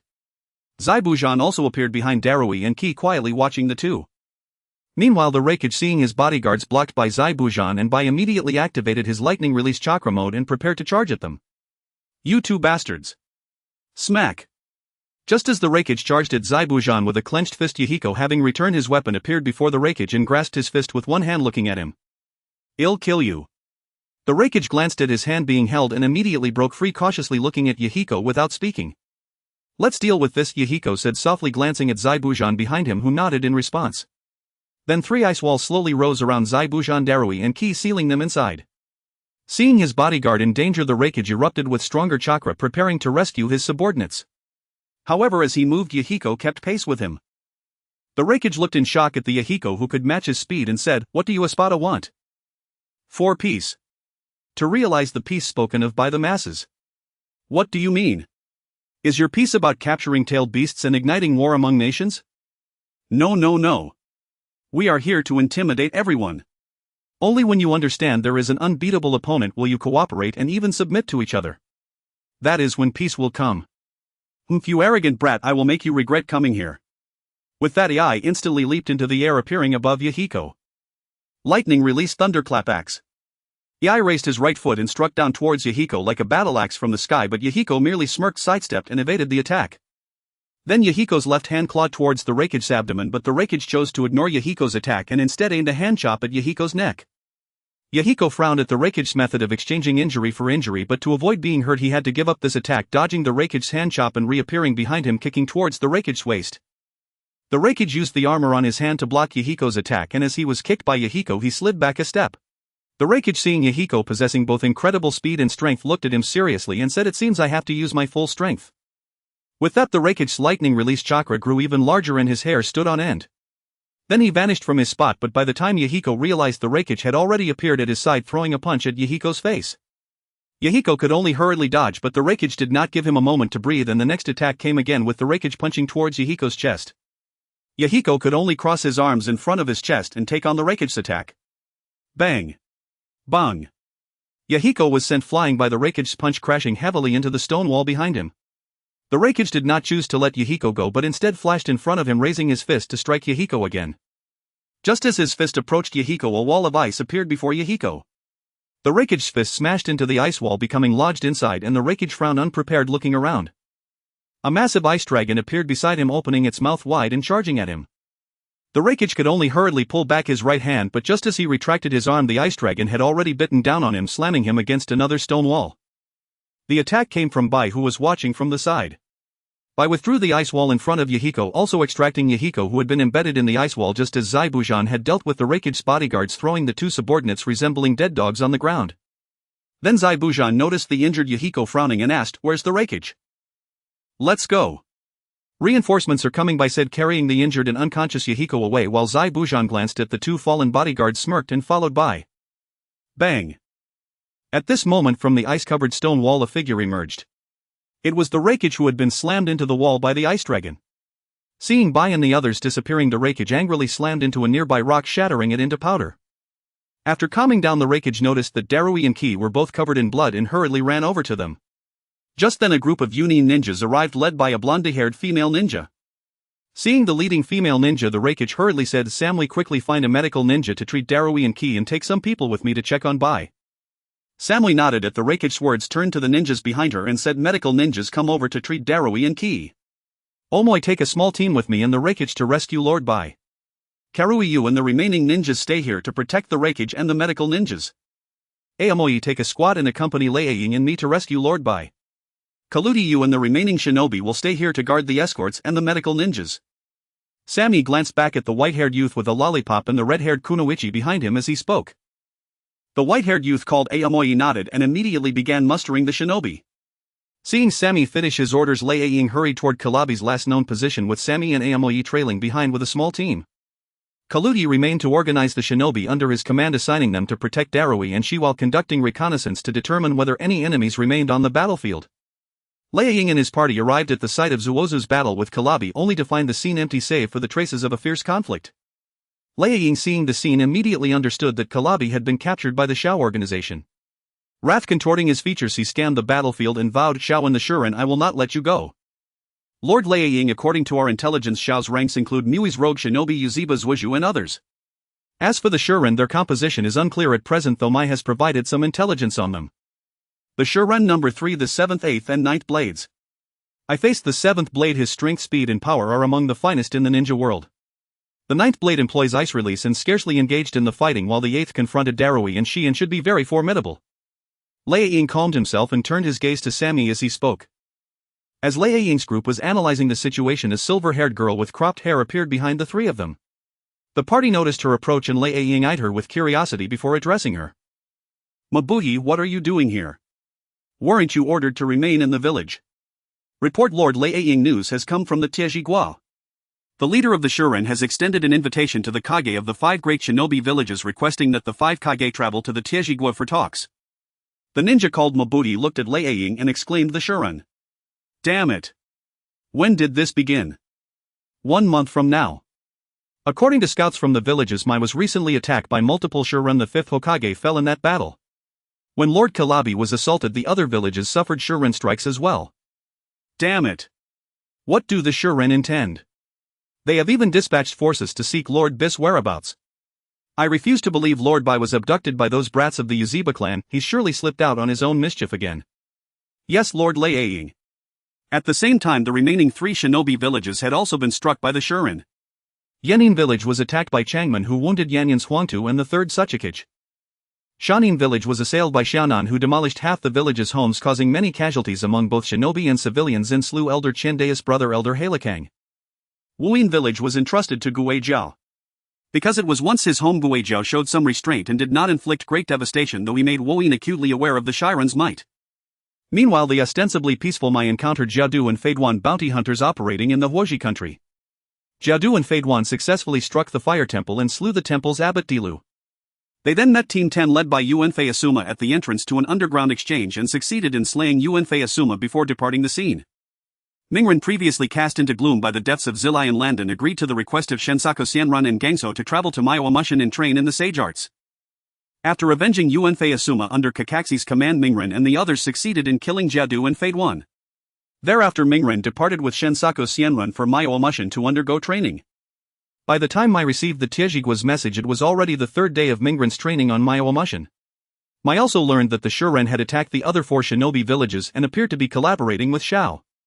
While striking Yunin, they cooperated with Shao to seize the 8-tailed Jinchuriki Kalabi. At that moment, Gangso stood in an operating theater listening gravely to Jinjian's report behind her, while Kakaxi remained silent at Jinjian's side. Before Gangso lay the corpse of the deceased Landon.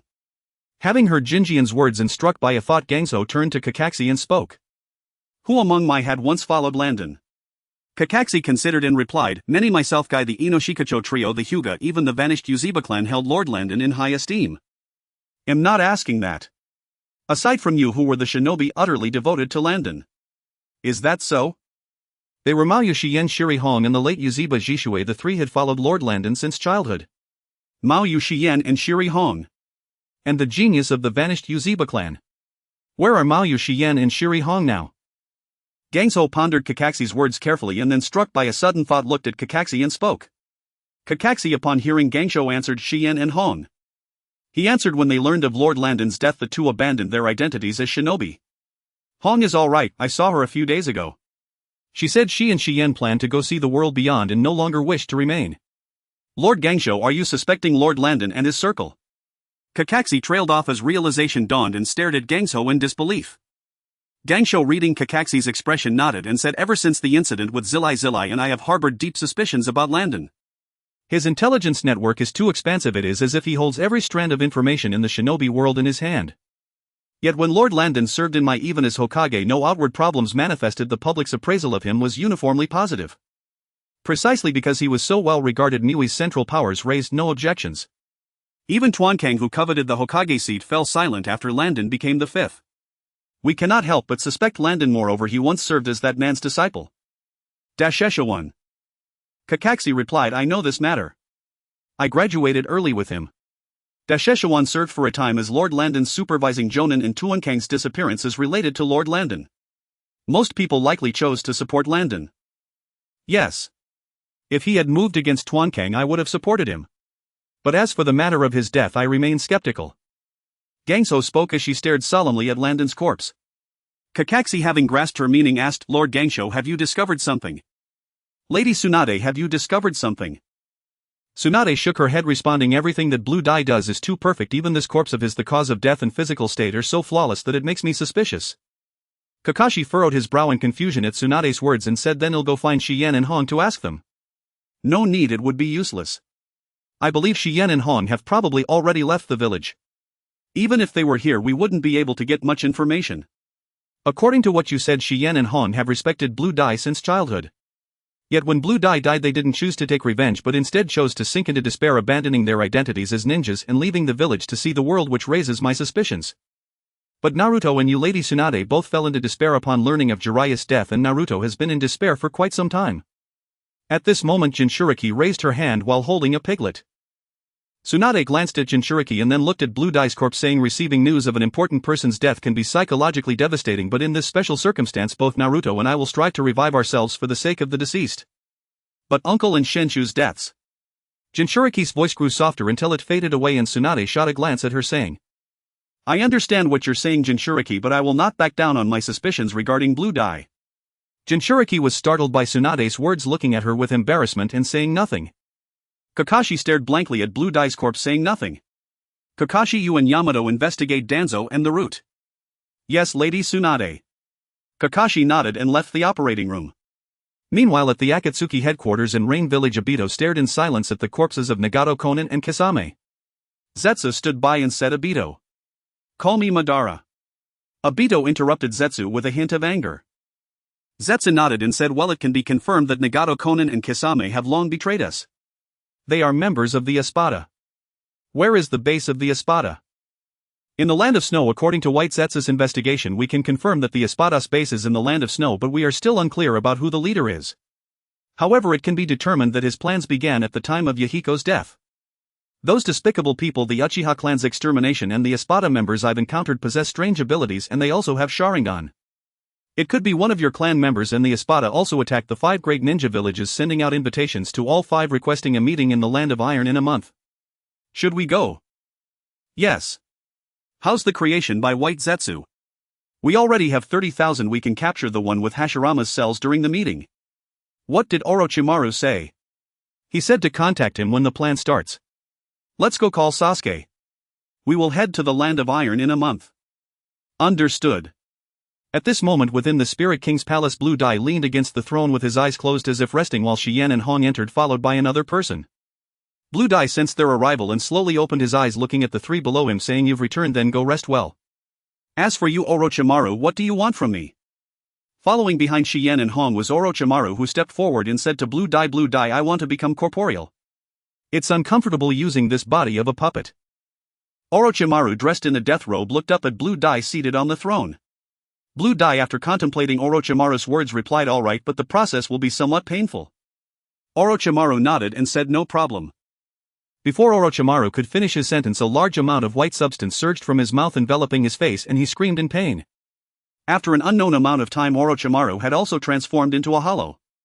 Blue Dye waved his hand at the somewhat weakened Orochimaru, saying, go rest. You must have heard quite a bit from outside while in the Spirit King's palace. I know, I won't interfere with you. After saying that, Orochimaru quietly left while Shien and Hong stood still in place. You two should also go down and prepare for the upcoming matters. Yes, Lord Blue Dye. A month quickly passed, and at this time Naruto had completed his Sage Mode training at Myobokuzen and returned to Konoha, preparing to accompany the 6th Hokage Tsunade to the Land of Iron along with the other Konoha 11. This meeting is not only called by Blue Dye for the 5 Kage but also pressuring Tsuchikage for Konoha to deal with the traitor Sasuke, and Naruto learned about this and prepared to head out. Thus Tsunade reluctantly brought all 11 from Konoha, while Kakashi and Guy served as Hokage's guards. Yamato and Sai were responsible for the activities of the youngsters, and Jinchuriki was left in Konoha to handle affairs with Narashikaku.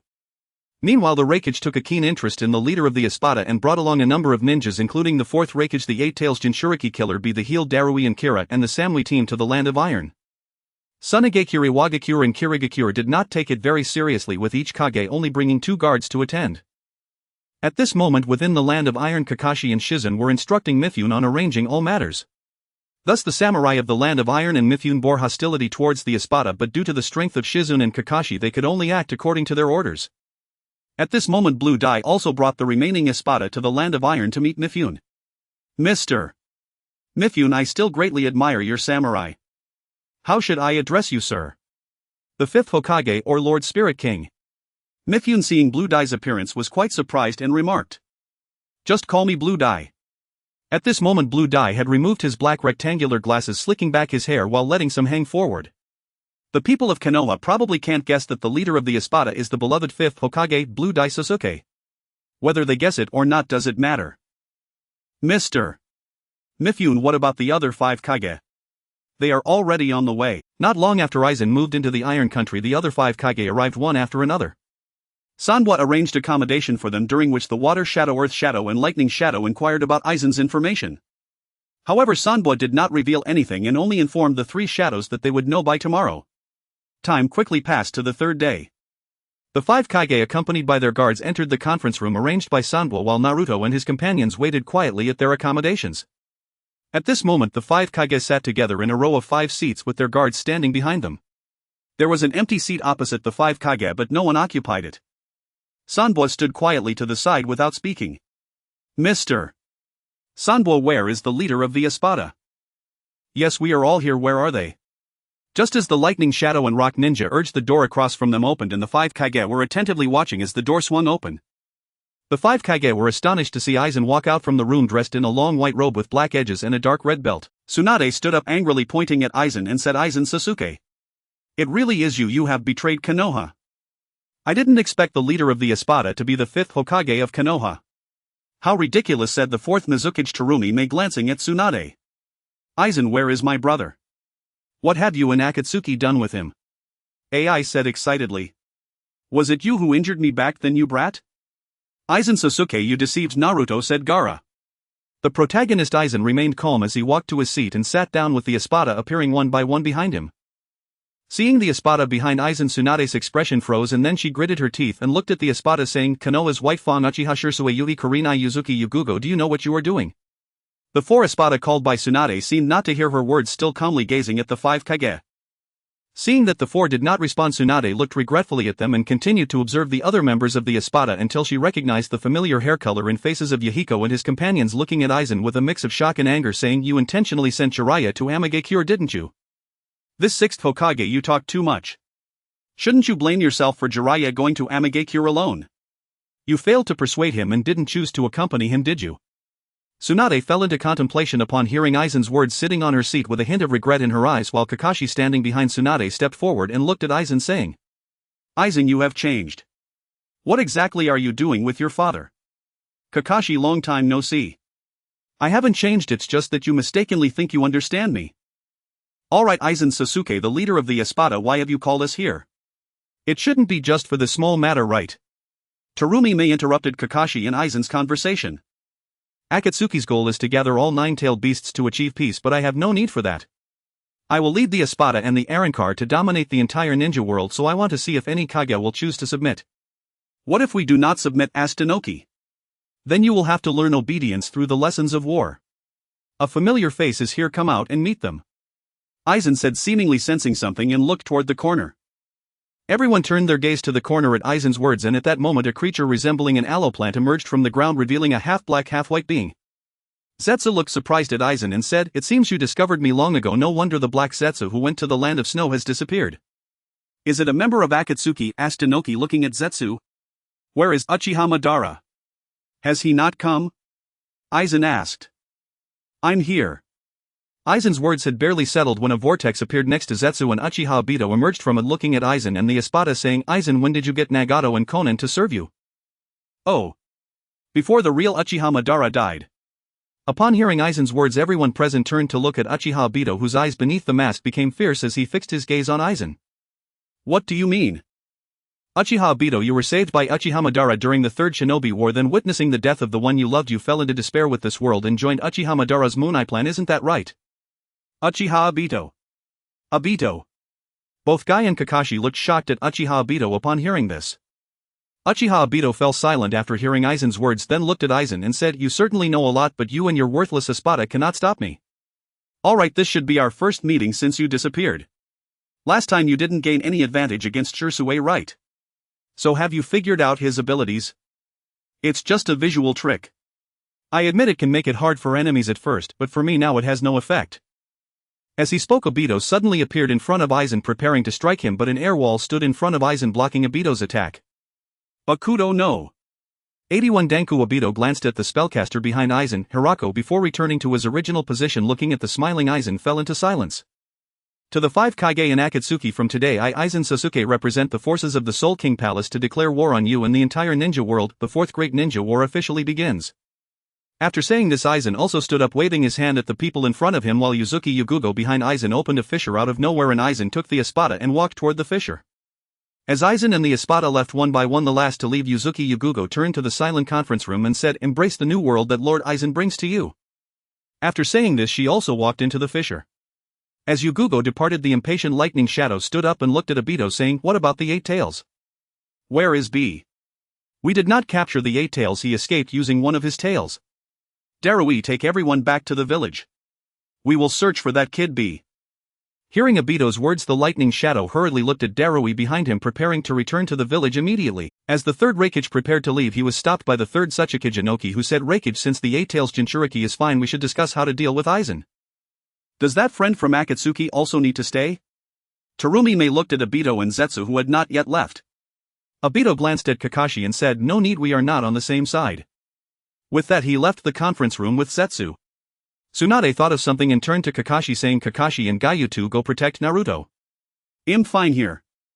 Upon hearing Tsunade's words, Kakashi recalled that the leader of Akatsuki was his deceased close friend and nodded, leaving with, "Naruto. Is he the Jinchuriki of the 9 tails?" Terumi asked in confusion upon hearing Tsunade's words. "Indeed, Naruto is the Jinchuriki of the 9 tails," Tsunade replied. 6th Hokage, isn't it more dangerous to bring Naruto here?" Gaara said. "There's no other way. We must guard against the espada as well as Akatsuki. Only by keeping Naruto close can we ensure his safety," Tsunade stated. "How about this? There is a place in the land of clouds that no one knows about where we can protect the Jinchuriki. This way we can focus on combating the espada and avoid ambushes from Akatsuki," said. "What about the Hokage's thoughts?" Anoki looked at Tsunade and said, "I agree, but at that location I must ensure that Konoha's people protect Naruto. Alright, that place is so remote that even if someone goes there, those who are not from the land of clouds won't be able to find it again. Since that's settled, let's arrange the matters of the Ninja Coalition." The Ninja Coalition. If we are to cooperate, the samurai from the land of iron should join, as well as Aizen's territory also encompasses our land of iron, said the previously silent Mifune. Alright, in that case I will be the leader of this Ninja Coalition, A declared. I can do that. Everyone return to your villages, gather the data on the ninjas and submit them to the Hokage, then arrange the troops. Anoki nodded. Okay, when the time comes I will send someone to take Naruto to the land of lightning. Tsunade also stood up, preparing to leave. Then I will take my leave as well, everyone. Me too, said Terumi, and with that she and Gaara also stood up and left the conference room. At this moment in the Hokage's office. What? Another Shrank mission. Naruto looked at Tsunade with a puzzled expression. Yes, and Shrank mission. Yuugao and Yamato along with other ninjas will go to a small island in the land of clouds to establish relations with the 8 tails Jinchuriki Karabi. So Naruto, our relationship with the land of clouds depends on you. I'm not going. The last time I undertook an Shrank mission when I returned Aizen Jiraiya Sensei and Konoha. So this time I won't leave the village. For Shrank missions you can find Kakashi Sensei, Sakura Shikamaru and the others. You bastard, don't mention that bastard Aizen. It's all because of him that everything is like this now. Upon hearing Naruto mention Aizen, Tsunade felt anger at Naruto's ignorance and unwillingness to cooperate. She could only angrily slam her hand on the table. Seeing Tsunade's furious expression, Naruto was taken aback, staring blankly at her. Tsunade. Granny. I don't care what your reasons are, this time you must go on the mission. There's no room for negotiation. Why? Why must I be there? Tsunade, are you hiding something from me? Naruto seemed to realize something and looked nervously at Tsunade. After a brief silence following his words, Tsunade finally spoke, because you are also a Jinchuriki. What? Naruto was shocked and confused upon hearing Tsunade's words. This time the emissary from the land of clouds to establish relations with us is also a Jinchuriki, the 8 tails Jinchuriki, Karabi. I believe that as Jinchuriki you two will become great friends just like you and Gaara. Jinchuriki. Gaara. Naruto lowered his head, falling into deep thought while Tsunade anxiously watched his contemplation in silence. After a while of thinking, Naruto recalled his experiences with Gaara and considered that Kurabi, whom he had never met, might be living a life similar to his own. He resolutely raised his head to look at Tsunade and declared, "Granny Tsunade, I've made up my mind. I will go." Tsunade looked at Naruto's determined eyes and secretly sighed in relief, saying, "Good, you will depart with Yamato and the others tomorrow." "Ah, is it that urgent?" "Yes, after all, this mission is very important for Konoha." "Ah, I need to hurry and pack my things," Naruto exclaimed in a panic as he quickly ran out of the Hokage office, heading for his home. As Tsunade watched Naruto leave the Hokage building, she fell into thought and murmured, "Naruto, I hope you are the prophesied child. Don't let everyone's expectations down." At that moment, on the boat heading to the Land of Clouds, Naruto stood at the bow excitedly looking ahead and asking, So Gai Sensei, have you been to the Land of Clouds? What are the people like there?" "Gai Sensei, what's wrong?" "Gai Sensei." As Naruto spoke, he realized that Gai was not responding. He turned to search for Gai but initially could not find him until he looked down and saw Gai slumped over the railing. Naruto hurriedly ran over to ask. "Naruto." "Ugh. Ugh. Fine. Just. Ugh. A bit seasick. Ugh." Gai, seeing Naruto approach, tried to cheer up but could do nothing but weakly lean on the railing, answering Naruto's questions while vomiting. "Gai Sensei, are you really okay?" Naruto said with concern as he looked at Gai. "Naruto, let me take care of Gai. You should rest well, since when we reach the Land of Clouds you will need to establish relations with the Eight-Tails." Jinchuriki Yamato suddenly appeared behind Naruto and Gai and said, "Yamato-senpai, I don't need to rest. I can't wait to get to the Land of Clouds and meet Kurabi." Naruto waved his hand at Yamato and said, "Alright, let me help with Gai." With that, Yamato went to help Gai and Naruto followed suit, saying, "I'll help too." "Don't. Ugh. Just let me stay outside. Ugh. And throw up by myself. Ugh. You all go. Rest. Ugh." Yamato and Naruto exchanged awkward glances, unsure of what to do about Gai while keeping an eye on him to prevent him from falling into the sea. At this moment, inside the Spirit King Palace, Aizen sat on the throne with 8 espadas standing below. Tread. Lord Aizen, we have brought him." Indeed, it was Sasuke and his Hawk team members. Sasuke looked disdainfully at Aizen on the throne and said, "You made Shirzue fake his death and then let that guy Itachi bear the unjust blame, exacerbating the family's resentment. You clearly knew all of this. Why didn't you stop it?" "Uchiha Sasuke, I recall that at that time it was not I who held power in Konoha and it was your brother Uchiha Itachi who carried out the massacre, not me. But you clearly knew all of this, yet you took no action. What is the difference between you and Danzo or the Third Hokage?" "No action. Shien, bring them in. Tread. As Aizen's words fell, footsteps echoed again from outside the palace. This time, judging by the sound, it seemed that there were more visitors than just Sasuke and his group, and Sasuke looked back in confusion. When Sasuke saw the faces of the newcomers, he froze in shock. At this moment, Shien led a group into the palace, and at the forefront were Uchiha Fugaku and Uchiha Makoto, who had become Arankars. After casting a loving glance at Sasuke, Fugaku and Makoto knelt down with Shien. "Lord Aizen." Sasuke looked at his resurrected parents and the clansmen behind them in shock, then suddenly thought of something and glared at Aizen. "You toy with the dead of the Uchiha. Aizen, are you provoking the dignity of our Uchiha clan?" Aizen, hearing Sasuke's words, did not respond but waved at Shien and the others. Shien and the others then stood up, returning to their positions among the espadas, while Makoto looked at Aizen and said, "Lord Aizen, Sasuke was spoiled by Itachi and me before, so his words may be somewhat reckless. Please forgive him, Lord Aizen." Sasuke heard the familiar voice and turned to look at Makoto's familiar face slowly walking toward her. Mother. Sasuke, you have suffered over the years. Mother. Brother. He. I know everything. Just rest well, my child. Father, mother and the clansmen are all here." Sasuke looked at Makoto in front of him, tears streaming down his face, while Makoto stepped forward, embracing Sasuke and softly speaking. Fugaku, seeing Aizen's inaction and receiving his consent, also walked to Sasuke's side and comforted him, saying, "Sasuke, you have become a powerful ninja." Father. The other Uchiha clansmen, witnessing the reunion of their clan leader's family, looked on warmly until someone suddenly spoke up from the crowd. "Sasuke, well done. You killed that traitor Itachi. What a pity I didn't kill Itachi with my own hands. Itachi the traitor should have died long ago."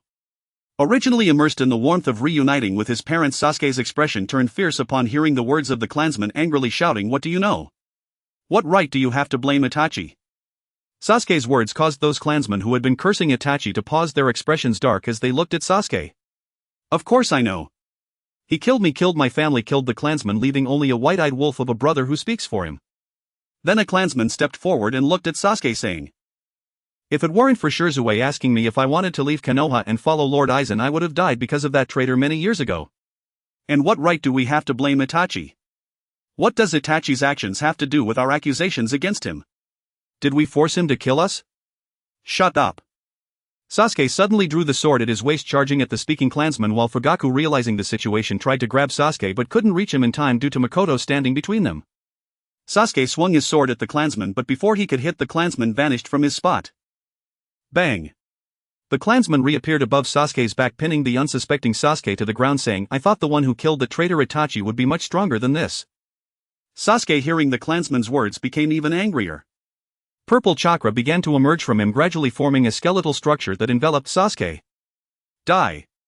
Sasuke's skeletal arm reached out, grabbing the struggling clansman as he glared furiously at him, while Fugaku and Makoto also appeared by Sasuke's side. Sasuke, let him go. Impossible, I want them to know the consequences of insulting Itachi. Bang! As Sasuke spoke, he was sent flying again, and the clansman he had grabbed fell to the ground, while Shizue appeared where Sasuke had originally stood, looking at the figure of Sasuke he had kicked away. Lord Aizen, let me teach you a lesson. With that, Shizue slowly approached Sasuke, who stood up awkwardly, glaring displeasingly at Shizue. Sasuke-kun. Sasuke.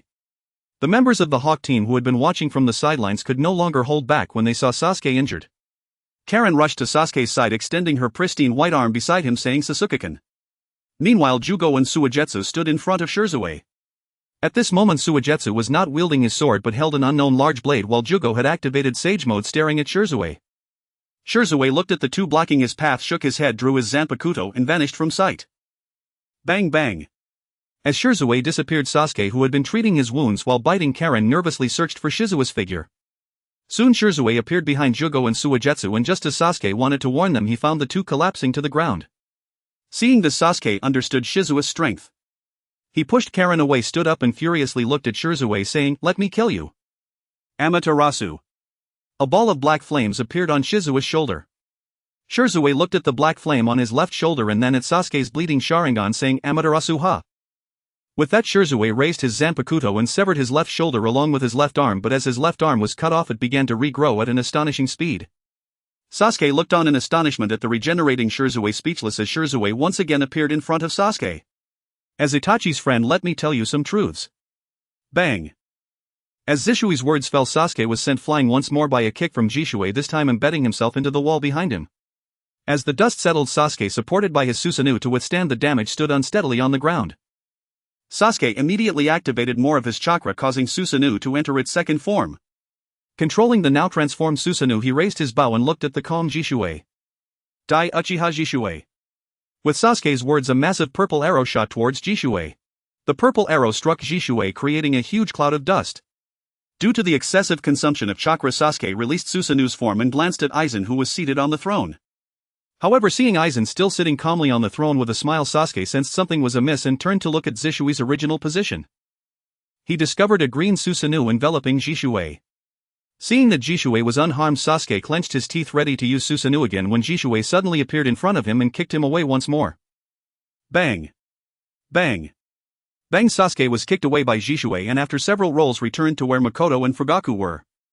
Makoto looked at the injured Sasuke with concern and tried to help him up, but was stopped by Fugaku. Makoto glanced at Fugaku and upon seeing his expression understood his meaning. She knelt before Aizen and said, Lord Aizen, Sasuke has caused you some trouble. Fugaku and I will take him back to discipline him and will not let him leave the Uchiha's jurisdiction. Fugaku, take your clan and Sasuke away, but the damages caused to the palace this time will be borne by the Uchiha. Aizen waved his hand at Makoto's words. Yes, Lord Aizen. Fugaku hurriedly picked up Sasuke and left with the clan, also instructing the clan members to take away those who had accompanied Sasuke. As the commotion subsided, Aizen looked at the espada below and said, If there is any intelligence, speak up. Lord Aizen, the Nine Tails has already left Konoha and its destination seems to be the Cloud-Hidden Village. After that, the Eight Tails also left the Cloud-Hidden Village and is no longer within its borders. Are they starting to move the tailed beasts? It seems they are also wary of the Akatsuki. On the Akatsuki side, Obito seems to have collaborated with Kabuto, preparing to launch an attack using an army of 30,000 white Zetsu and reanimated ninjas. What is Kabuto's current situation? Report, my lord. It seems he has completed the sage mode of the Ryakudo. What about the other ninja villages? The 5 great ninja villages have begun to mobilize all their forces towards the Cloud Hidden Village, and they have also gathered the 5 daimyo for protection under the responsibility of the 4th Mizukage. The daimyo, ha! I almost forgot about them.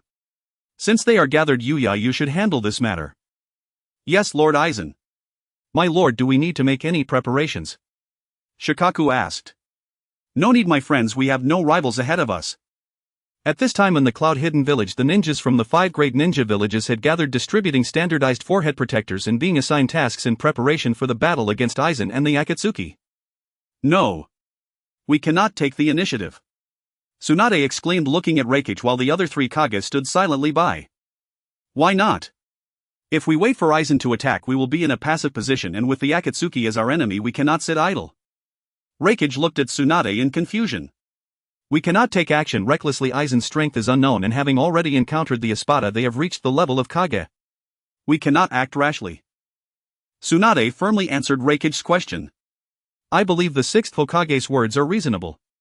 We do not know how much strength the Espada and the Akatsuki possess. Acting recklessly may put us in a difficult position. The 4th Mizukage spoke up. But we have the advantage in numbers with the ninja coalition, and waiting for Aizen and the Akatsuki to attack will also put us in a difficult situation. The 3rd Tsuchikage stepped forward to speak. Meanwhile, Gaara stood silently aside without choosing to speak. Tsunade, seeing that Tsuchikage and Reikage insist on taking the initiative, felt it was somewhat inappropriate and pondered before saying, "Do you know where the Akatsuki and Aizen are?" Tsunade's words silenced Reikage and Iwagakure, who were originally eager to take the initiative. At this moment, Gaara, who had been silent, spoke up. The Akatsuki should be in the Rain Hidden Village, while Aizen's headquarters should be in the Land of Snow or the Sound Village where Orochimaru is, but the possibility of the Sound Village is very low as it has been destroyed for a long time. According to the intelligence from the daimyo of the Land of Rice, the Sound Village has not appeared since Orochimaru's death. Then why is there a possibility of the Land of Snow? The 4th Mizukage asked Gaara. Because the Land of Snow is covered in winter snow year-round, it is sparsely populated and few people go there. Moreover, the former daimyo of the Land of Snow announced a blockade of the country several years ago, so Aizen should be in the Land of Snow. Gaara explained. Alright, since we now know where Aizen and the Akatsuki are, let's set off immediately. Reikage said eagerly after hearing Gaara's words. No, if the Land of Snow is Aizen's headquarters, we should be more cautious. The Land of Snow is situated between the Land of Earth and the Land of Lightning, whereas the Land of Rain is positioned among the 3 countries of Earthfire and Wind. The 2 locations are not in the same vicinity. Tsunade analyzed as she held Reikage back. Indeed, and we do not know if Aizen has collaborated with the Akatsuki. If they have, our attack would be a mistake. The 4th Mizukage added. Aizen will not collaborate with the Akatsuki. His attitude towards the Uchiha in the Iron Country has made it clear that he disdains working with them. The Akatsuki is displeased with Aizen's disregard for them, so they will not cooperate. Anoki spoke up. I believe we should first allocate our forces, and since the Akatsuki and Aizen have different objectives, we should formulate strategies to respond to this situation. The 4th Mizukage stated. Indeed, the 4th Mizukage is right.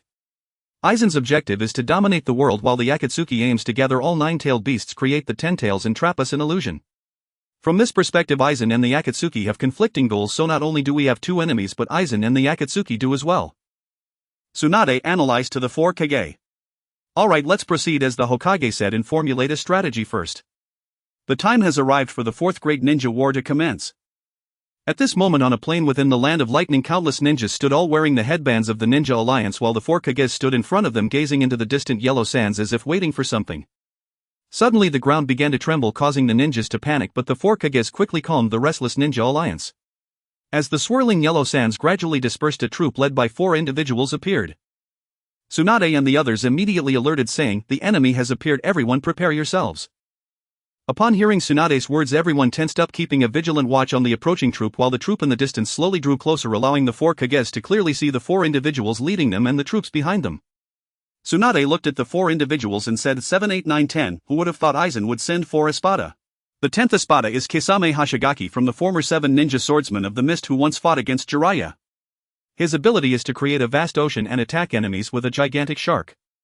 The 8th Espada is Zabuza Momochi from the same group with the ability to grow 2 extra arms wielding 2 decapitating swords and 2 short blades boasting incredible strength and defense. The 9th Espada is named White who can manipulate ice, and the 7th Espada is a former disciple of Jiraiya with abilities yet unknown. Tsunade examined the 4 in front of her, detailing their abilities one by one. Leave the 7th Espada to me, I have fought him before and his speed is remarkable. The Raikage stepped forward and said, so behind them are the Hollows and the Arankars.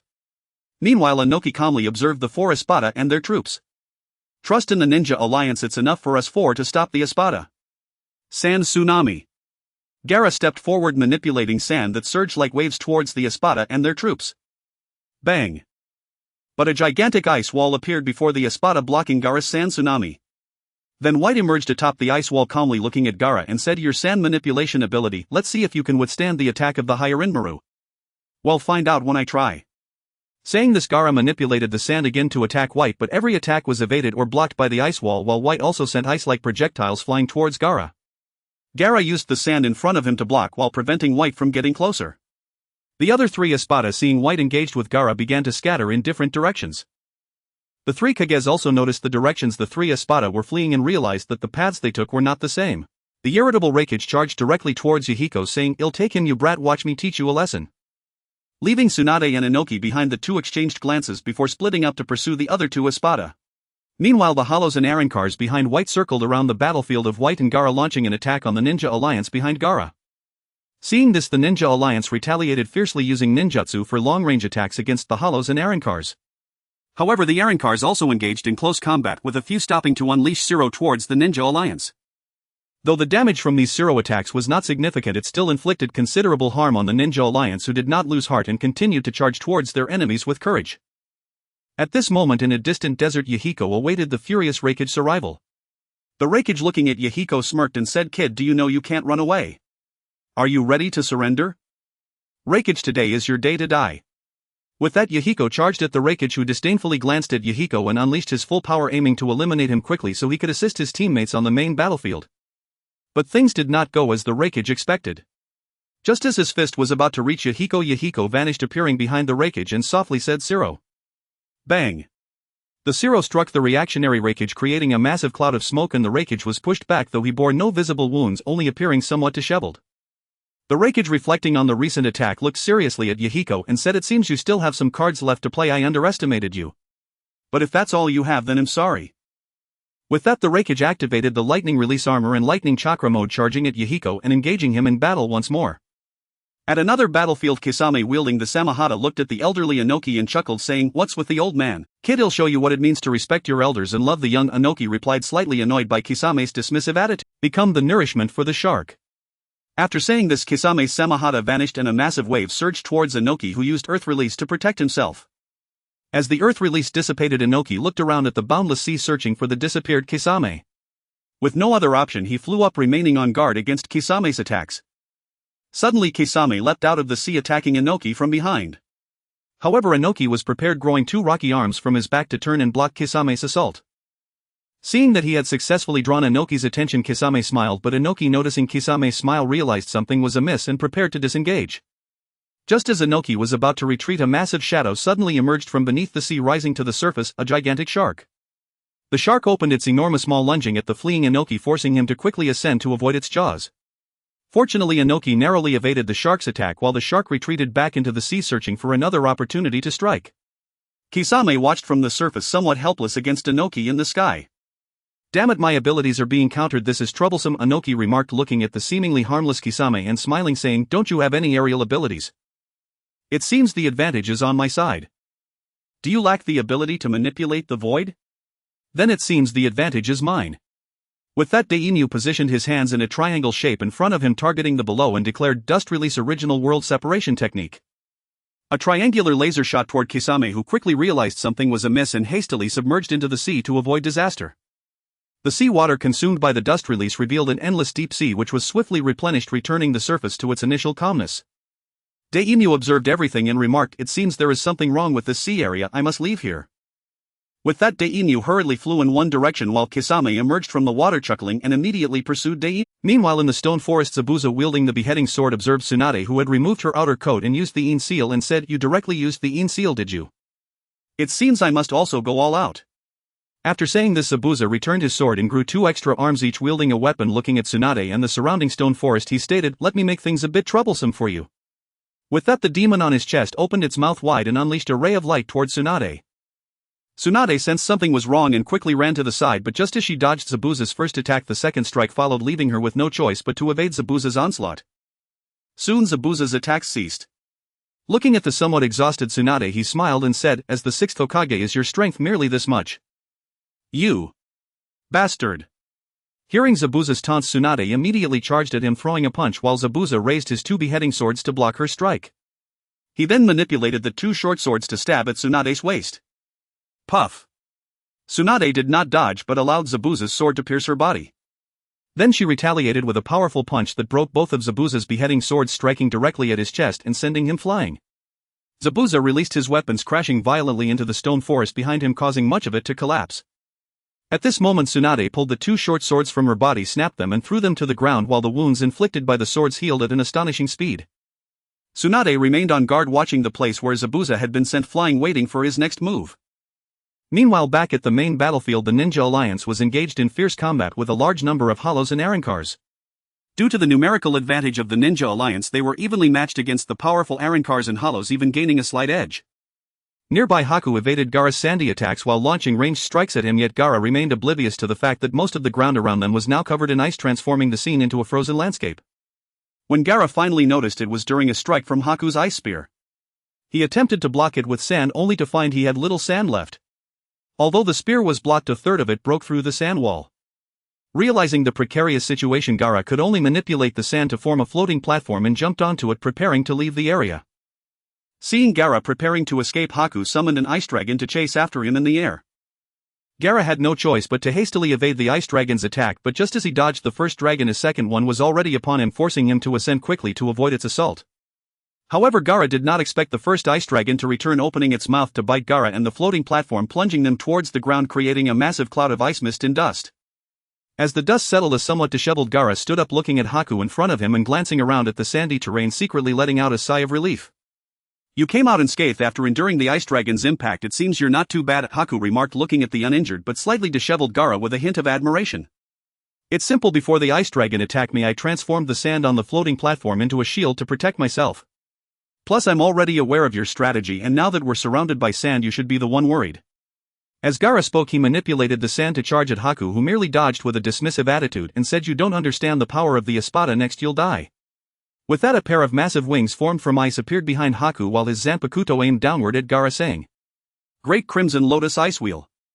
A flurry of ice feathers then shot out from Haku's wings toward Gaara and the surrounding sand. Gaara could only encase himself in sand, attempting to withstand the barrage of ice feathers. The assault of the feathers continued for a long time. Once Haku's attack concluded, Gaara, observing the world now covered in ice, clenched his teeth and slowly opened the gourd on his back, causing a stream of sand to flow out surrounding him. Haku, seeing this, said, "Using your own sand now? I'm curious to see how long you can hold on." With that, Haku charged at Gaara again. However, Gaara did not initiate the attack first, but instead acted defensively, countering Haku's strikes while manipulating the sand to strike back. In fact, all of Gaara's attacks were easily avoided by Haku. Soon Gaara found his sand running low, and Haku, observing Gaara's predicament, chuckled and said, "What will you do next? Without sand, what can you do?" "Who said I have no sand?" Gaara said calmly, raising both hands. Just as he spoke, the ice around Haku and Gaara shattered, unleashing a torrent of yellow sand that surged toward Haku. Haku quickly reacted, soaring into the sky to observe the yellow sand emerging from the ground, and glanced back at Gaara. "So the target of your previous attack wasn't me but the ice beneath your feet. But can you withstand this attack?" "Zero." A red beam of light shot from Haku's palm toward Gaara, who manipulated a large amount of sand to shield himself. When the zero collided with the sand wall, it created a massive explosion, resulting in a cloud of dust that obscured the immediate scene. The loud explosion triggered a huge cloud of dust, making it impossible to see the immediate surroundings. At this moment in the battlefield between Lei Ying and Mi Yan, the somewhat disheveled Mi Yan looked at the bleeding Lei Ying in front of him and smiled, saying, "Lei Ying, you need to be careful from now on." Lei Ying gritted his teeth and glanced at the wound on his chest. He gathered chakra to the injury, stopping the bleeding, and looked at Mi Yan, saying, "Your strength is impressive, capable of injuring me while I activate my lightning armor, but you young man are too arrogant." After speaking, Lei Ying vanished from his original position, instantly appearing behind Mi Yan. Mi Yen couldn't react in time, and just as he tried to turn and evade, Lei Ying's attack struck him, sending him flying with a punch. Mi Yen crashed heavily onto the ground, raising a cloud of dust. He quickly fired several phantom bullets in the direction where Lei Ying had been, but just as he was about to get up, Lei Ying reappeared behind Mi Yen, swiftly striking down with a knife hand. Put! Mi Yen dodged into the smoke, looking at his severed left arm.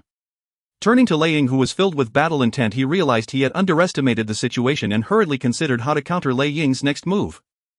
Lei Ying kicked aside Mi Yen's severed arm, but suddenly noticed that the wound he had inflicted on Mi Yen was no longer bleeding and seemed to be healing. Concerned about Mi Yen's formidable self-healing ability, Lei Ying prepared for his next attack. Whoosh whoosh clang clang clang. Lei Ying suddenly jumped back, noticing several shuriken-like objects where he had been standing. He looked at the shuriken in confusion and said, "Is this paper? Xiaonan, you're here. Where's Nagato?" The somewhat weakened Mi Yen, leaning against a rock, said calmly after seeing the paper shuriken. "Mi Yen, you're underestimating your opponent." As he spoke, a figure with white bony wings appeared in front of Mi Yen with many paper shuriken attached to the wings. Mi Yen smiled at Xiaonan's silhouette and said, "But you're still here, right? By the way, did Lord Aizen come too?" "No, Lord Aizen has other matters to attend to, it's just me and Hong." "Then that's enough." Mi Yen felt reassured upon hearing that Hong had also come. "Another espada. This time I'll keep both of you here." "Humph, brute. I hope you can withstand this." Lei Ying glared fiercely at the newly appeared Xiaonan. Afterward, Xiaonan flew up, spreading his arms, and countless sheets of white paper appeared around him and Lei Ying floating ominously. Seeing this scene, Mi Yen laughed happily, saying, "Uncle, no one can withstand Xiaonan's attack. You need to do your best." "Mi Yen, be quiet. You're too noisy." Xiaonan scolded Mi Yen, who chose to remain silent upon hearing Lei Ying's words and focused on healing. Meanwhile, Lei Ying looked sternly at the floating white paper. His instincts told him that these sheets were dangerous. He glanced at Xiaonan in midair, searching for a breakthrough. However, Xiaonan, realizing Lei Ying was about to act, did not give him the chance, controlling the paper to surround Lei Ying from all angles without any gaps. In the battlefield between Tuing and Hoshigaki, Kisame Anoki had lost track of how long he had been flying. Looking down at the endless ocean, he understood that he could not leave without defeating Kisame, so he had to stop. Seeing Anoki stop, Kisame emerged from the water's surface, looking up at him and smiling, saying, "Why has the old man stopped running?" "Out of chakra." Anoki, hearing Kisame's words, realized his suspicion was correct. Kisame was deliberately trying to make him waste chakra by pretending he could escape.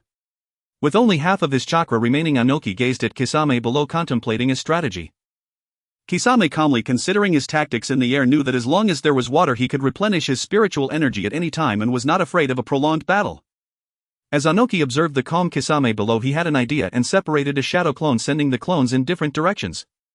Seeing Anoki scatter, Kisame smiled, remaining relaxed, and reached a hand into the water, closing his eyes as he spoke. "Old man, do you think you can escape using shadow clones?" After speaking, Kisame suddenly sensed something and opened his eyes, chasing in the direction one of the fleeing Anoki clones had taken. Meanwhile, the real Anoki had already run far away. He saw the ocean's edge, and noticing that Kisame had not pursued him, he secretly chuckled. "Kid, you're still too young." Just as Anoki was about to accelerate back towards the boundary, he noticed that the boundary was swiftly moving away from him. Realizing something was amiss, he had not yet acted when a familiar voice called from below the water's surface. Anoki looked down at Kisame in terror while sensing the status of his other shadow clones. Finding that Kisame had not attacked them, he asked Kisame, "How did you discover my real body?" "Old man, that's my ability. I can sense the souls of those trapped by me." "Your shadow clones don't possess your soul, old man," Kisame said with a smile, mocking Anoki in front of him. "So you deliberately made me use shadow clones and then let me run just to deplete my chakra?" Anoki, hearing Kisame's words, expressed the latter's plot with a grim expression, gazing at Kisame. "Correct, old man. I didn't expect you to use such tactics." Kisame looked at Anoki calmly, while Anoki, upon hearing Kisame's acknowledgement, appeared even more displeased. However, he did not give up and continued searching for a way out. "I'm done playing, old man. Water-style 1,000 shark jutsu." With that, Kisame slammed his palm against the water's surface, causing violent ripples. Countless shark fins emerged from the water, thrashing wildly. Anoki looked at the sudden appearance of approximately thousands of sharks below and smiled, saying to Kisame, "Can your shark attack reach me?" Kisame did not respond to Anoki's question, but instead began forming seals.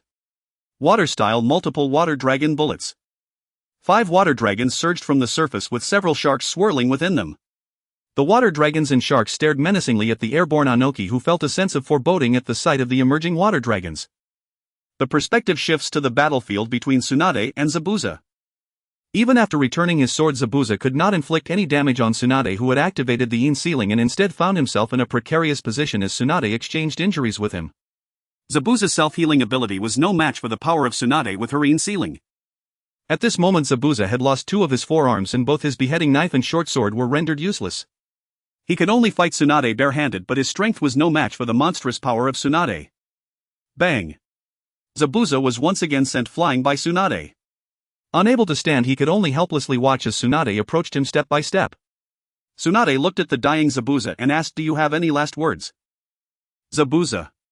What is Aizen's ability? Upon hearing Tsunade mention Aizen, the lifeless look in Zabuza's eyes gradually regained its sparkle as he said, "Haku, you must follow Lord Aizen and become the finest sword in his hand." As Tsunade prepared to deal with Zabuza, she suddenly noticed a large amount of blood appearing on the ground. Realizing something was wrong, she immediately jumped back, alert and watching her surroundings. A pool of blood appeared beneath Zabuza and the blood floated up from the ground, climbing over Zabuza's body and enveloping him. Tsunade, noticing this, was about to move closer when she realized something was off. "You cannot withstand the full power of the inevitable end." A female voice came from beside Tsunade. She turned to see the familiar figure of Yuugao and said, "Have you come too?" as Aizen arrived. "You are not yet worthy of Lord Aizen's attention," Yuugao said calmly, then slowly walked toward the now blood-covered Zabuza.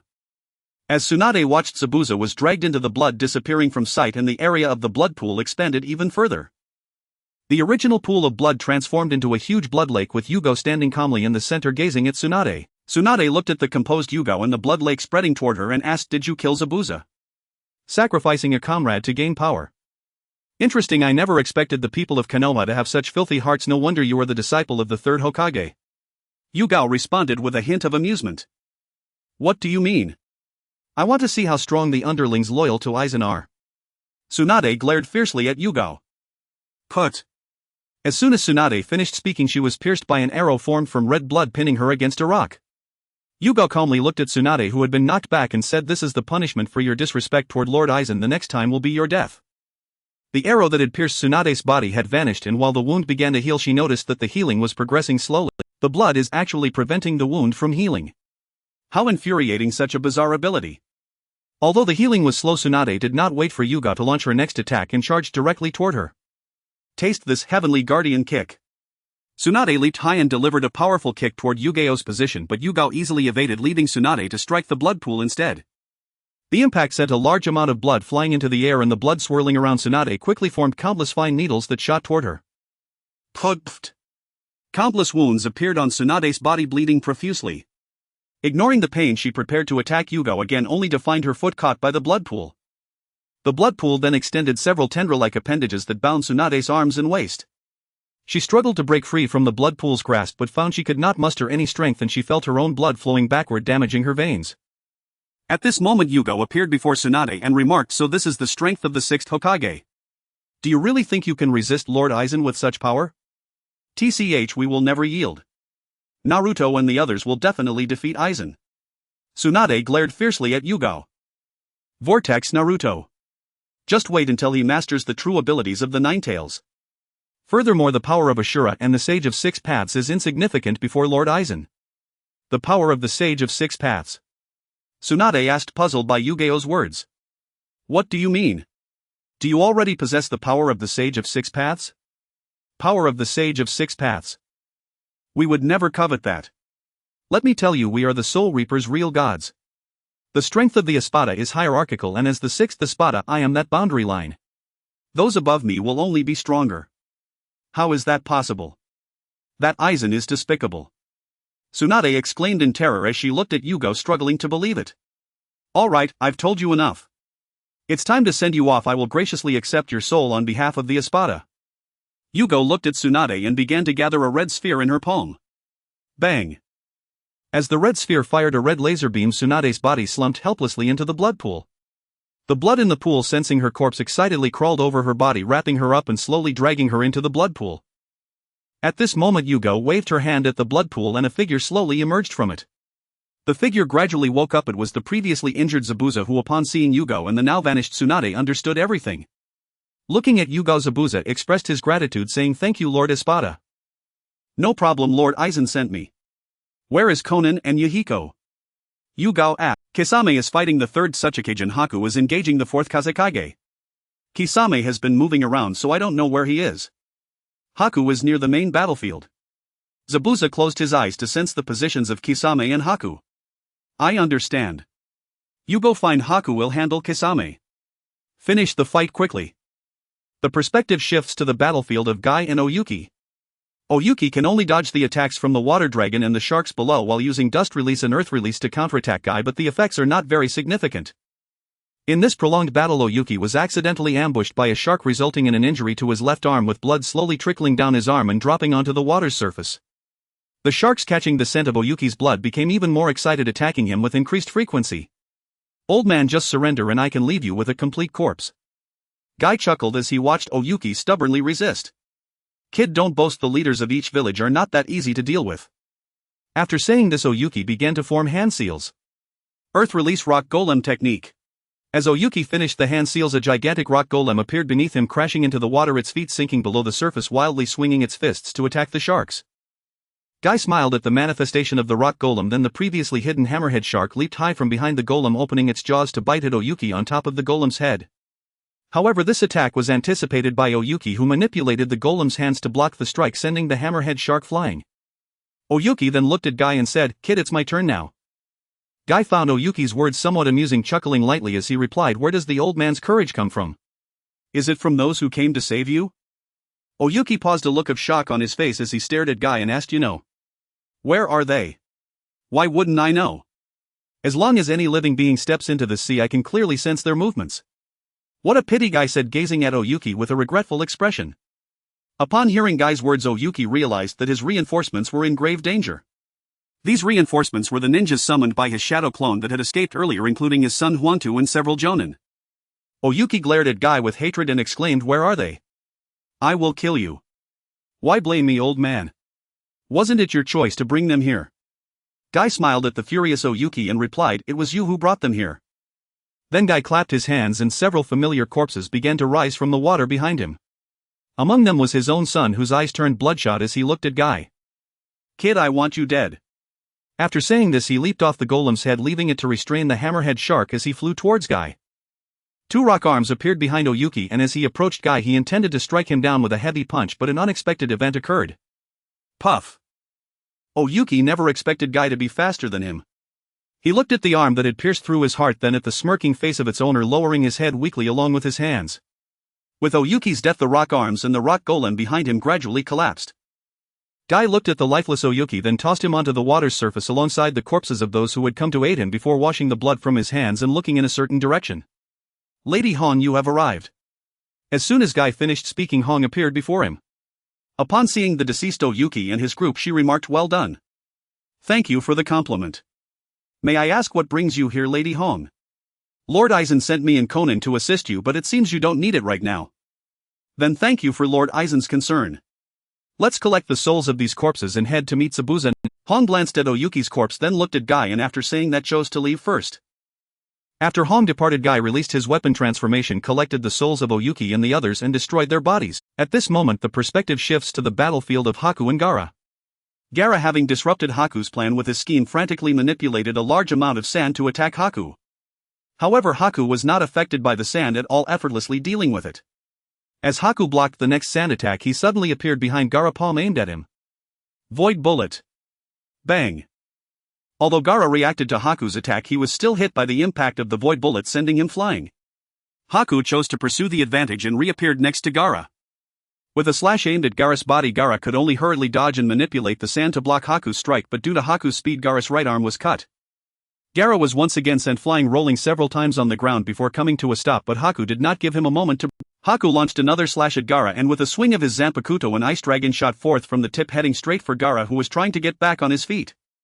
Seeing the ice dragon approaching, Gaara realized he couldn't evade, so he desperately tried to gather sand around himself, but it was all in vain. The ice dragon successfully collided with Gaara, and as it disappeared, he and the surrounding sand turned into ice. Haku then appeared beside the now frozen Gaara and swung his blade at him. Crack! Bang! The once frozen Gaara shattered into ice shards after Haku's slash, and Haku collected the soul of the deceased Gaara as he prepared to head to the main battlefield. Zabuza appeared before Haku, looking at the surroundings and the shattered remains of Gaara, nodding and saying, "Haku, well done. Lord Zabuza, what brings you here? Haku replied with a hint of surprise. Lady Hong and Lady Konan have arrived. The Hokage has been dealt with by Lady Hong while Lady Konan has gone to deal with the Raikage and Lady Hong is looking for guy to handle the Tsuchikage. What do we do now? Let's deal with those minor fish and end this battle quickly.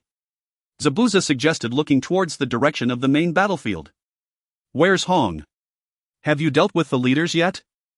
Where is the red person? Have you resolved the shadow? At this moment a female voice came from beside Zaibu Zhan and Bai. They looked in the direction of the speaker and found that it was Xiao Nan with Mi Yen standing behind her. Master Xiao Nan, Lord Hong has gone to assist Gue Jiao, Zaibu Zhan said respectfully upon seeing Xiao Nan. The perspective shifted to Xiao Nan facing Lei Ying. White paper surrounded Lei Ying, obscuring his face. Soon the white paper slowly dispersed, revealing Lei Ying's bloodied figure kneeling on the ground, glaring fiercely at Xiao Nan in midair and saying, "Damn it! Are you still alive?" It seems I was too lenient. Farewell. Xiao Nan chuckled lightly at the still living Lei Ying, once again manipulating the white paper to fly towards him. The white paper soon scattered again and bloodied Lei Ying fell powerless to the ground. After seeing that Lei Ying was dead, Xiao Nan turned to Mi Yen, who was recovering, and said, "Mi Yen, take care of the body, we need to find others now." Mi Yen, upon hearing Xiao Nan's words, stood up, nodded, walked to Lei Ying's side, disposed of his corpse using a flicker, and followed Xiao Nan away from the scene. The perspective returned to Xiao Nan and the others. Xiao Nan led Zaibu Zhan and the others to the main battlefield, where they also encountered Hong and Gue Jiao. The six of them silently awaited the end of the war, watching as the ninja allied forces were steadily pushed back. Bang! Bang! Bang! At that moment several explosions occurred in one area of the battlefield, and the six looked towards the source of the explosions. "That seems to be the kid with the nine tails," Gue Jiao remarked, recognizing the face of the one causing the destruction. Indeed, it was Naruto, who had already acquired the nine tails chakra. Although he looked somewhat different now, Gue Jiao still recognized him and said, "The nine tails. I seem to remember him. I met him with Bai in the Land of Waves. He's quite an interesting little brat, isn't he, Bai?" Zaibu Zhan laughed as he recalled. "That's right, a rather arrogant little brat with quite an interesting personality," Bai nodded in agreement. "Should we take action against him now?" Mi Yen looked at Naruto, who was attacking the Espada and the Hollow. "He should just be a shadow clone. Lord Aizen mentioned before that if Naruto Uzumaki appears on the battlefield, it's highly likely to be a shadow clone. If it's the real body, we should teach him a lesson and bring him back." Hong glanced at Naruto in the distance and said to Mi Yen, "Who wants to go?" "Facing the Jinchuriki, who has acquired the nine tails chakra." "I'll go. I'm still uninjured and I have the skin of the shark which loves beast chakra," Bai confidently declared, patting his chest. "I'll go too. Zaibu Zhan and Mi Yen should stay here and rest." Bai also looked at Zaibu Zhan and Mi Yen as he spoke. "Alright, I'll leave it to you two, Bai and Gue Jiao. If things go awry, Zaibu Zhan and Mi Yen can come to support you." Hong nodded in agreement, looking at Bai and Gue Jiao. Gue Jiao and Bai set off towards Naruto's location, while Xiao Nan watched the departing Gue Jiao and Bai, then glanced back at Naruto on the distant battlefield. "Naruto has already acquired the nine tails chakra. It seems once we deal with this shadow clone we need to speed up." Hong nodded in agreement with Xiao Nan's words. At this moment Naruto was desperately forming Razengans on the battlefield, attacking the Espada and the Hollow while asking the ninjas around him, "Do you know where Tsunade and Gaara are?" "Naruto, Gaara and the others have been separated to fight against the Espada. We don't know where they are," Shikamaru said while using her large fan to blow a hollow away. "Alright, I'll wait a moment," Naruto said, nodding at Shikamaru, but before he could say anything else he was interrupted by Gue Jiao and Bai, who rushed over. "No need to look for them, they are dead." Haha, Gue Jiao said excitedly, looking at Naruto and Shikamaru. "What? How could Grandma and Gaara? Everyone?" Naruto looked at Gue Jiao and Bai, surprised and angry. "Aren't we still here? Isn't that the best answer?" Gue Jiao grinned at Naruto while carrying the skin of the shark. "You bastards." Naruto angrily formed a Rasengan and charged at Gue Jiao and Bai. Gue Jiao directly blocked the attack with the skin of the shark, while Bai appeared behind Shikamaru, stabbing her in the back. "Shikamaru."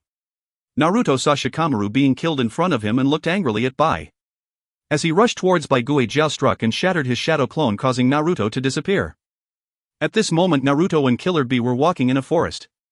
Suddenly Naruto received a message from his shadow clone, looking at his hands with grief and anger, saying, "Grandma, Gaara, everyone." Killer Bee noticed Naruto's strange demeanor and looked at him with confusion, asking, "What's wrong, Naruto? What happened?" "Everyone sacrificed themselves," Naruto said through tears, gritting his teeth. "What about my brother? How is my brother?" Killer Bee, hearing that someone was in trouble, worriedly looked at Naruto, eager to know if the eye was safe. The shadows have also sacrificed Shikamaru. What? My brother. Killer Bee looked at Naruto in shock upon hearing that his brother Ai had also fallen on the battlefield. Hong looked at Shien, who appeared beside him, and said, "Your movements are slow, Shien." At this moment, Shien, holding the crumbling jade, gazed at the corpses on the battlefield and said, "I wasted some time awakening the crumbling jade. You can go back, I'll handle this here." Understood. Everyone, let's leave first. Hong heard Zion's words and called for everyone to depart, leaving only Shien to absorb the souls of the deceased with the crumbling jade. Time rewinds to when the four of Guijiao were battling against the four shadows. At this moment, in a luxurious mansion in the land of fire, 5 daimyo were seated together drinking tea and playing flower cards, while outside ninjas from the Ninja Alliance stood guard, led by the 4th Mizukage Terumi Mei. "Lord Mizukage, we've received reports that 10 blades have appeared on the front lines engaging in combat with the other shadows." A ninja rushed to Terumi Mei's side and said, "The war has begun, huh? What about Akatsuki? Have they appeared?" Terumi Mei looked towards the main battlefield and spoke. "So far we haven't received any intelligence or news from Akatsuki." Understood. "You may leave and ensure the safety of the daimyo." Terumi Mei waved her hand after hearing the ninja's report. Just then, cries for help from the daimyo's room echoed through the mansion. "Someone! Help!" Before the cries for help could finish, the voices of the daimyo abruptly ceased. Terumi Mei realized that something had happened to them, so she hurriedly led the ninjas to the daimyo's room. When Terumi Mei and the ninjas arrived, they saw Shien just finishing off a ninja who had come to support. Terumi Mei noticed Zion's attire and the number on her cloak, staring at her fiercely and asking, "10 blades, what have you done to the daimyo?" Shien, hearing Terumi Mei's question, casually tossed aside the corpse of the ninja hanging from her blade and replied, "Isn't it obvious? You! Everyone attack!"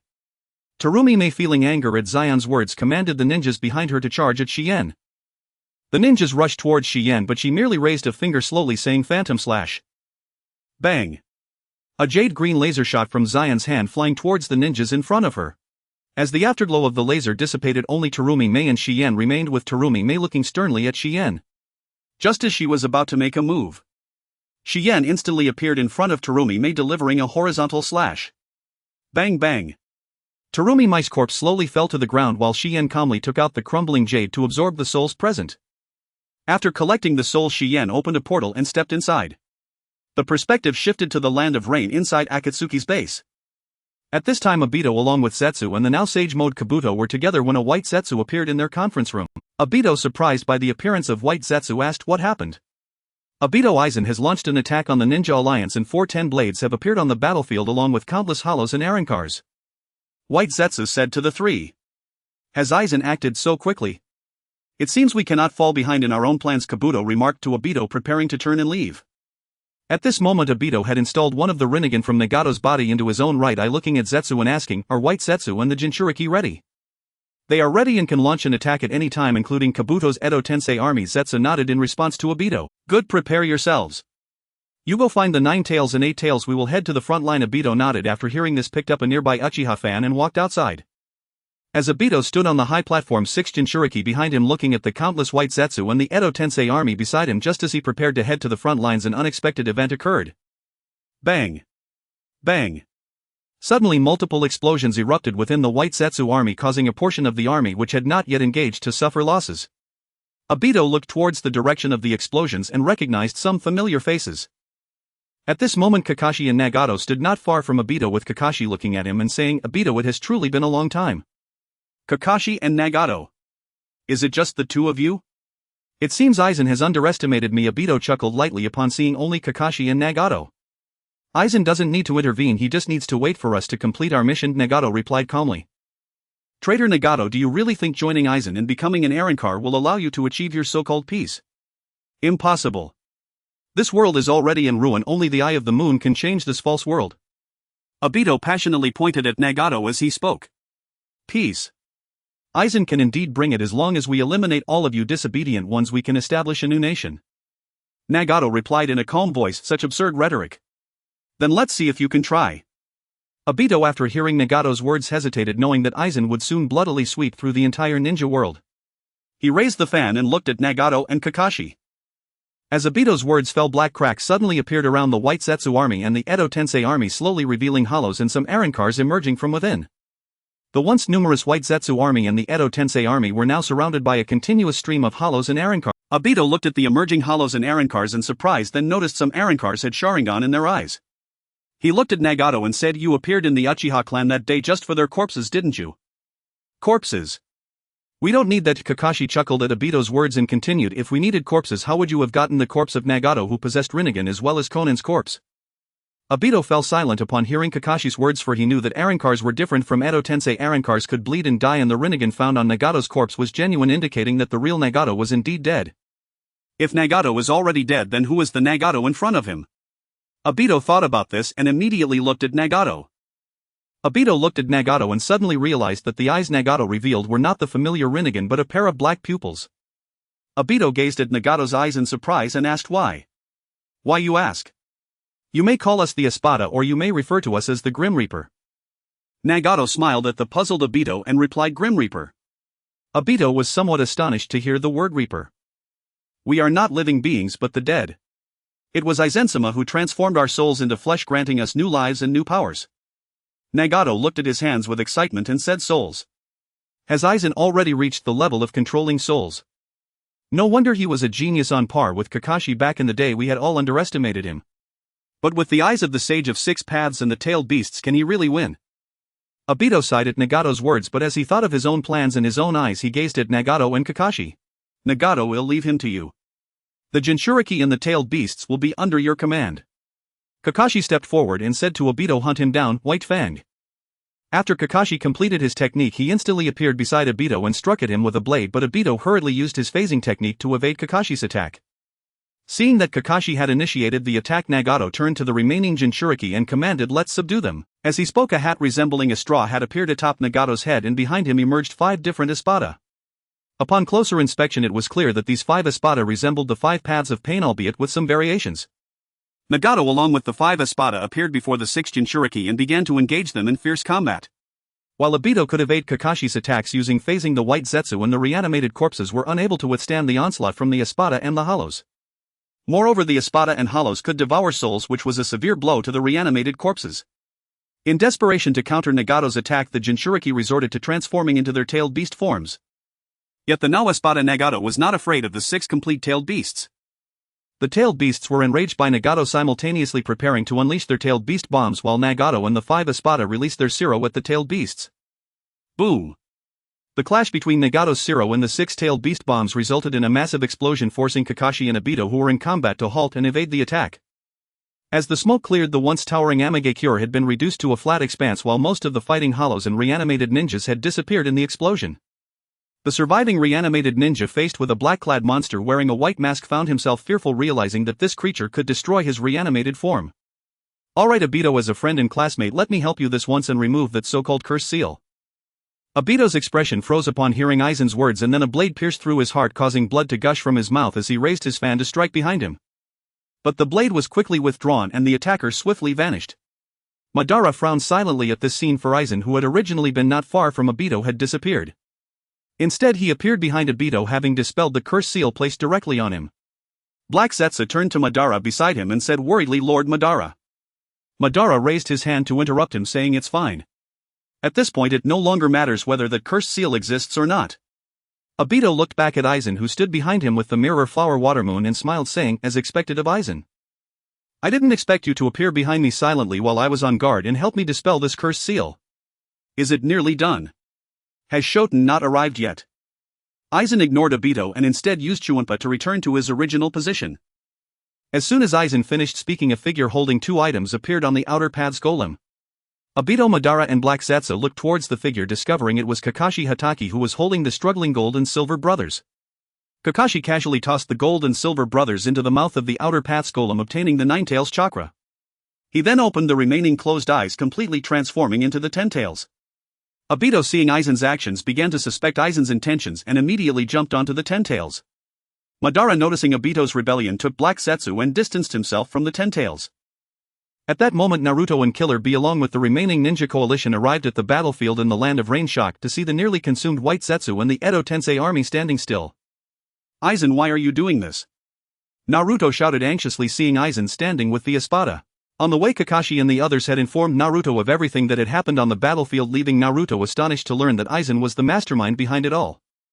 Aizen looked at Naruto, who had acquired the Nine-Tails chakra, and smiled, saying, "Naruto, have you met your mother yet?" Upon hearing Aizen's question, Naruto immediately recalled his conversation with his mother Kushina before obtaining the Nine-Tails, smiling foolishly and rubbing his head as he replied. "Mom is indeed just like my brother," said a gentle girl. "She cares for me and loves me very much. She even asked about you, Aizen. I told her about how you take care of me, so I want to bring you along with Hōgyoku Yukino and Shisui all back to Konoha." As Naruto spoke, he thought of something and looked earnestly at Aizen, saying, "Indeed, she is more like Mom." Aizen shook his head at Naruto's words and then turned to Yukino, asking, "Has Shisui not arrived yet?" Yukino nodded and replied, "Sir, Shisui and the others are on their way." Aizen nodded upon hearing Yukino's words and said, "Gather those hollows and espada and prepare yourselves." After nodding, Yukino released her spiritual pressure, causing the attacking hollows and espada to cease their attacks. The surviving White Zetsu and the Edo Tensei beings who had been surrounded also halted and retreated to the vicinity of the Ten-Tails. All those present felt the spiritual pressure Yukino had just released, staring in shock at her from a distance. Sakura stood beside Kakashi, astonished, as she murmured, "Is Yukino-senpai really this powerful?" Yes, Yukino's performance while following Aizen in Konoha was already considered top tier. It seems she has become even stronger as an espada. Kakashi, hearing Sakura's words, nodded in agreement, his expression serious. He then turned to Naruto and warned Naruto, "Prepare yourself. Aizen is likely to make a move soon." With Kakashi's warning, the ninja coalition all stood ready against Aizen and his group. Aizen also noticed the commotion from Kakashi's side, smiling as he looked toward the ninja coalition and said, "Kakashi, aren't you going to catch up with your old friend?" Kakashi, thinking Aizen was referring to himself, replied, "I have nothing to say to you now, Aizen. Once I take you back to Konoha, I will have many questions for you." Aizen smiled upon hearing Kakashi's words and turned to Obito, who stood on the Ten-Tails, asking, "What about you? Aren't you going to ask your former close friend how he is?" Obito responded, "I have nothing to say to him. My only goal is one." Kakashi, standing among the coalition, paused slightly upon hearing the familiar tone and gazed towards the man standing on the Ten-Tails, murmuring, "Obito, how are you still alive?" Obito smiled at Kakashi's words and said, "Why? Perhaps it is because you did nothing while Rin was dying." Kakashi died bound by the chains of reality. Kakashi fell silent upon hearing Obito's words. At that moment Aizen spoke, "All right, it is time for a reunion." As soon as Aizen finished speaking, a crowd of people appeared at the center of the three parties: Aizen, Obito, and the ninja coalition. Leading the group was Shisui. Standing behind him were the fourth Hokage Minato Namikaze along with Itachi and Sasuke. Shisui knelt halfway in front of Aizen, saying, "Sir, I am late. Where is Orochimaru?" Aizen did not blame Shisui but asked. "Orochimaru is conducting his experiments in the Spirit King's palace," Shisui replied. "Give him the Nine-Tails chakra," Aizen said, glancing at Obito, who stood on the Ten-Tails. Shisui nodded in response to Aizen's words, instantly appearing beside the Ten-Tails. The Ten-Tails became agitated upon seeing Shishui's sudden appearance and launched an attack, but Shisui easily dodged. He threw the already sealed Nine-Tails chakra into the mouth of the Ten-Tails. The Ten-Tails once again obtained the Nine-Tails chakra, accelerating the growth of the God Tree, and the chakra fruits on the Ten-Tails began to grow rapidly. Obito, seeing this scene, questioned Aizen's understanding of the Ten-Tails' strength, saying, "Aizen, it seems you don't truly understand the power of the Ten-Tails, yet you choose to help me." Aizen shook his head at Obito's words and replied, "I simply wish to witness the woman known as a goddess in your world. After all, the one who will sit on the throne can only be me, can't it? The broken faces and the void can devour souls, which is a serious blow to those reborn from the contaminated earth." Meanwhile, the Jinchuriki, helpless against Nagato's attacks, resort to their tailed beast transformations to resist him.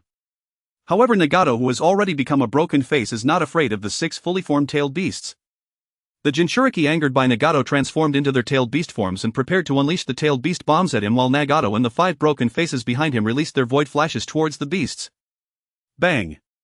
The clash between Nagato's void flash and the 6 tailed beast bombs resulted in a massive explosion, forcing Kakashi, Hatake, and Yamato, who were engaged in battle, to halt and evade the attack. As the smoke cleared, the once towering rain village had been reduced to flat ground, and most of the voids and the contaminated earth ninjas fighting nearby had vanished in the explosion. The surviving contaminated earth ninja, seeing the black monster in front of him wearing a white mask, began to feel a sense of fear, as this being could even destroy his contaminated earth body. At this moment, the brothers Kinkaku and Ginkaku were using the Sage of 6 Paths ninja tools to slay the voids that charged at them. "So annoying, they can actually harm this body created by ninjutsu, right, Kinkaku?" Ginkaku casually struck down a void that lunged at him with his 7-star sword and said, "I didn't expect the weakness of the second Hokage's ninjutsu to be uncovered. This so-called immortality is just like this." Kinkaku, hearing Ginkaku's words, shook his head while fending off the attacks of the voids. In the center of the explosion, Kakashi Hatake appeared beside Nagato, gazing at the six-tailed beasts as a vortex appeared in front of them. The person who emerged was Obito, who had already removed his white mask. As Obito appeared, the ground behind the six-tailed beast suddenly erupted with the outer path golem, and faint purple chains appeared pulling the beasts toward the golem. Both Kakashi and Nagato were taken aback by this scene. Nagato turned to Kakashi and asked, is he going to fuse with the tailed beasts? Should we stop him? No need, my lord, he's coming, and I also want to know the power of the 10 tails, Kakashi replied calmly, glancing back. Upon hearing this, Nagato also leaned to the side and lowered his head, waiting. Not far behind Kakashi and Nagato, a black rift appeared, gradually widening, and a figure slowly walked out from the black crack. The person who emerged was Aizen, followed by Yuin and others. My lord. Two Kakashi and Nagato knelt on one knee, right hand pressing on the ground, bowing their heads upon seeing Aizen. Aizen nodded slightly at the two, observing the scene around him, and said to the absorbing outer path golem, can't wait any longer. What about the 9 tails? My lord, the 9 tails and 8 tails have left the Turtle Island of the Cloud Village and are currently heading towards us with the Ninja Alliance. Not here yet. Kakashi, go help Obito first, Aizen said, glancing at the contaminated army fighting the voids in the distance. Kakashi nodded at Aizen's words and turned to leave towards the contaminated army. Meanwhile, Obito became wary the moment he saw Aizen appear. After hearing Aizen say something, Kakashi approached the contaminated army holding his fan and looking at Aizen, calling out loud, Aizen, long time no see. The once famous Leaf Village genius who stood alongside Kakashi, I didn't expect you to walk the path of destroying this world like me, the straggler. Obito, long time no see. We're different, I prepared for my plan from the very beginning, unlike you who became a mere pawn. Aizen smiled at Obito as he spoke. Obito, feeling the strength he was putting into his grip on the fan, did not refute Aizen's words. Seeing that Obito remained silent, Aizen took 2 steps forward, looked around and said, where are Madara and Black Zetsu? Have they decided to hide now? Clap, clap, clap. As soon as Aizen finished speaking, applause erupted from behind a rock, drawing everyone's attention. From behind the rock, Black Zetsu fused with White Zetsu and the contaminated earth Madara emerged. Madara looked at Aizen in the distance and said, you were the one who helped Nagato in the Land of Rain with Orochimaru, right? I didn't expect you, a genius, to appear after me and Hashirama in the Leaf Village creating so many monsters. Saying this, Madara paused and looked at the voids and broken faces devouring White Zetsu and the contaminated army in the distance. Lanran shook his head at Daita's words and said, I merely wish to witness the woman you call a goddess in your world, for ultimately the throne can only belong to me, can it not? Jishue returned to Lanran's side holding 3 light orbs of pale blue in his hands and said, Master, I have collected them all. Upon seeing the light orbs, Lanran nodded and took out the crumbling jade, absorbing the 3 orbs. Crumbling jade awakening level has reached 100. The host can merge at any time. Lanran glanced at the successfully awakened crumbling jade, stored it away, and looked at Dai 2 atop the 10 tails, saying, what do you think you will do next? Dai 2, sensing the growth of the 10 tails, laughed heartily and said to Lanran, Lanran, you are overly confident. With the power of the Sage of 6 Paths you cannot stop me. After speaking, Dai 2 began to absorb the chakra of the 10 tails. Upon witnessing this, Lanran chose not to act, instead quietly observing the scene while the Ninja Alliance grew restless. Kakashi looked towards his resurrected teacher as well as the returning Sasuke and Itachi and said in a solemn voice, we must stop Dai 2 now, we cannot allow him to become the 10 tails Jinchuriki. Indeed, Kakashi is right. Dai 2 is my student and guiding him onto the right path is my duty. Let's go together, Naruto. Hearing Kakashi's words, Minato nodded and looked at Naruto, who was now nearly as tall as him. Lanran addressed the entire Ninja Alliance rushing towards Dai 2, saying, go and have some fun with them. The 10 blades beside him nodded at Lanran's words, leading the remaining hollows and Arrancar towards the Ninja Alliance. Meanwhile, Lanran, holding the mirror flower water moon, slowly walked towards Dai 2, who was merging with the 10 tails. At that moment, Madara and Black Zetsu, who were observing the battle from a distance, also noted Lanran's movements. Black Zetsu, puzzled, looked at Lanran's actions and said, is he going to face Dai 2, who possesses the 10 tails alone? He must be very confident in his strength. From the earlier incident when he helped Dai 2 lift the curse mark, one can see that his power is formidable. Madara glanced at Lanran and calmly replied. Soon Daita's fusion with the 10 tails was complete. Now the 10 tails Jinchuriki Dai 2 floated 7 truth-seeking balls behind him, holding the 6 Paths Sage's staff in his right hand, while a truth-seeking ball was also attached to the back of his left hand. Now the 10 tails Jinchuriki Dai 2 slowly opened his eyes, looking at the lone Lanran standing before him with surprise, saying, Lanran, I admit you are impressive, but with the power of the Sage of 6 Paths you cannot stop me. As he spoke, Dai 2 waved his left hand and a truth-seeking ball shot rapidly towards Lanran. Bang! The truth-seeking ball passed through Lanran's body and slammed heavily into the ground. With the impact of the truth-seeking ball landing, Lanran's body also fell to the ground. Dai 2 retrieved the recently used truth-seeking ball and slowly walked towards the bloodied body of Lanran, saying, Lord Madara, he is dead. Black Zetsu looked astonished at the unfolding scene. Madara frowned as he gazed at Lan Ran's body on the ground, saying in a deep voice something is amiss. His speed in appearing behind Dai-Tu was not slower than the flying speed of the truth-seeking ball. How could he not evade the attack? Perhaps he was careless. Lord Madara, what should we do now? Black Zetsu pondered for a moment before responding. Let's wait for the next opportunity. 88th Art of Destruction, Flying Dragon Strike, Thundering Cannon. Just as Dai-Tu was about to approach Lan Ran's body, a sudden voice rang out from behind him. Hearing the familiar voice, Dai-Tu turned to look behind him while simultaneously enveloping himself with the truth-seeking ball. Bang! A massive beam of light surged towards Dai-Tu, who was wrapped in the truth-seeking ball. The beam was enormous, quickly engulfing the black sphere formed by the truth-seeking balls. The Ninja Alliance engaged in combat from a distance also noticed this scene. Guy, while fending off Kisame strikes, remarked, "Is this the power of Lan Ran?" "It seems so. It is a terrifying might." Kakashi, not far away, responded to Guy while battling against Zabuza. Lan Ran's power is even greater than this. Those who attempt to stop him will merely become the steps for Lan Ran to ascend to the throne. After kicking Kakashi, who was distracted, Zabuza looked at him and said, "The murky patterns reveal a proud and unruly talent. The tide surges, denial, paralysis in an instant, obstructing eternal slumber. Crawling steel princess, the continually self-harming clay doll fusion, rebound, extend to the ground, recognize your own powerlessness." 90. Black Coffin. Just as the beam of light vanished, a black square reappeared, enveloping the sphere. At this moment, Lan Ran stood unharmed before the black square, quietly awaiting the end of the black coffin. At this moment, Black Zetsu stared in shock at the suddenly appearing Lan Ran, looking at the spot where Lan Ran had lain only to find nothing. He said in bewilderment, "What is going on? Is it an illusion?" Madara glanced at Lan Ran, who stood before the black coffin, and after thinking for a moment said in a solemn voice, "It should be an illusion that can affect human perception. This must be his ability, similar to the power of the Mangekyo Sharingan." "Then do we also need to avoid looking into his eyes? Should we deal with him like we do with the Sharingan?" Black Zetsu pondered Madara's words and replied, "No, I am unclear about his method of casting this ninjutsu. Moreover, we are not even certain when he activated it, which can affect us too." Madara frowned at Black Zetsu and replied, "A strange ability capable of intervening with a user's perception. We must be cautious, Lord Madara." "Not just perception, it should be all five senses." Madara stood on a rock looking at the distant Lan Ran, speaking in a deep voice, while Black Zetsu, upon hearing Madara's words, remained silent, lowering his head in contemplation. At this moment, the black coffin dissipated, revealing the black sphere inside, which had sustained many cracks from the attacks of the black coffin and the flying dragon strike. Crack! Bang! The truth-seeking balls that originally surrounded Dai-Tu shattered into fragments, falling to the ground. Dai-Tu looked at Lan Ran, who stood unharmed before him, puzzled. "Is this your ability? Is it an illusion?" "I never expected it could ensnare someone like me who already possesses the power of the Sage of Six Paths." "Pretty much in the language of your world, it certainly qualifies as an illusion." As he spoke, Lan Ran glanced at the mirror flower water moon hanging at his waist. Dai-Tu also noticed the detail of Lan Ran looking at the mirror flower water moon, seemingly understanding something. He looked at Lan Ran and said, "It seems your method of casting relies on that blade. No wonder you've carried it since childhood, considering your actions in Konoha. Drawing that blade is likely a prerequisite for unleashing your illusions." Aizen merely smiled at Obito's words without responding, but in Obito's eyes it indicated that he had struck a chord. Thus Obito chose to deny Aizen the opportunity to touch the mirror flower water moon and moved closer to engage Aizen in close combat. Seeing Obito approach, Aizen smiled and raised a hand, declaring binding method no. 61 6 rods prison light.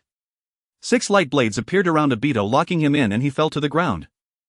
Aizen did not give Obito a chance to breathe and continued using the binding method. Binding method no. 99 seal.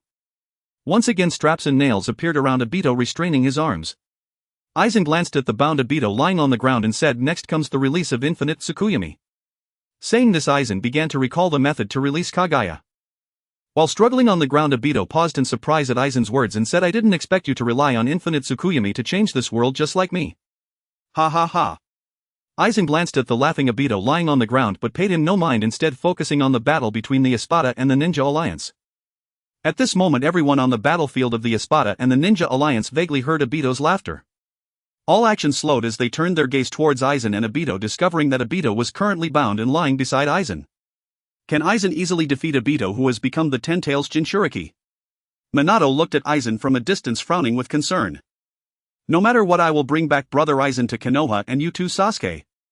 Naruto, hearing his father's words, replied resolutely. Let's defeat one of the Espada first before we talk about defeating Aizen. Just then the Espada who had been fighting with the ninjas suddenly retreated from the battlefield, leaving only the Hollows and the Espada.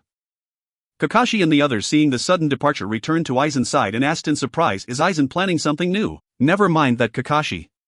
Let's first deal with these monsters, Guy said, glancing at the departing Kisame and charging towards the remaining Hollows and Espada.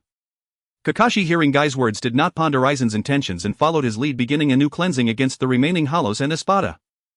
The Espada returned to Aizen's side and Zabuza looked at the bound Obito on the ground and asked, does Lord Aizen need my help to kill? No need. The next task is up to you. I will leave with Yuin and extract the Ten-Tails from within him. After saying this, Aizen glanced at Yuin, who understandingly opened a spacetime portal and left with Aizen. Once Aizen left, the remaining Espada approached Obito, with Shizen being the first to reach his side, lifting the bound Obito. Thud! Shizen thrust his sword through Obito's chest and Obito widened his eyes in shock, blood spurting from his mouth. As Obito was injured, he could no longer suppress the power of the Ten-Tails, which began to rampage within him. Pain observed this scene and remarked, next we need to perform infinite Tsukuyomi. We need his eyes. Red nodded at Pain's words and said, but there's only one eye here, we still lack another. No, it's here on that hiding person. Kakashi smiled upon hearing Red's words, looking towards the location of Madara and Black Zetsu. At this moment Black Zetsu and Madara also noticed that Kakashi and the others had discovered them, and Madara calmly gazed at the Espada. Black Zetsu, looking at the calm Madara and the powerful spiritual pressure of the Espada, voiced his concerns. Lord Madara, what should we do? If that man is not here, then let me see the strength of their subordinates. As Madara prepared to sprint towards the position of the Espada, he suddenly stopped when he saw something. Kakashi, who successfully made eye contact with Madara, turned to Obito, who was still being consumed by the Ten-Tails, and said, leave him to them and we will deal with the people of Konoha. Let's first defeat one of the Ten-Tails Jinchuriki before worrying about Aizen's grand ambitions. Just then Zetsu, who had been fighting alongside the ninjas, suddenly retreated, leaving only the Hollows and Espada. Shizen, hearing Kakashi's words, furrowed her brow and asked in confusion, isn't Lord Aizen's task to activate infinite Tsukuyomi? Why help them? Shizen trusts Senior Kakashi, he has his reasons for doing this, Yahiko chimed in, backing Kakashi's explanation. Upon hearing Yahiko's words, Shizen glanced at Red beside her, noticing that Red did not oppose, so she dropped Obito onto the ground. Next we deal with the Nine-Tails Jinchuriki and Itachi's brother, right? This is interesting, Kisame, who was furiously attacking the Espada, said to Naruto and Sasuke with a smile. Let's begin, eliminate Sasuke and Naruto and kill anyone who stands in our way. Kakashi glanced at Kisame and said in a low voice, let's see how it goes. Yahiko, hearing Kakashi's words, was somewhat surprised, but as Kakashi was an Espada, he said nothing further, only glancing at the departing Pain and Konan and quickly following them. Kakashi chose to stay behind, watching Kakashi battling the Espada on the battlefield, sighing, I hope you can survive, Kakashi. Following that, Kakashi joined the Espada's ranks.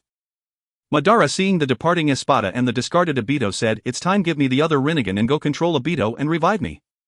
Black Zetsu nodded at Madara's words, using the Kage Bunshin technique to head towards Obito's location, while Madara followed closely behind, approaching Obito.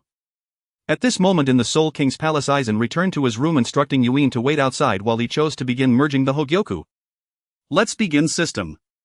Start merging Hōgyoku. Progress 1-2. At this time on the battlefield, due to the sudden addition of the Espada, the attack line against the Ninja Alliance was significantly disrupted and the 9 Espada split into 2 groups. One group was led by Shizen, with Red responsible for dealing with Uchiha Sasuke. The other group was led by Pain, accompanied by Konan, Yahiko, Zabuza, White Kakashi and Kisame, responsible for dealing with Uzumaki Naruto. The Ninja Alliance also took notice of the approaching 2 groups of Espada. The command center, observing the overall situation, also took note of the movements of the Espada and informed the Ninja Alliance. The targets of the Espada are Uchiha Sasuke and Uzumaki Naruto. Please protect them. Upon hearing this, everyone immediately rushed towards Naruto and Sasuke. The footsteps of the 10 blades were also halted. Nagato, leading the group, looked at the allied companions standing beside Naruto and said, let's divide them among ourselves. Shoma, you go first. Shikaka Shoma, upon hearing Nagato's words, did not refuse and said, I will take care of Kakashi and his friend, that green-clad taijutsu ninja. Ah. Did Shoma take the one I wanted? Then I have no choice, I will take the 8-Tails Jinchuriki. Gyuki exclaimed upon hearing Shoma's words. I will handle the ninjas from Sunagakure, Kumogakure, Wagakure and Kirigakure alongside Bai. Zabuza said, looking at the group standing by Naruto, including Temari, Kanjiro, Daruishi, Samui Oto and Kuratsuchi. Konan and I will take care of the remaining Konoha ninjas. Naruto and the 4th Hokage are up to you, Nagato, Yahiko said, glancing at Nagato. No problem. Meanwhile, Naruto's group heard the 10 blades selecting their opponents and felt indignant. Bunch of fools, how dare they underestimate us. Killer Bee looked at the 10 blades and warned everyone stay alert. Our mission is to protect Naruto. Shikamaru reminded. Stop dawdling. I still need to avenge Gaara. Temari, hearing Shikamaru's words, said angrily. Alright everyone, let's charge together. Naruto stepped forward to rally the group. The battle lines on Naruto's side were soon drawn. Nagato was set to fight Naruto and Minato. Konan and Yahiko would face the 8th and 10th teams along with Sai and Guy. Shikaka Shoma would confront Kakashi and Guy. Zabuza and Bai were to take on Temari, Kanjiro, Daruishi, Samui, Oto, Kuratsuchi and Shojiro. Gyuki would deal with Killer Bee. The war was on the verge of erupting and Naruto led the charge towards the 10 blades. At this moment Sasuke glanced at his brother and the members of Team Hawk beside him, then looked at Shisui and Kurenai across the battlefield, saying, Kurenai, Yuhi and Shisui Uchiha, I will not lose to either of you again, you will become my stepping stones. Kurenai and Shisui remained expressionless upon hearing Sasuke's words. Kurenai glanced at Shisui and said, leave Sasuke and Itachi to you, after all they are your kin. I will handle the remaining fodder. Alright. Hurry up, you know I dislike dull moments. Kurenai smiled after receiving Shizui's agreement. Upon hearing Kurenai's words, Sasuke also acknowledged her strength as a human. He turned to Yuugao and Suigetsu and said, take care of yourselves, if you can't win, run. Suigetsu, hearing Sasuke's words, pretended to be relaxed and smiled, saying, how could that be? We are all here because of you, Sasuke, we will definitely protect you. That's right, don't worry, Sasuke. Yuugao nodded seriously. You can count on me too, Sasuke. Karen eagerly raised her hand. Sasuke glanced at Karen and said, sorry to trouble you, Karen. Just as the two sides were about to clash, a figure landed heavily not far to the side of both parties.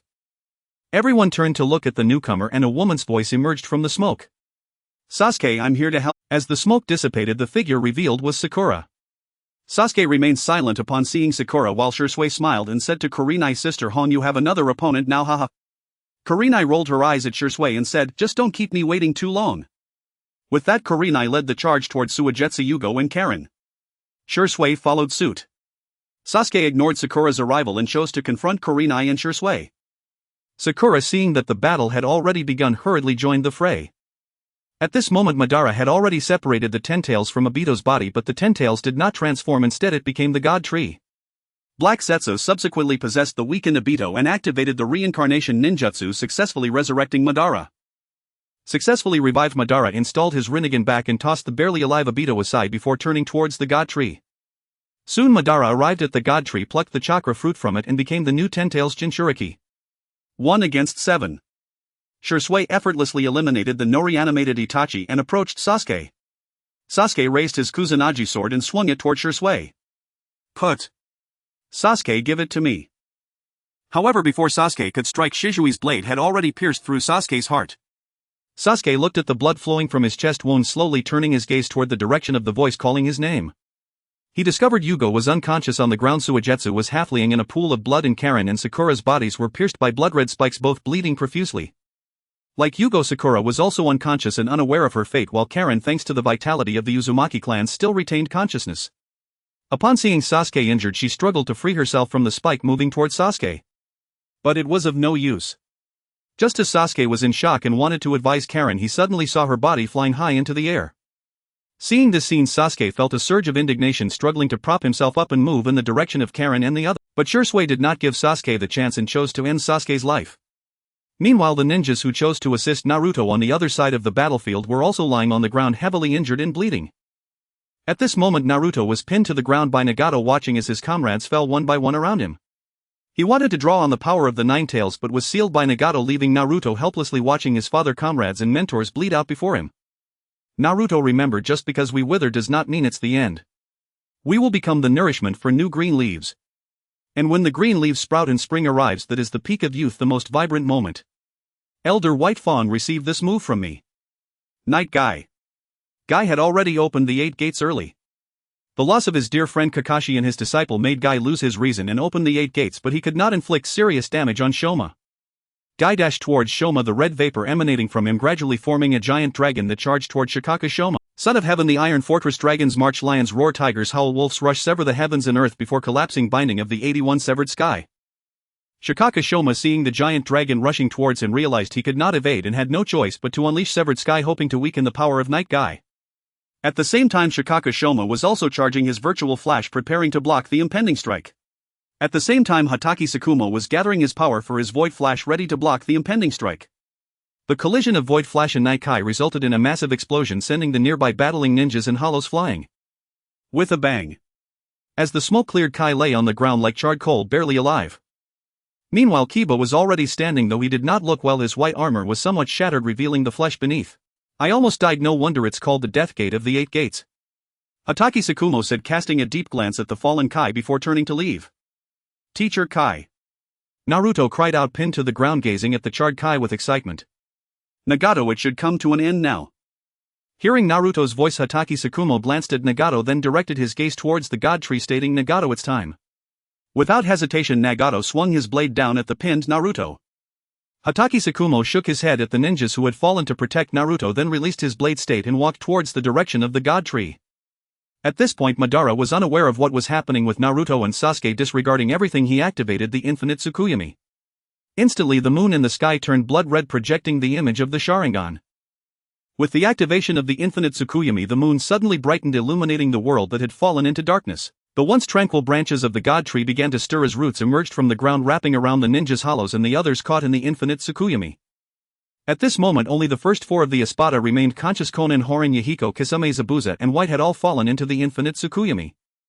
Shirzue and his companions noticed that the other six Espada had succumbed to the infinite Tsukuyomi. Shirzue wanted to rescue them but was stopped by Hatake Sakumo. Hatake Sakumo glanced at Shirzue and said, this illusion can only be dispelled by defeating the caster. 3 of us are enough to handle it. Shirzue did not respond to Hatake Sakumo's words but nodded toward Madara in the distance. The three then made their way towards Madara. Madara looked at the three Espada who had not been caught by the infinite Tsukuyomi, surprised. I didn't expect that Aizen subordinates could resist the infinite Tsukuyomi, it seems he can too. The three did not respond to Madara but exchanged glances with each other, activating their blades in unison and rushed towards Madara. Shirzue and Hatake Sakumo along with one of Nagato's clones swung their blades at Madara from different angles. As they approached, Nagato and Hatake Sakumo were blocked by a wall of air. Shirzue, however, was not obstructed. Madara, seeing that Shirzue was not stopped by the boundary of the Tsukuyomi, was slightly surprised and thus raised the six-path staff to strike at the approaching Shirzue.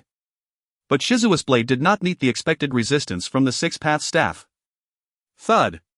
Shirzue suddenly appeared behind Madara, leaving a blood mark on Madara's back. Madara stepped back while his body continually healed under the influence of the 10 tails.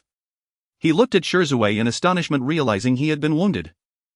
Lord Madara, his attack seemed to disrupt perception, making left appear as right in front his back. The black Zetsu hidden within Madara suddenly popped its head out to warn. But Shirzue and his companions gave Madara no chance to breathe. One of Nagato's other clones unleashed a void flash from behind Madara.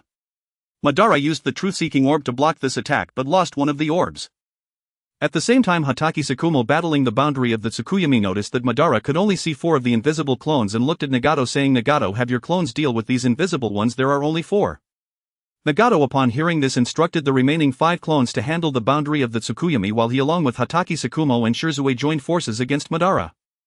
Madara had to guard against Shizuo's visual disruption attacks as well as Nagato's awakened abilities after activating his blade in addition to Hatake Sakumo's strikes, which slowed his healing.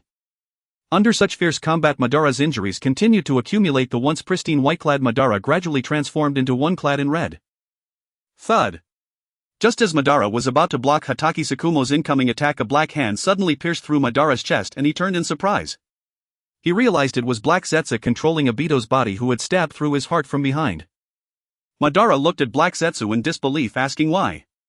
But before Madara could finish his sentence, he fell to the ground with a face full of hatred and simultaneously his body began to swell. Revive my mother. Hatake Sakumo and his companions understood their mission given by Aizen. Upon witnessing this scene, they had completed it and distanced themselves from Kaguya, who was in the process of revival. Meanwhile, Aizen, having fused with the Hōgyoku, arrived at the battlefield with Yuhina. Hatake Sakumo and his group respectfully addressed him, Lord Aizen. Aizen nodded and, seeing Kaguya successfully resurrected, said, you all wait to the side, let me stretch a bit. Aizen slowly approached the resurrected Kaguya. Kaguya noticed Aizen approaching her, and just as she was puzzled, Black Zetsu poked its head out from her sleeve, warning, Mother, his power is strange, he can manipulate people's senses, be careful. Kaguya frowned at Black Zetsu's words and looked at Aizen, saying, what business do you have with me? Aizen replied, I want to become the only god in the ninja world, so I need you to die. Kagaya became furious upon hearing Aizen's words, saying, "It seems that during my absence many reckless individuals have appeared in this world. If you wish for my life, come and try." Suddenly the white hair behind Kagaya surged, countless strands transforming into sharp spikes that shot towards Aizen. Aizen effortlessly blocked this attack with a slash of his sword. Then Aizen vanished from his spot, appearing next to Kagaya, and swung his blade towards her left arm, severing it. Feeling the pain, Kagaya immediately countered, but she was still a moment too late, staring at Aizen in shock. Kagaya extended her remaining hand towards Aizen, saying, "Die." A bone erupted from Kagaya's palm, shooting towards Aizen. Aizen once again easily dodged Kagaya's attack, while Kagaya realized Aizen was difficult to deal with and prepared to enter another space to confront him. Aizen evaded Kagaya's attack with effortless grace once again. Kagaya, now keenly aware of his formidable prowess, prepared to retreat into an alternate dimension for their next confrontation. But Aizen granted her no such opportunity. Frustrated by his relentless interference, Kagaya immediately underwent tailed beast transformation. Aizen gazed upon the transformed Kagaya with a faint smile, then raised his arm and intoned Heido no Kyūjuki Goten Senmei. A colossal dragon forged from overwhelming spiritual pressure surged toward her. Kagaya, now in tailed beast form, thrust out her arm to block, but the dragon's immense Ryatsu obliterated everything in its path, shattering resistance before it even made contact. Faintly emerging, the turbid crest, the unruly arrogant talent. Surge. Deny. Paralyze. In an instant, obstruct eternal slumber. The crawling steel princess, the clay puppet endlessly wounding itself. Unite, rebound, extend to the earth. Acknowledge your own powerlessness. Heido no Kyuju Koken. Without granting Kagaya a moment to counter, Aizen immediately unleashed Koken, then the instant its effect subsided, followed with Senka Gyokuten Ho. The shore of 1,000 hands, the distant unreachable void hand, the celestial archer beyond reflection, the radiant path where light descends, the wind that kindles embers, the convergence of gathered forces, hesitate no longer. Heed only my command, light bullet, 8 bodies, 9 serpents, celestial sutra, swift jewel, great wheel. The gray artillery tower draws its bow toward the horizon, and vanishes pure and luminous. Heido no Kyujuchi Senka Gyokuten Ho. Battered by 3 devastating Heido spells, Kagaya, now in tailed beast form, lay maimed, limbs severed. Yet her extraordinary regenerative ability steadily restored her shattered form. Aizen murmured softly, "It seems sealing is the only recourse." Bokudo no Kyujukyo Niko Banjin. First movement, Shiho. Countless spectral bindings erupted around Kagaya's transformed form, coiling tightly to immobilize her. Second movement, Hyakurin San. The instant her body was fully enshrouded, iron spikes rained down from the heavens, piercing through bindings and flesh alike, pinning her to the earth as she let out a guttural cry of agony. Final movement, Banjin Taiso. A shadow, vast and absolute, descended upon her, swelling rapidly until it blotted out the sky. Bang! A massive stone tablet inscribed with the sacred Manji sigil crashed down with cataclysmic force, crushing Kagaya beneath its weight. After observing the motionless slab, Aizen turned silently to depart, when suddenly a figure materialized before him. "Child, why does your power feel so profoundly alien?" Aizen fixed his gaze upon the ethereal form before him, Hagoromo Otsutsuki, the sage of 6 paths, and replied coolly, "At last you've emerged, elder. What brings you here now?" Hagoromo studied Aizen, then glanced at the sealed Kagaya beneath the tablet, shaking his head. "Your subordinates slew the reincarnations of Indra and Asura, and consumed their souls. I can no longer locate them." Aizen paused, recalling his earlier order to Tsukumo Hatake and others to eliminate Naruto Uzumaki and Sasuke Uchiha, then nodded. "Indeed. It was my command. And truly, Indra and Asura have warred long enough. It is time they rested." Hagoromo fell silent for a breath, then gazed toward the distant monolith. "Though I cannot fathom the origin of your power, nor how it wounds the soul, I know I cannot stop you. Thus I shall return my mother to the moon, and never return." "As you wish." Aizen uttered those 2 words with detached indifference, and walked away. Once Aizen departed, Hagoromo activated the Rinnegan, resealing Kagaya, still bound by Bakudo, onto the moon, before vanishing himself. With Hagoromo's departure, the infinite Tsukuyomi dissolved. Aizen turned to Yuugao, Karatsuchi, Kamamura and Kira, and declared, "Now, unify the shinobi world." "Yes, Lord Aizen." 4 voices in unison. Swiftly under the 10 Espada's overwhelming authority, Aizen consolidated the shinobi world, then restructured it in the image of Suriidai. He took residence within the royal palace, and from among the surviving shinobi in Arrancar selected the Gotii 13 guardians of Suriidai.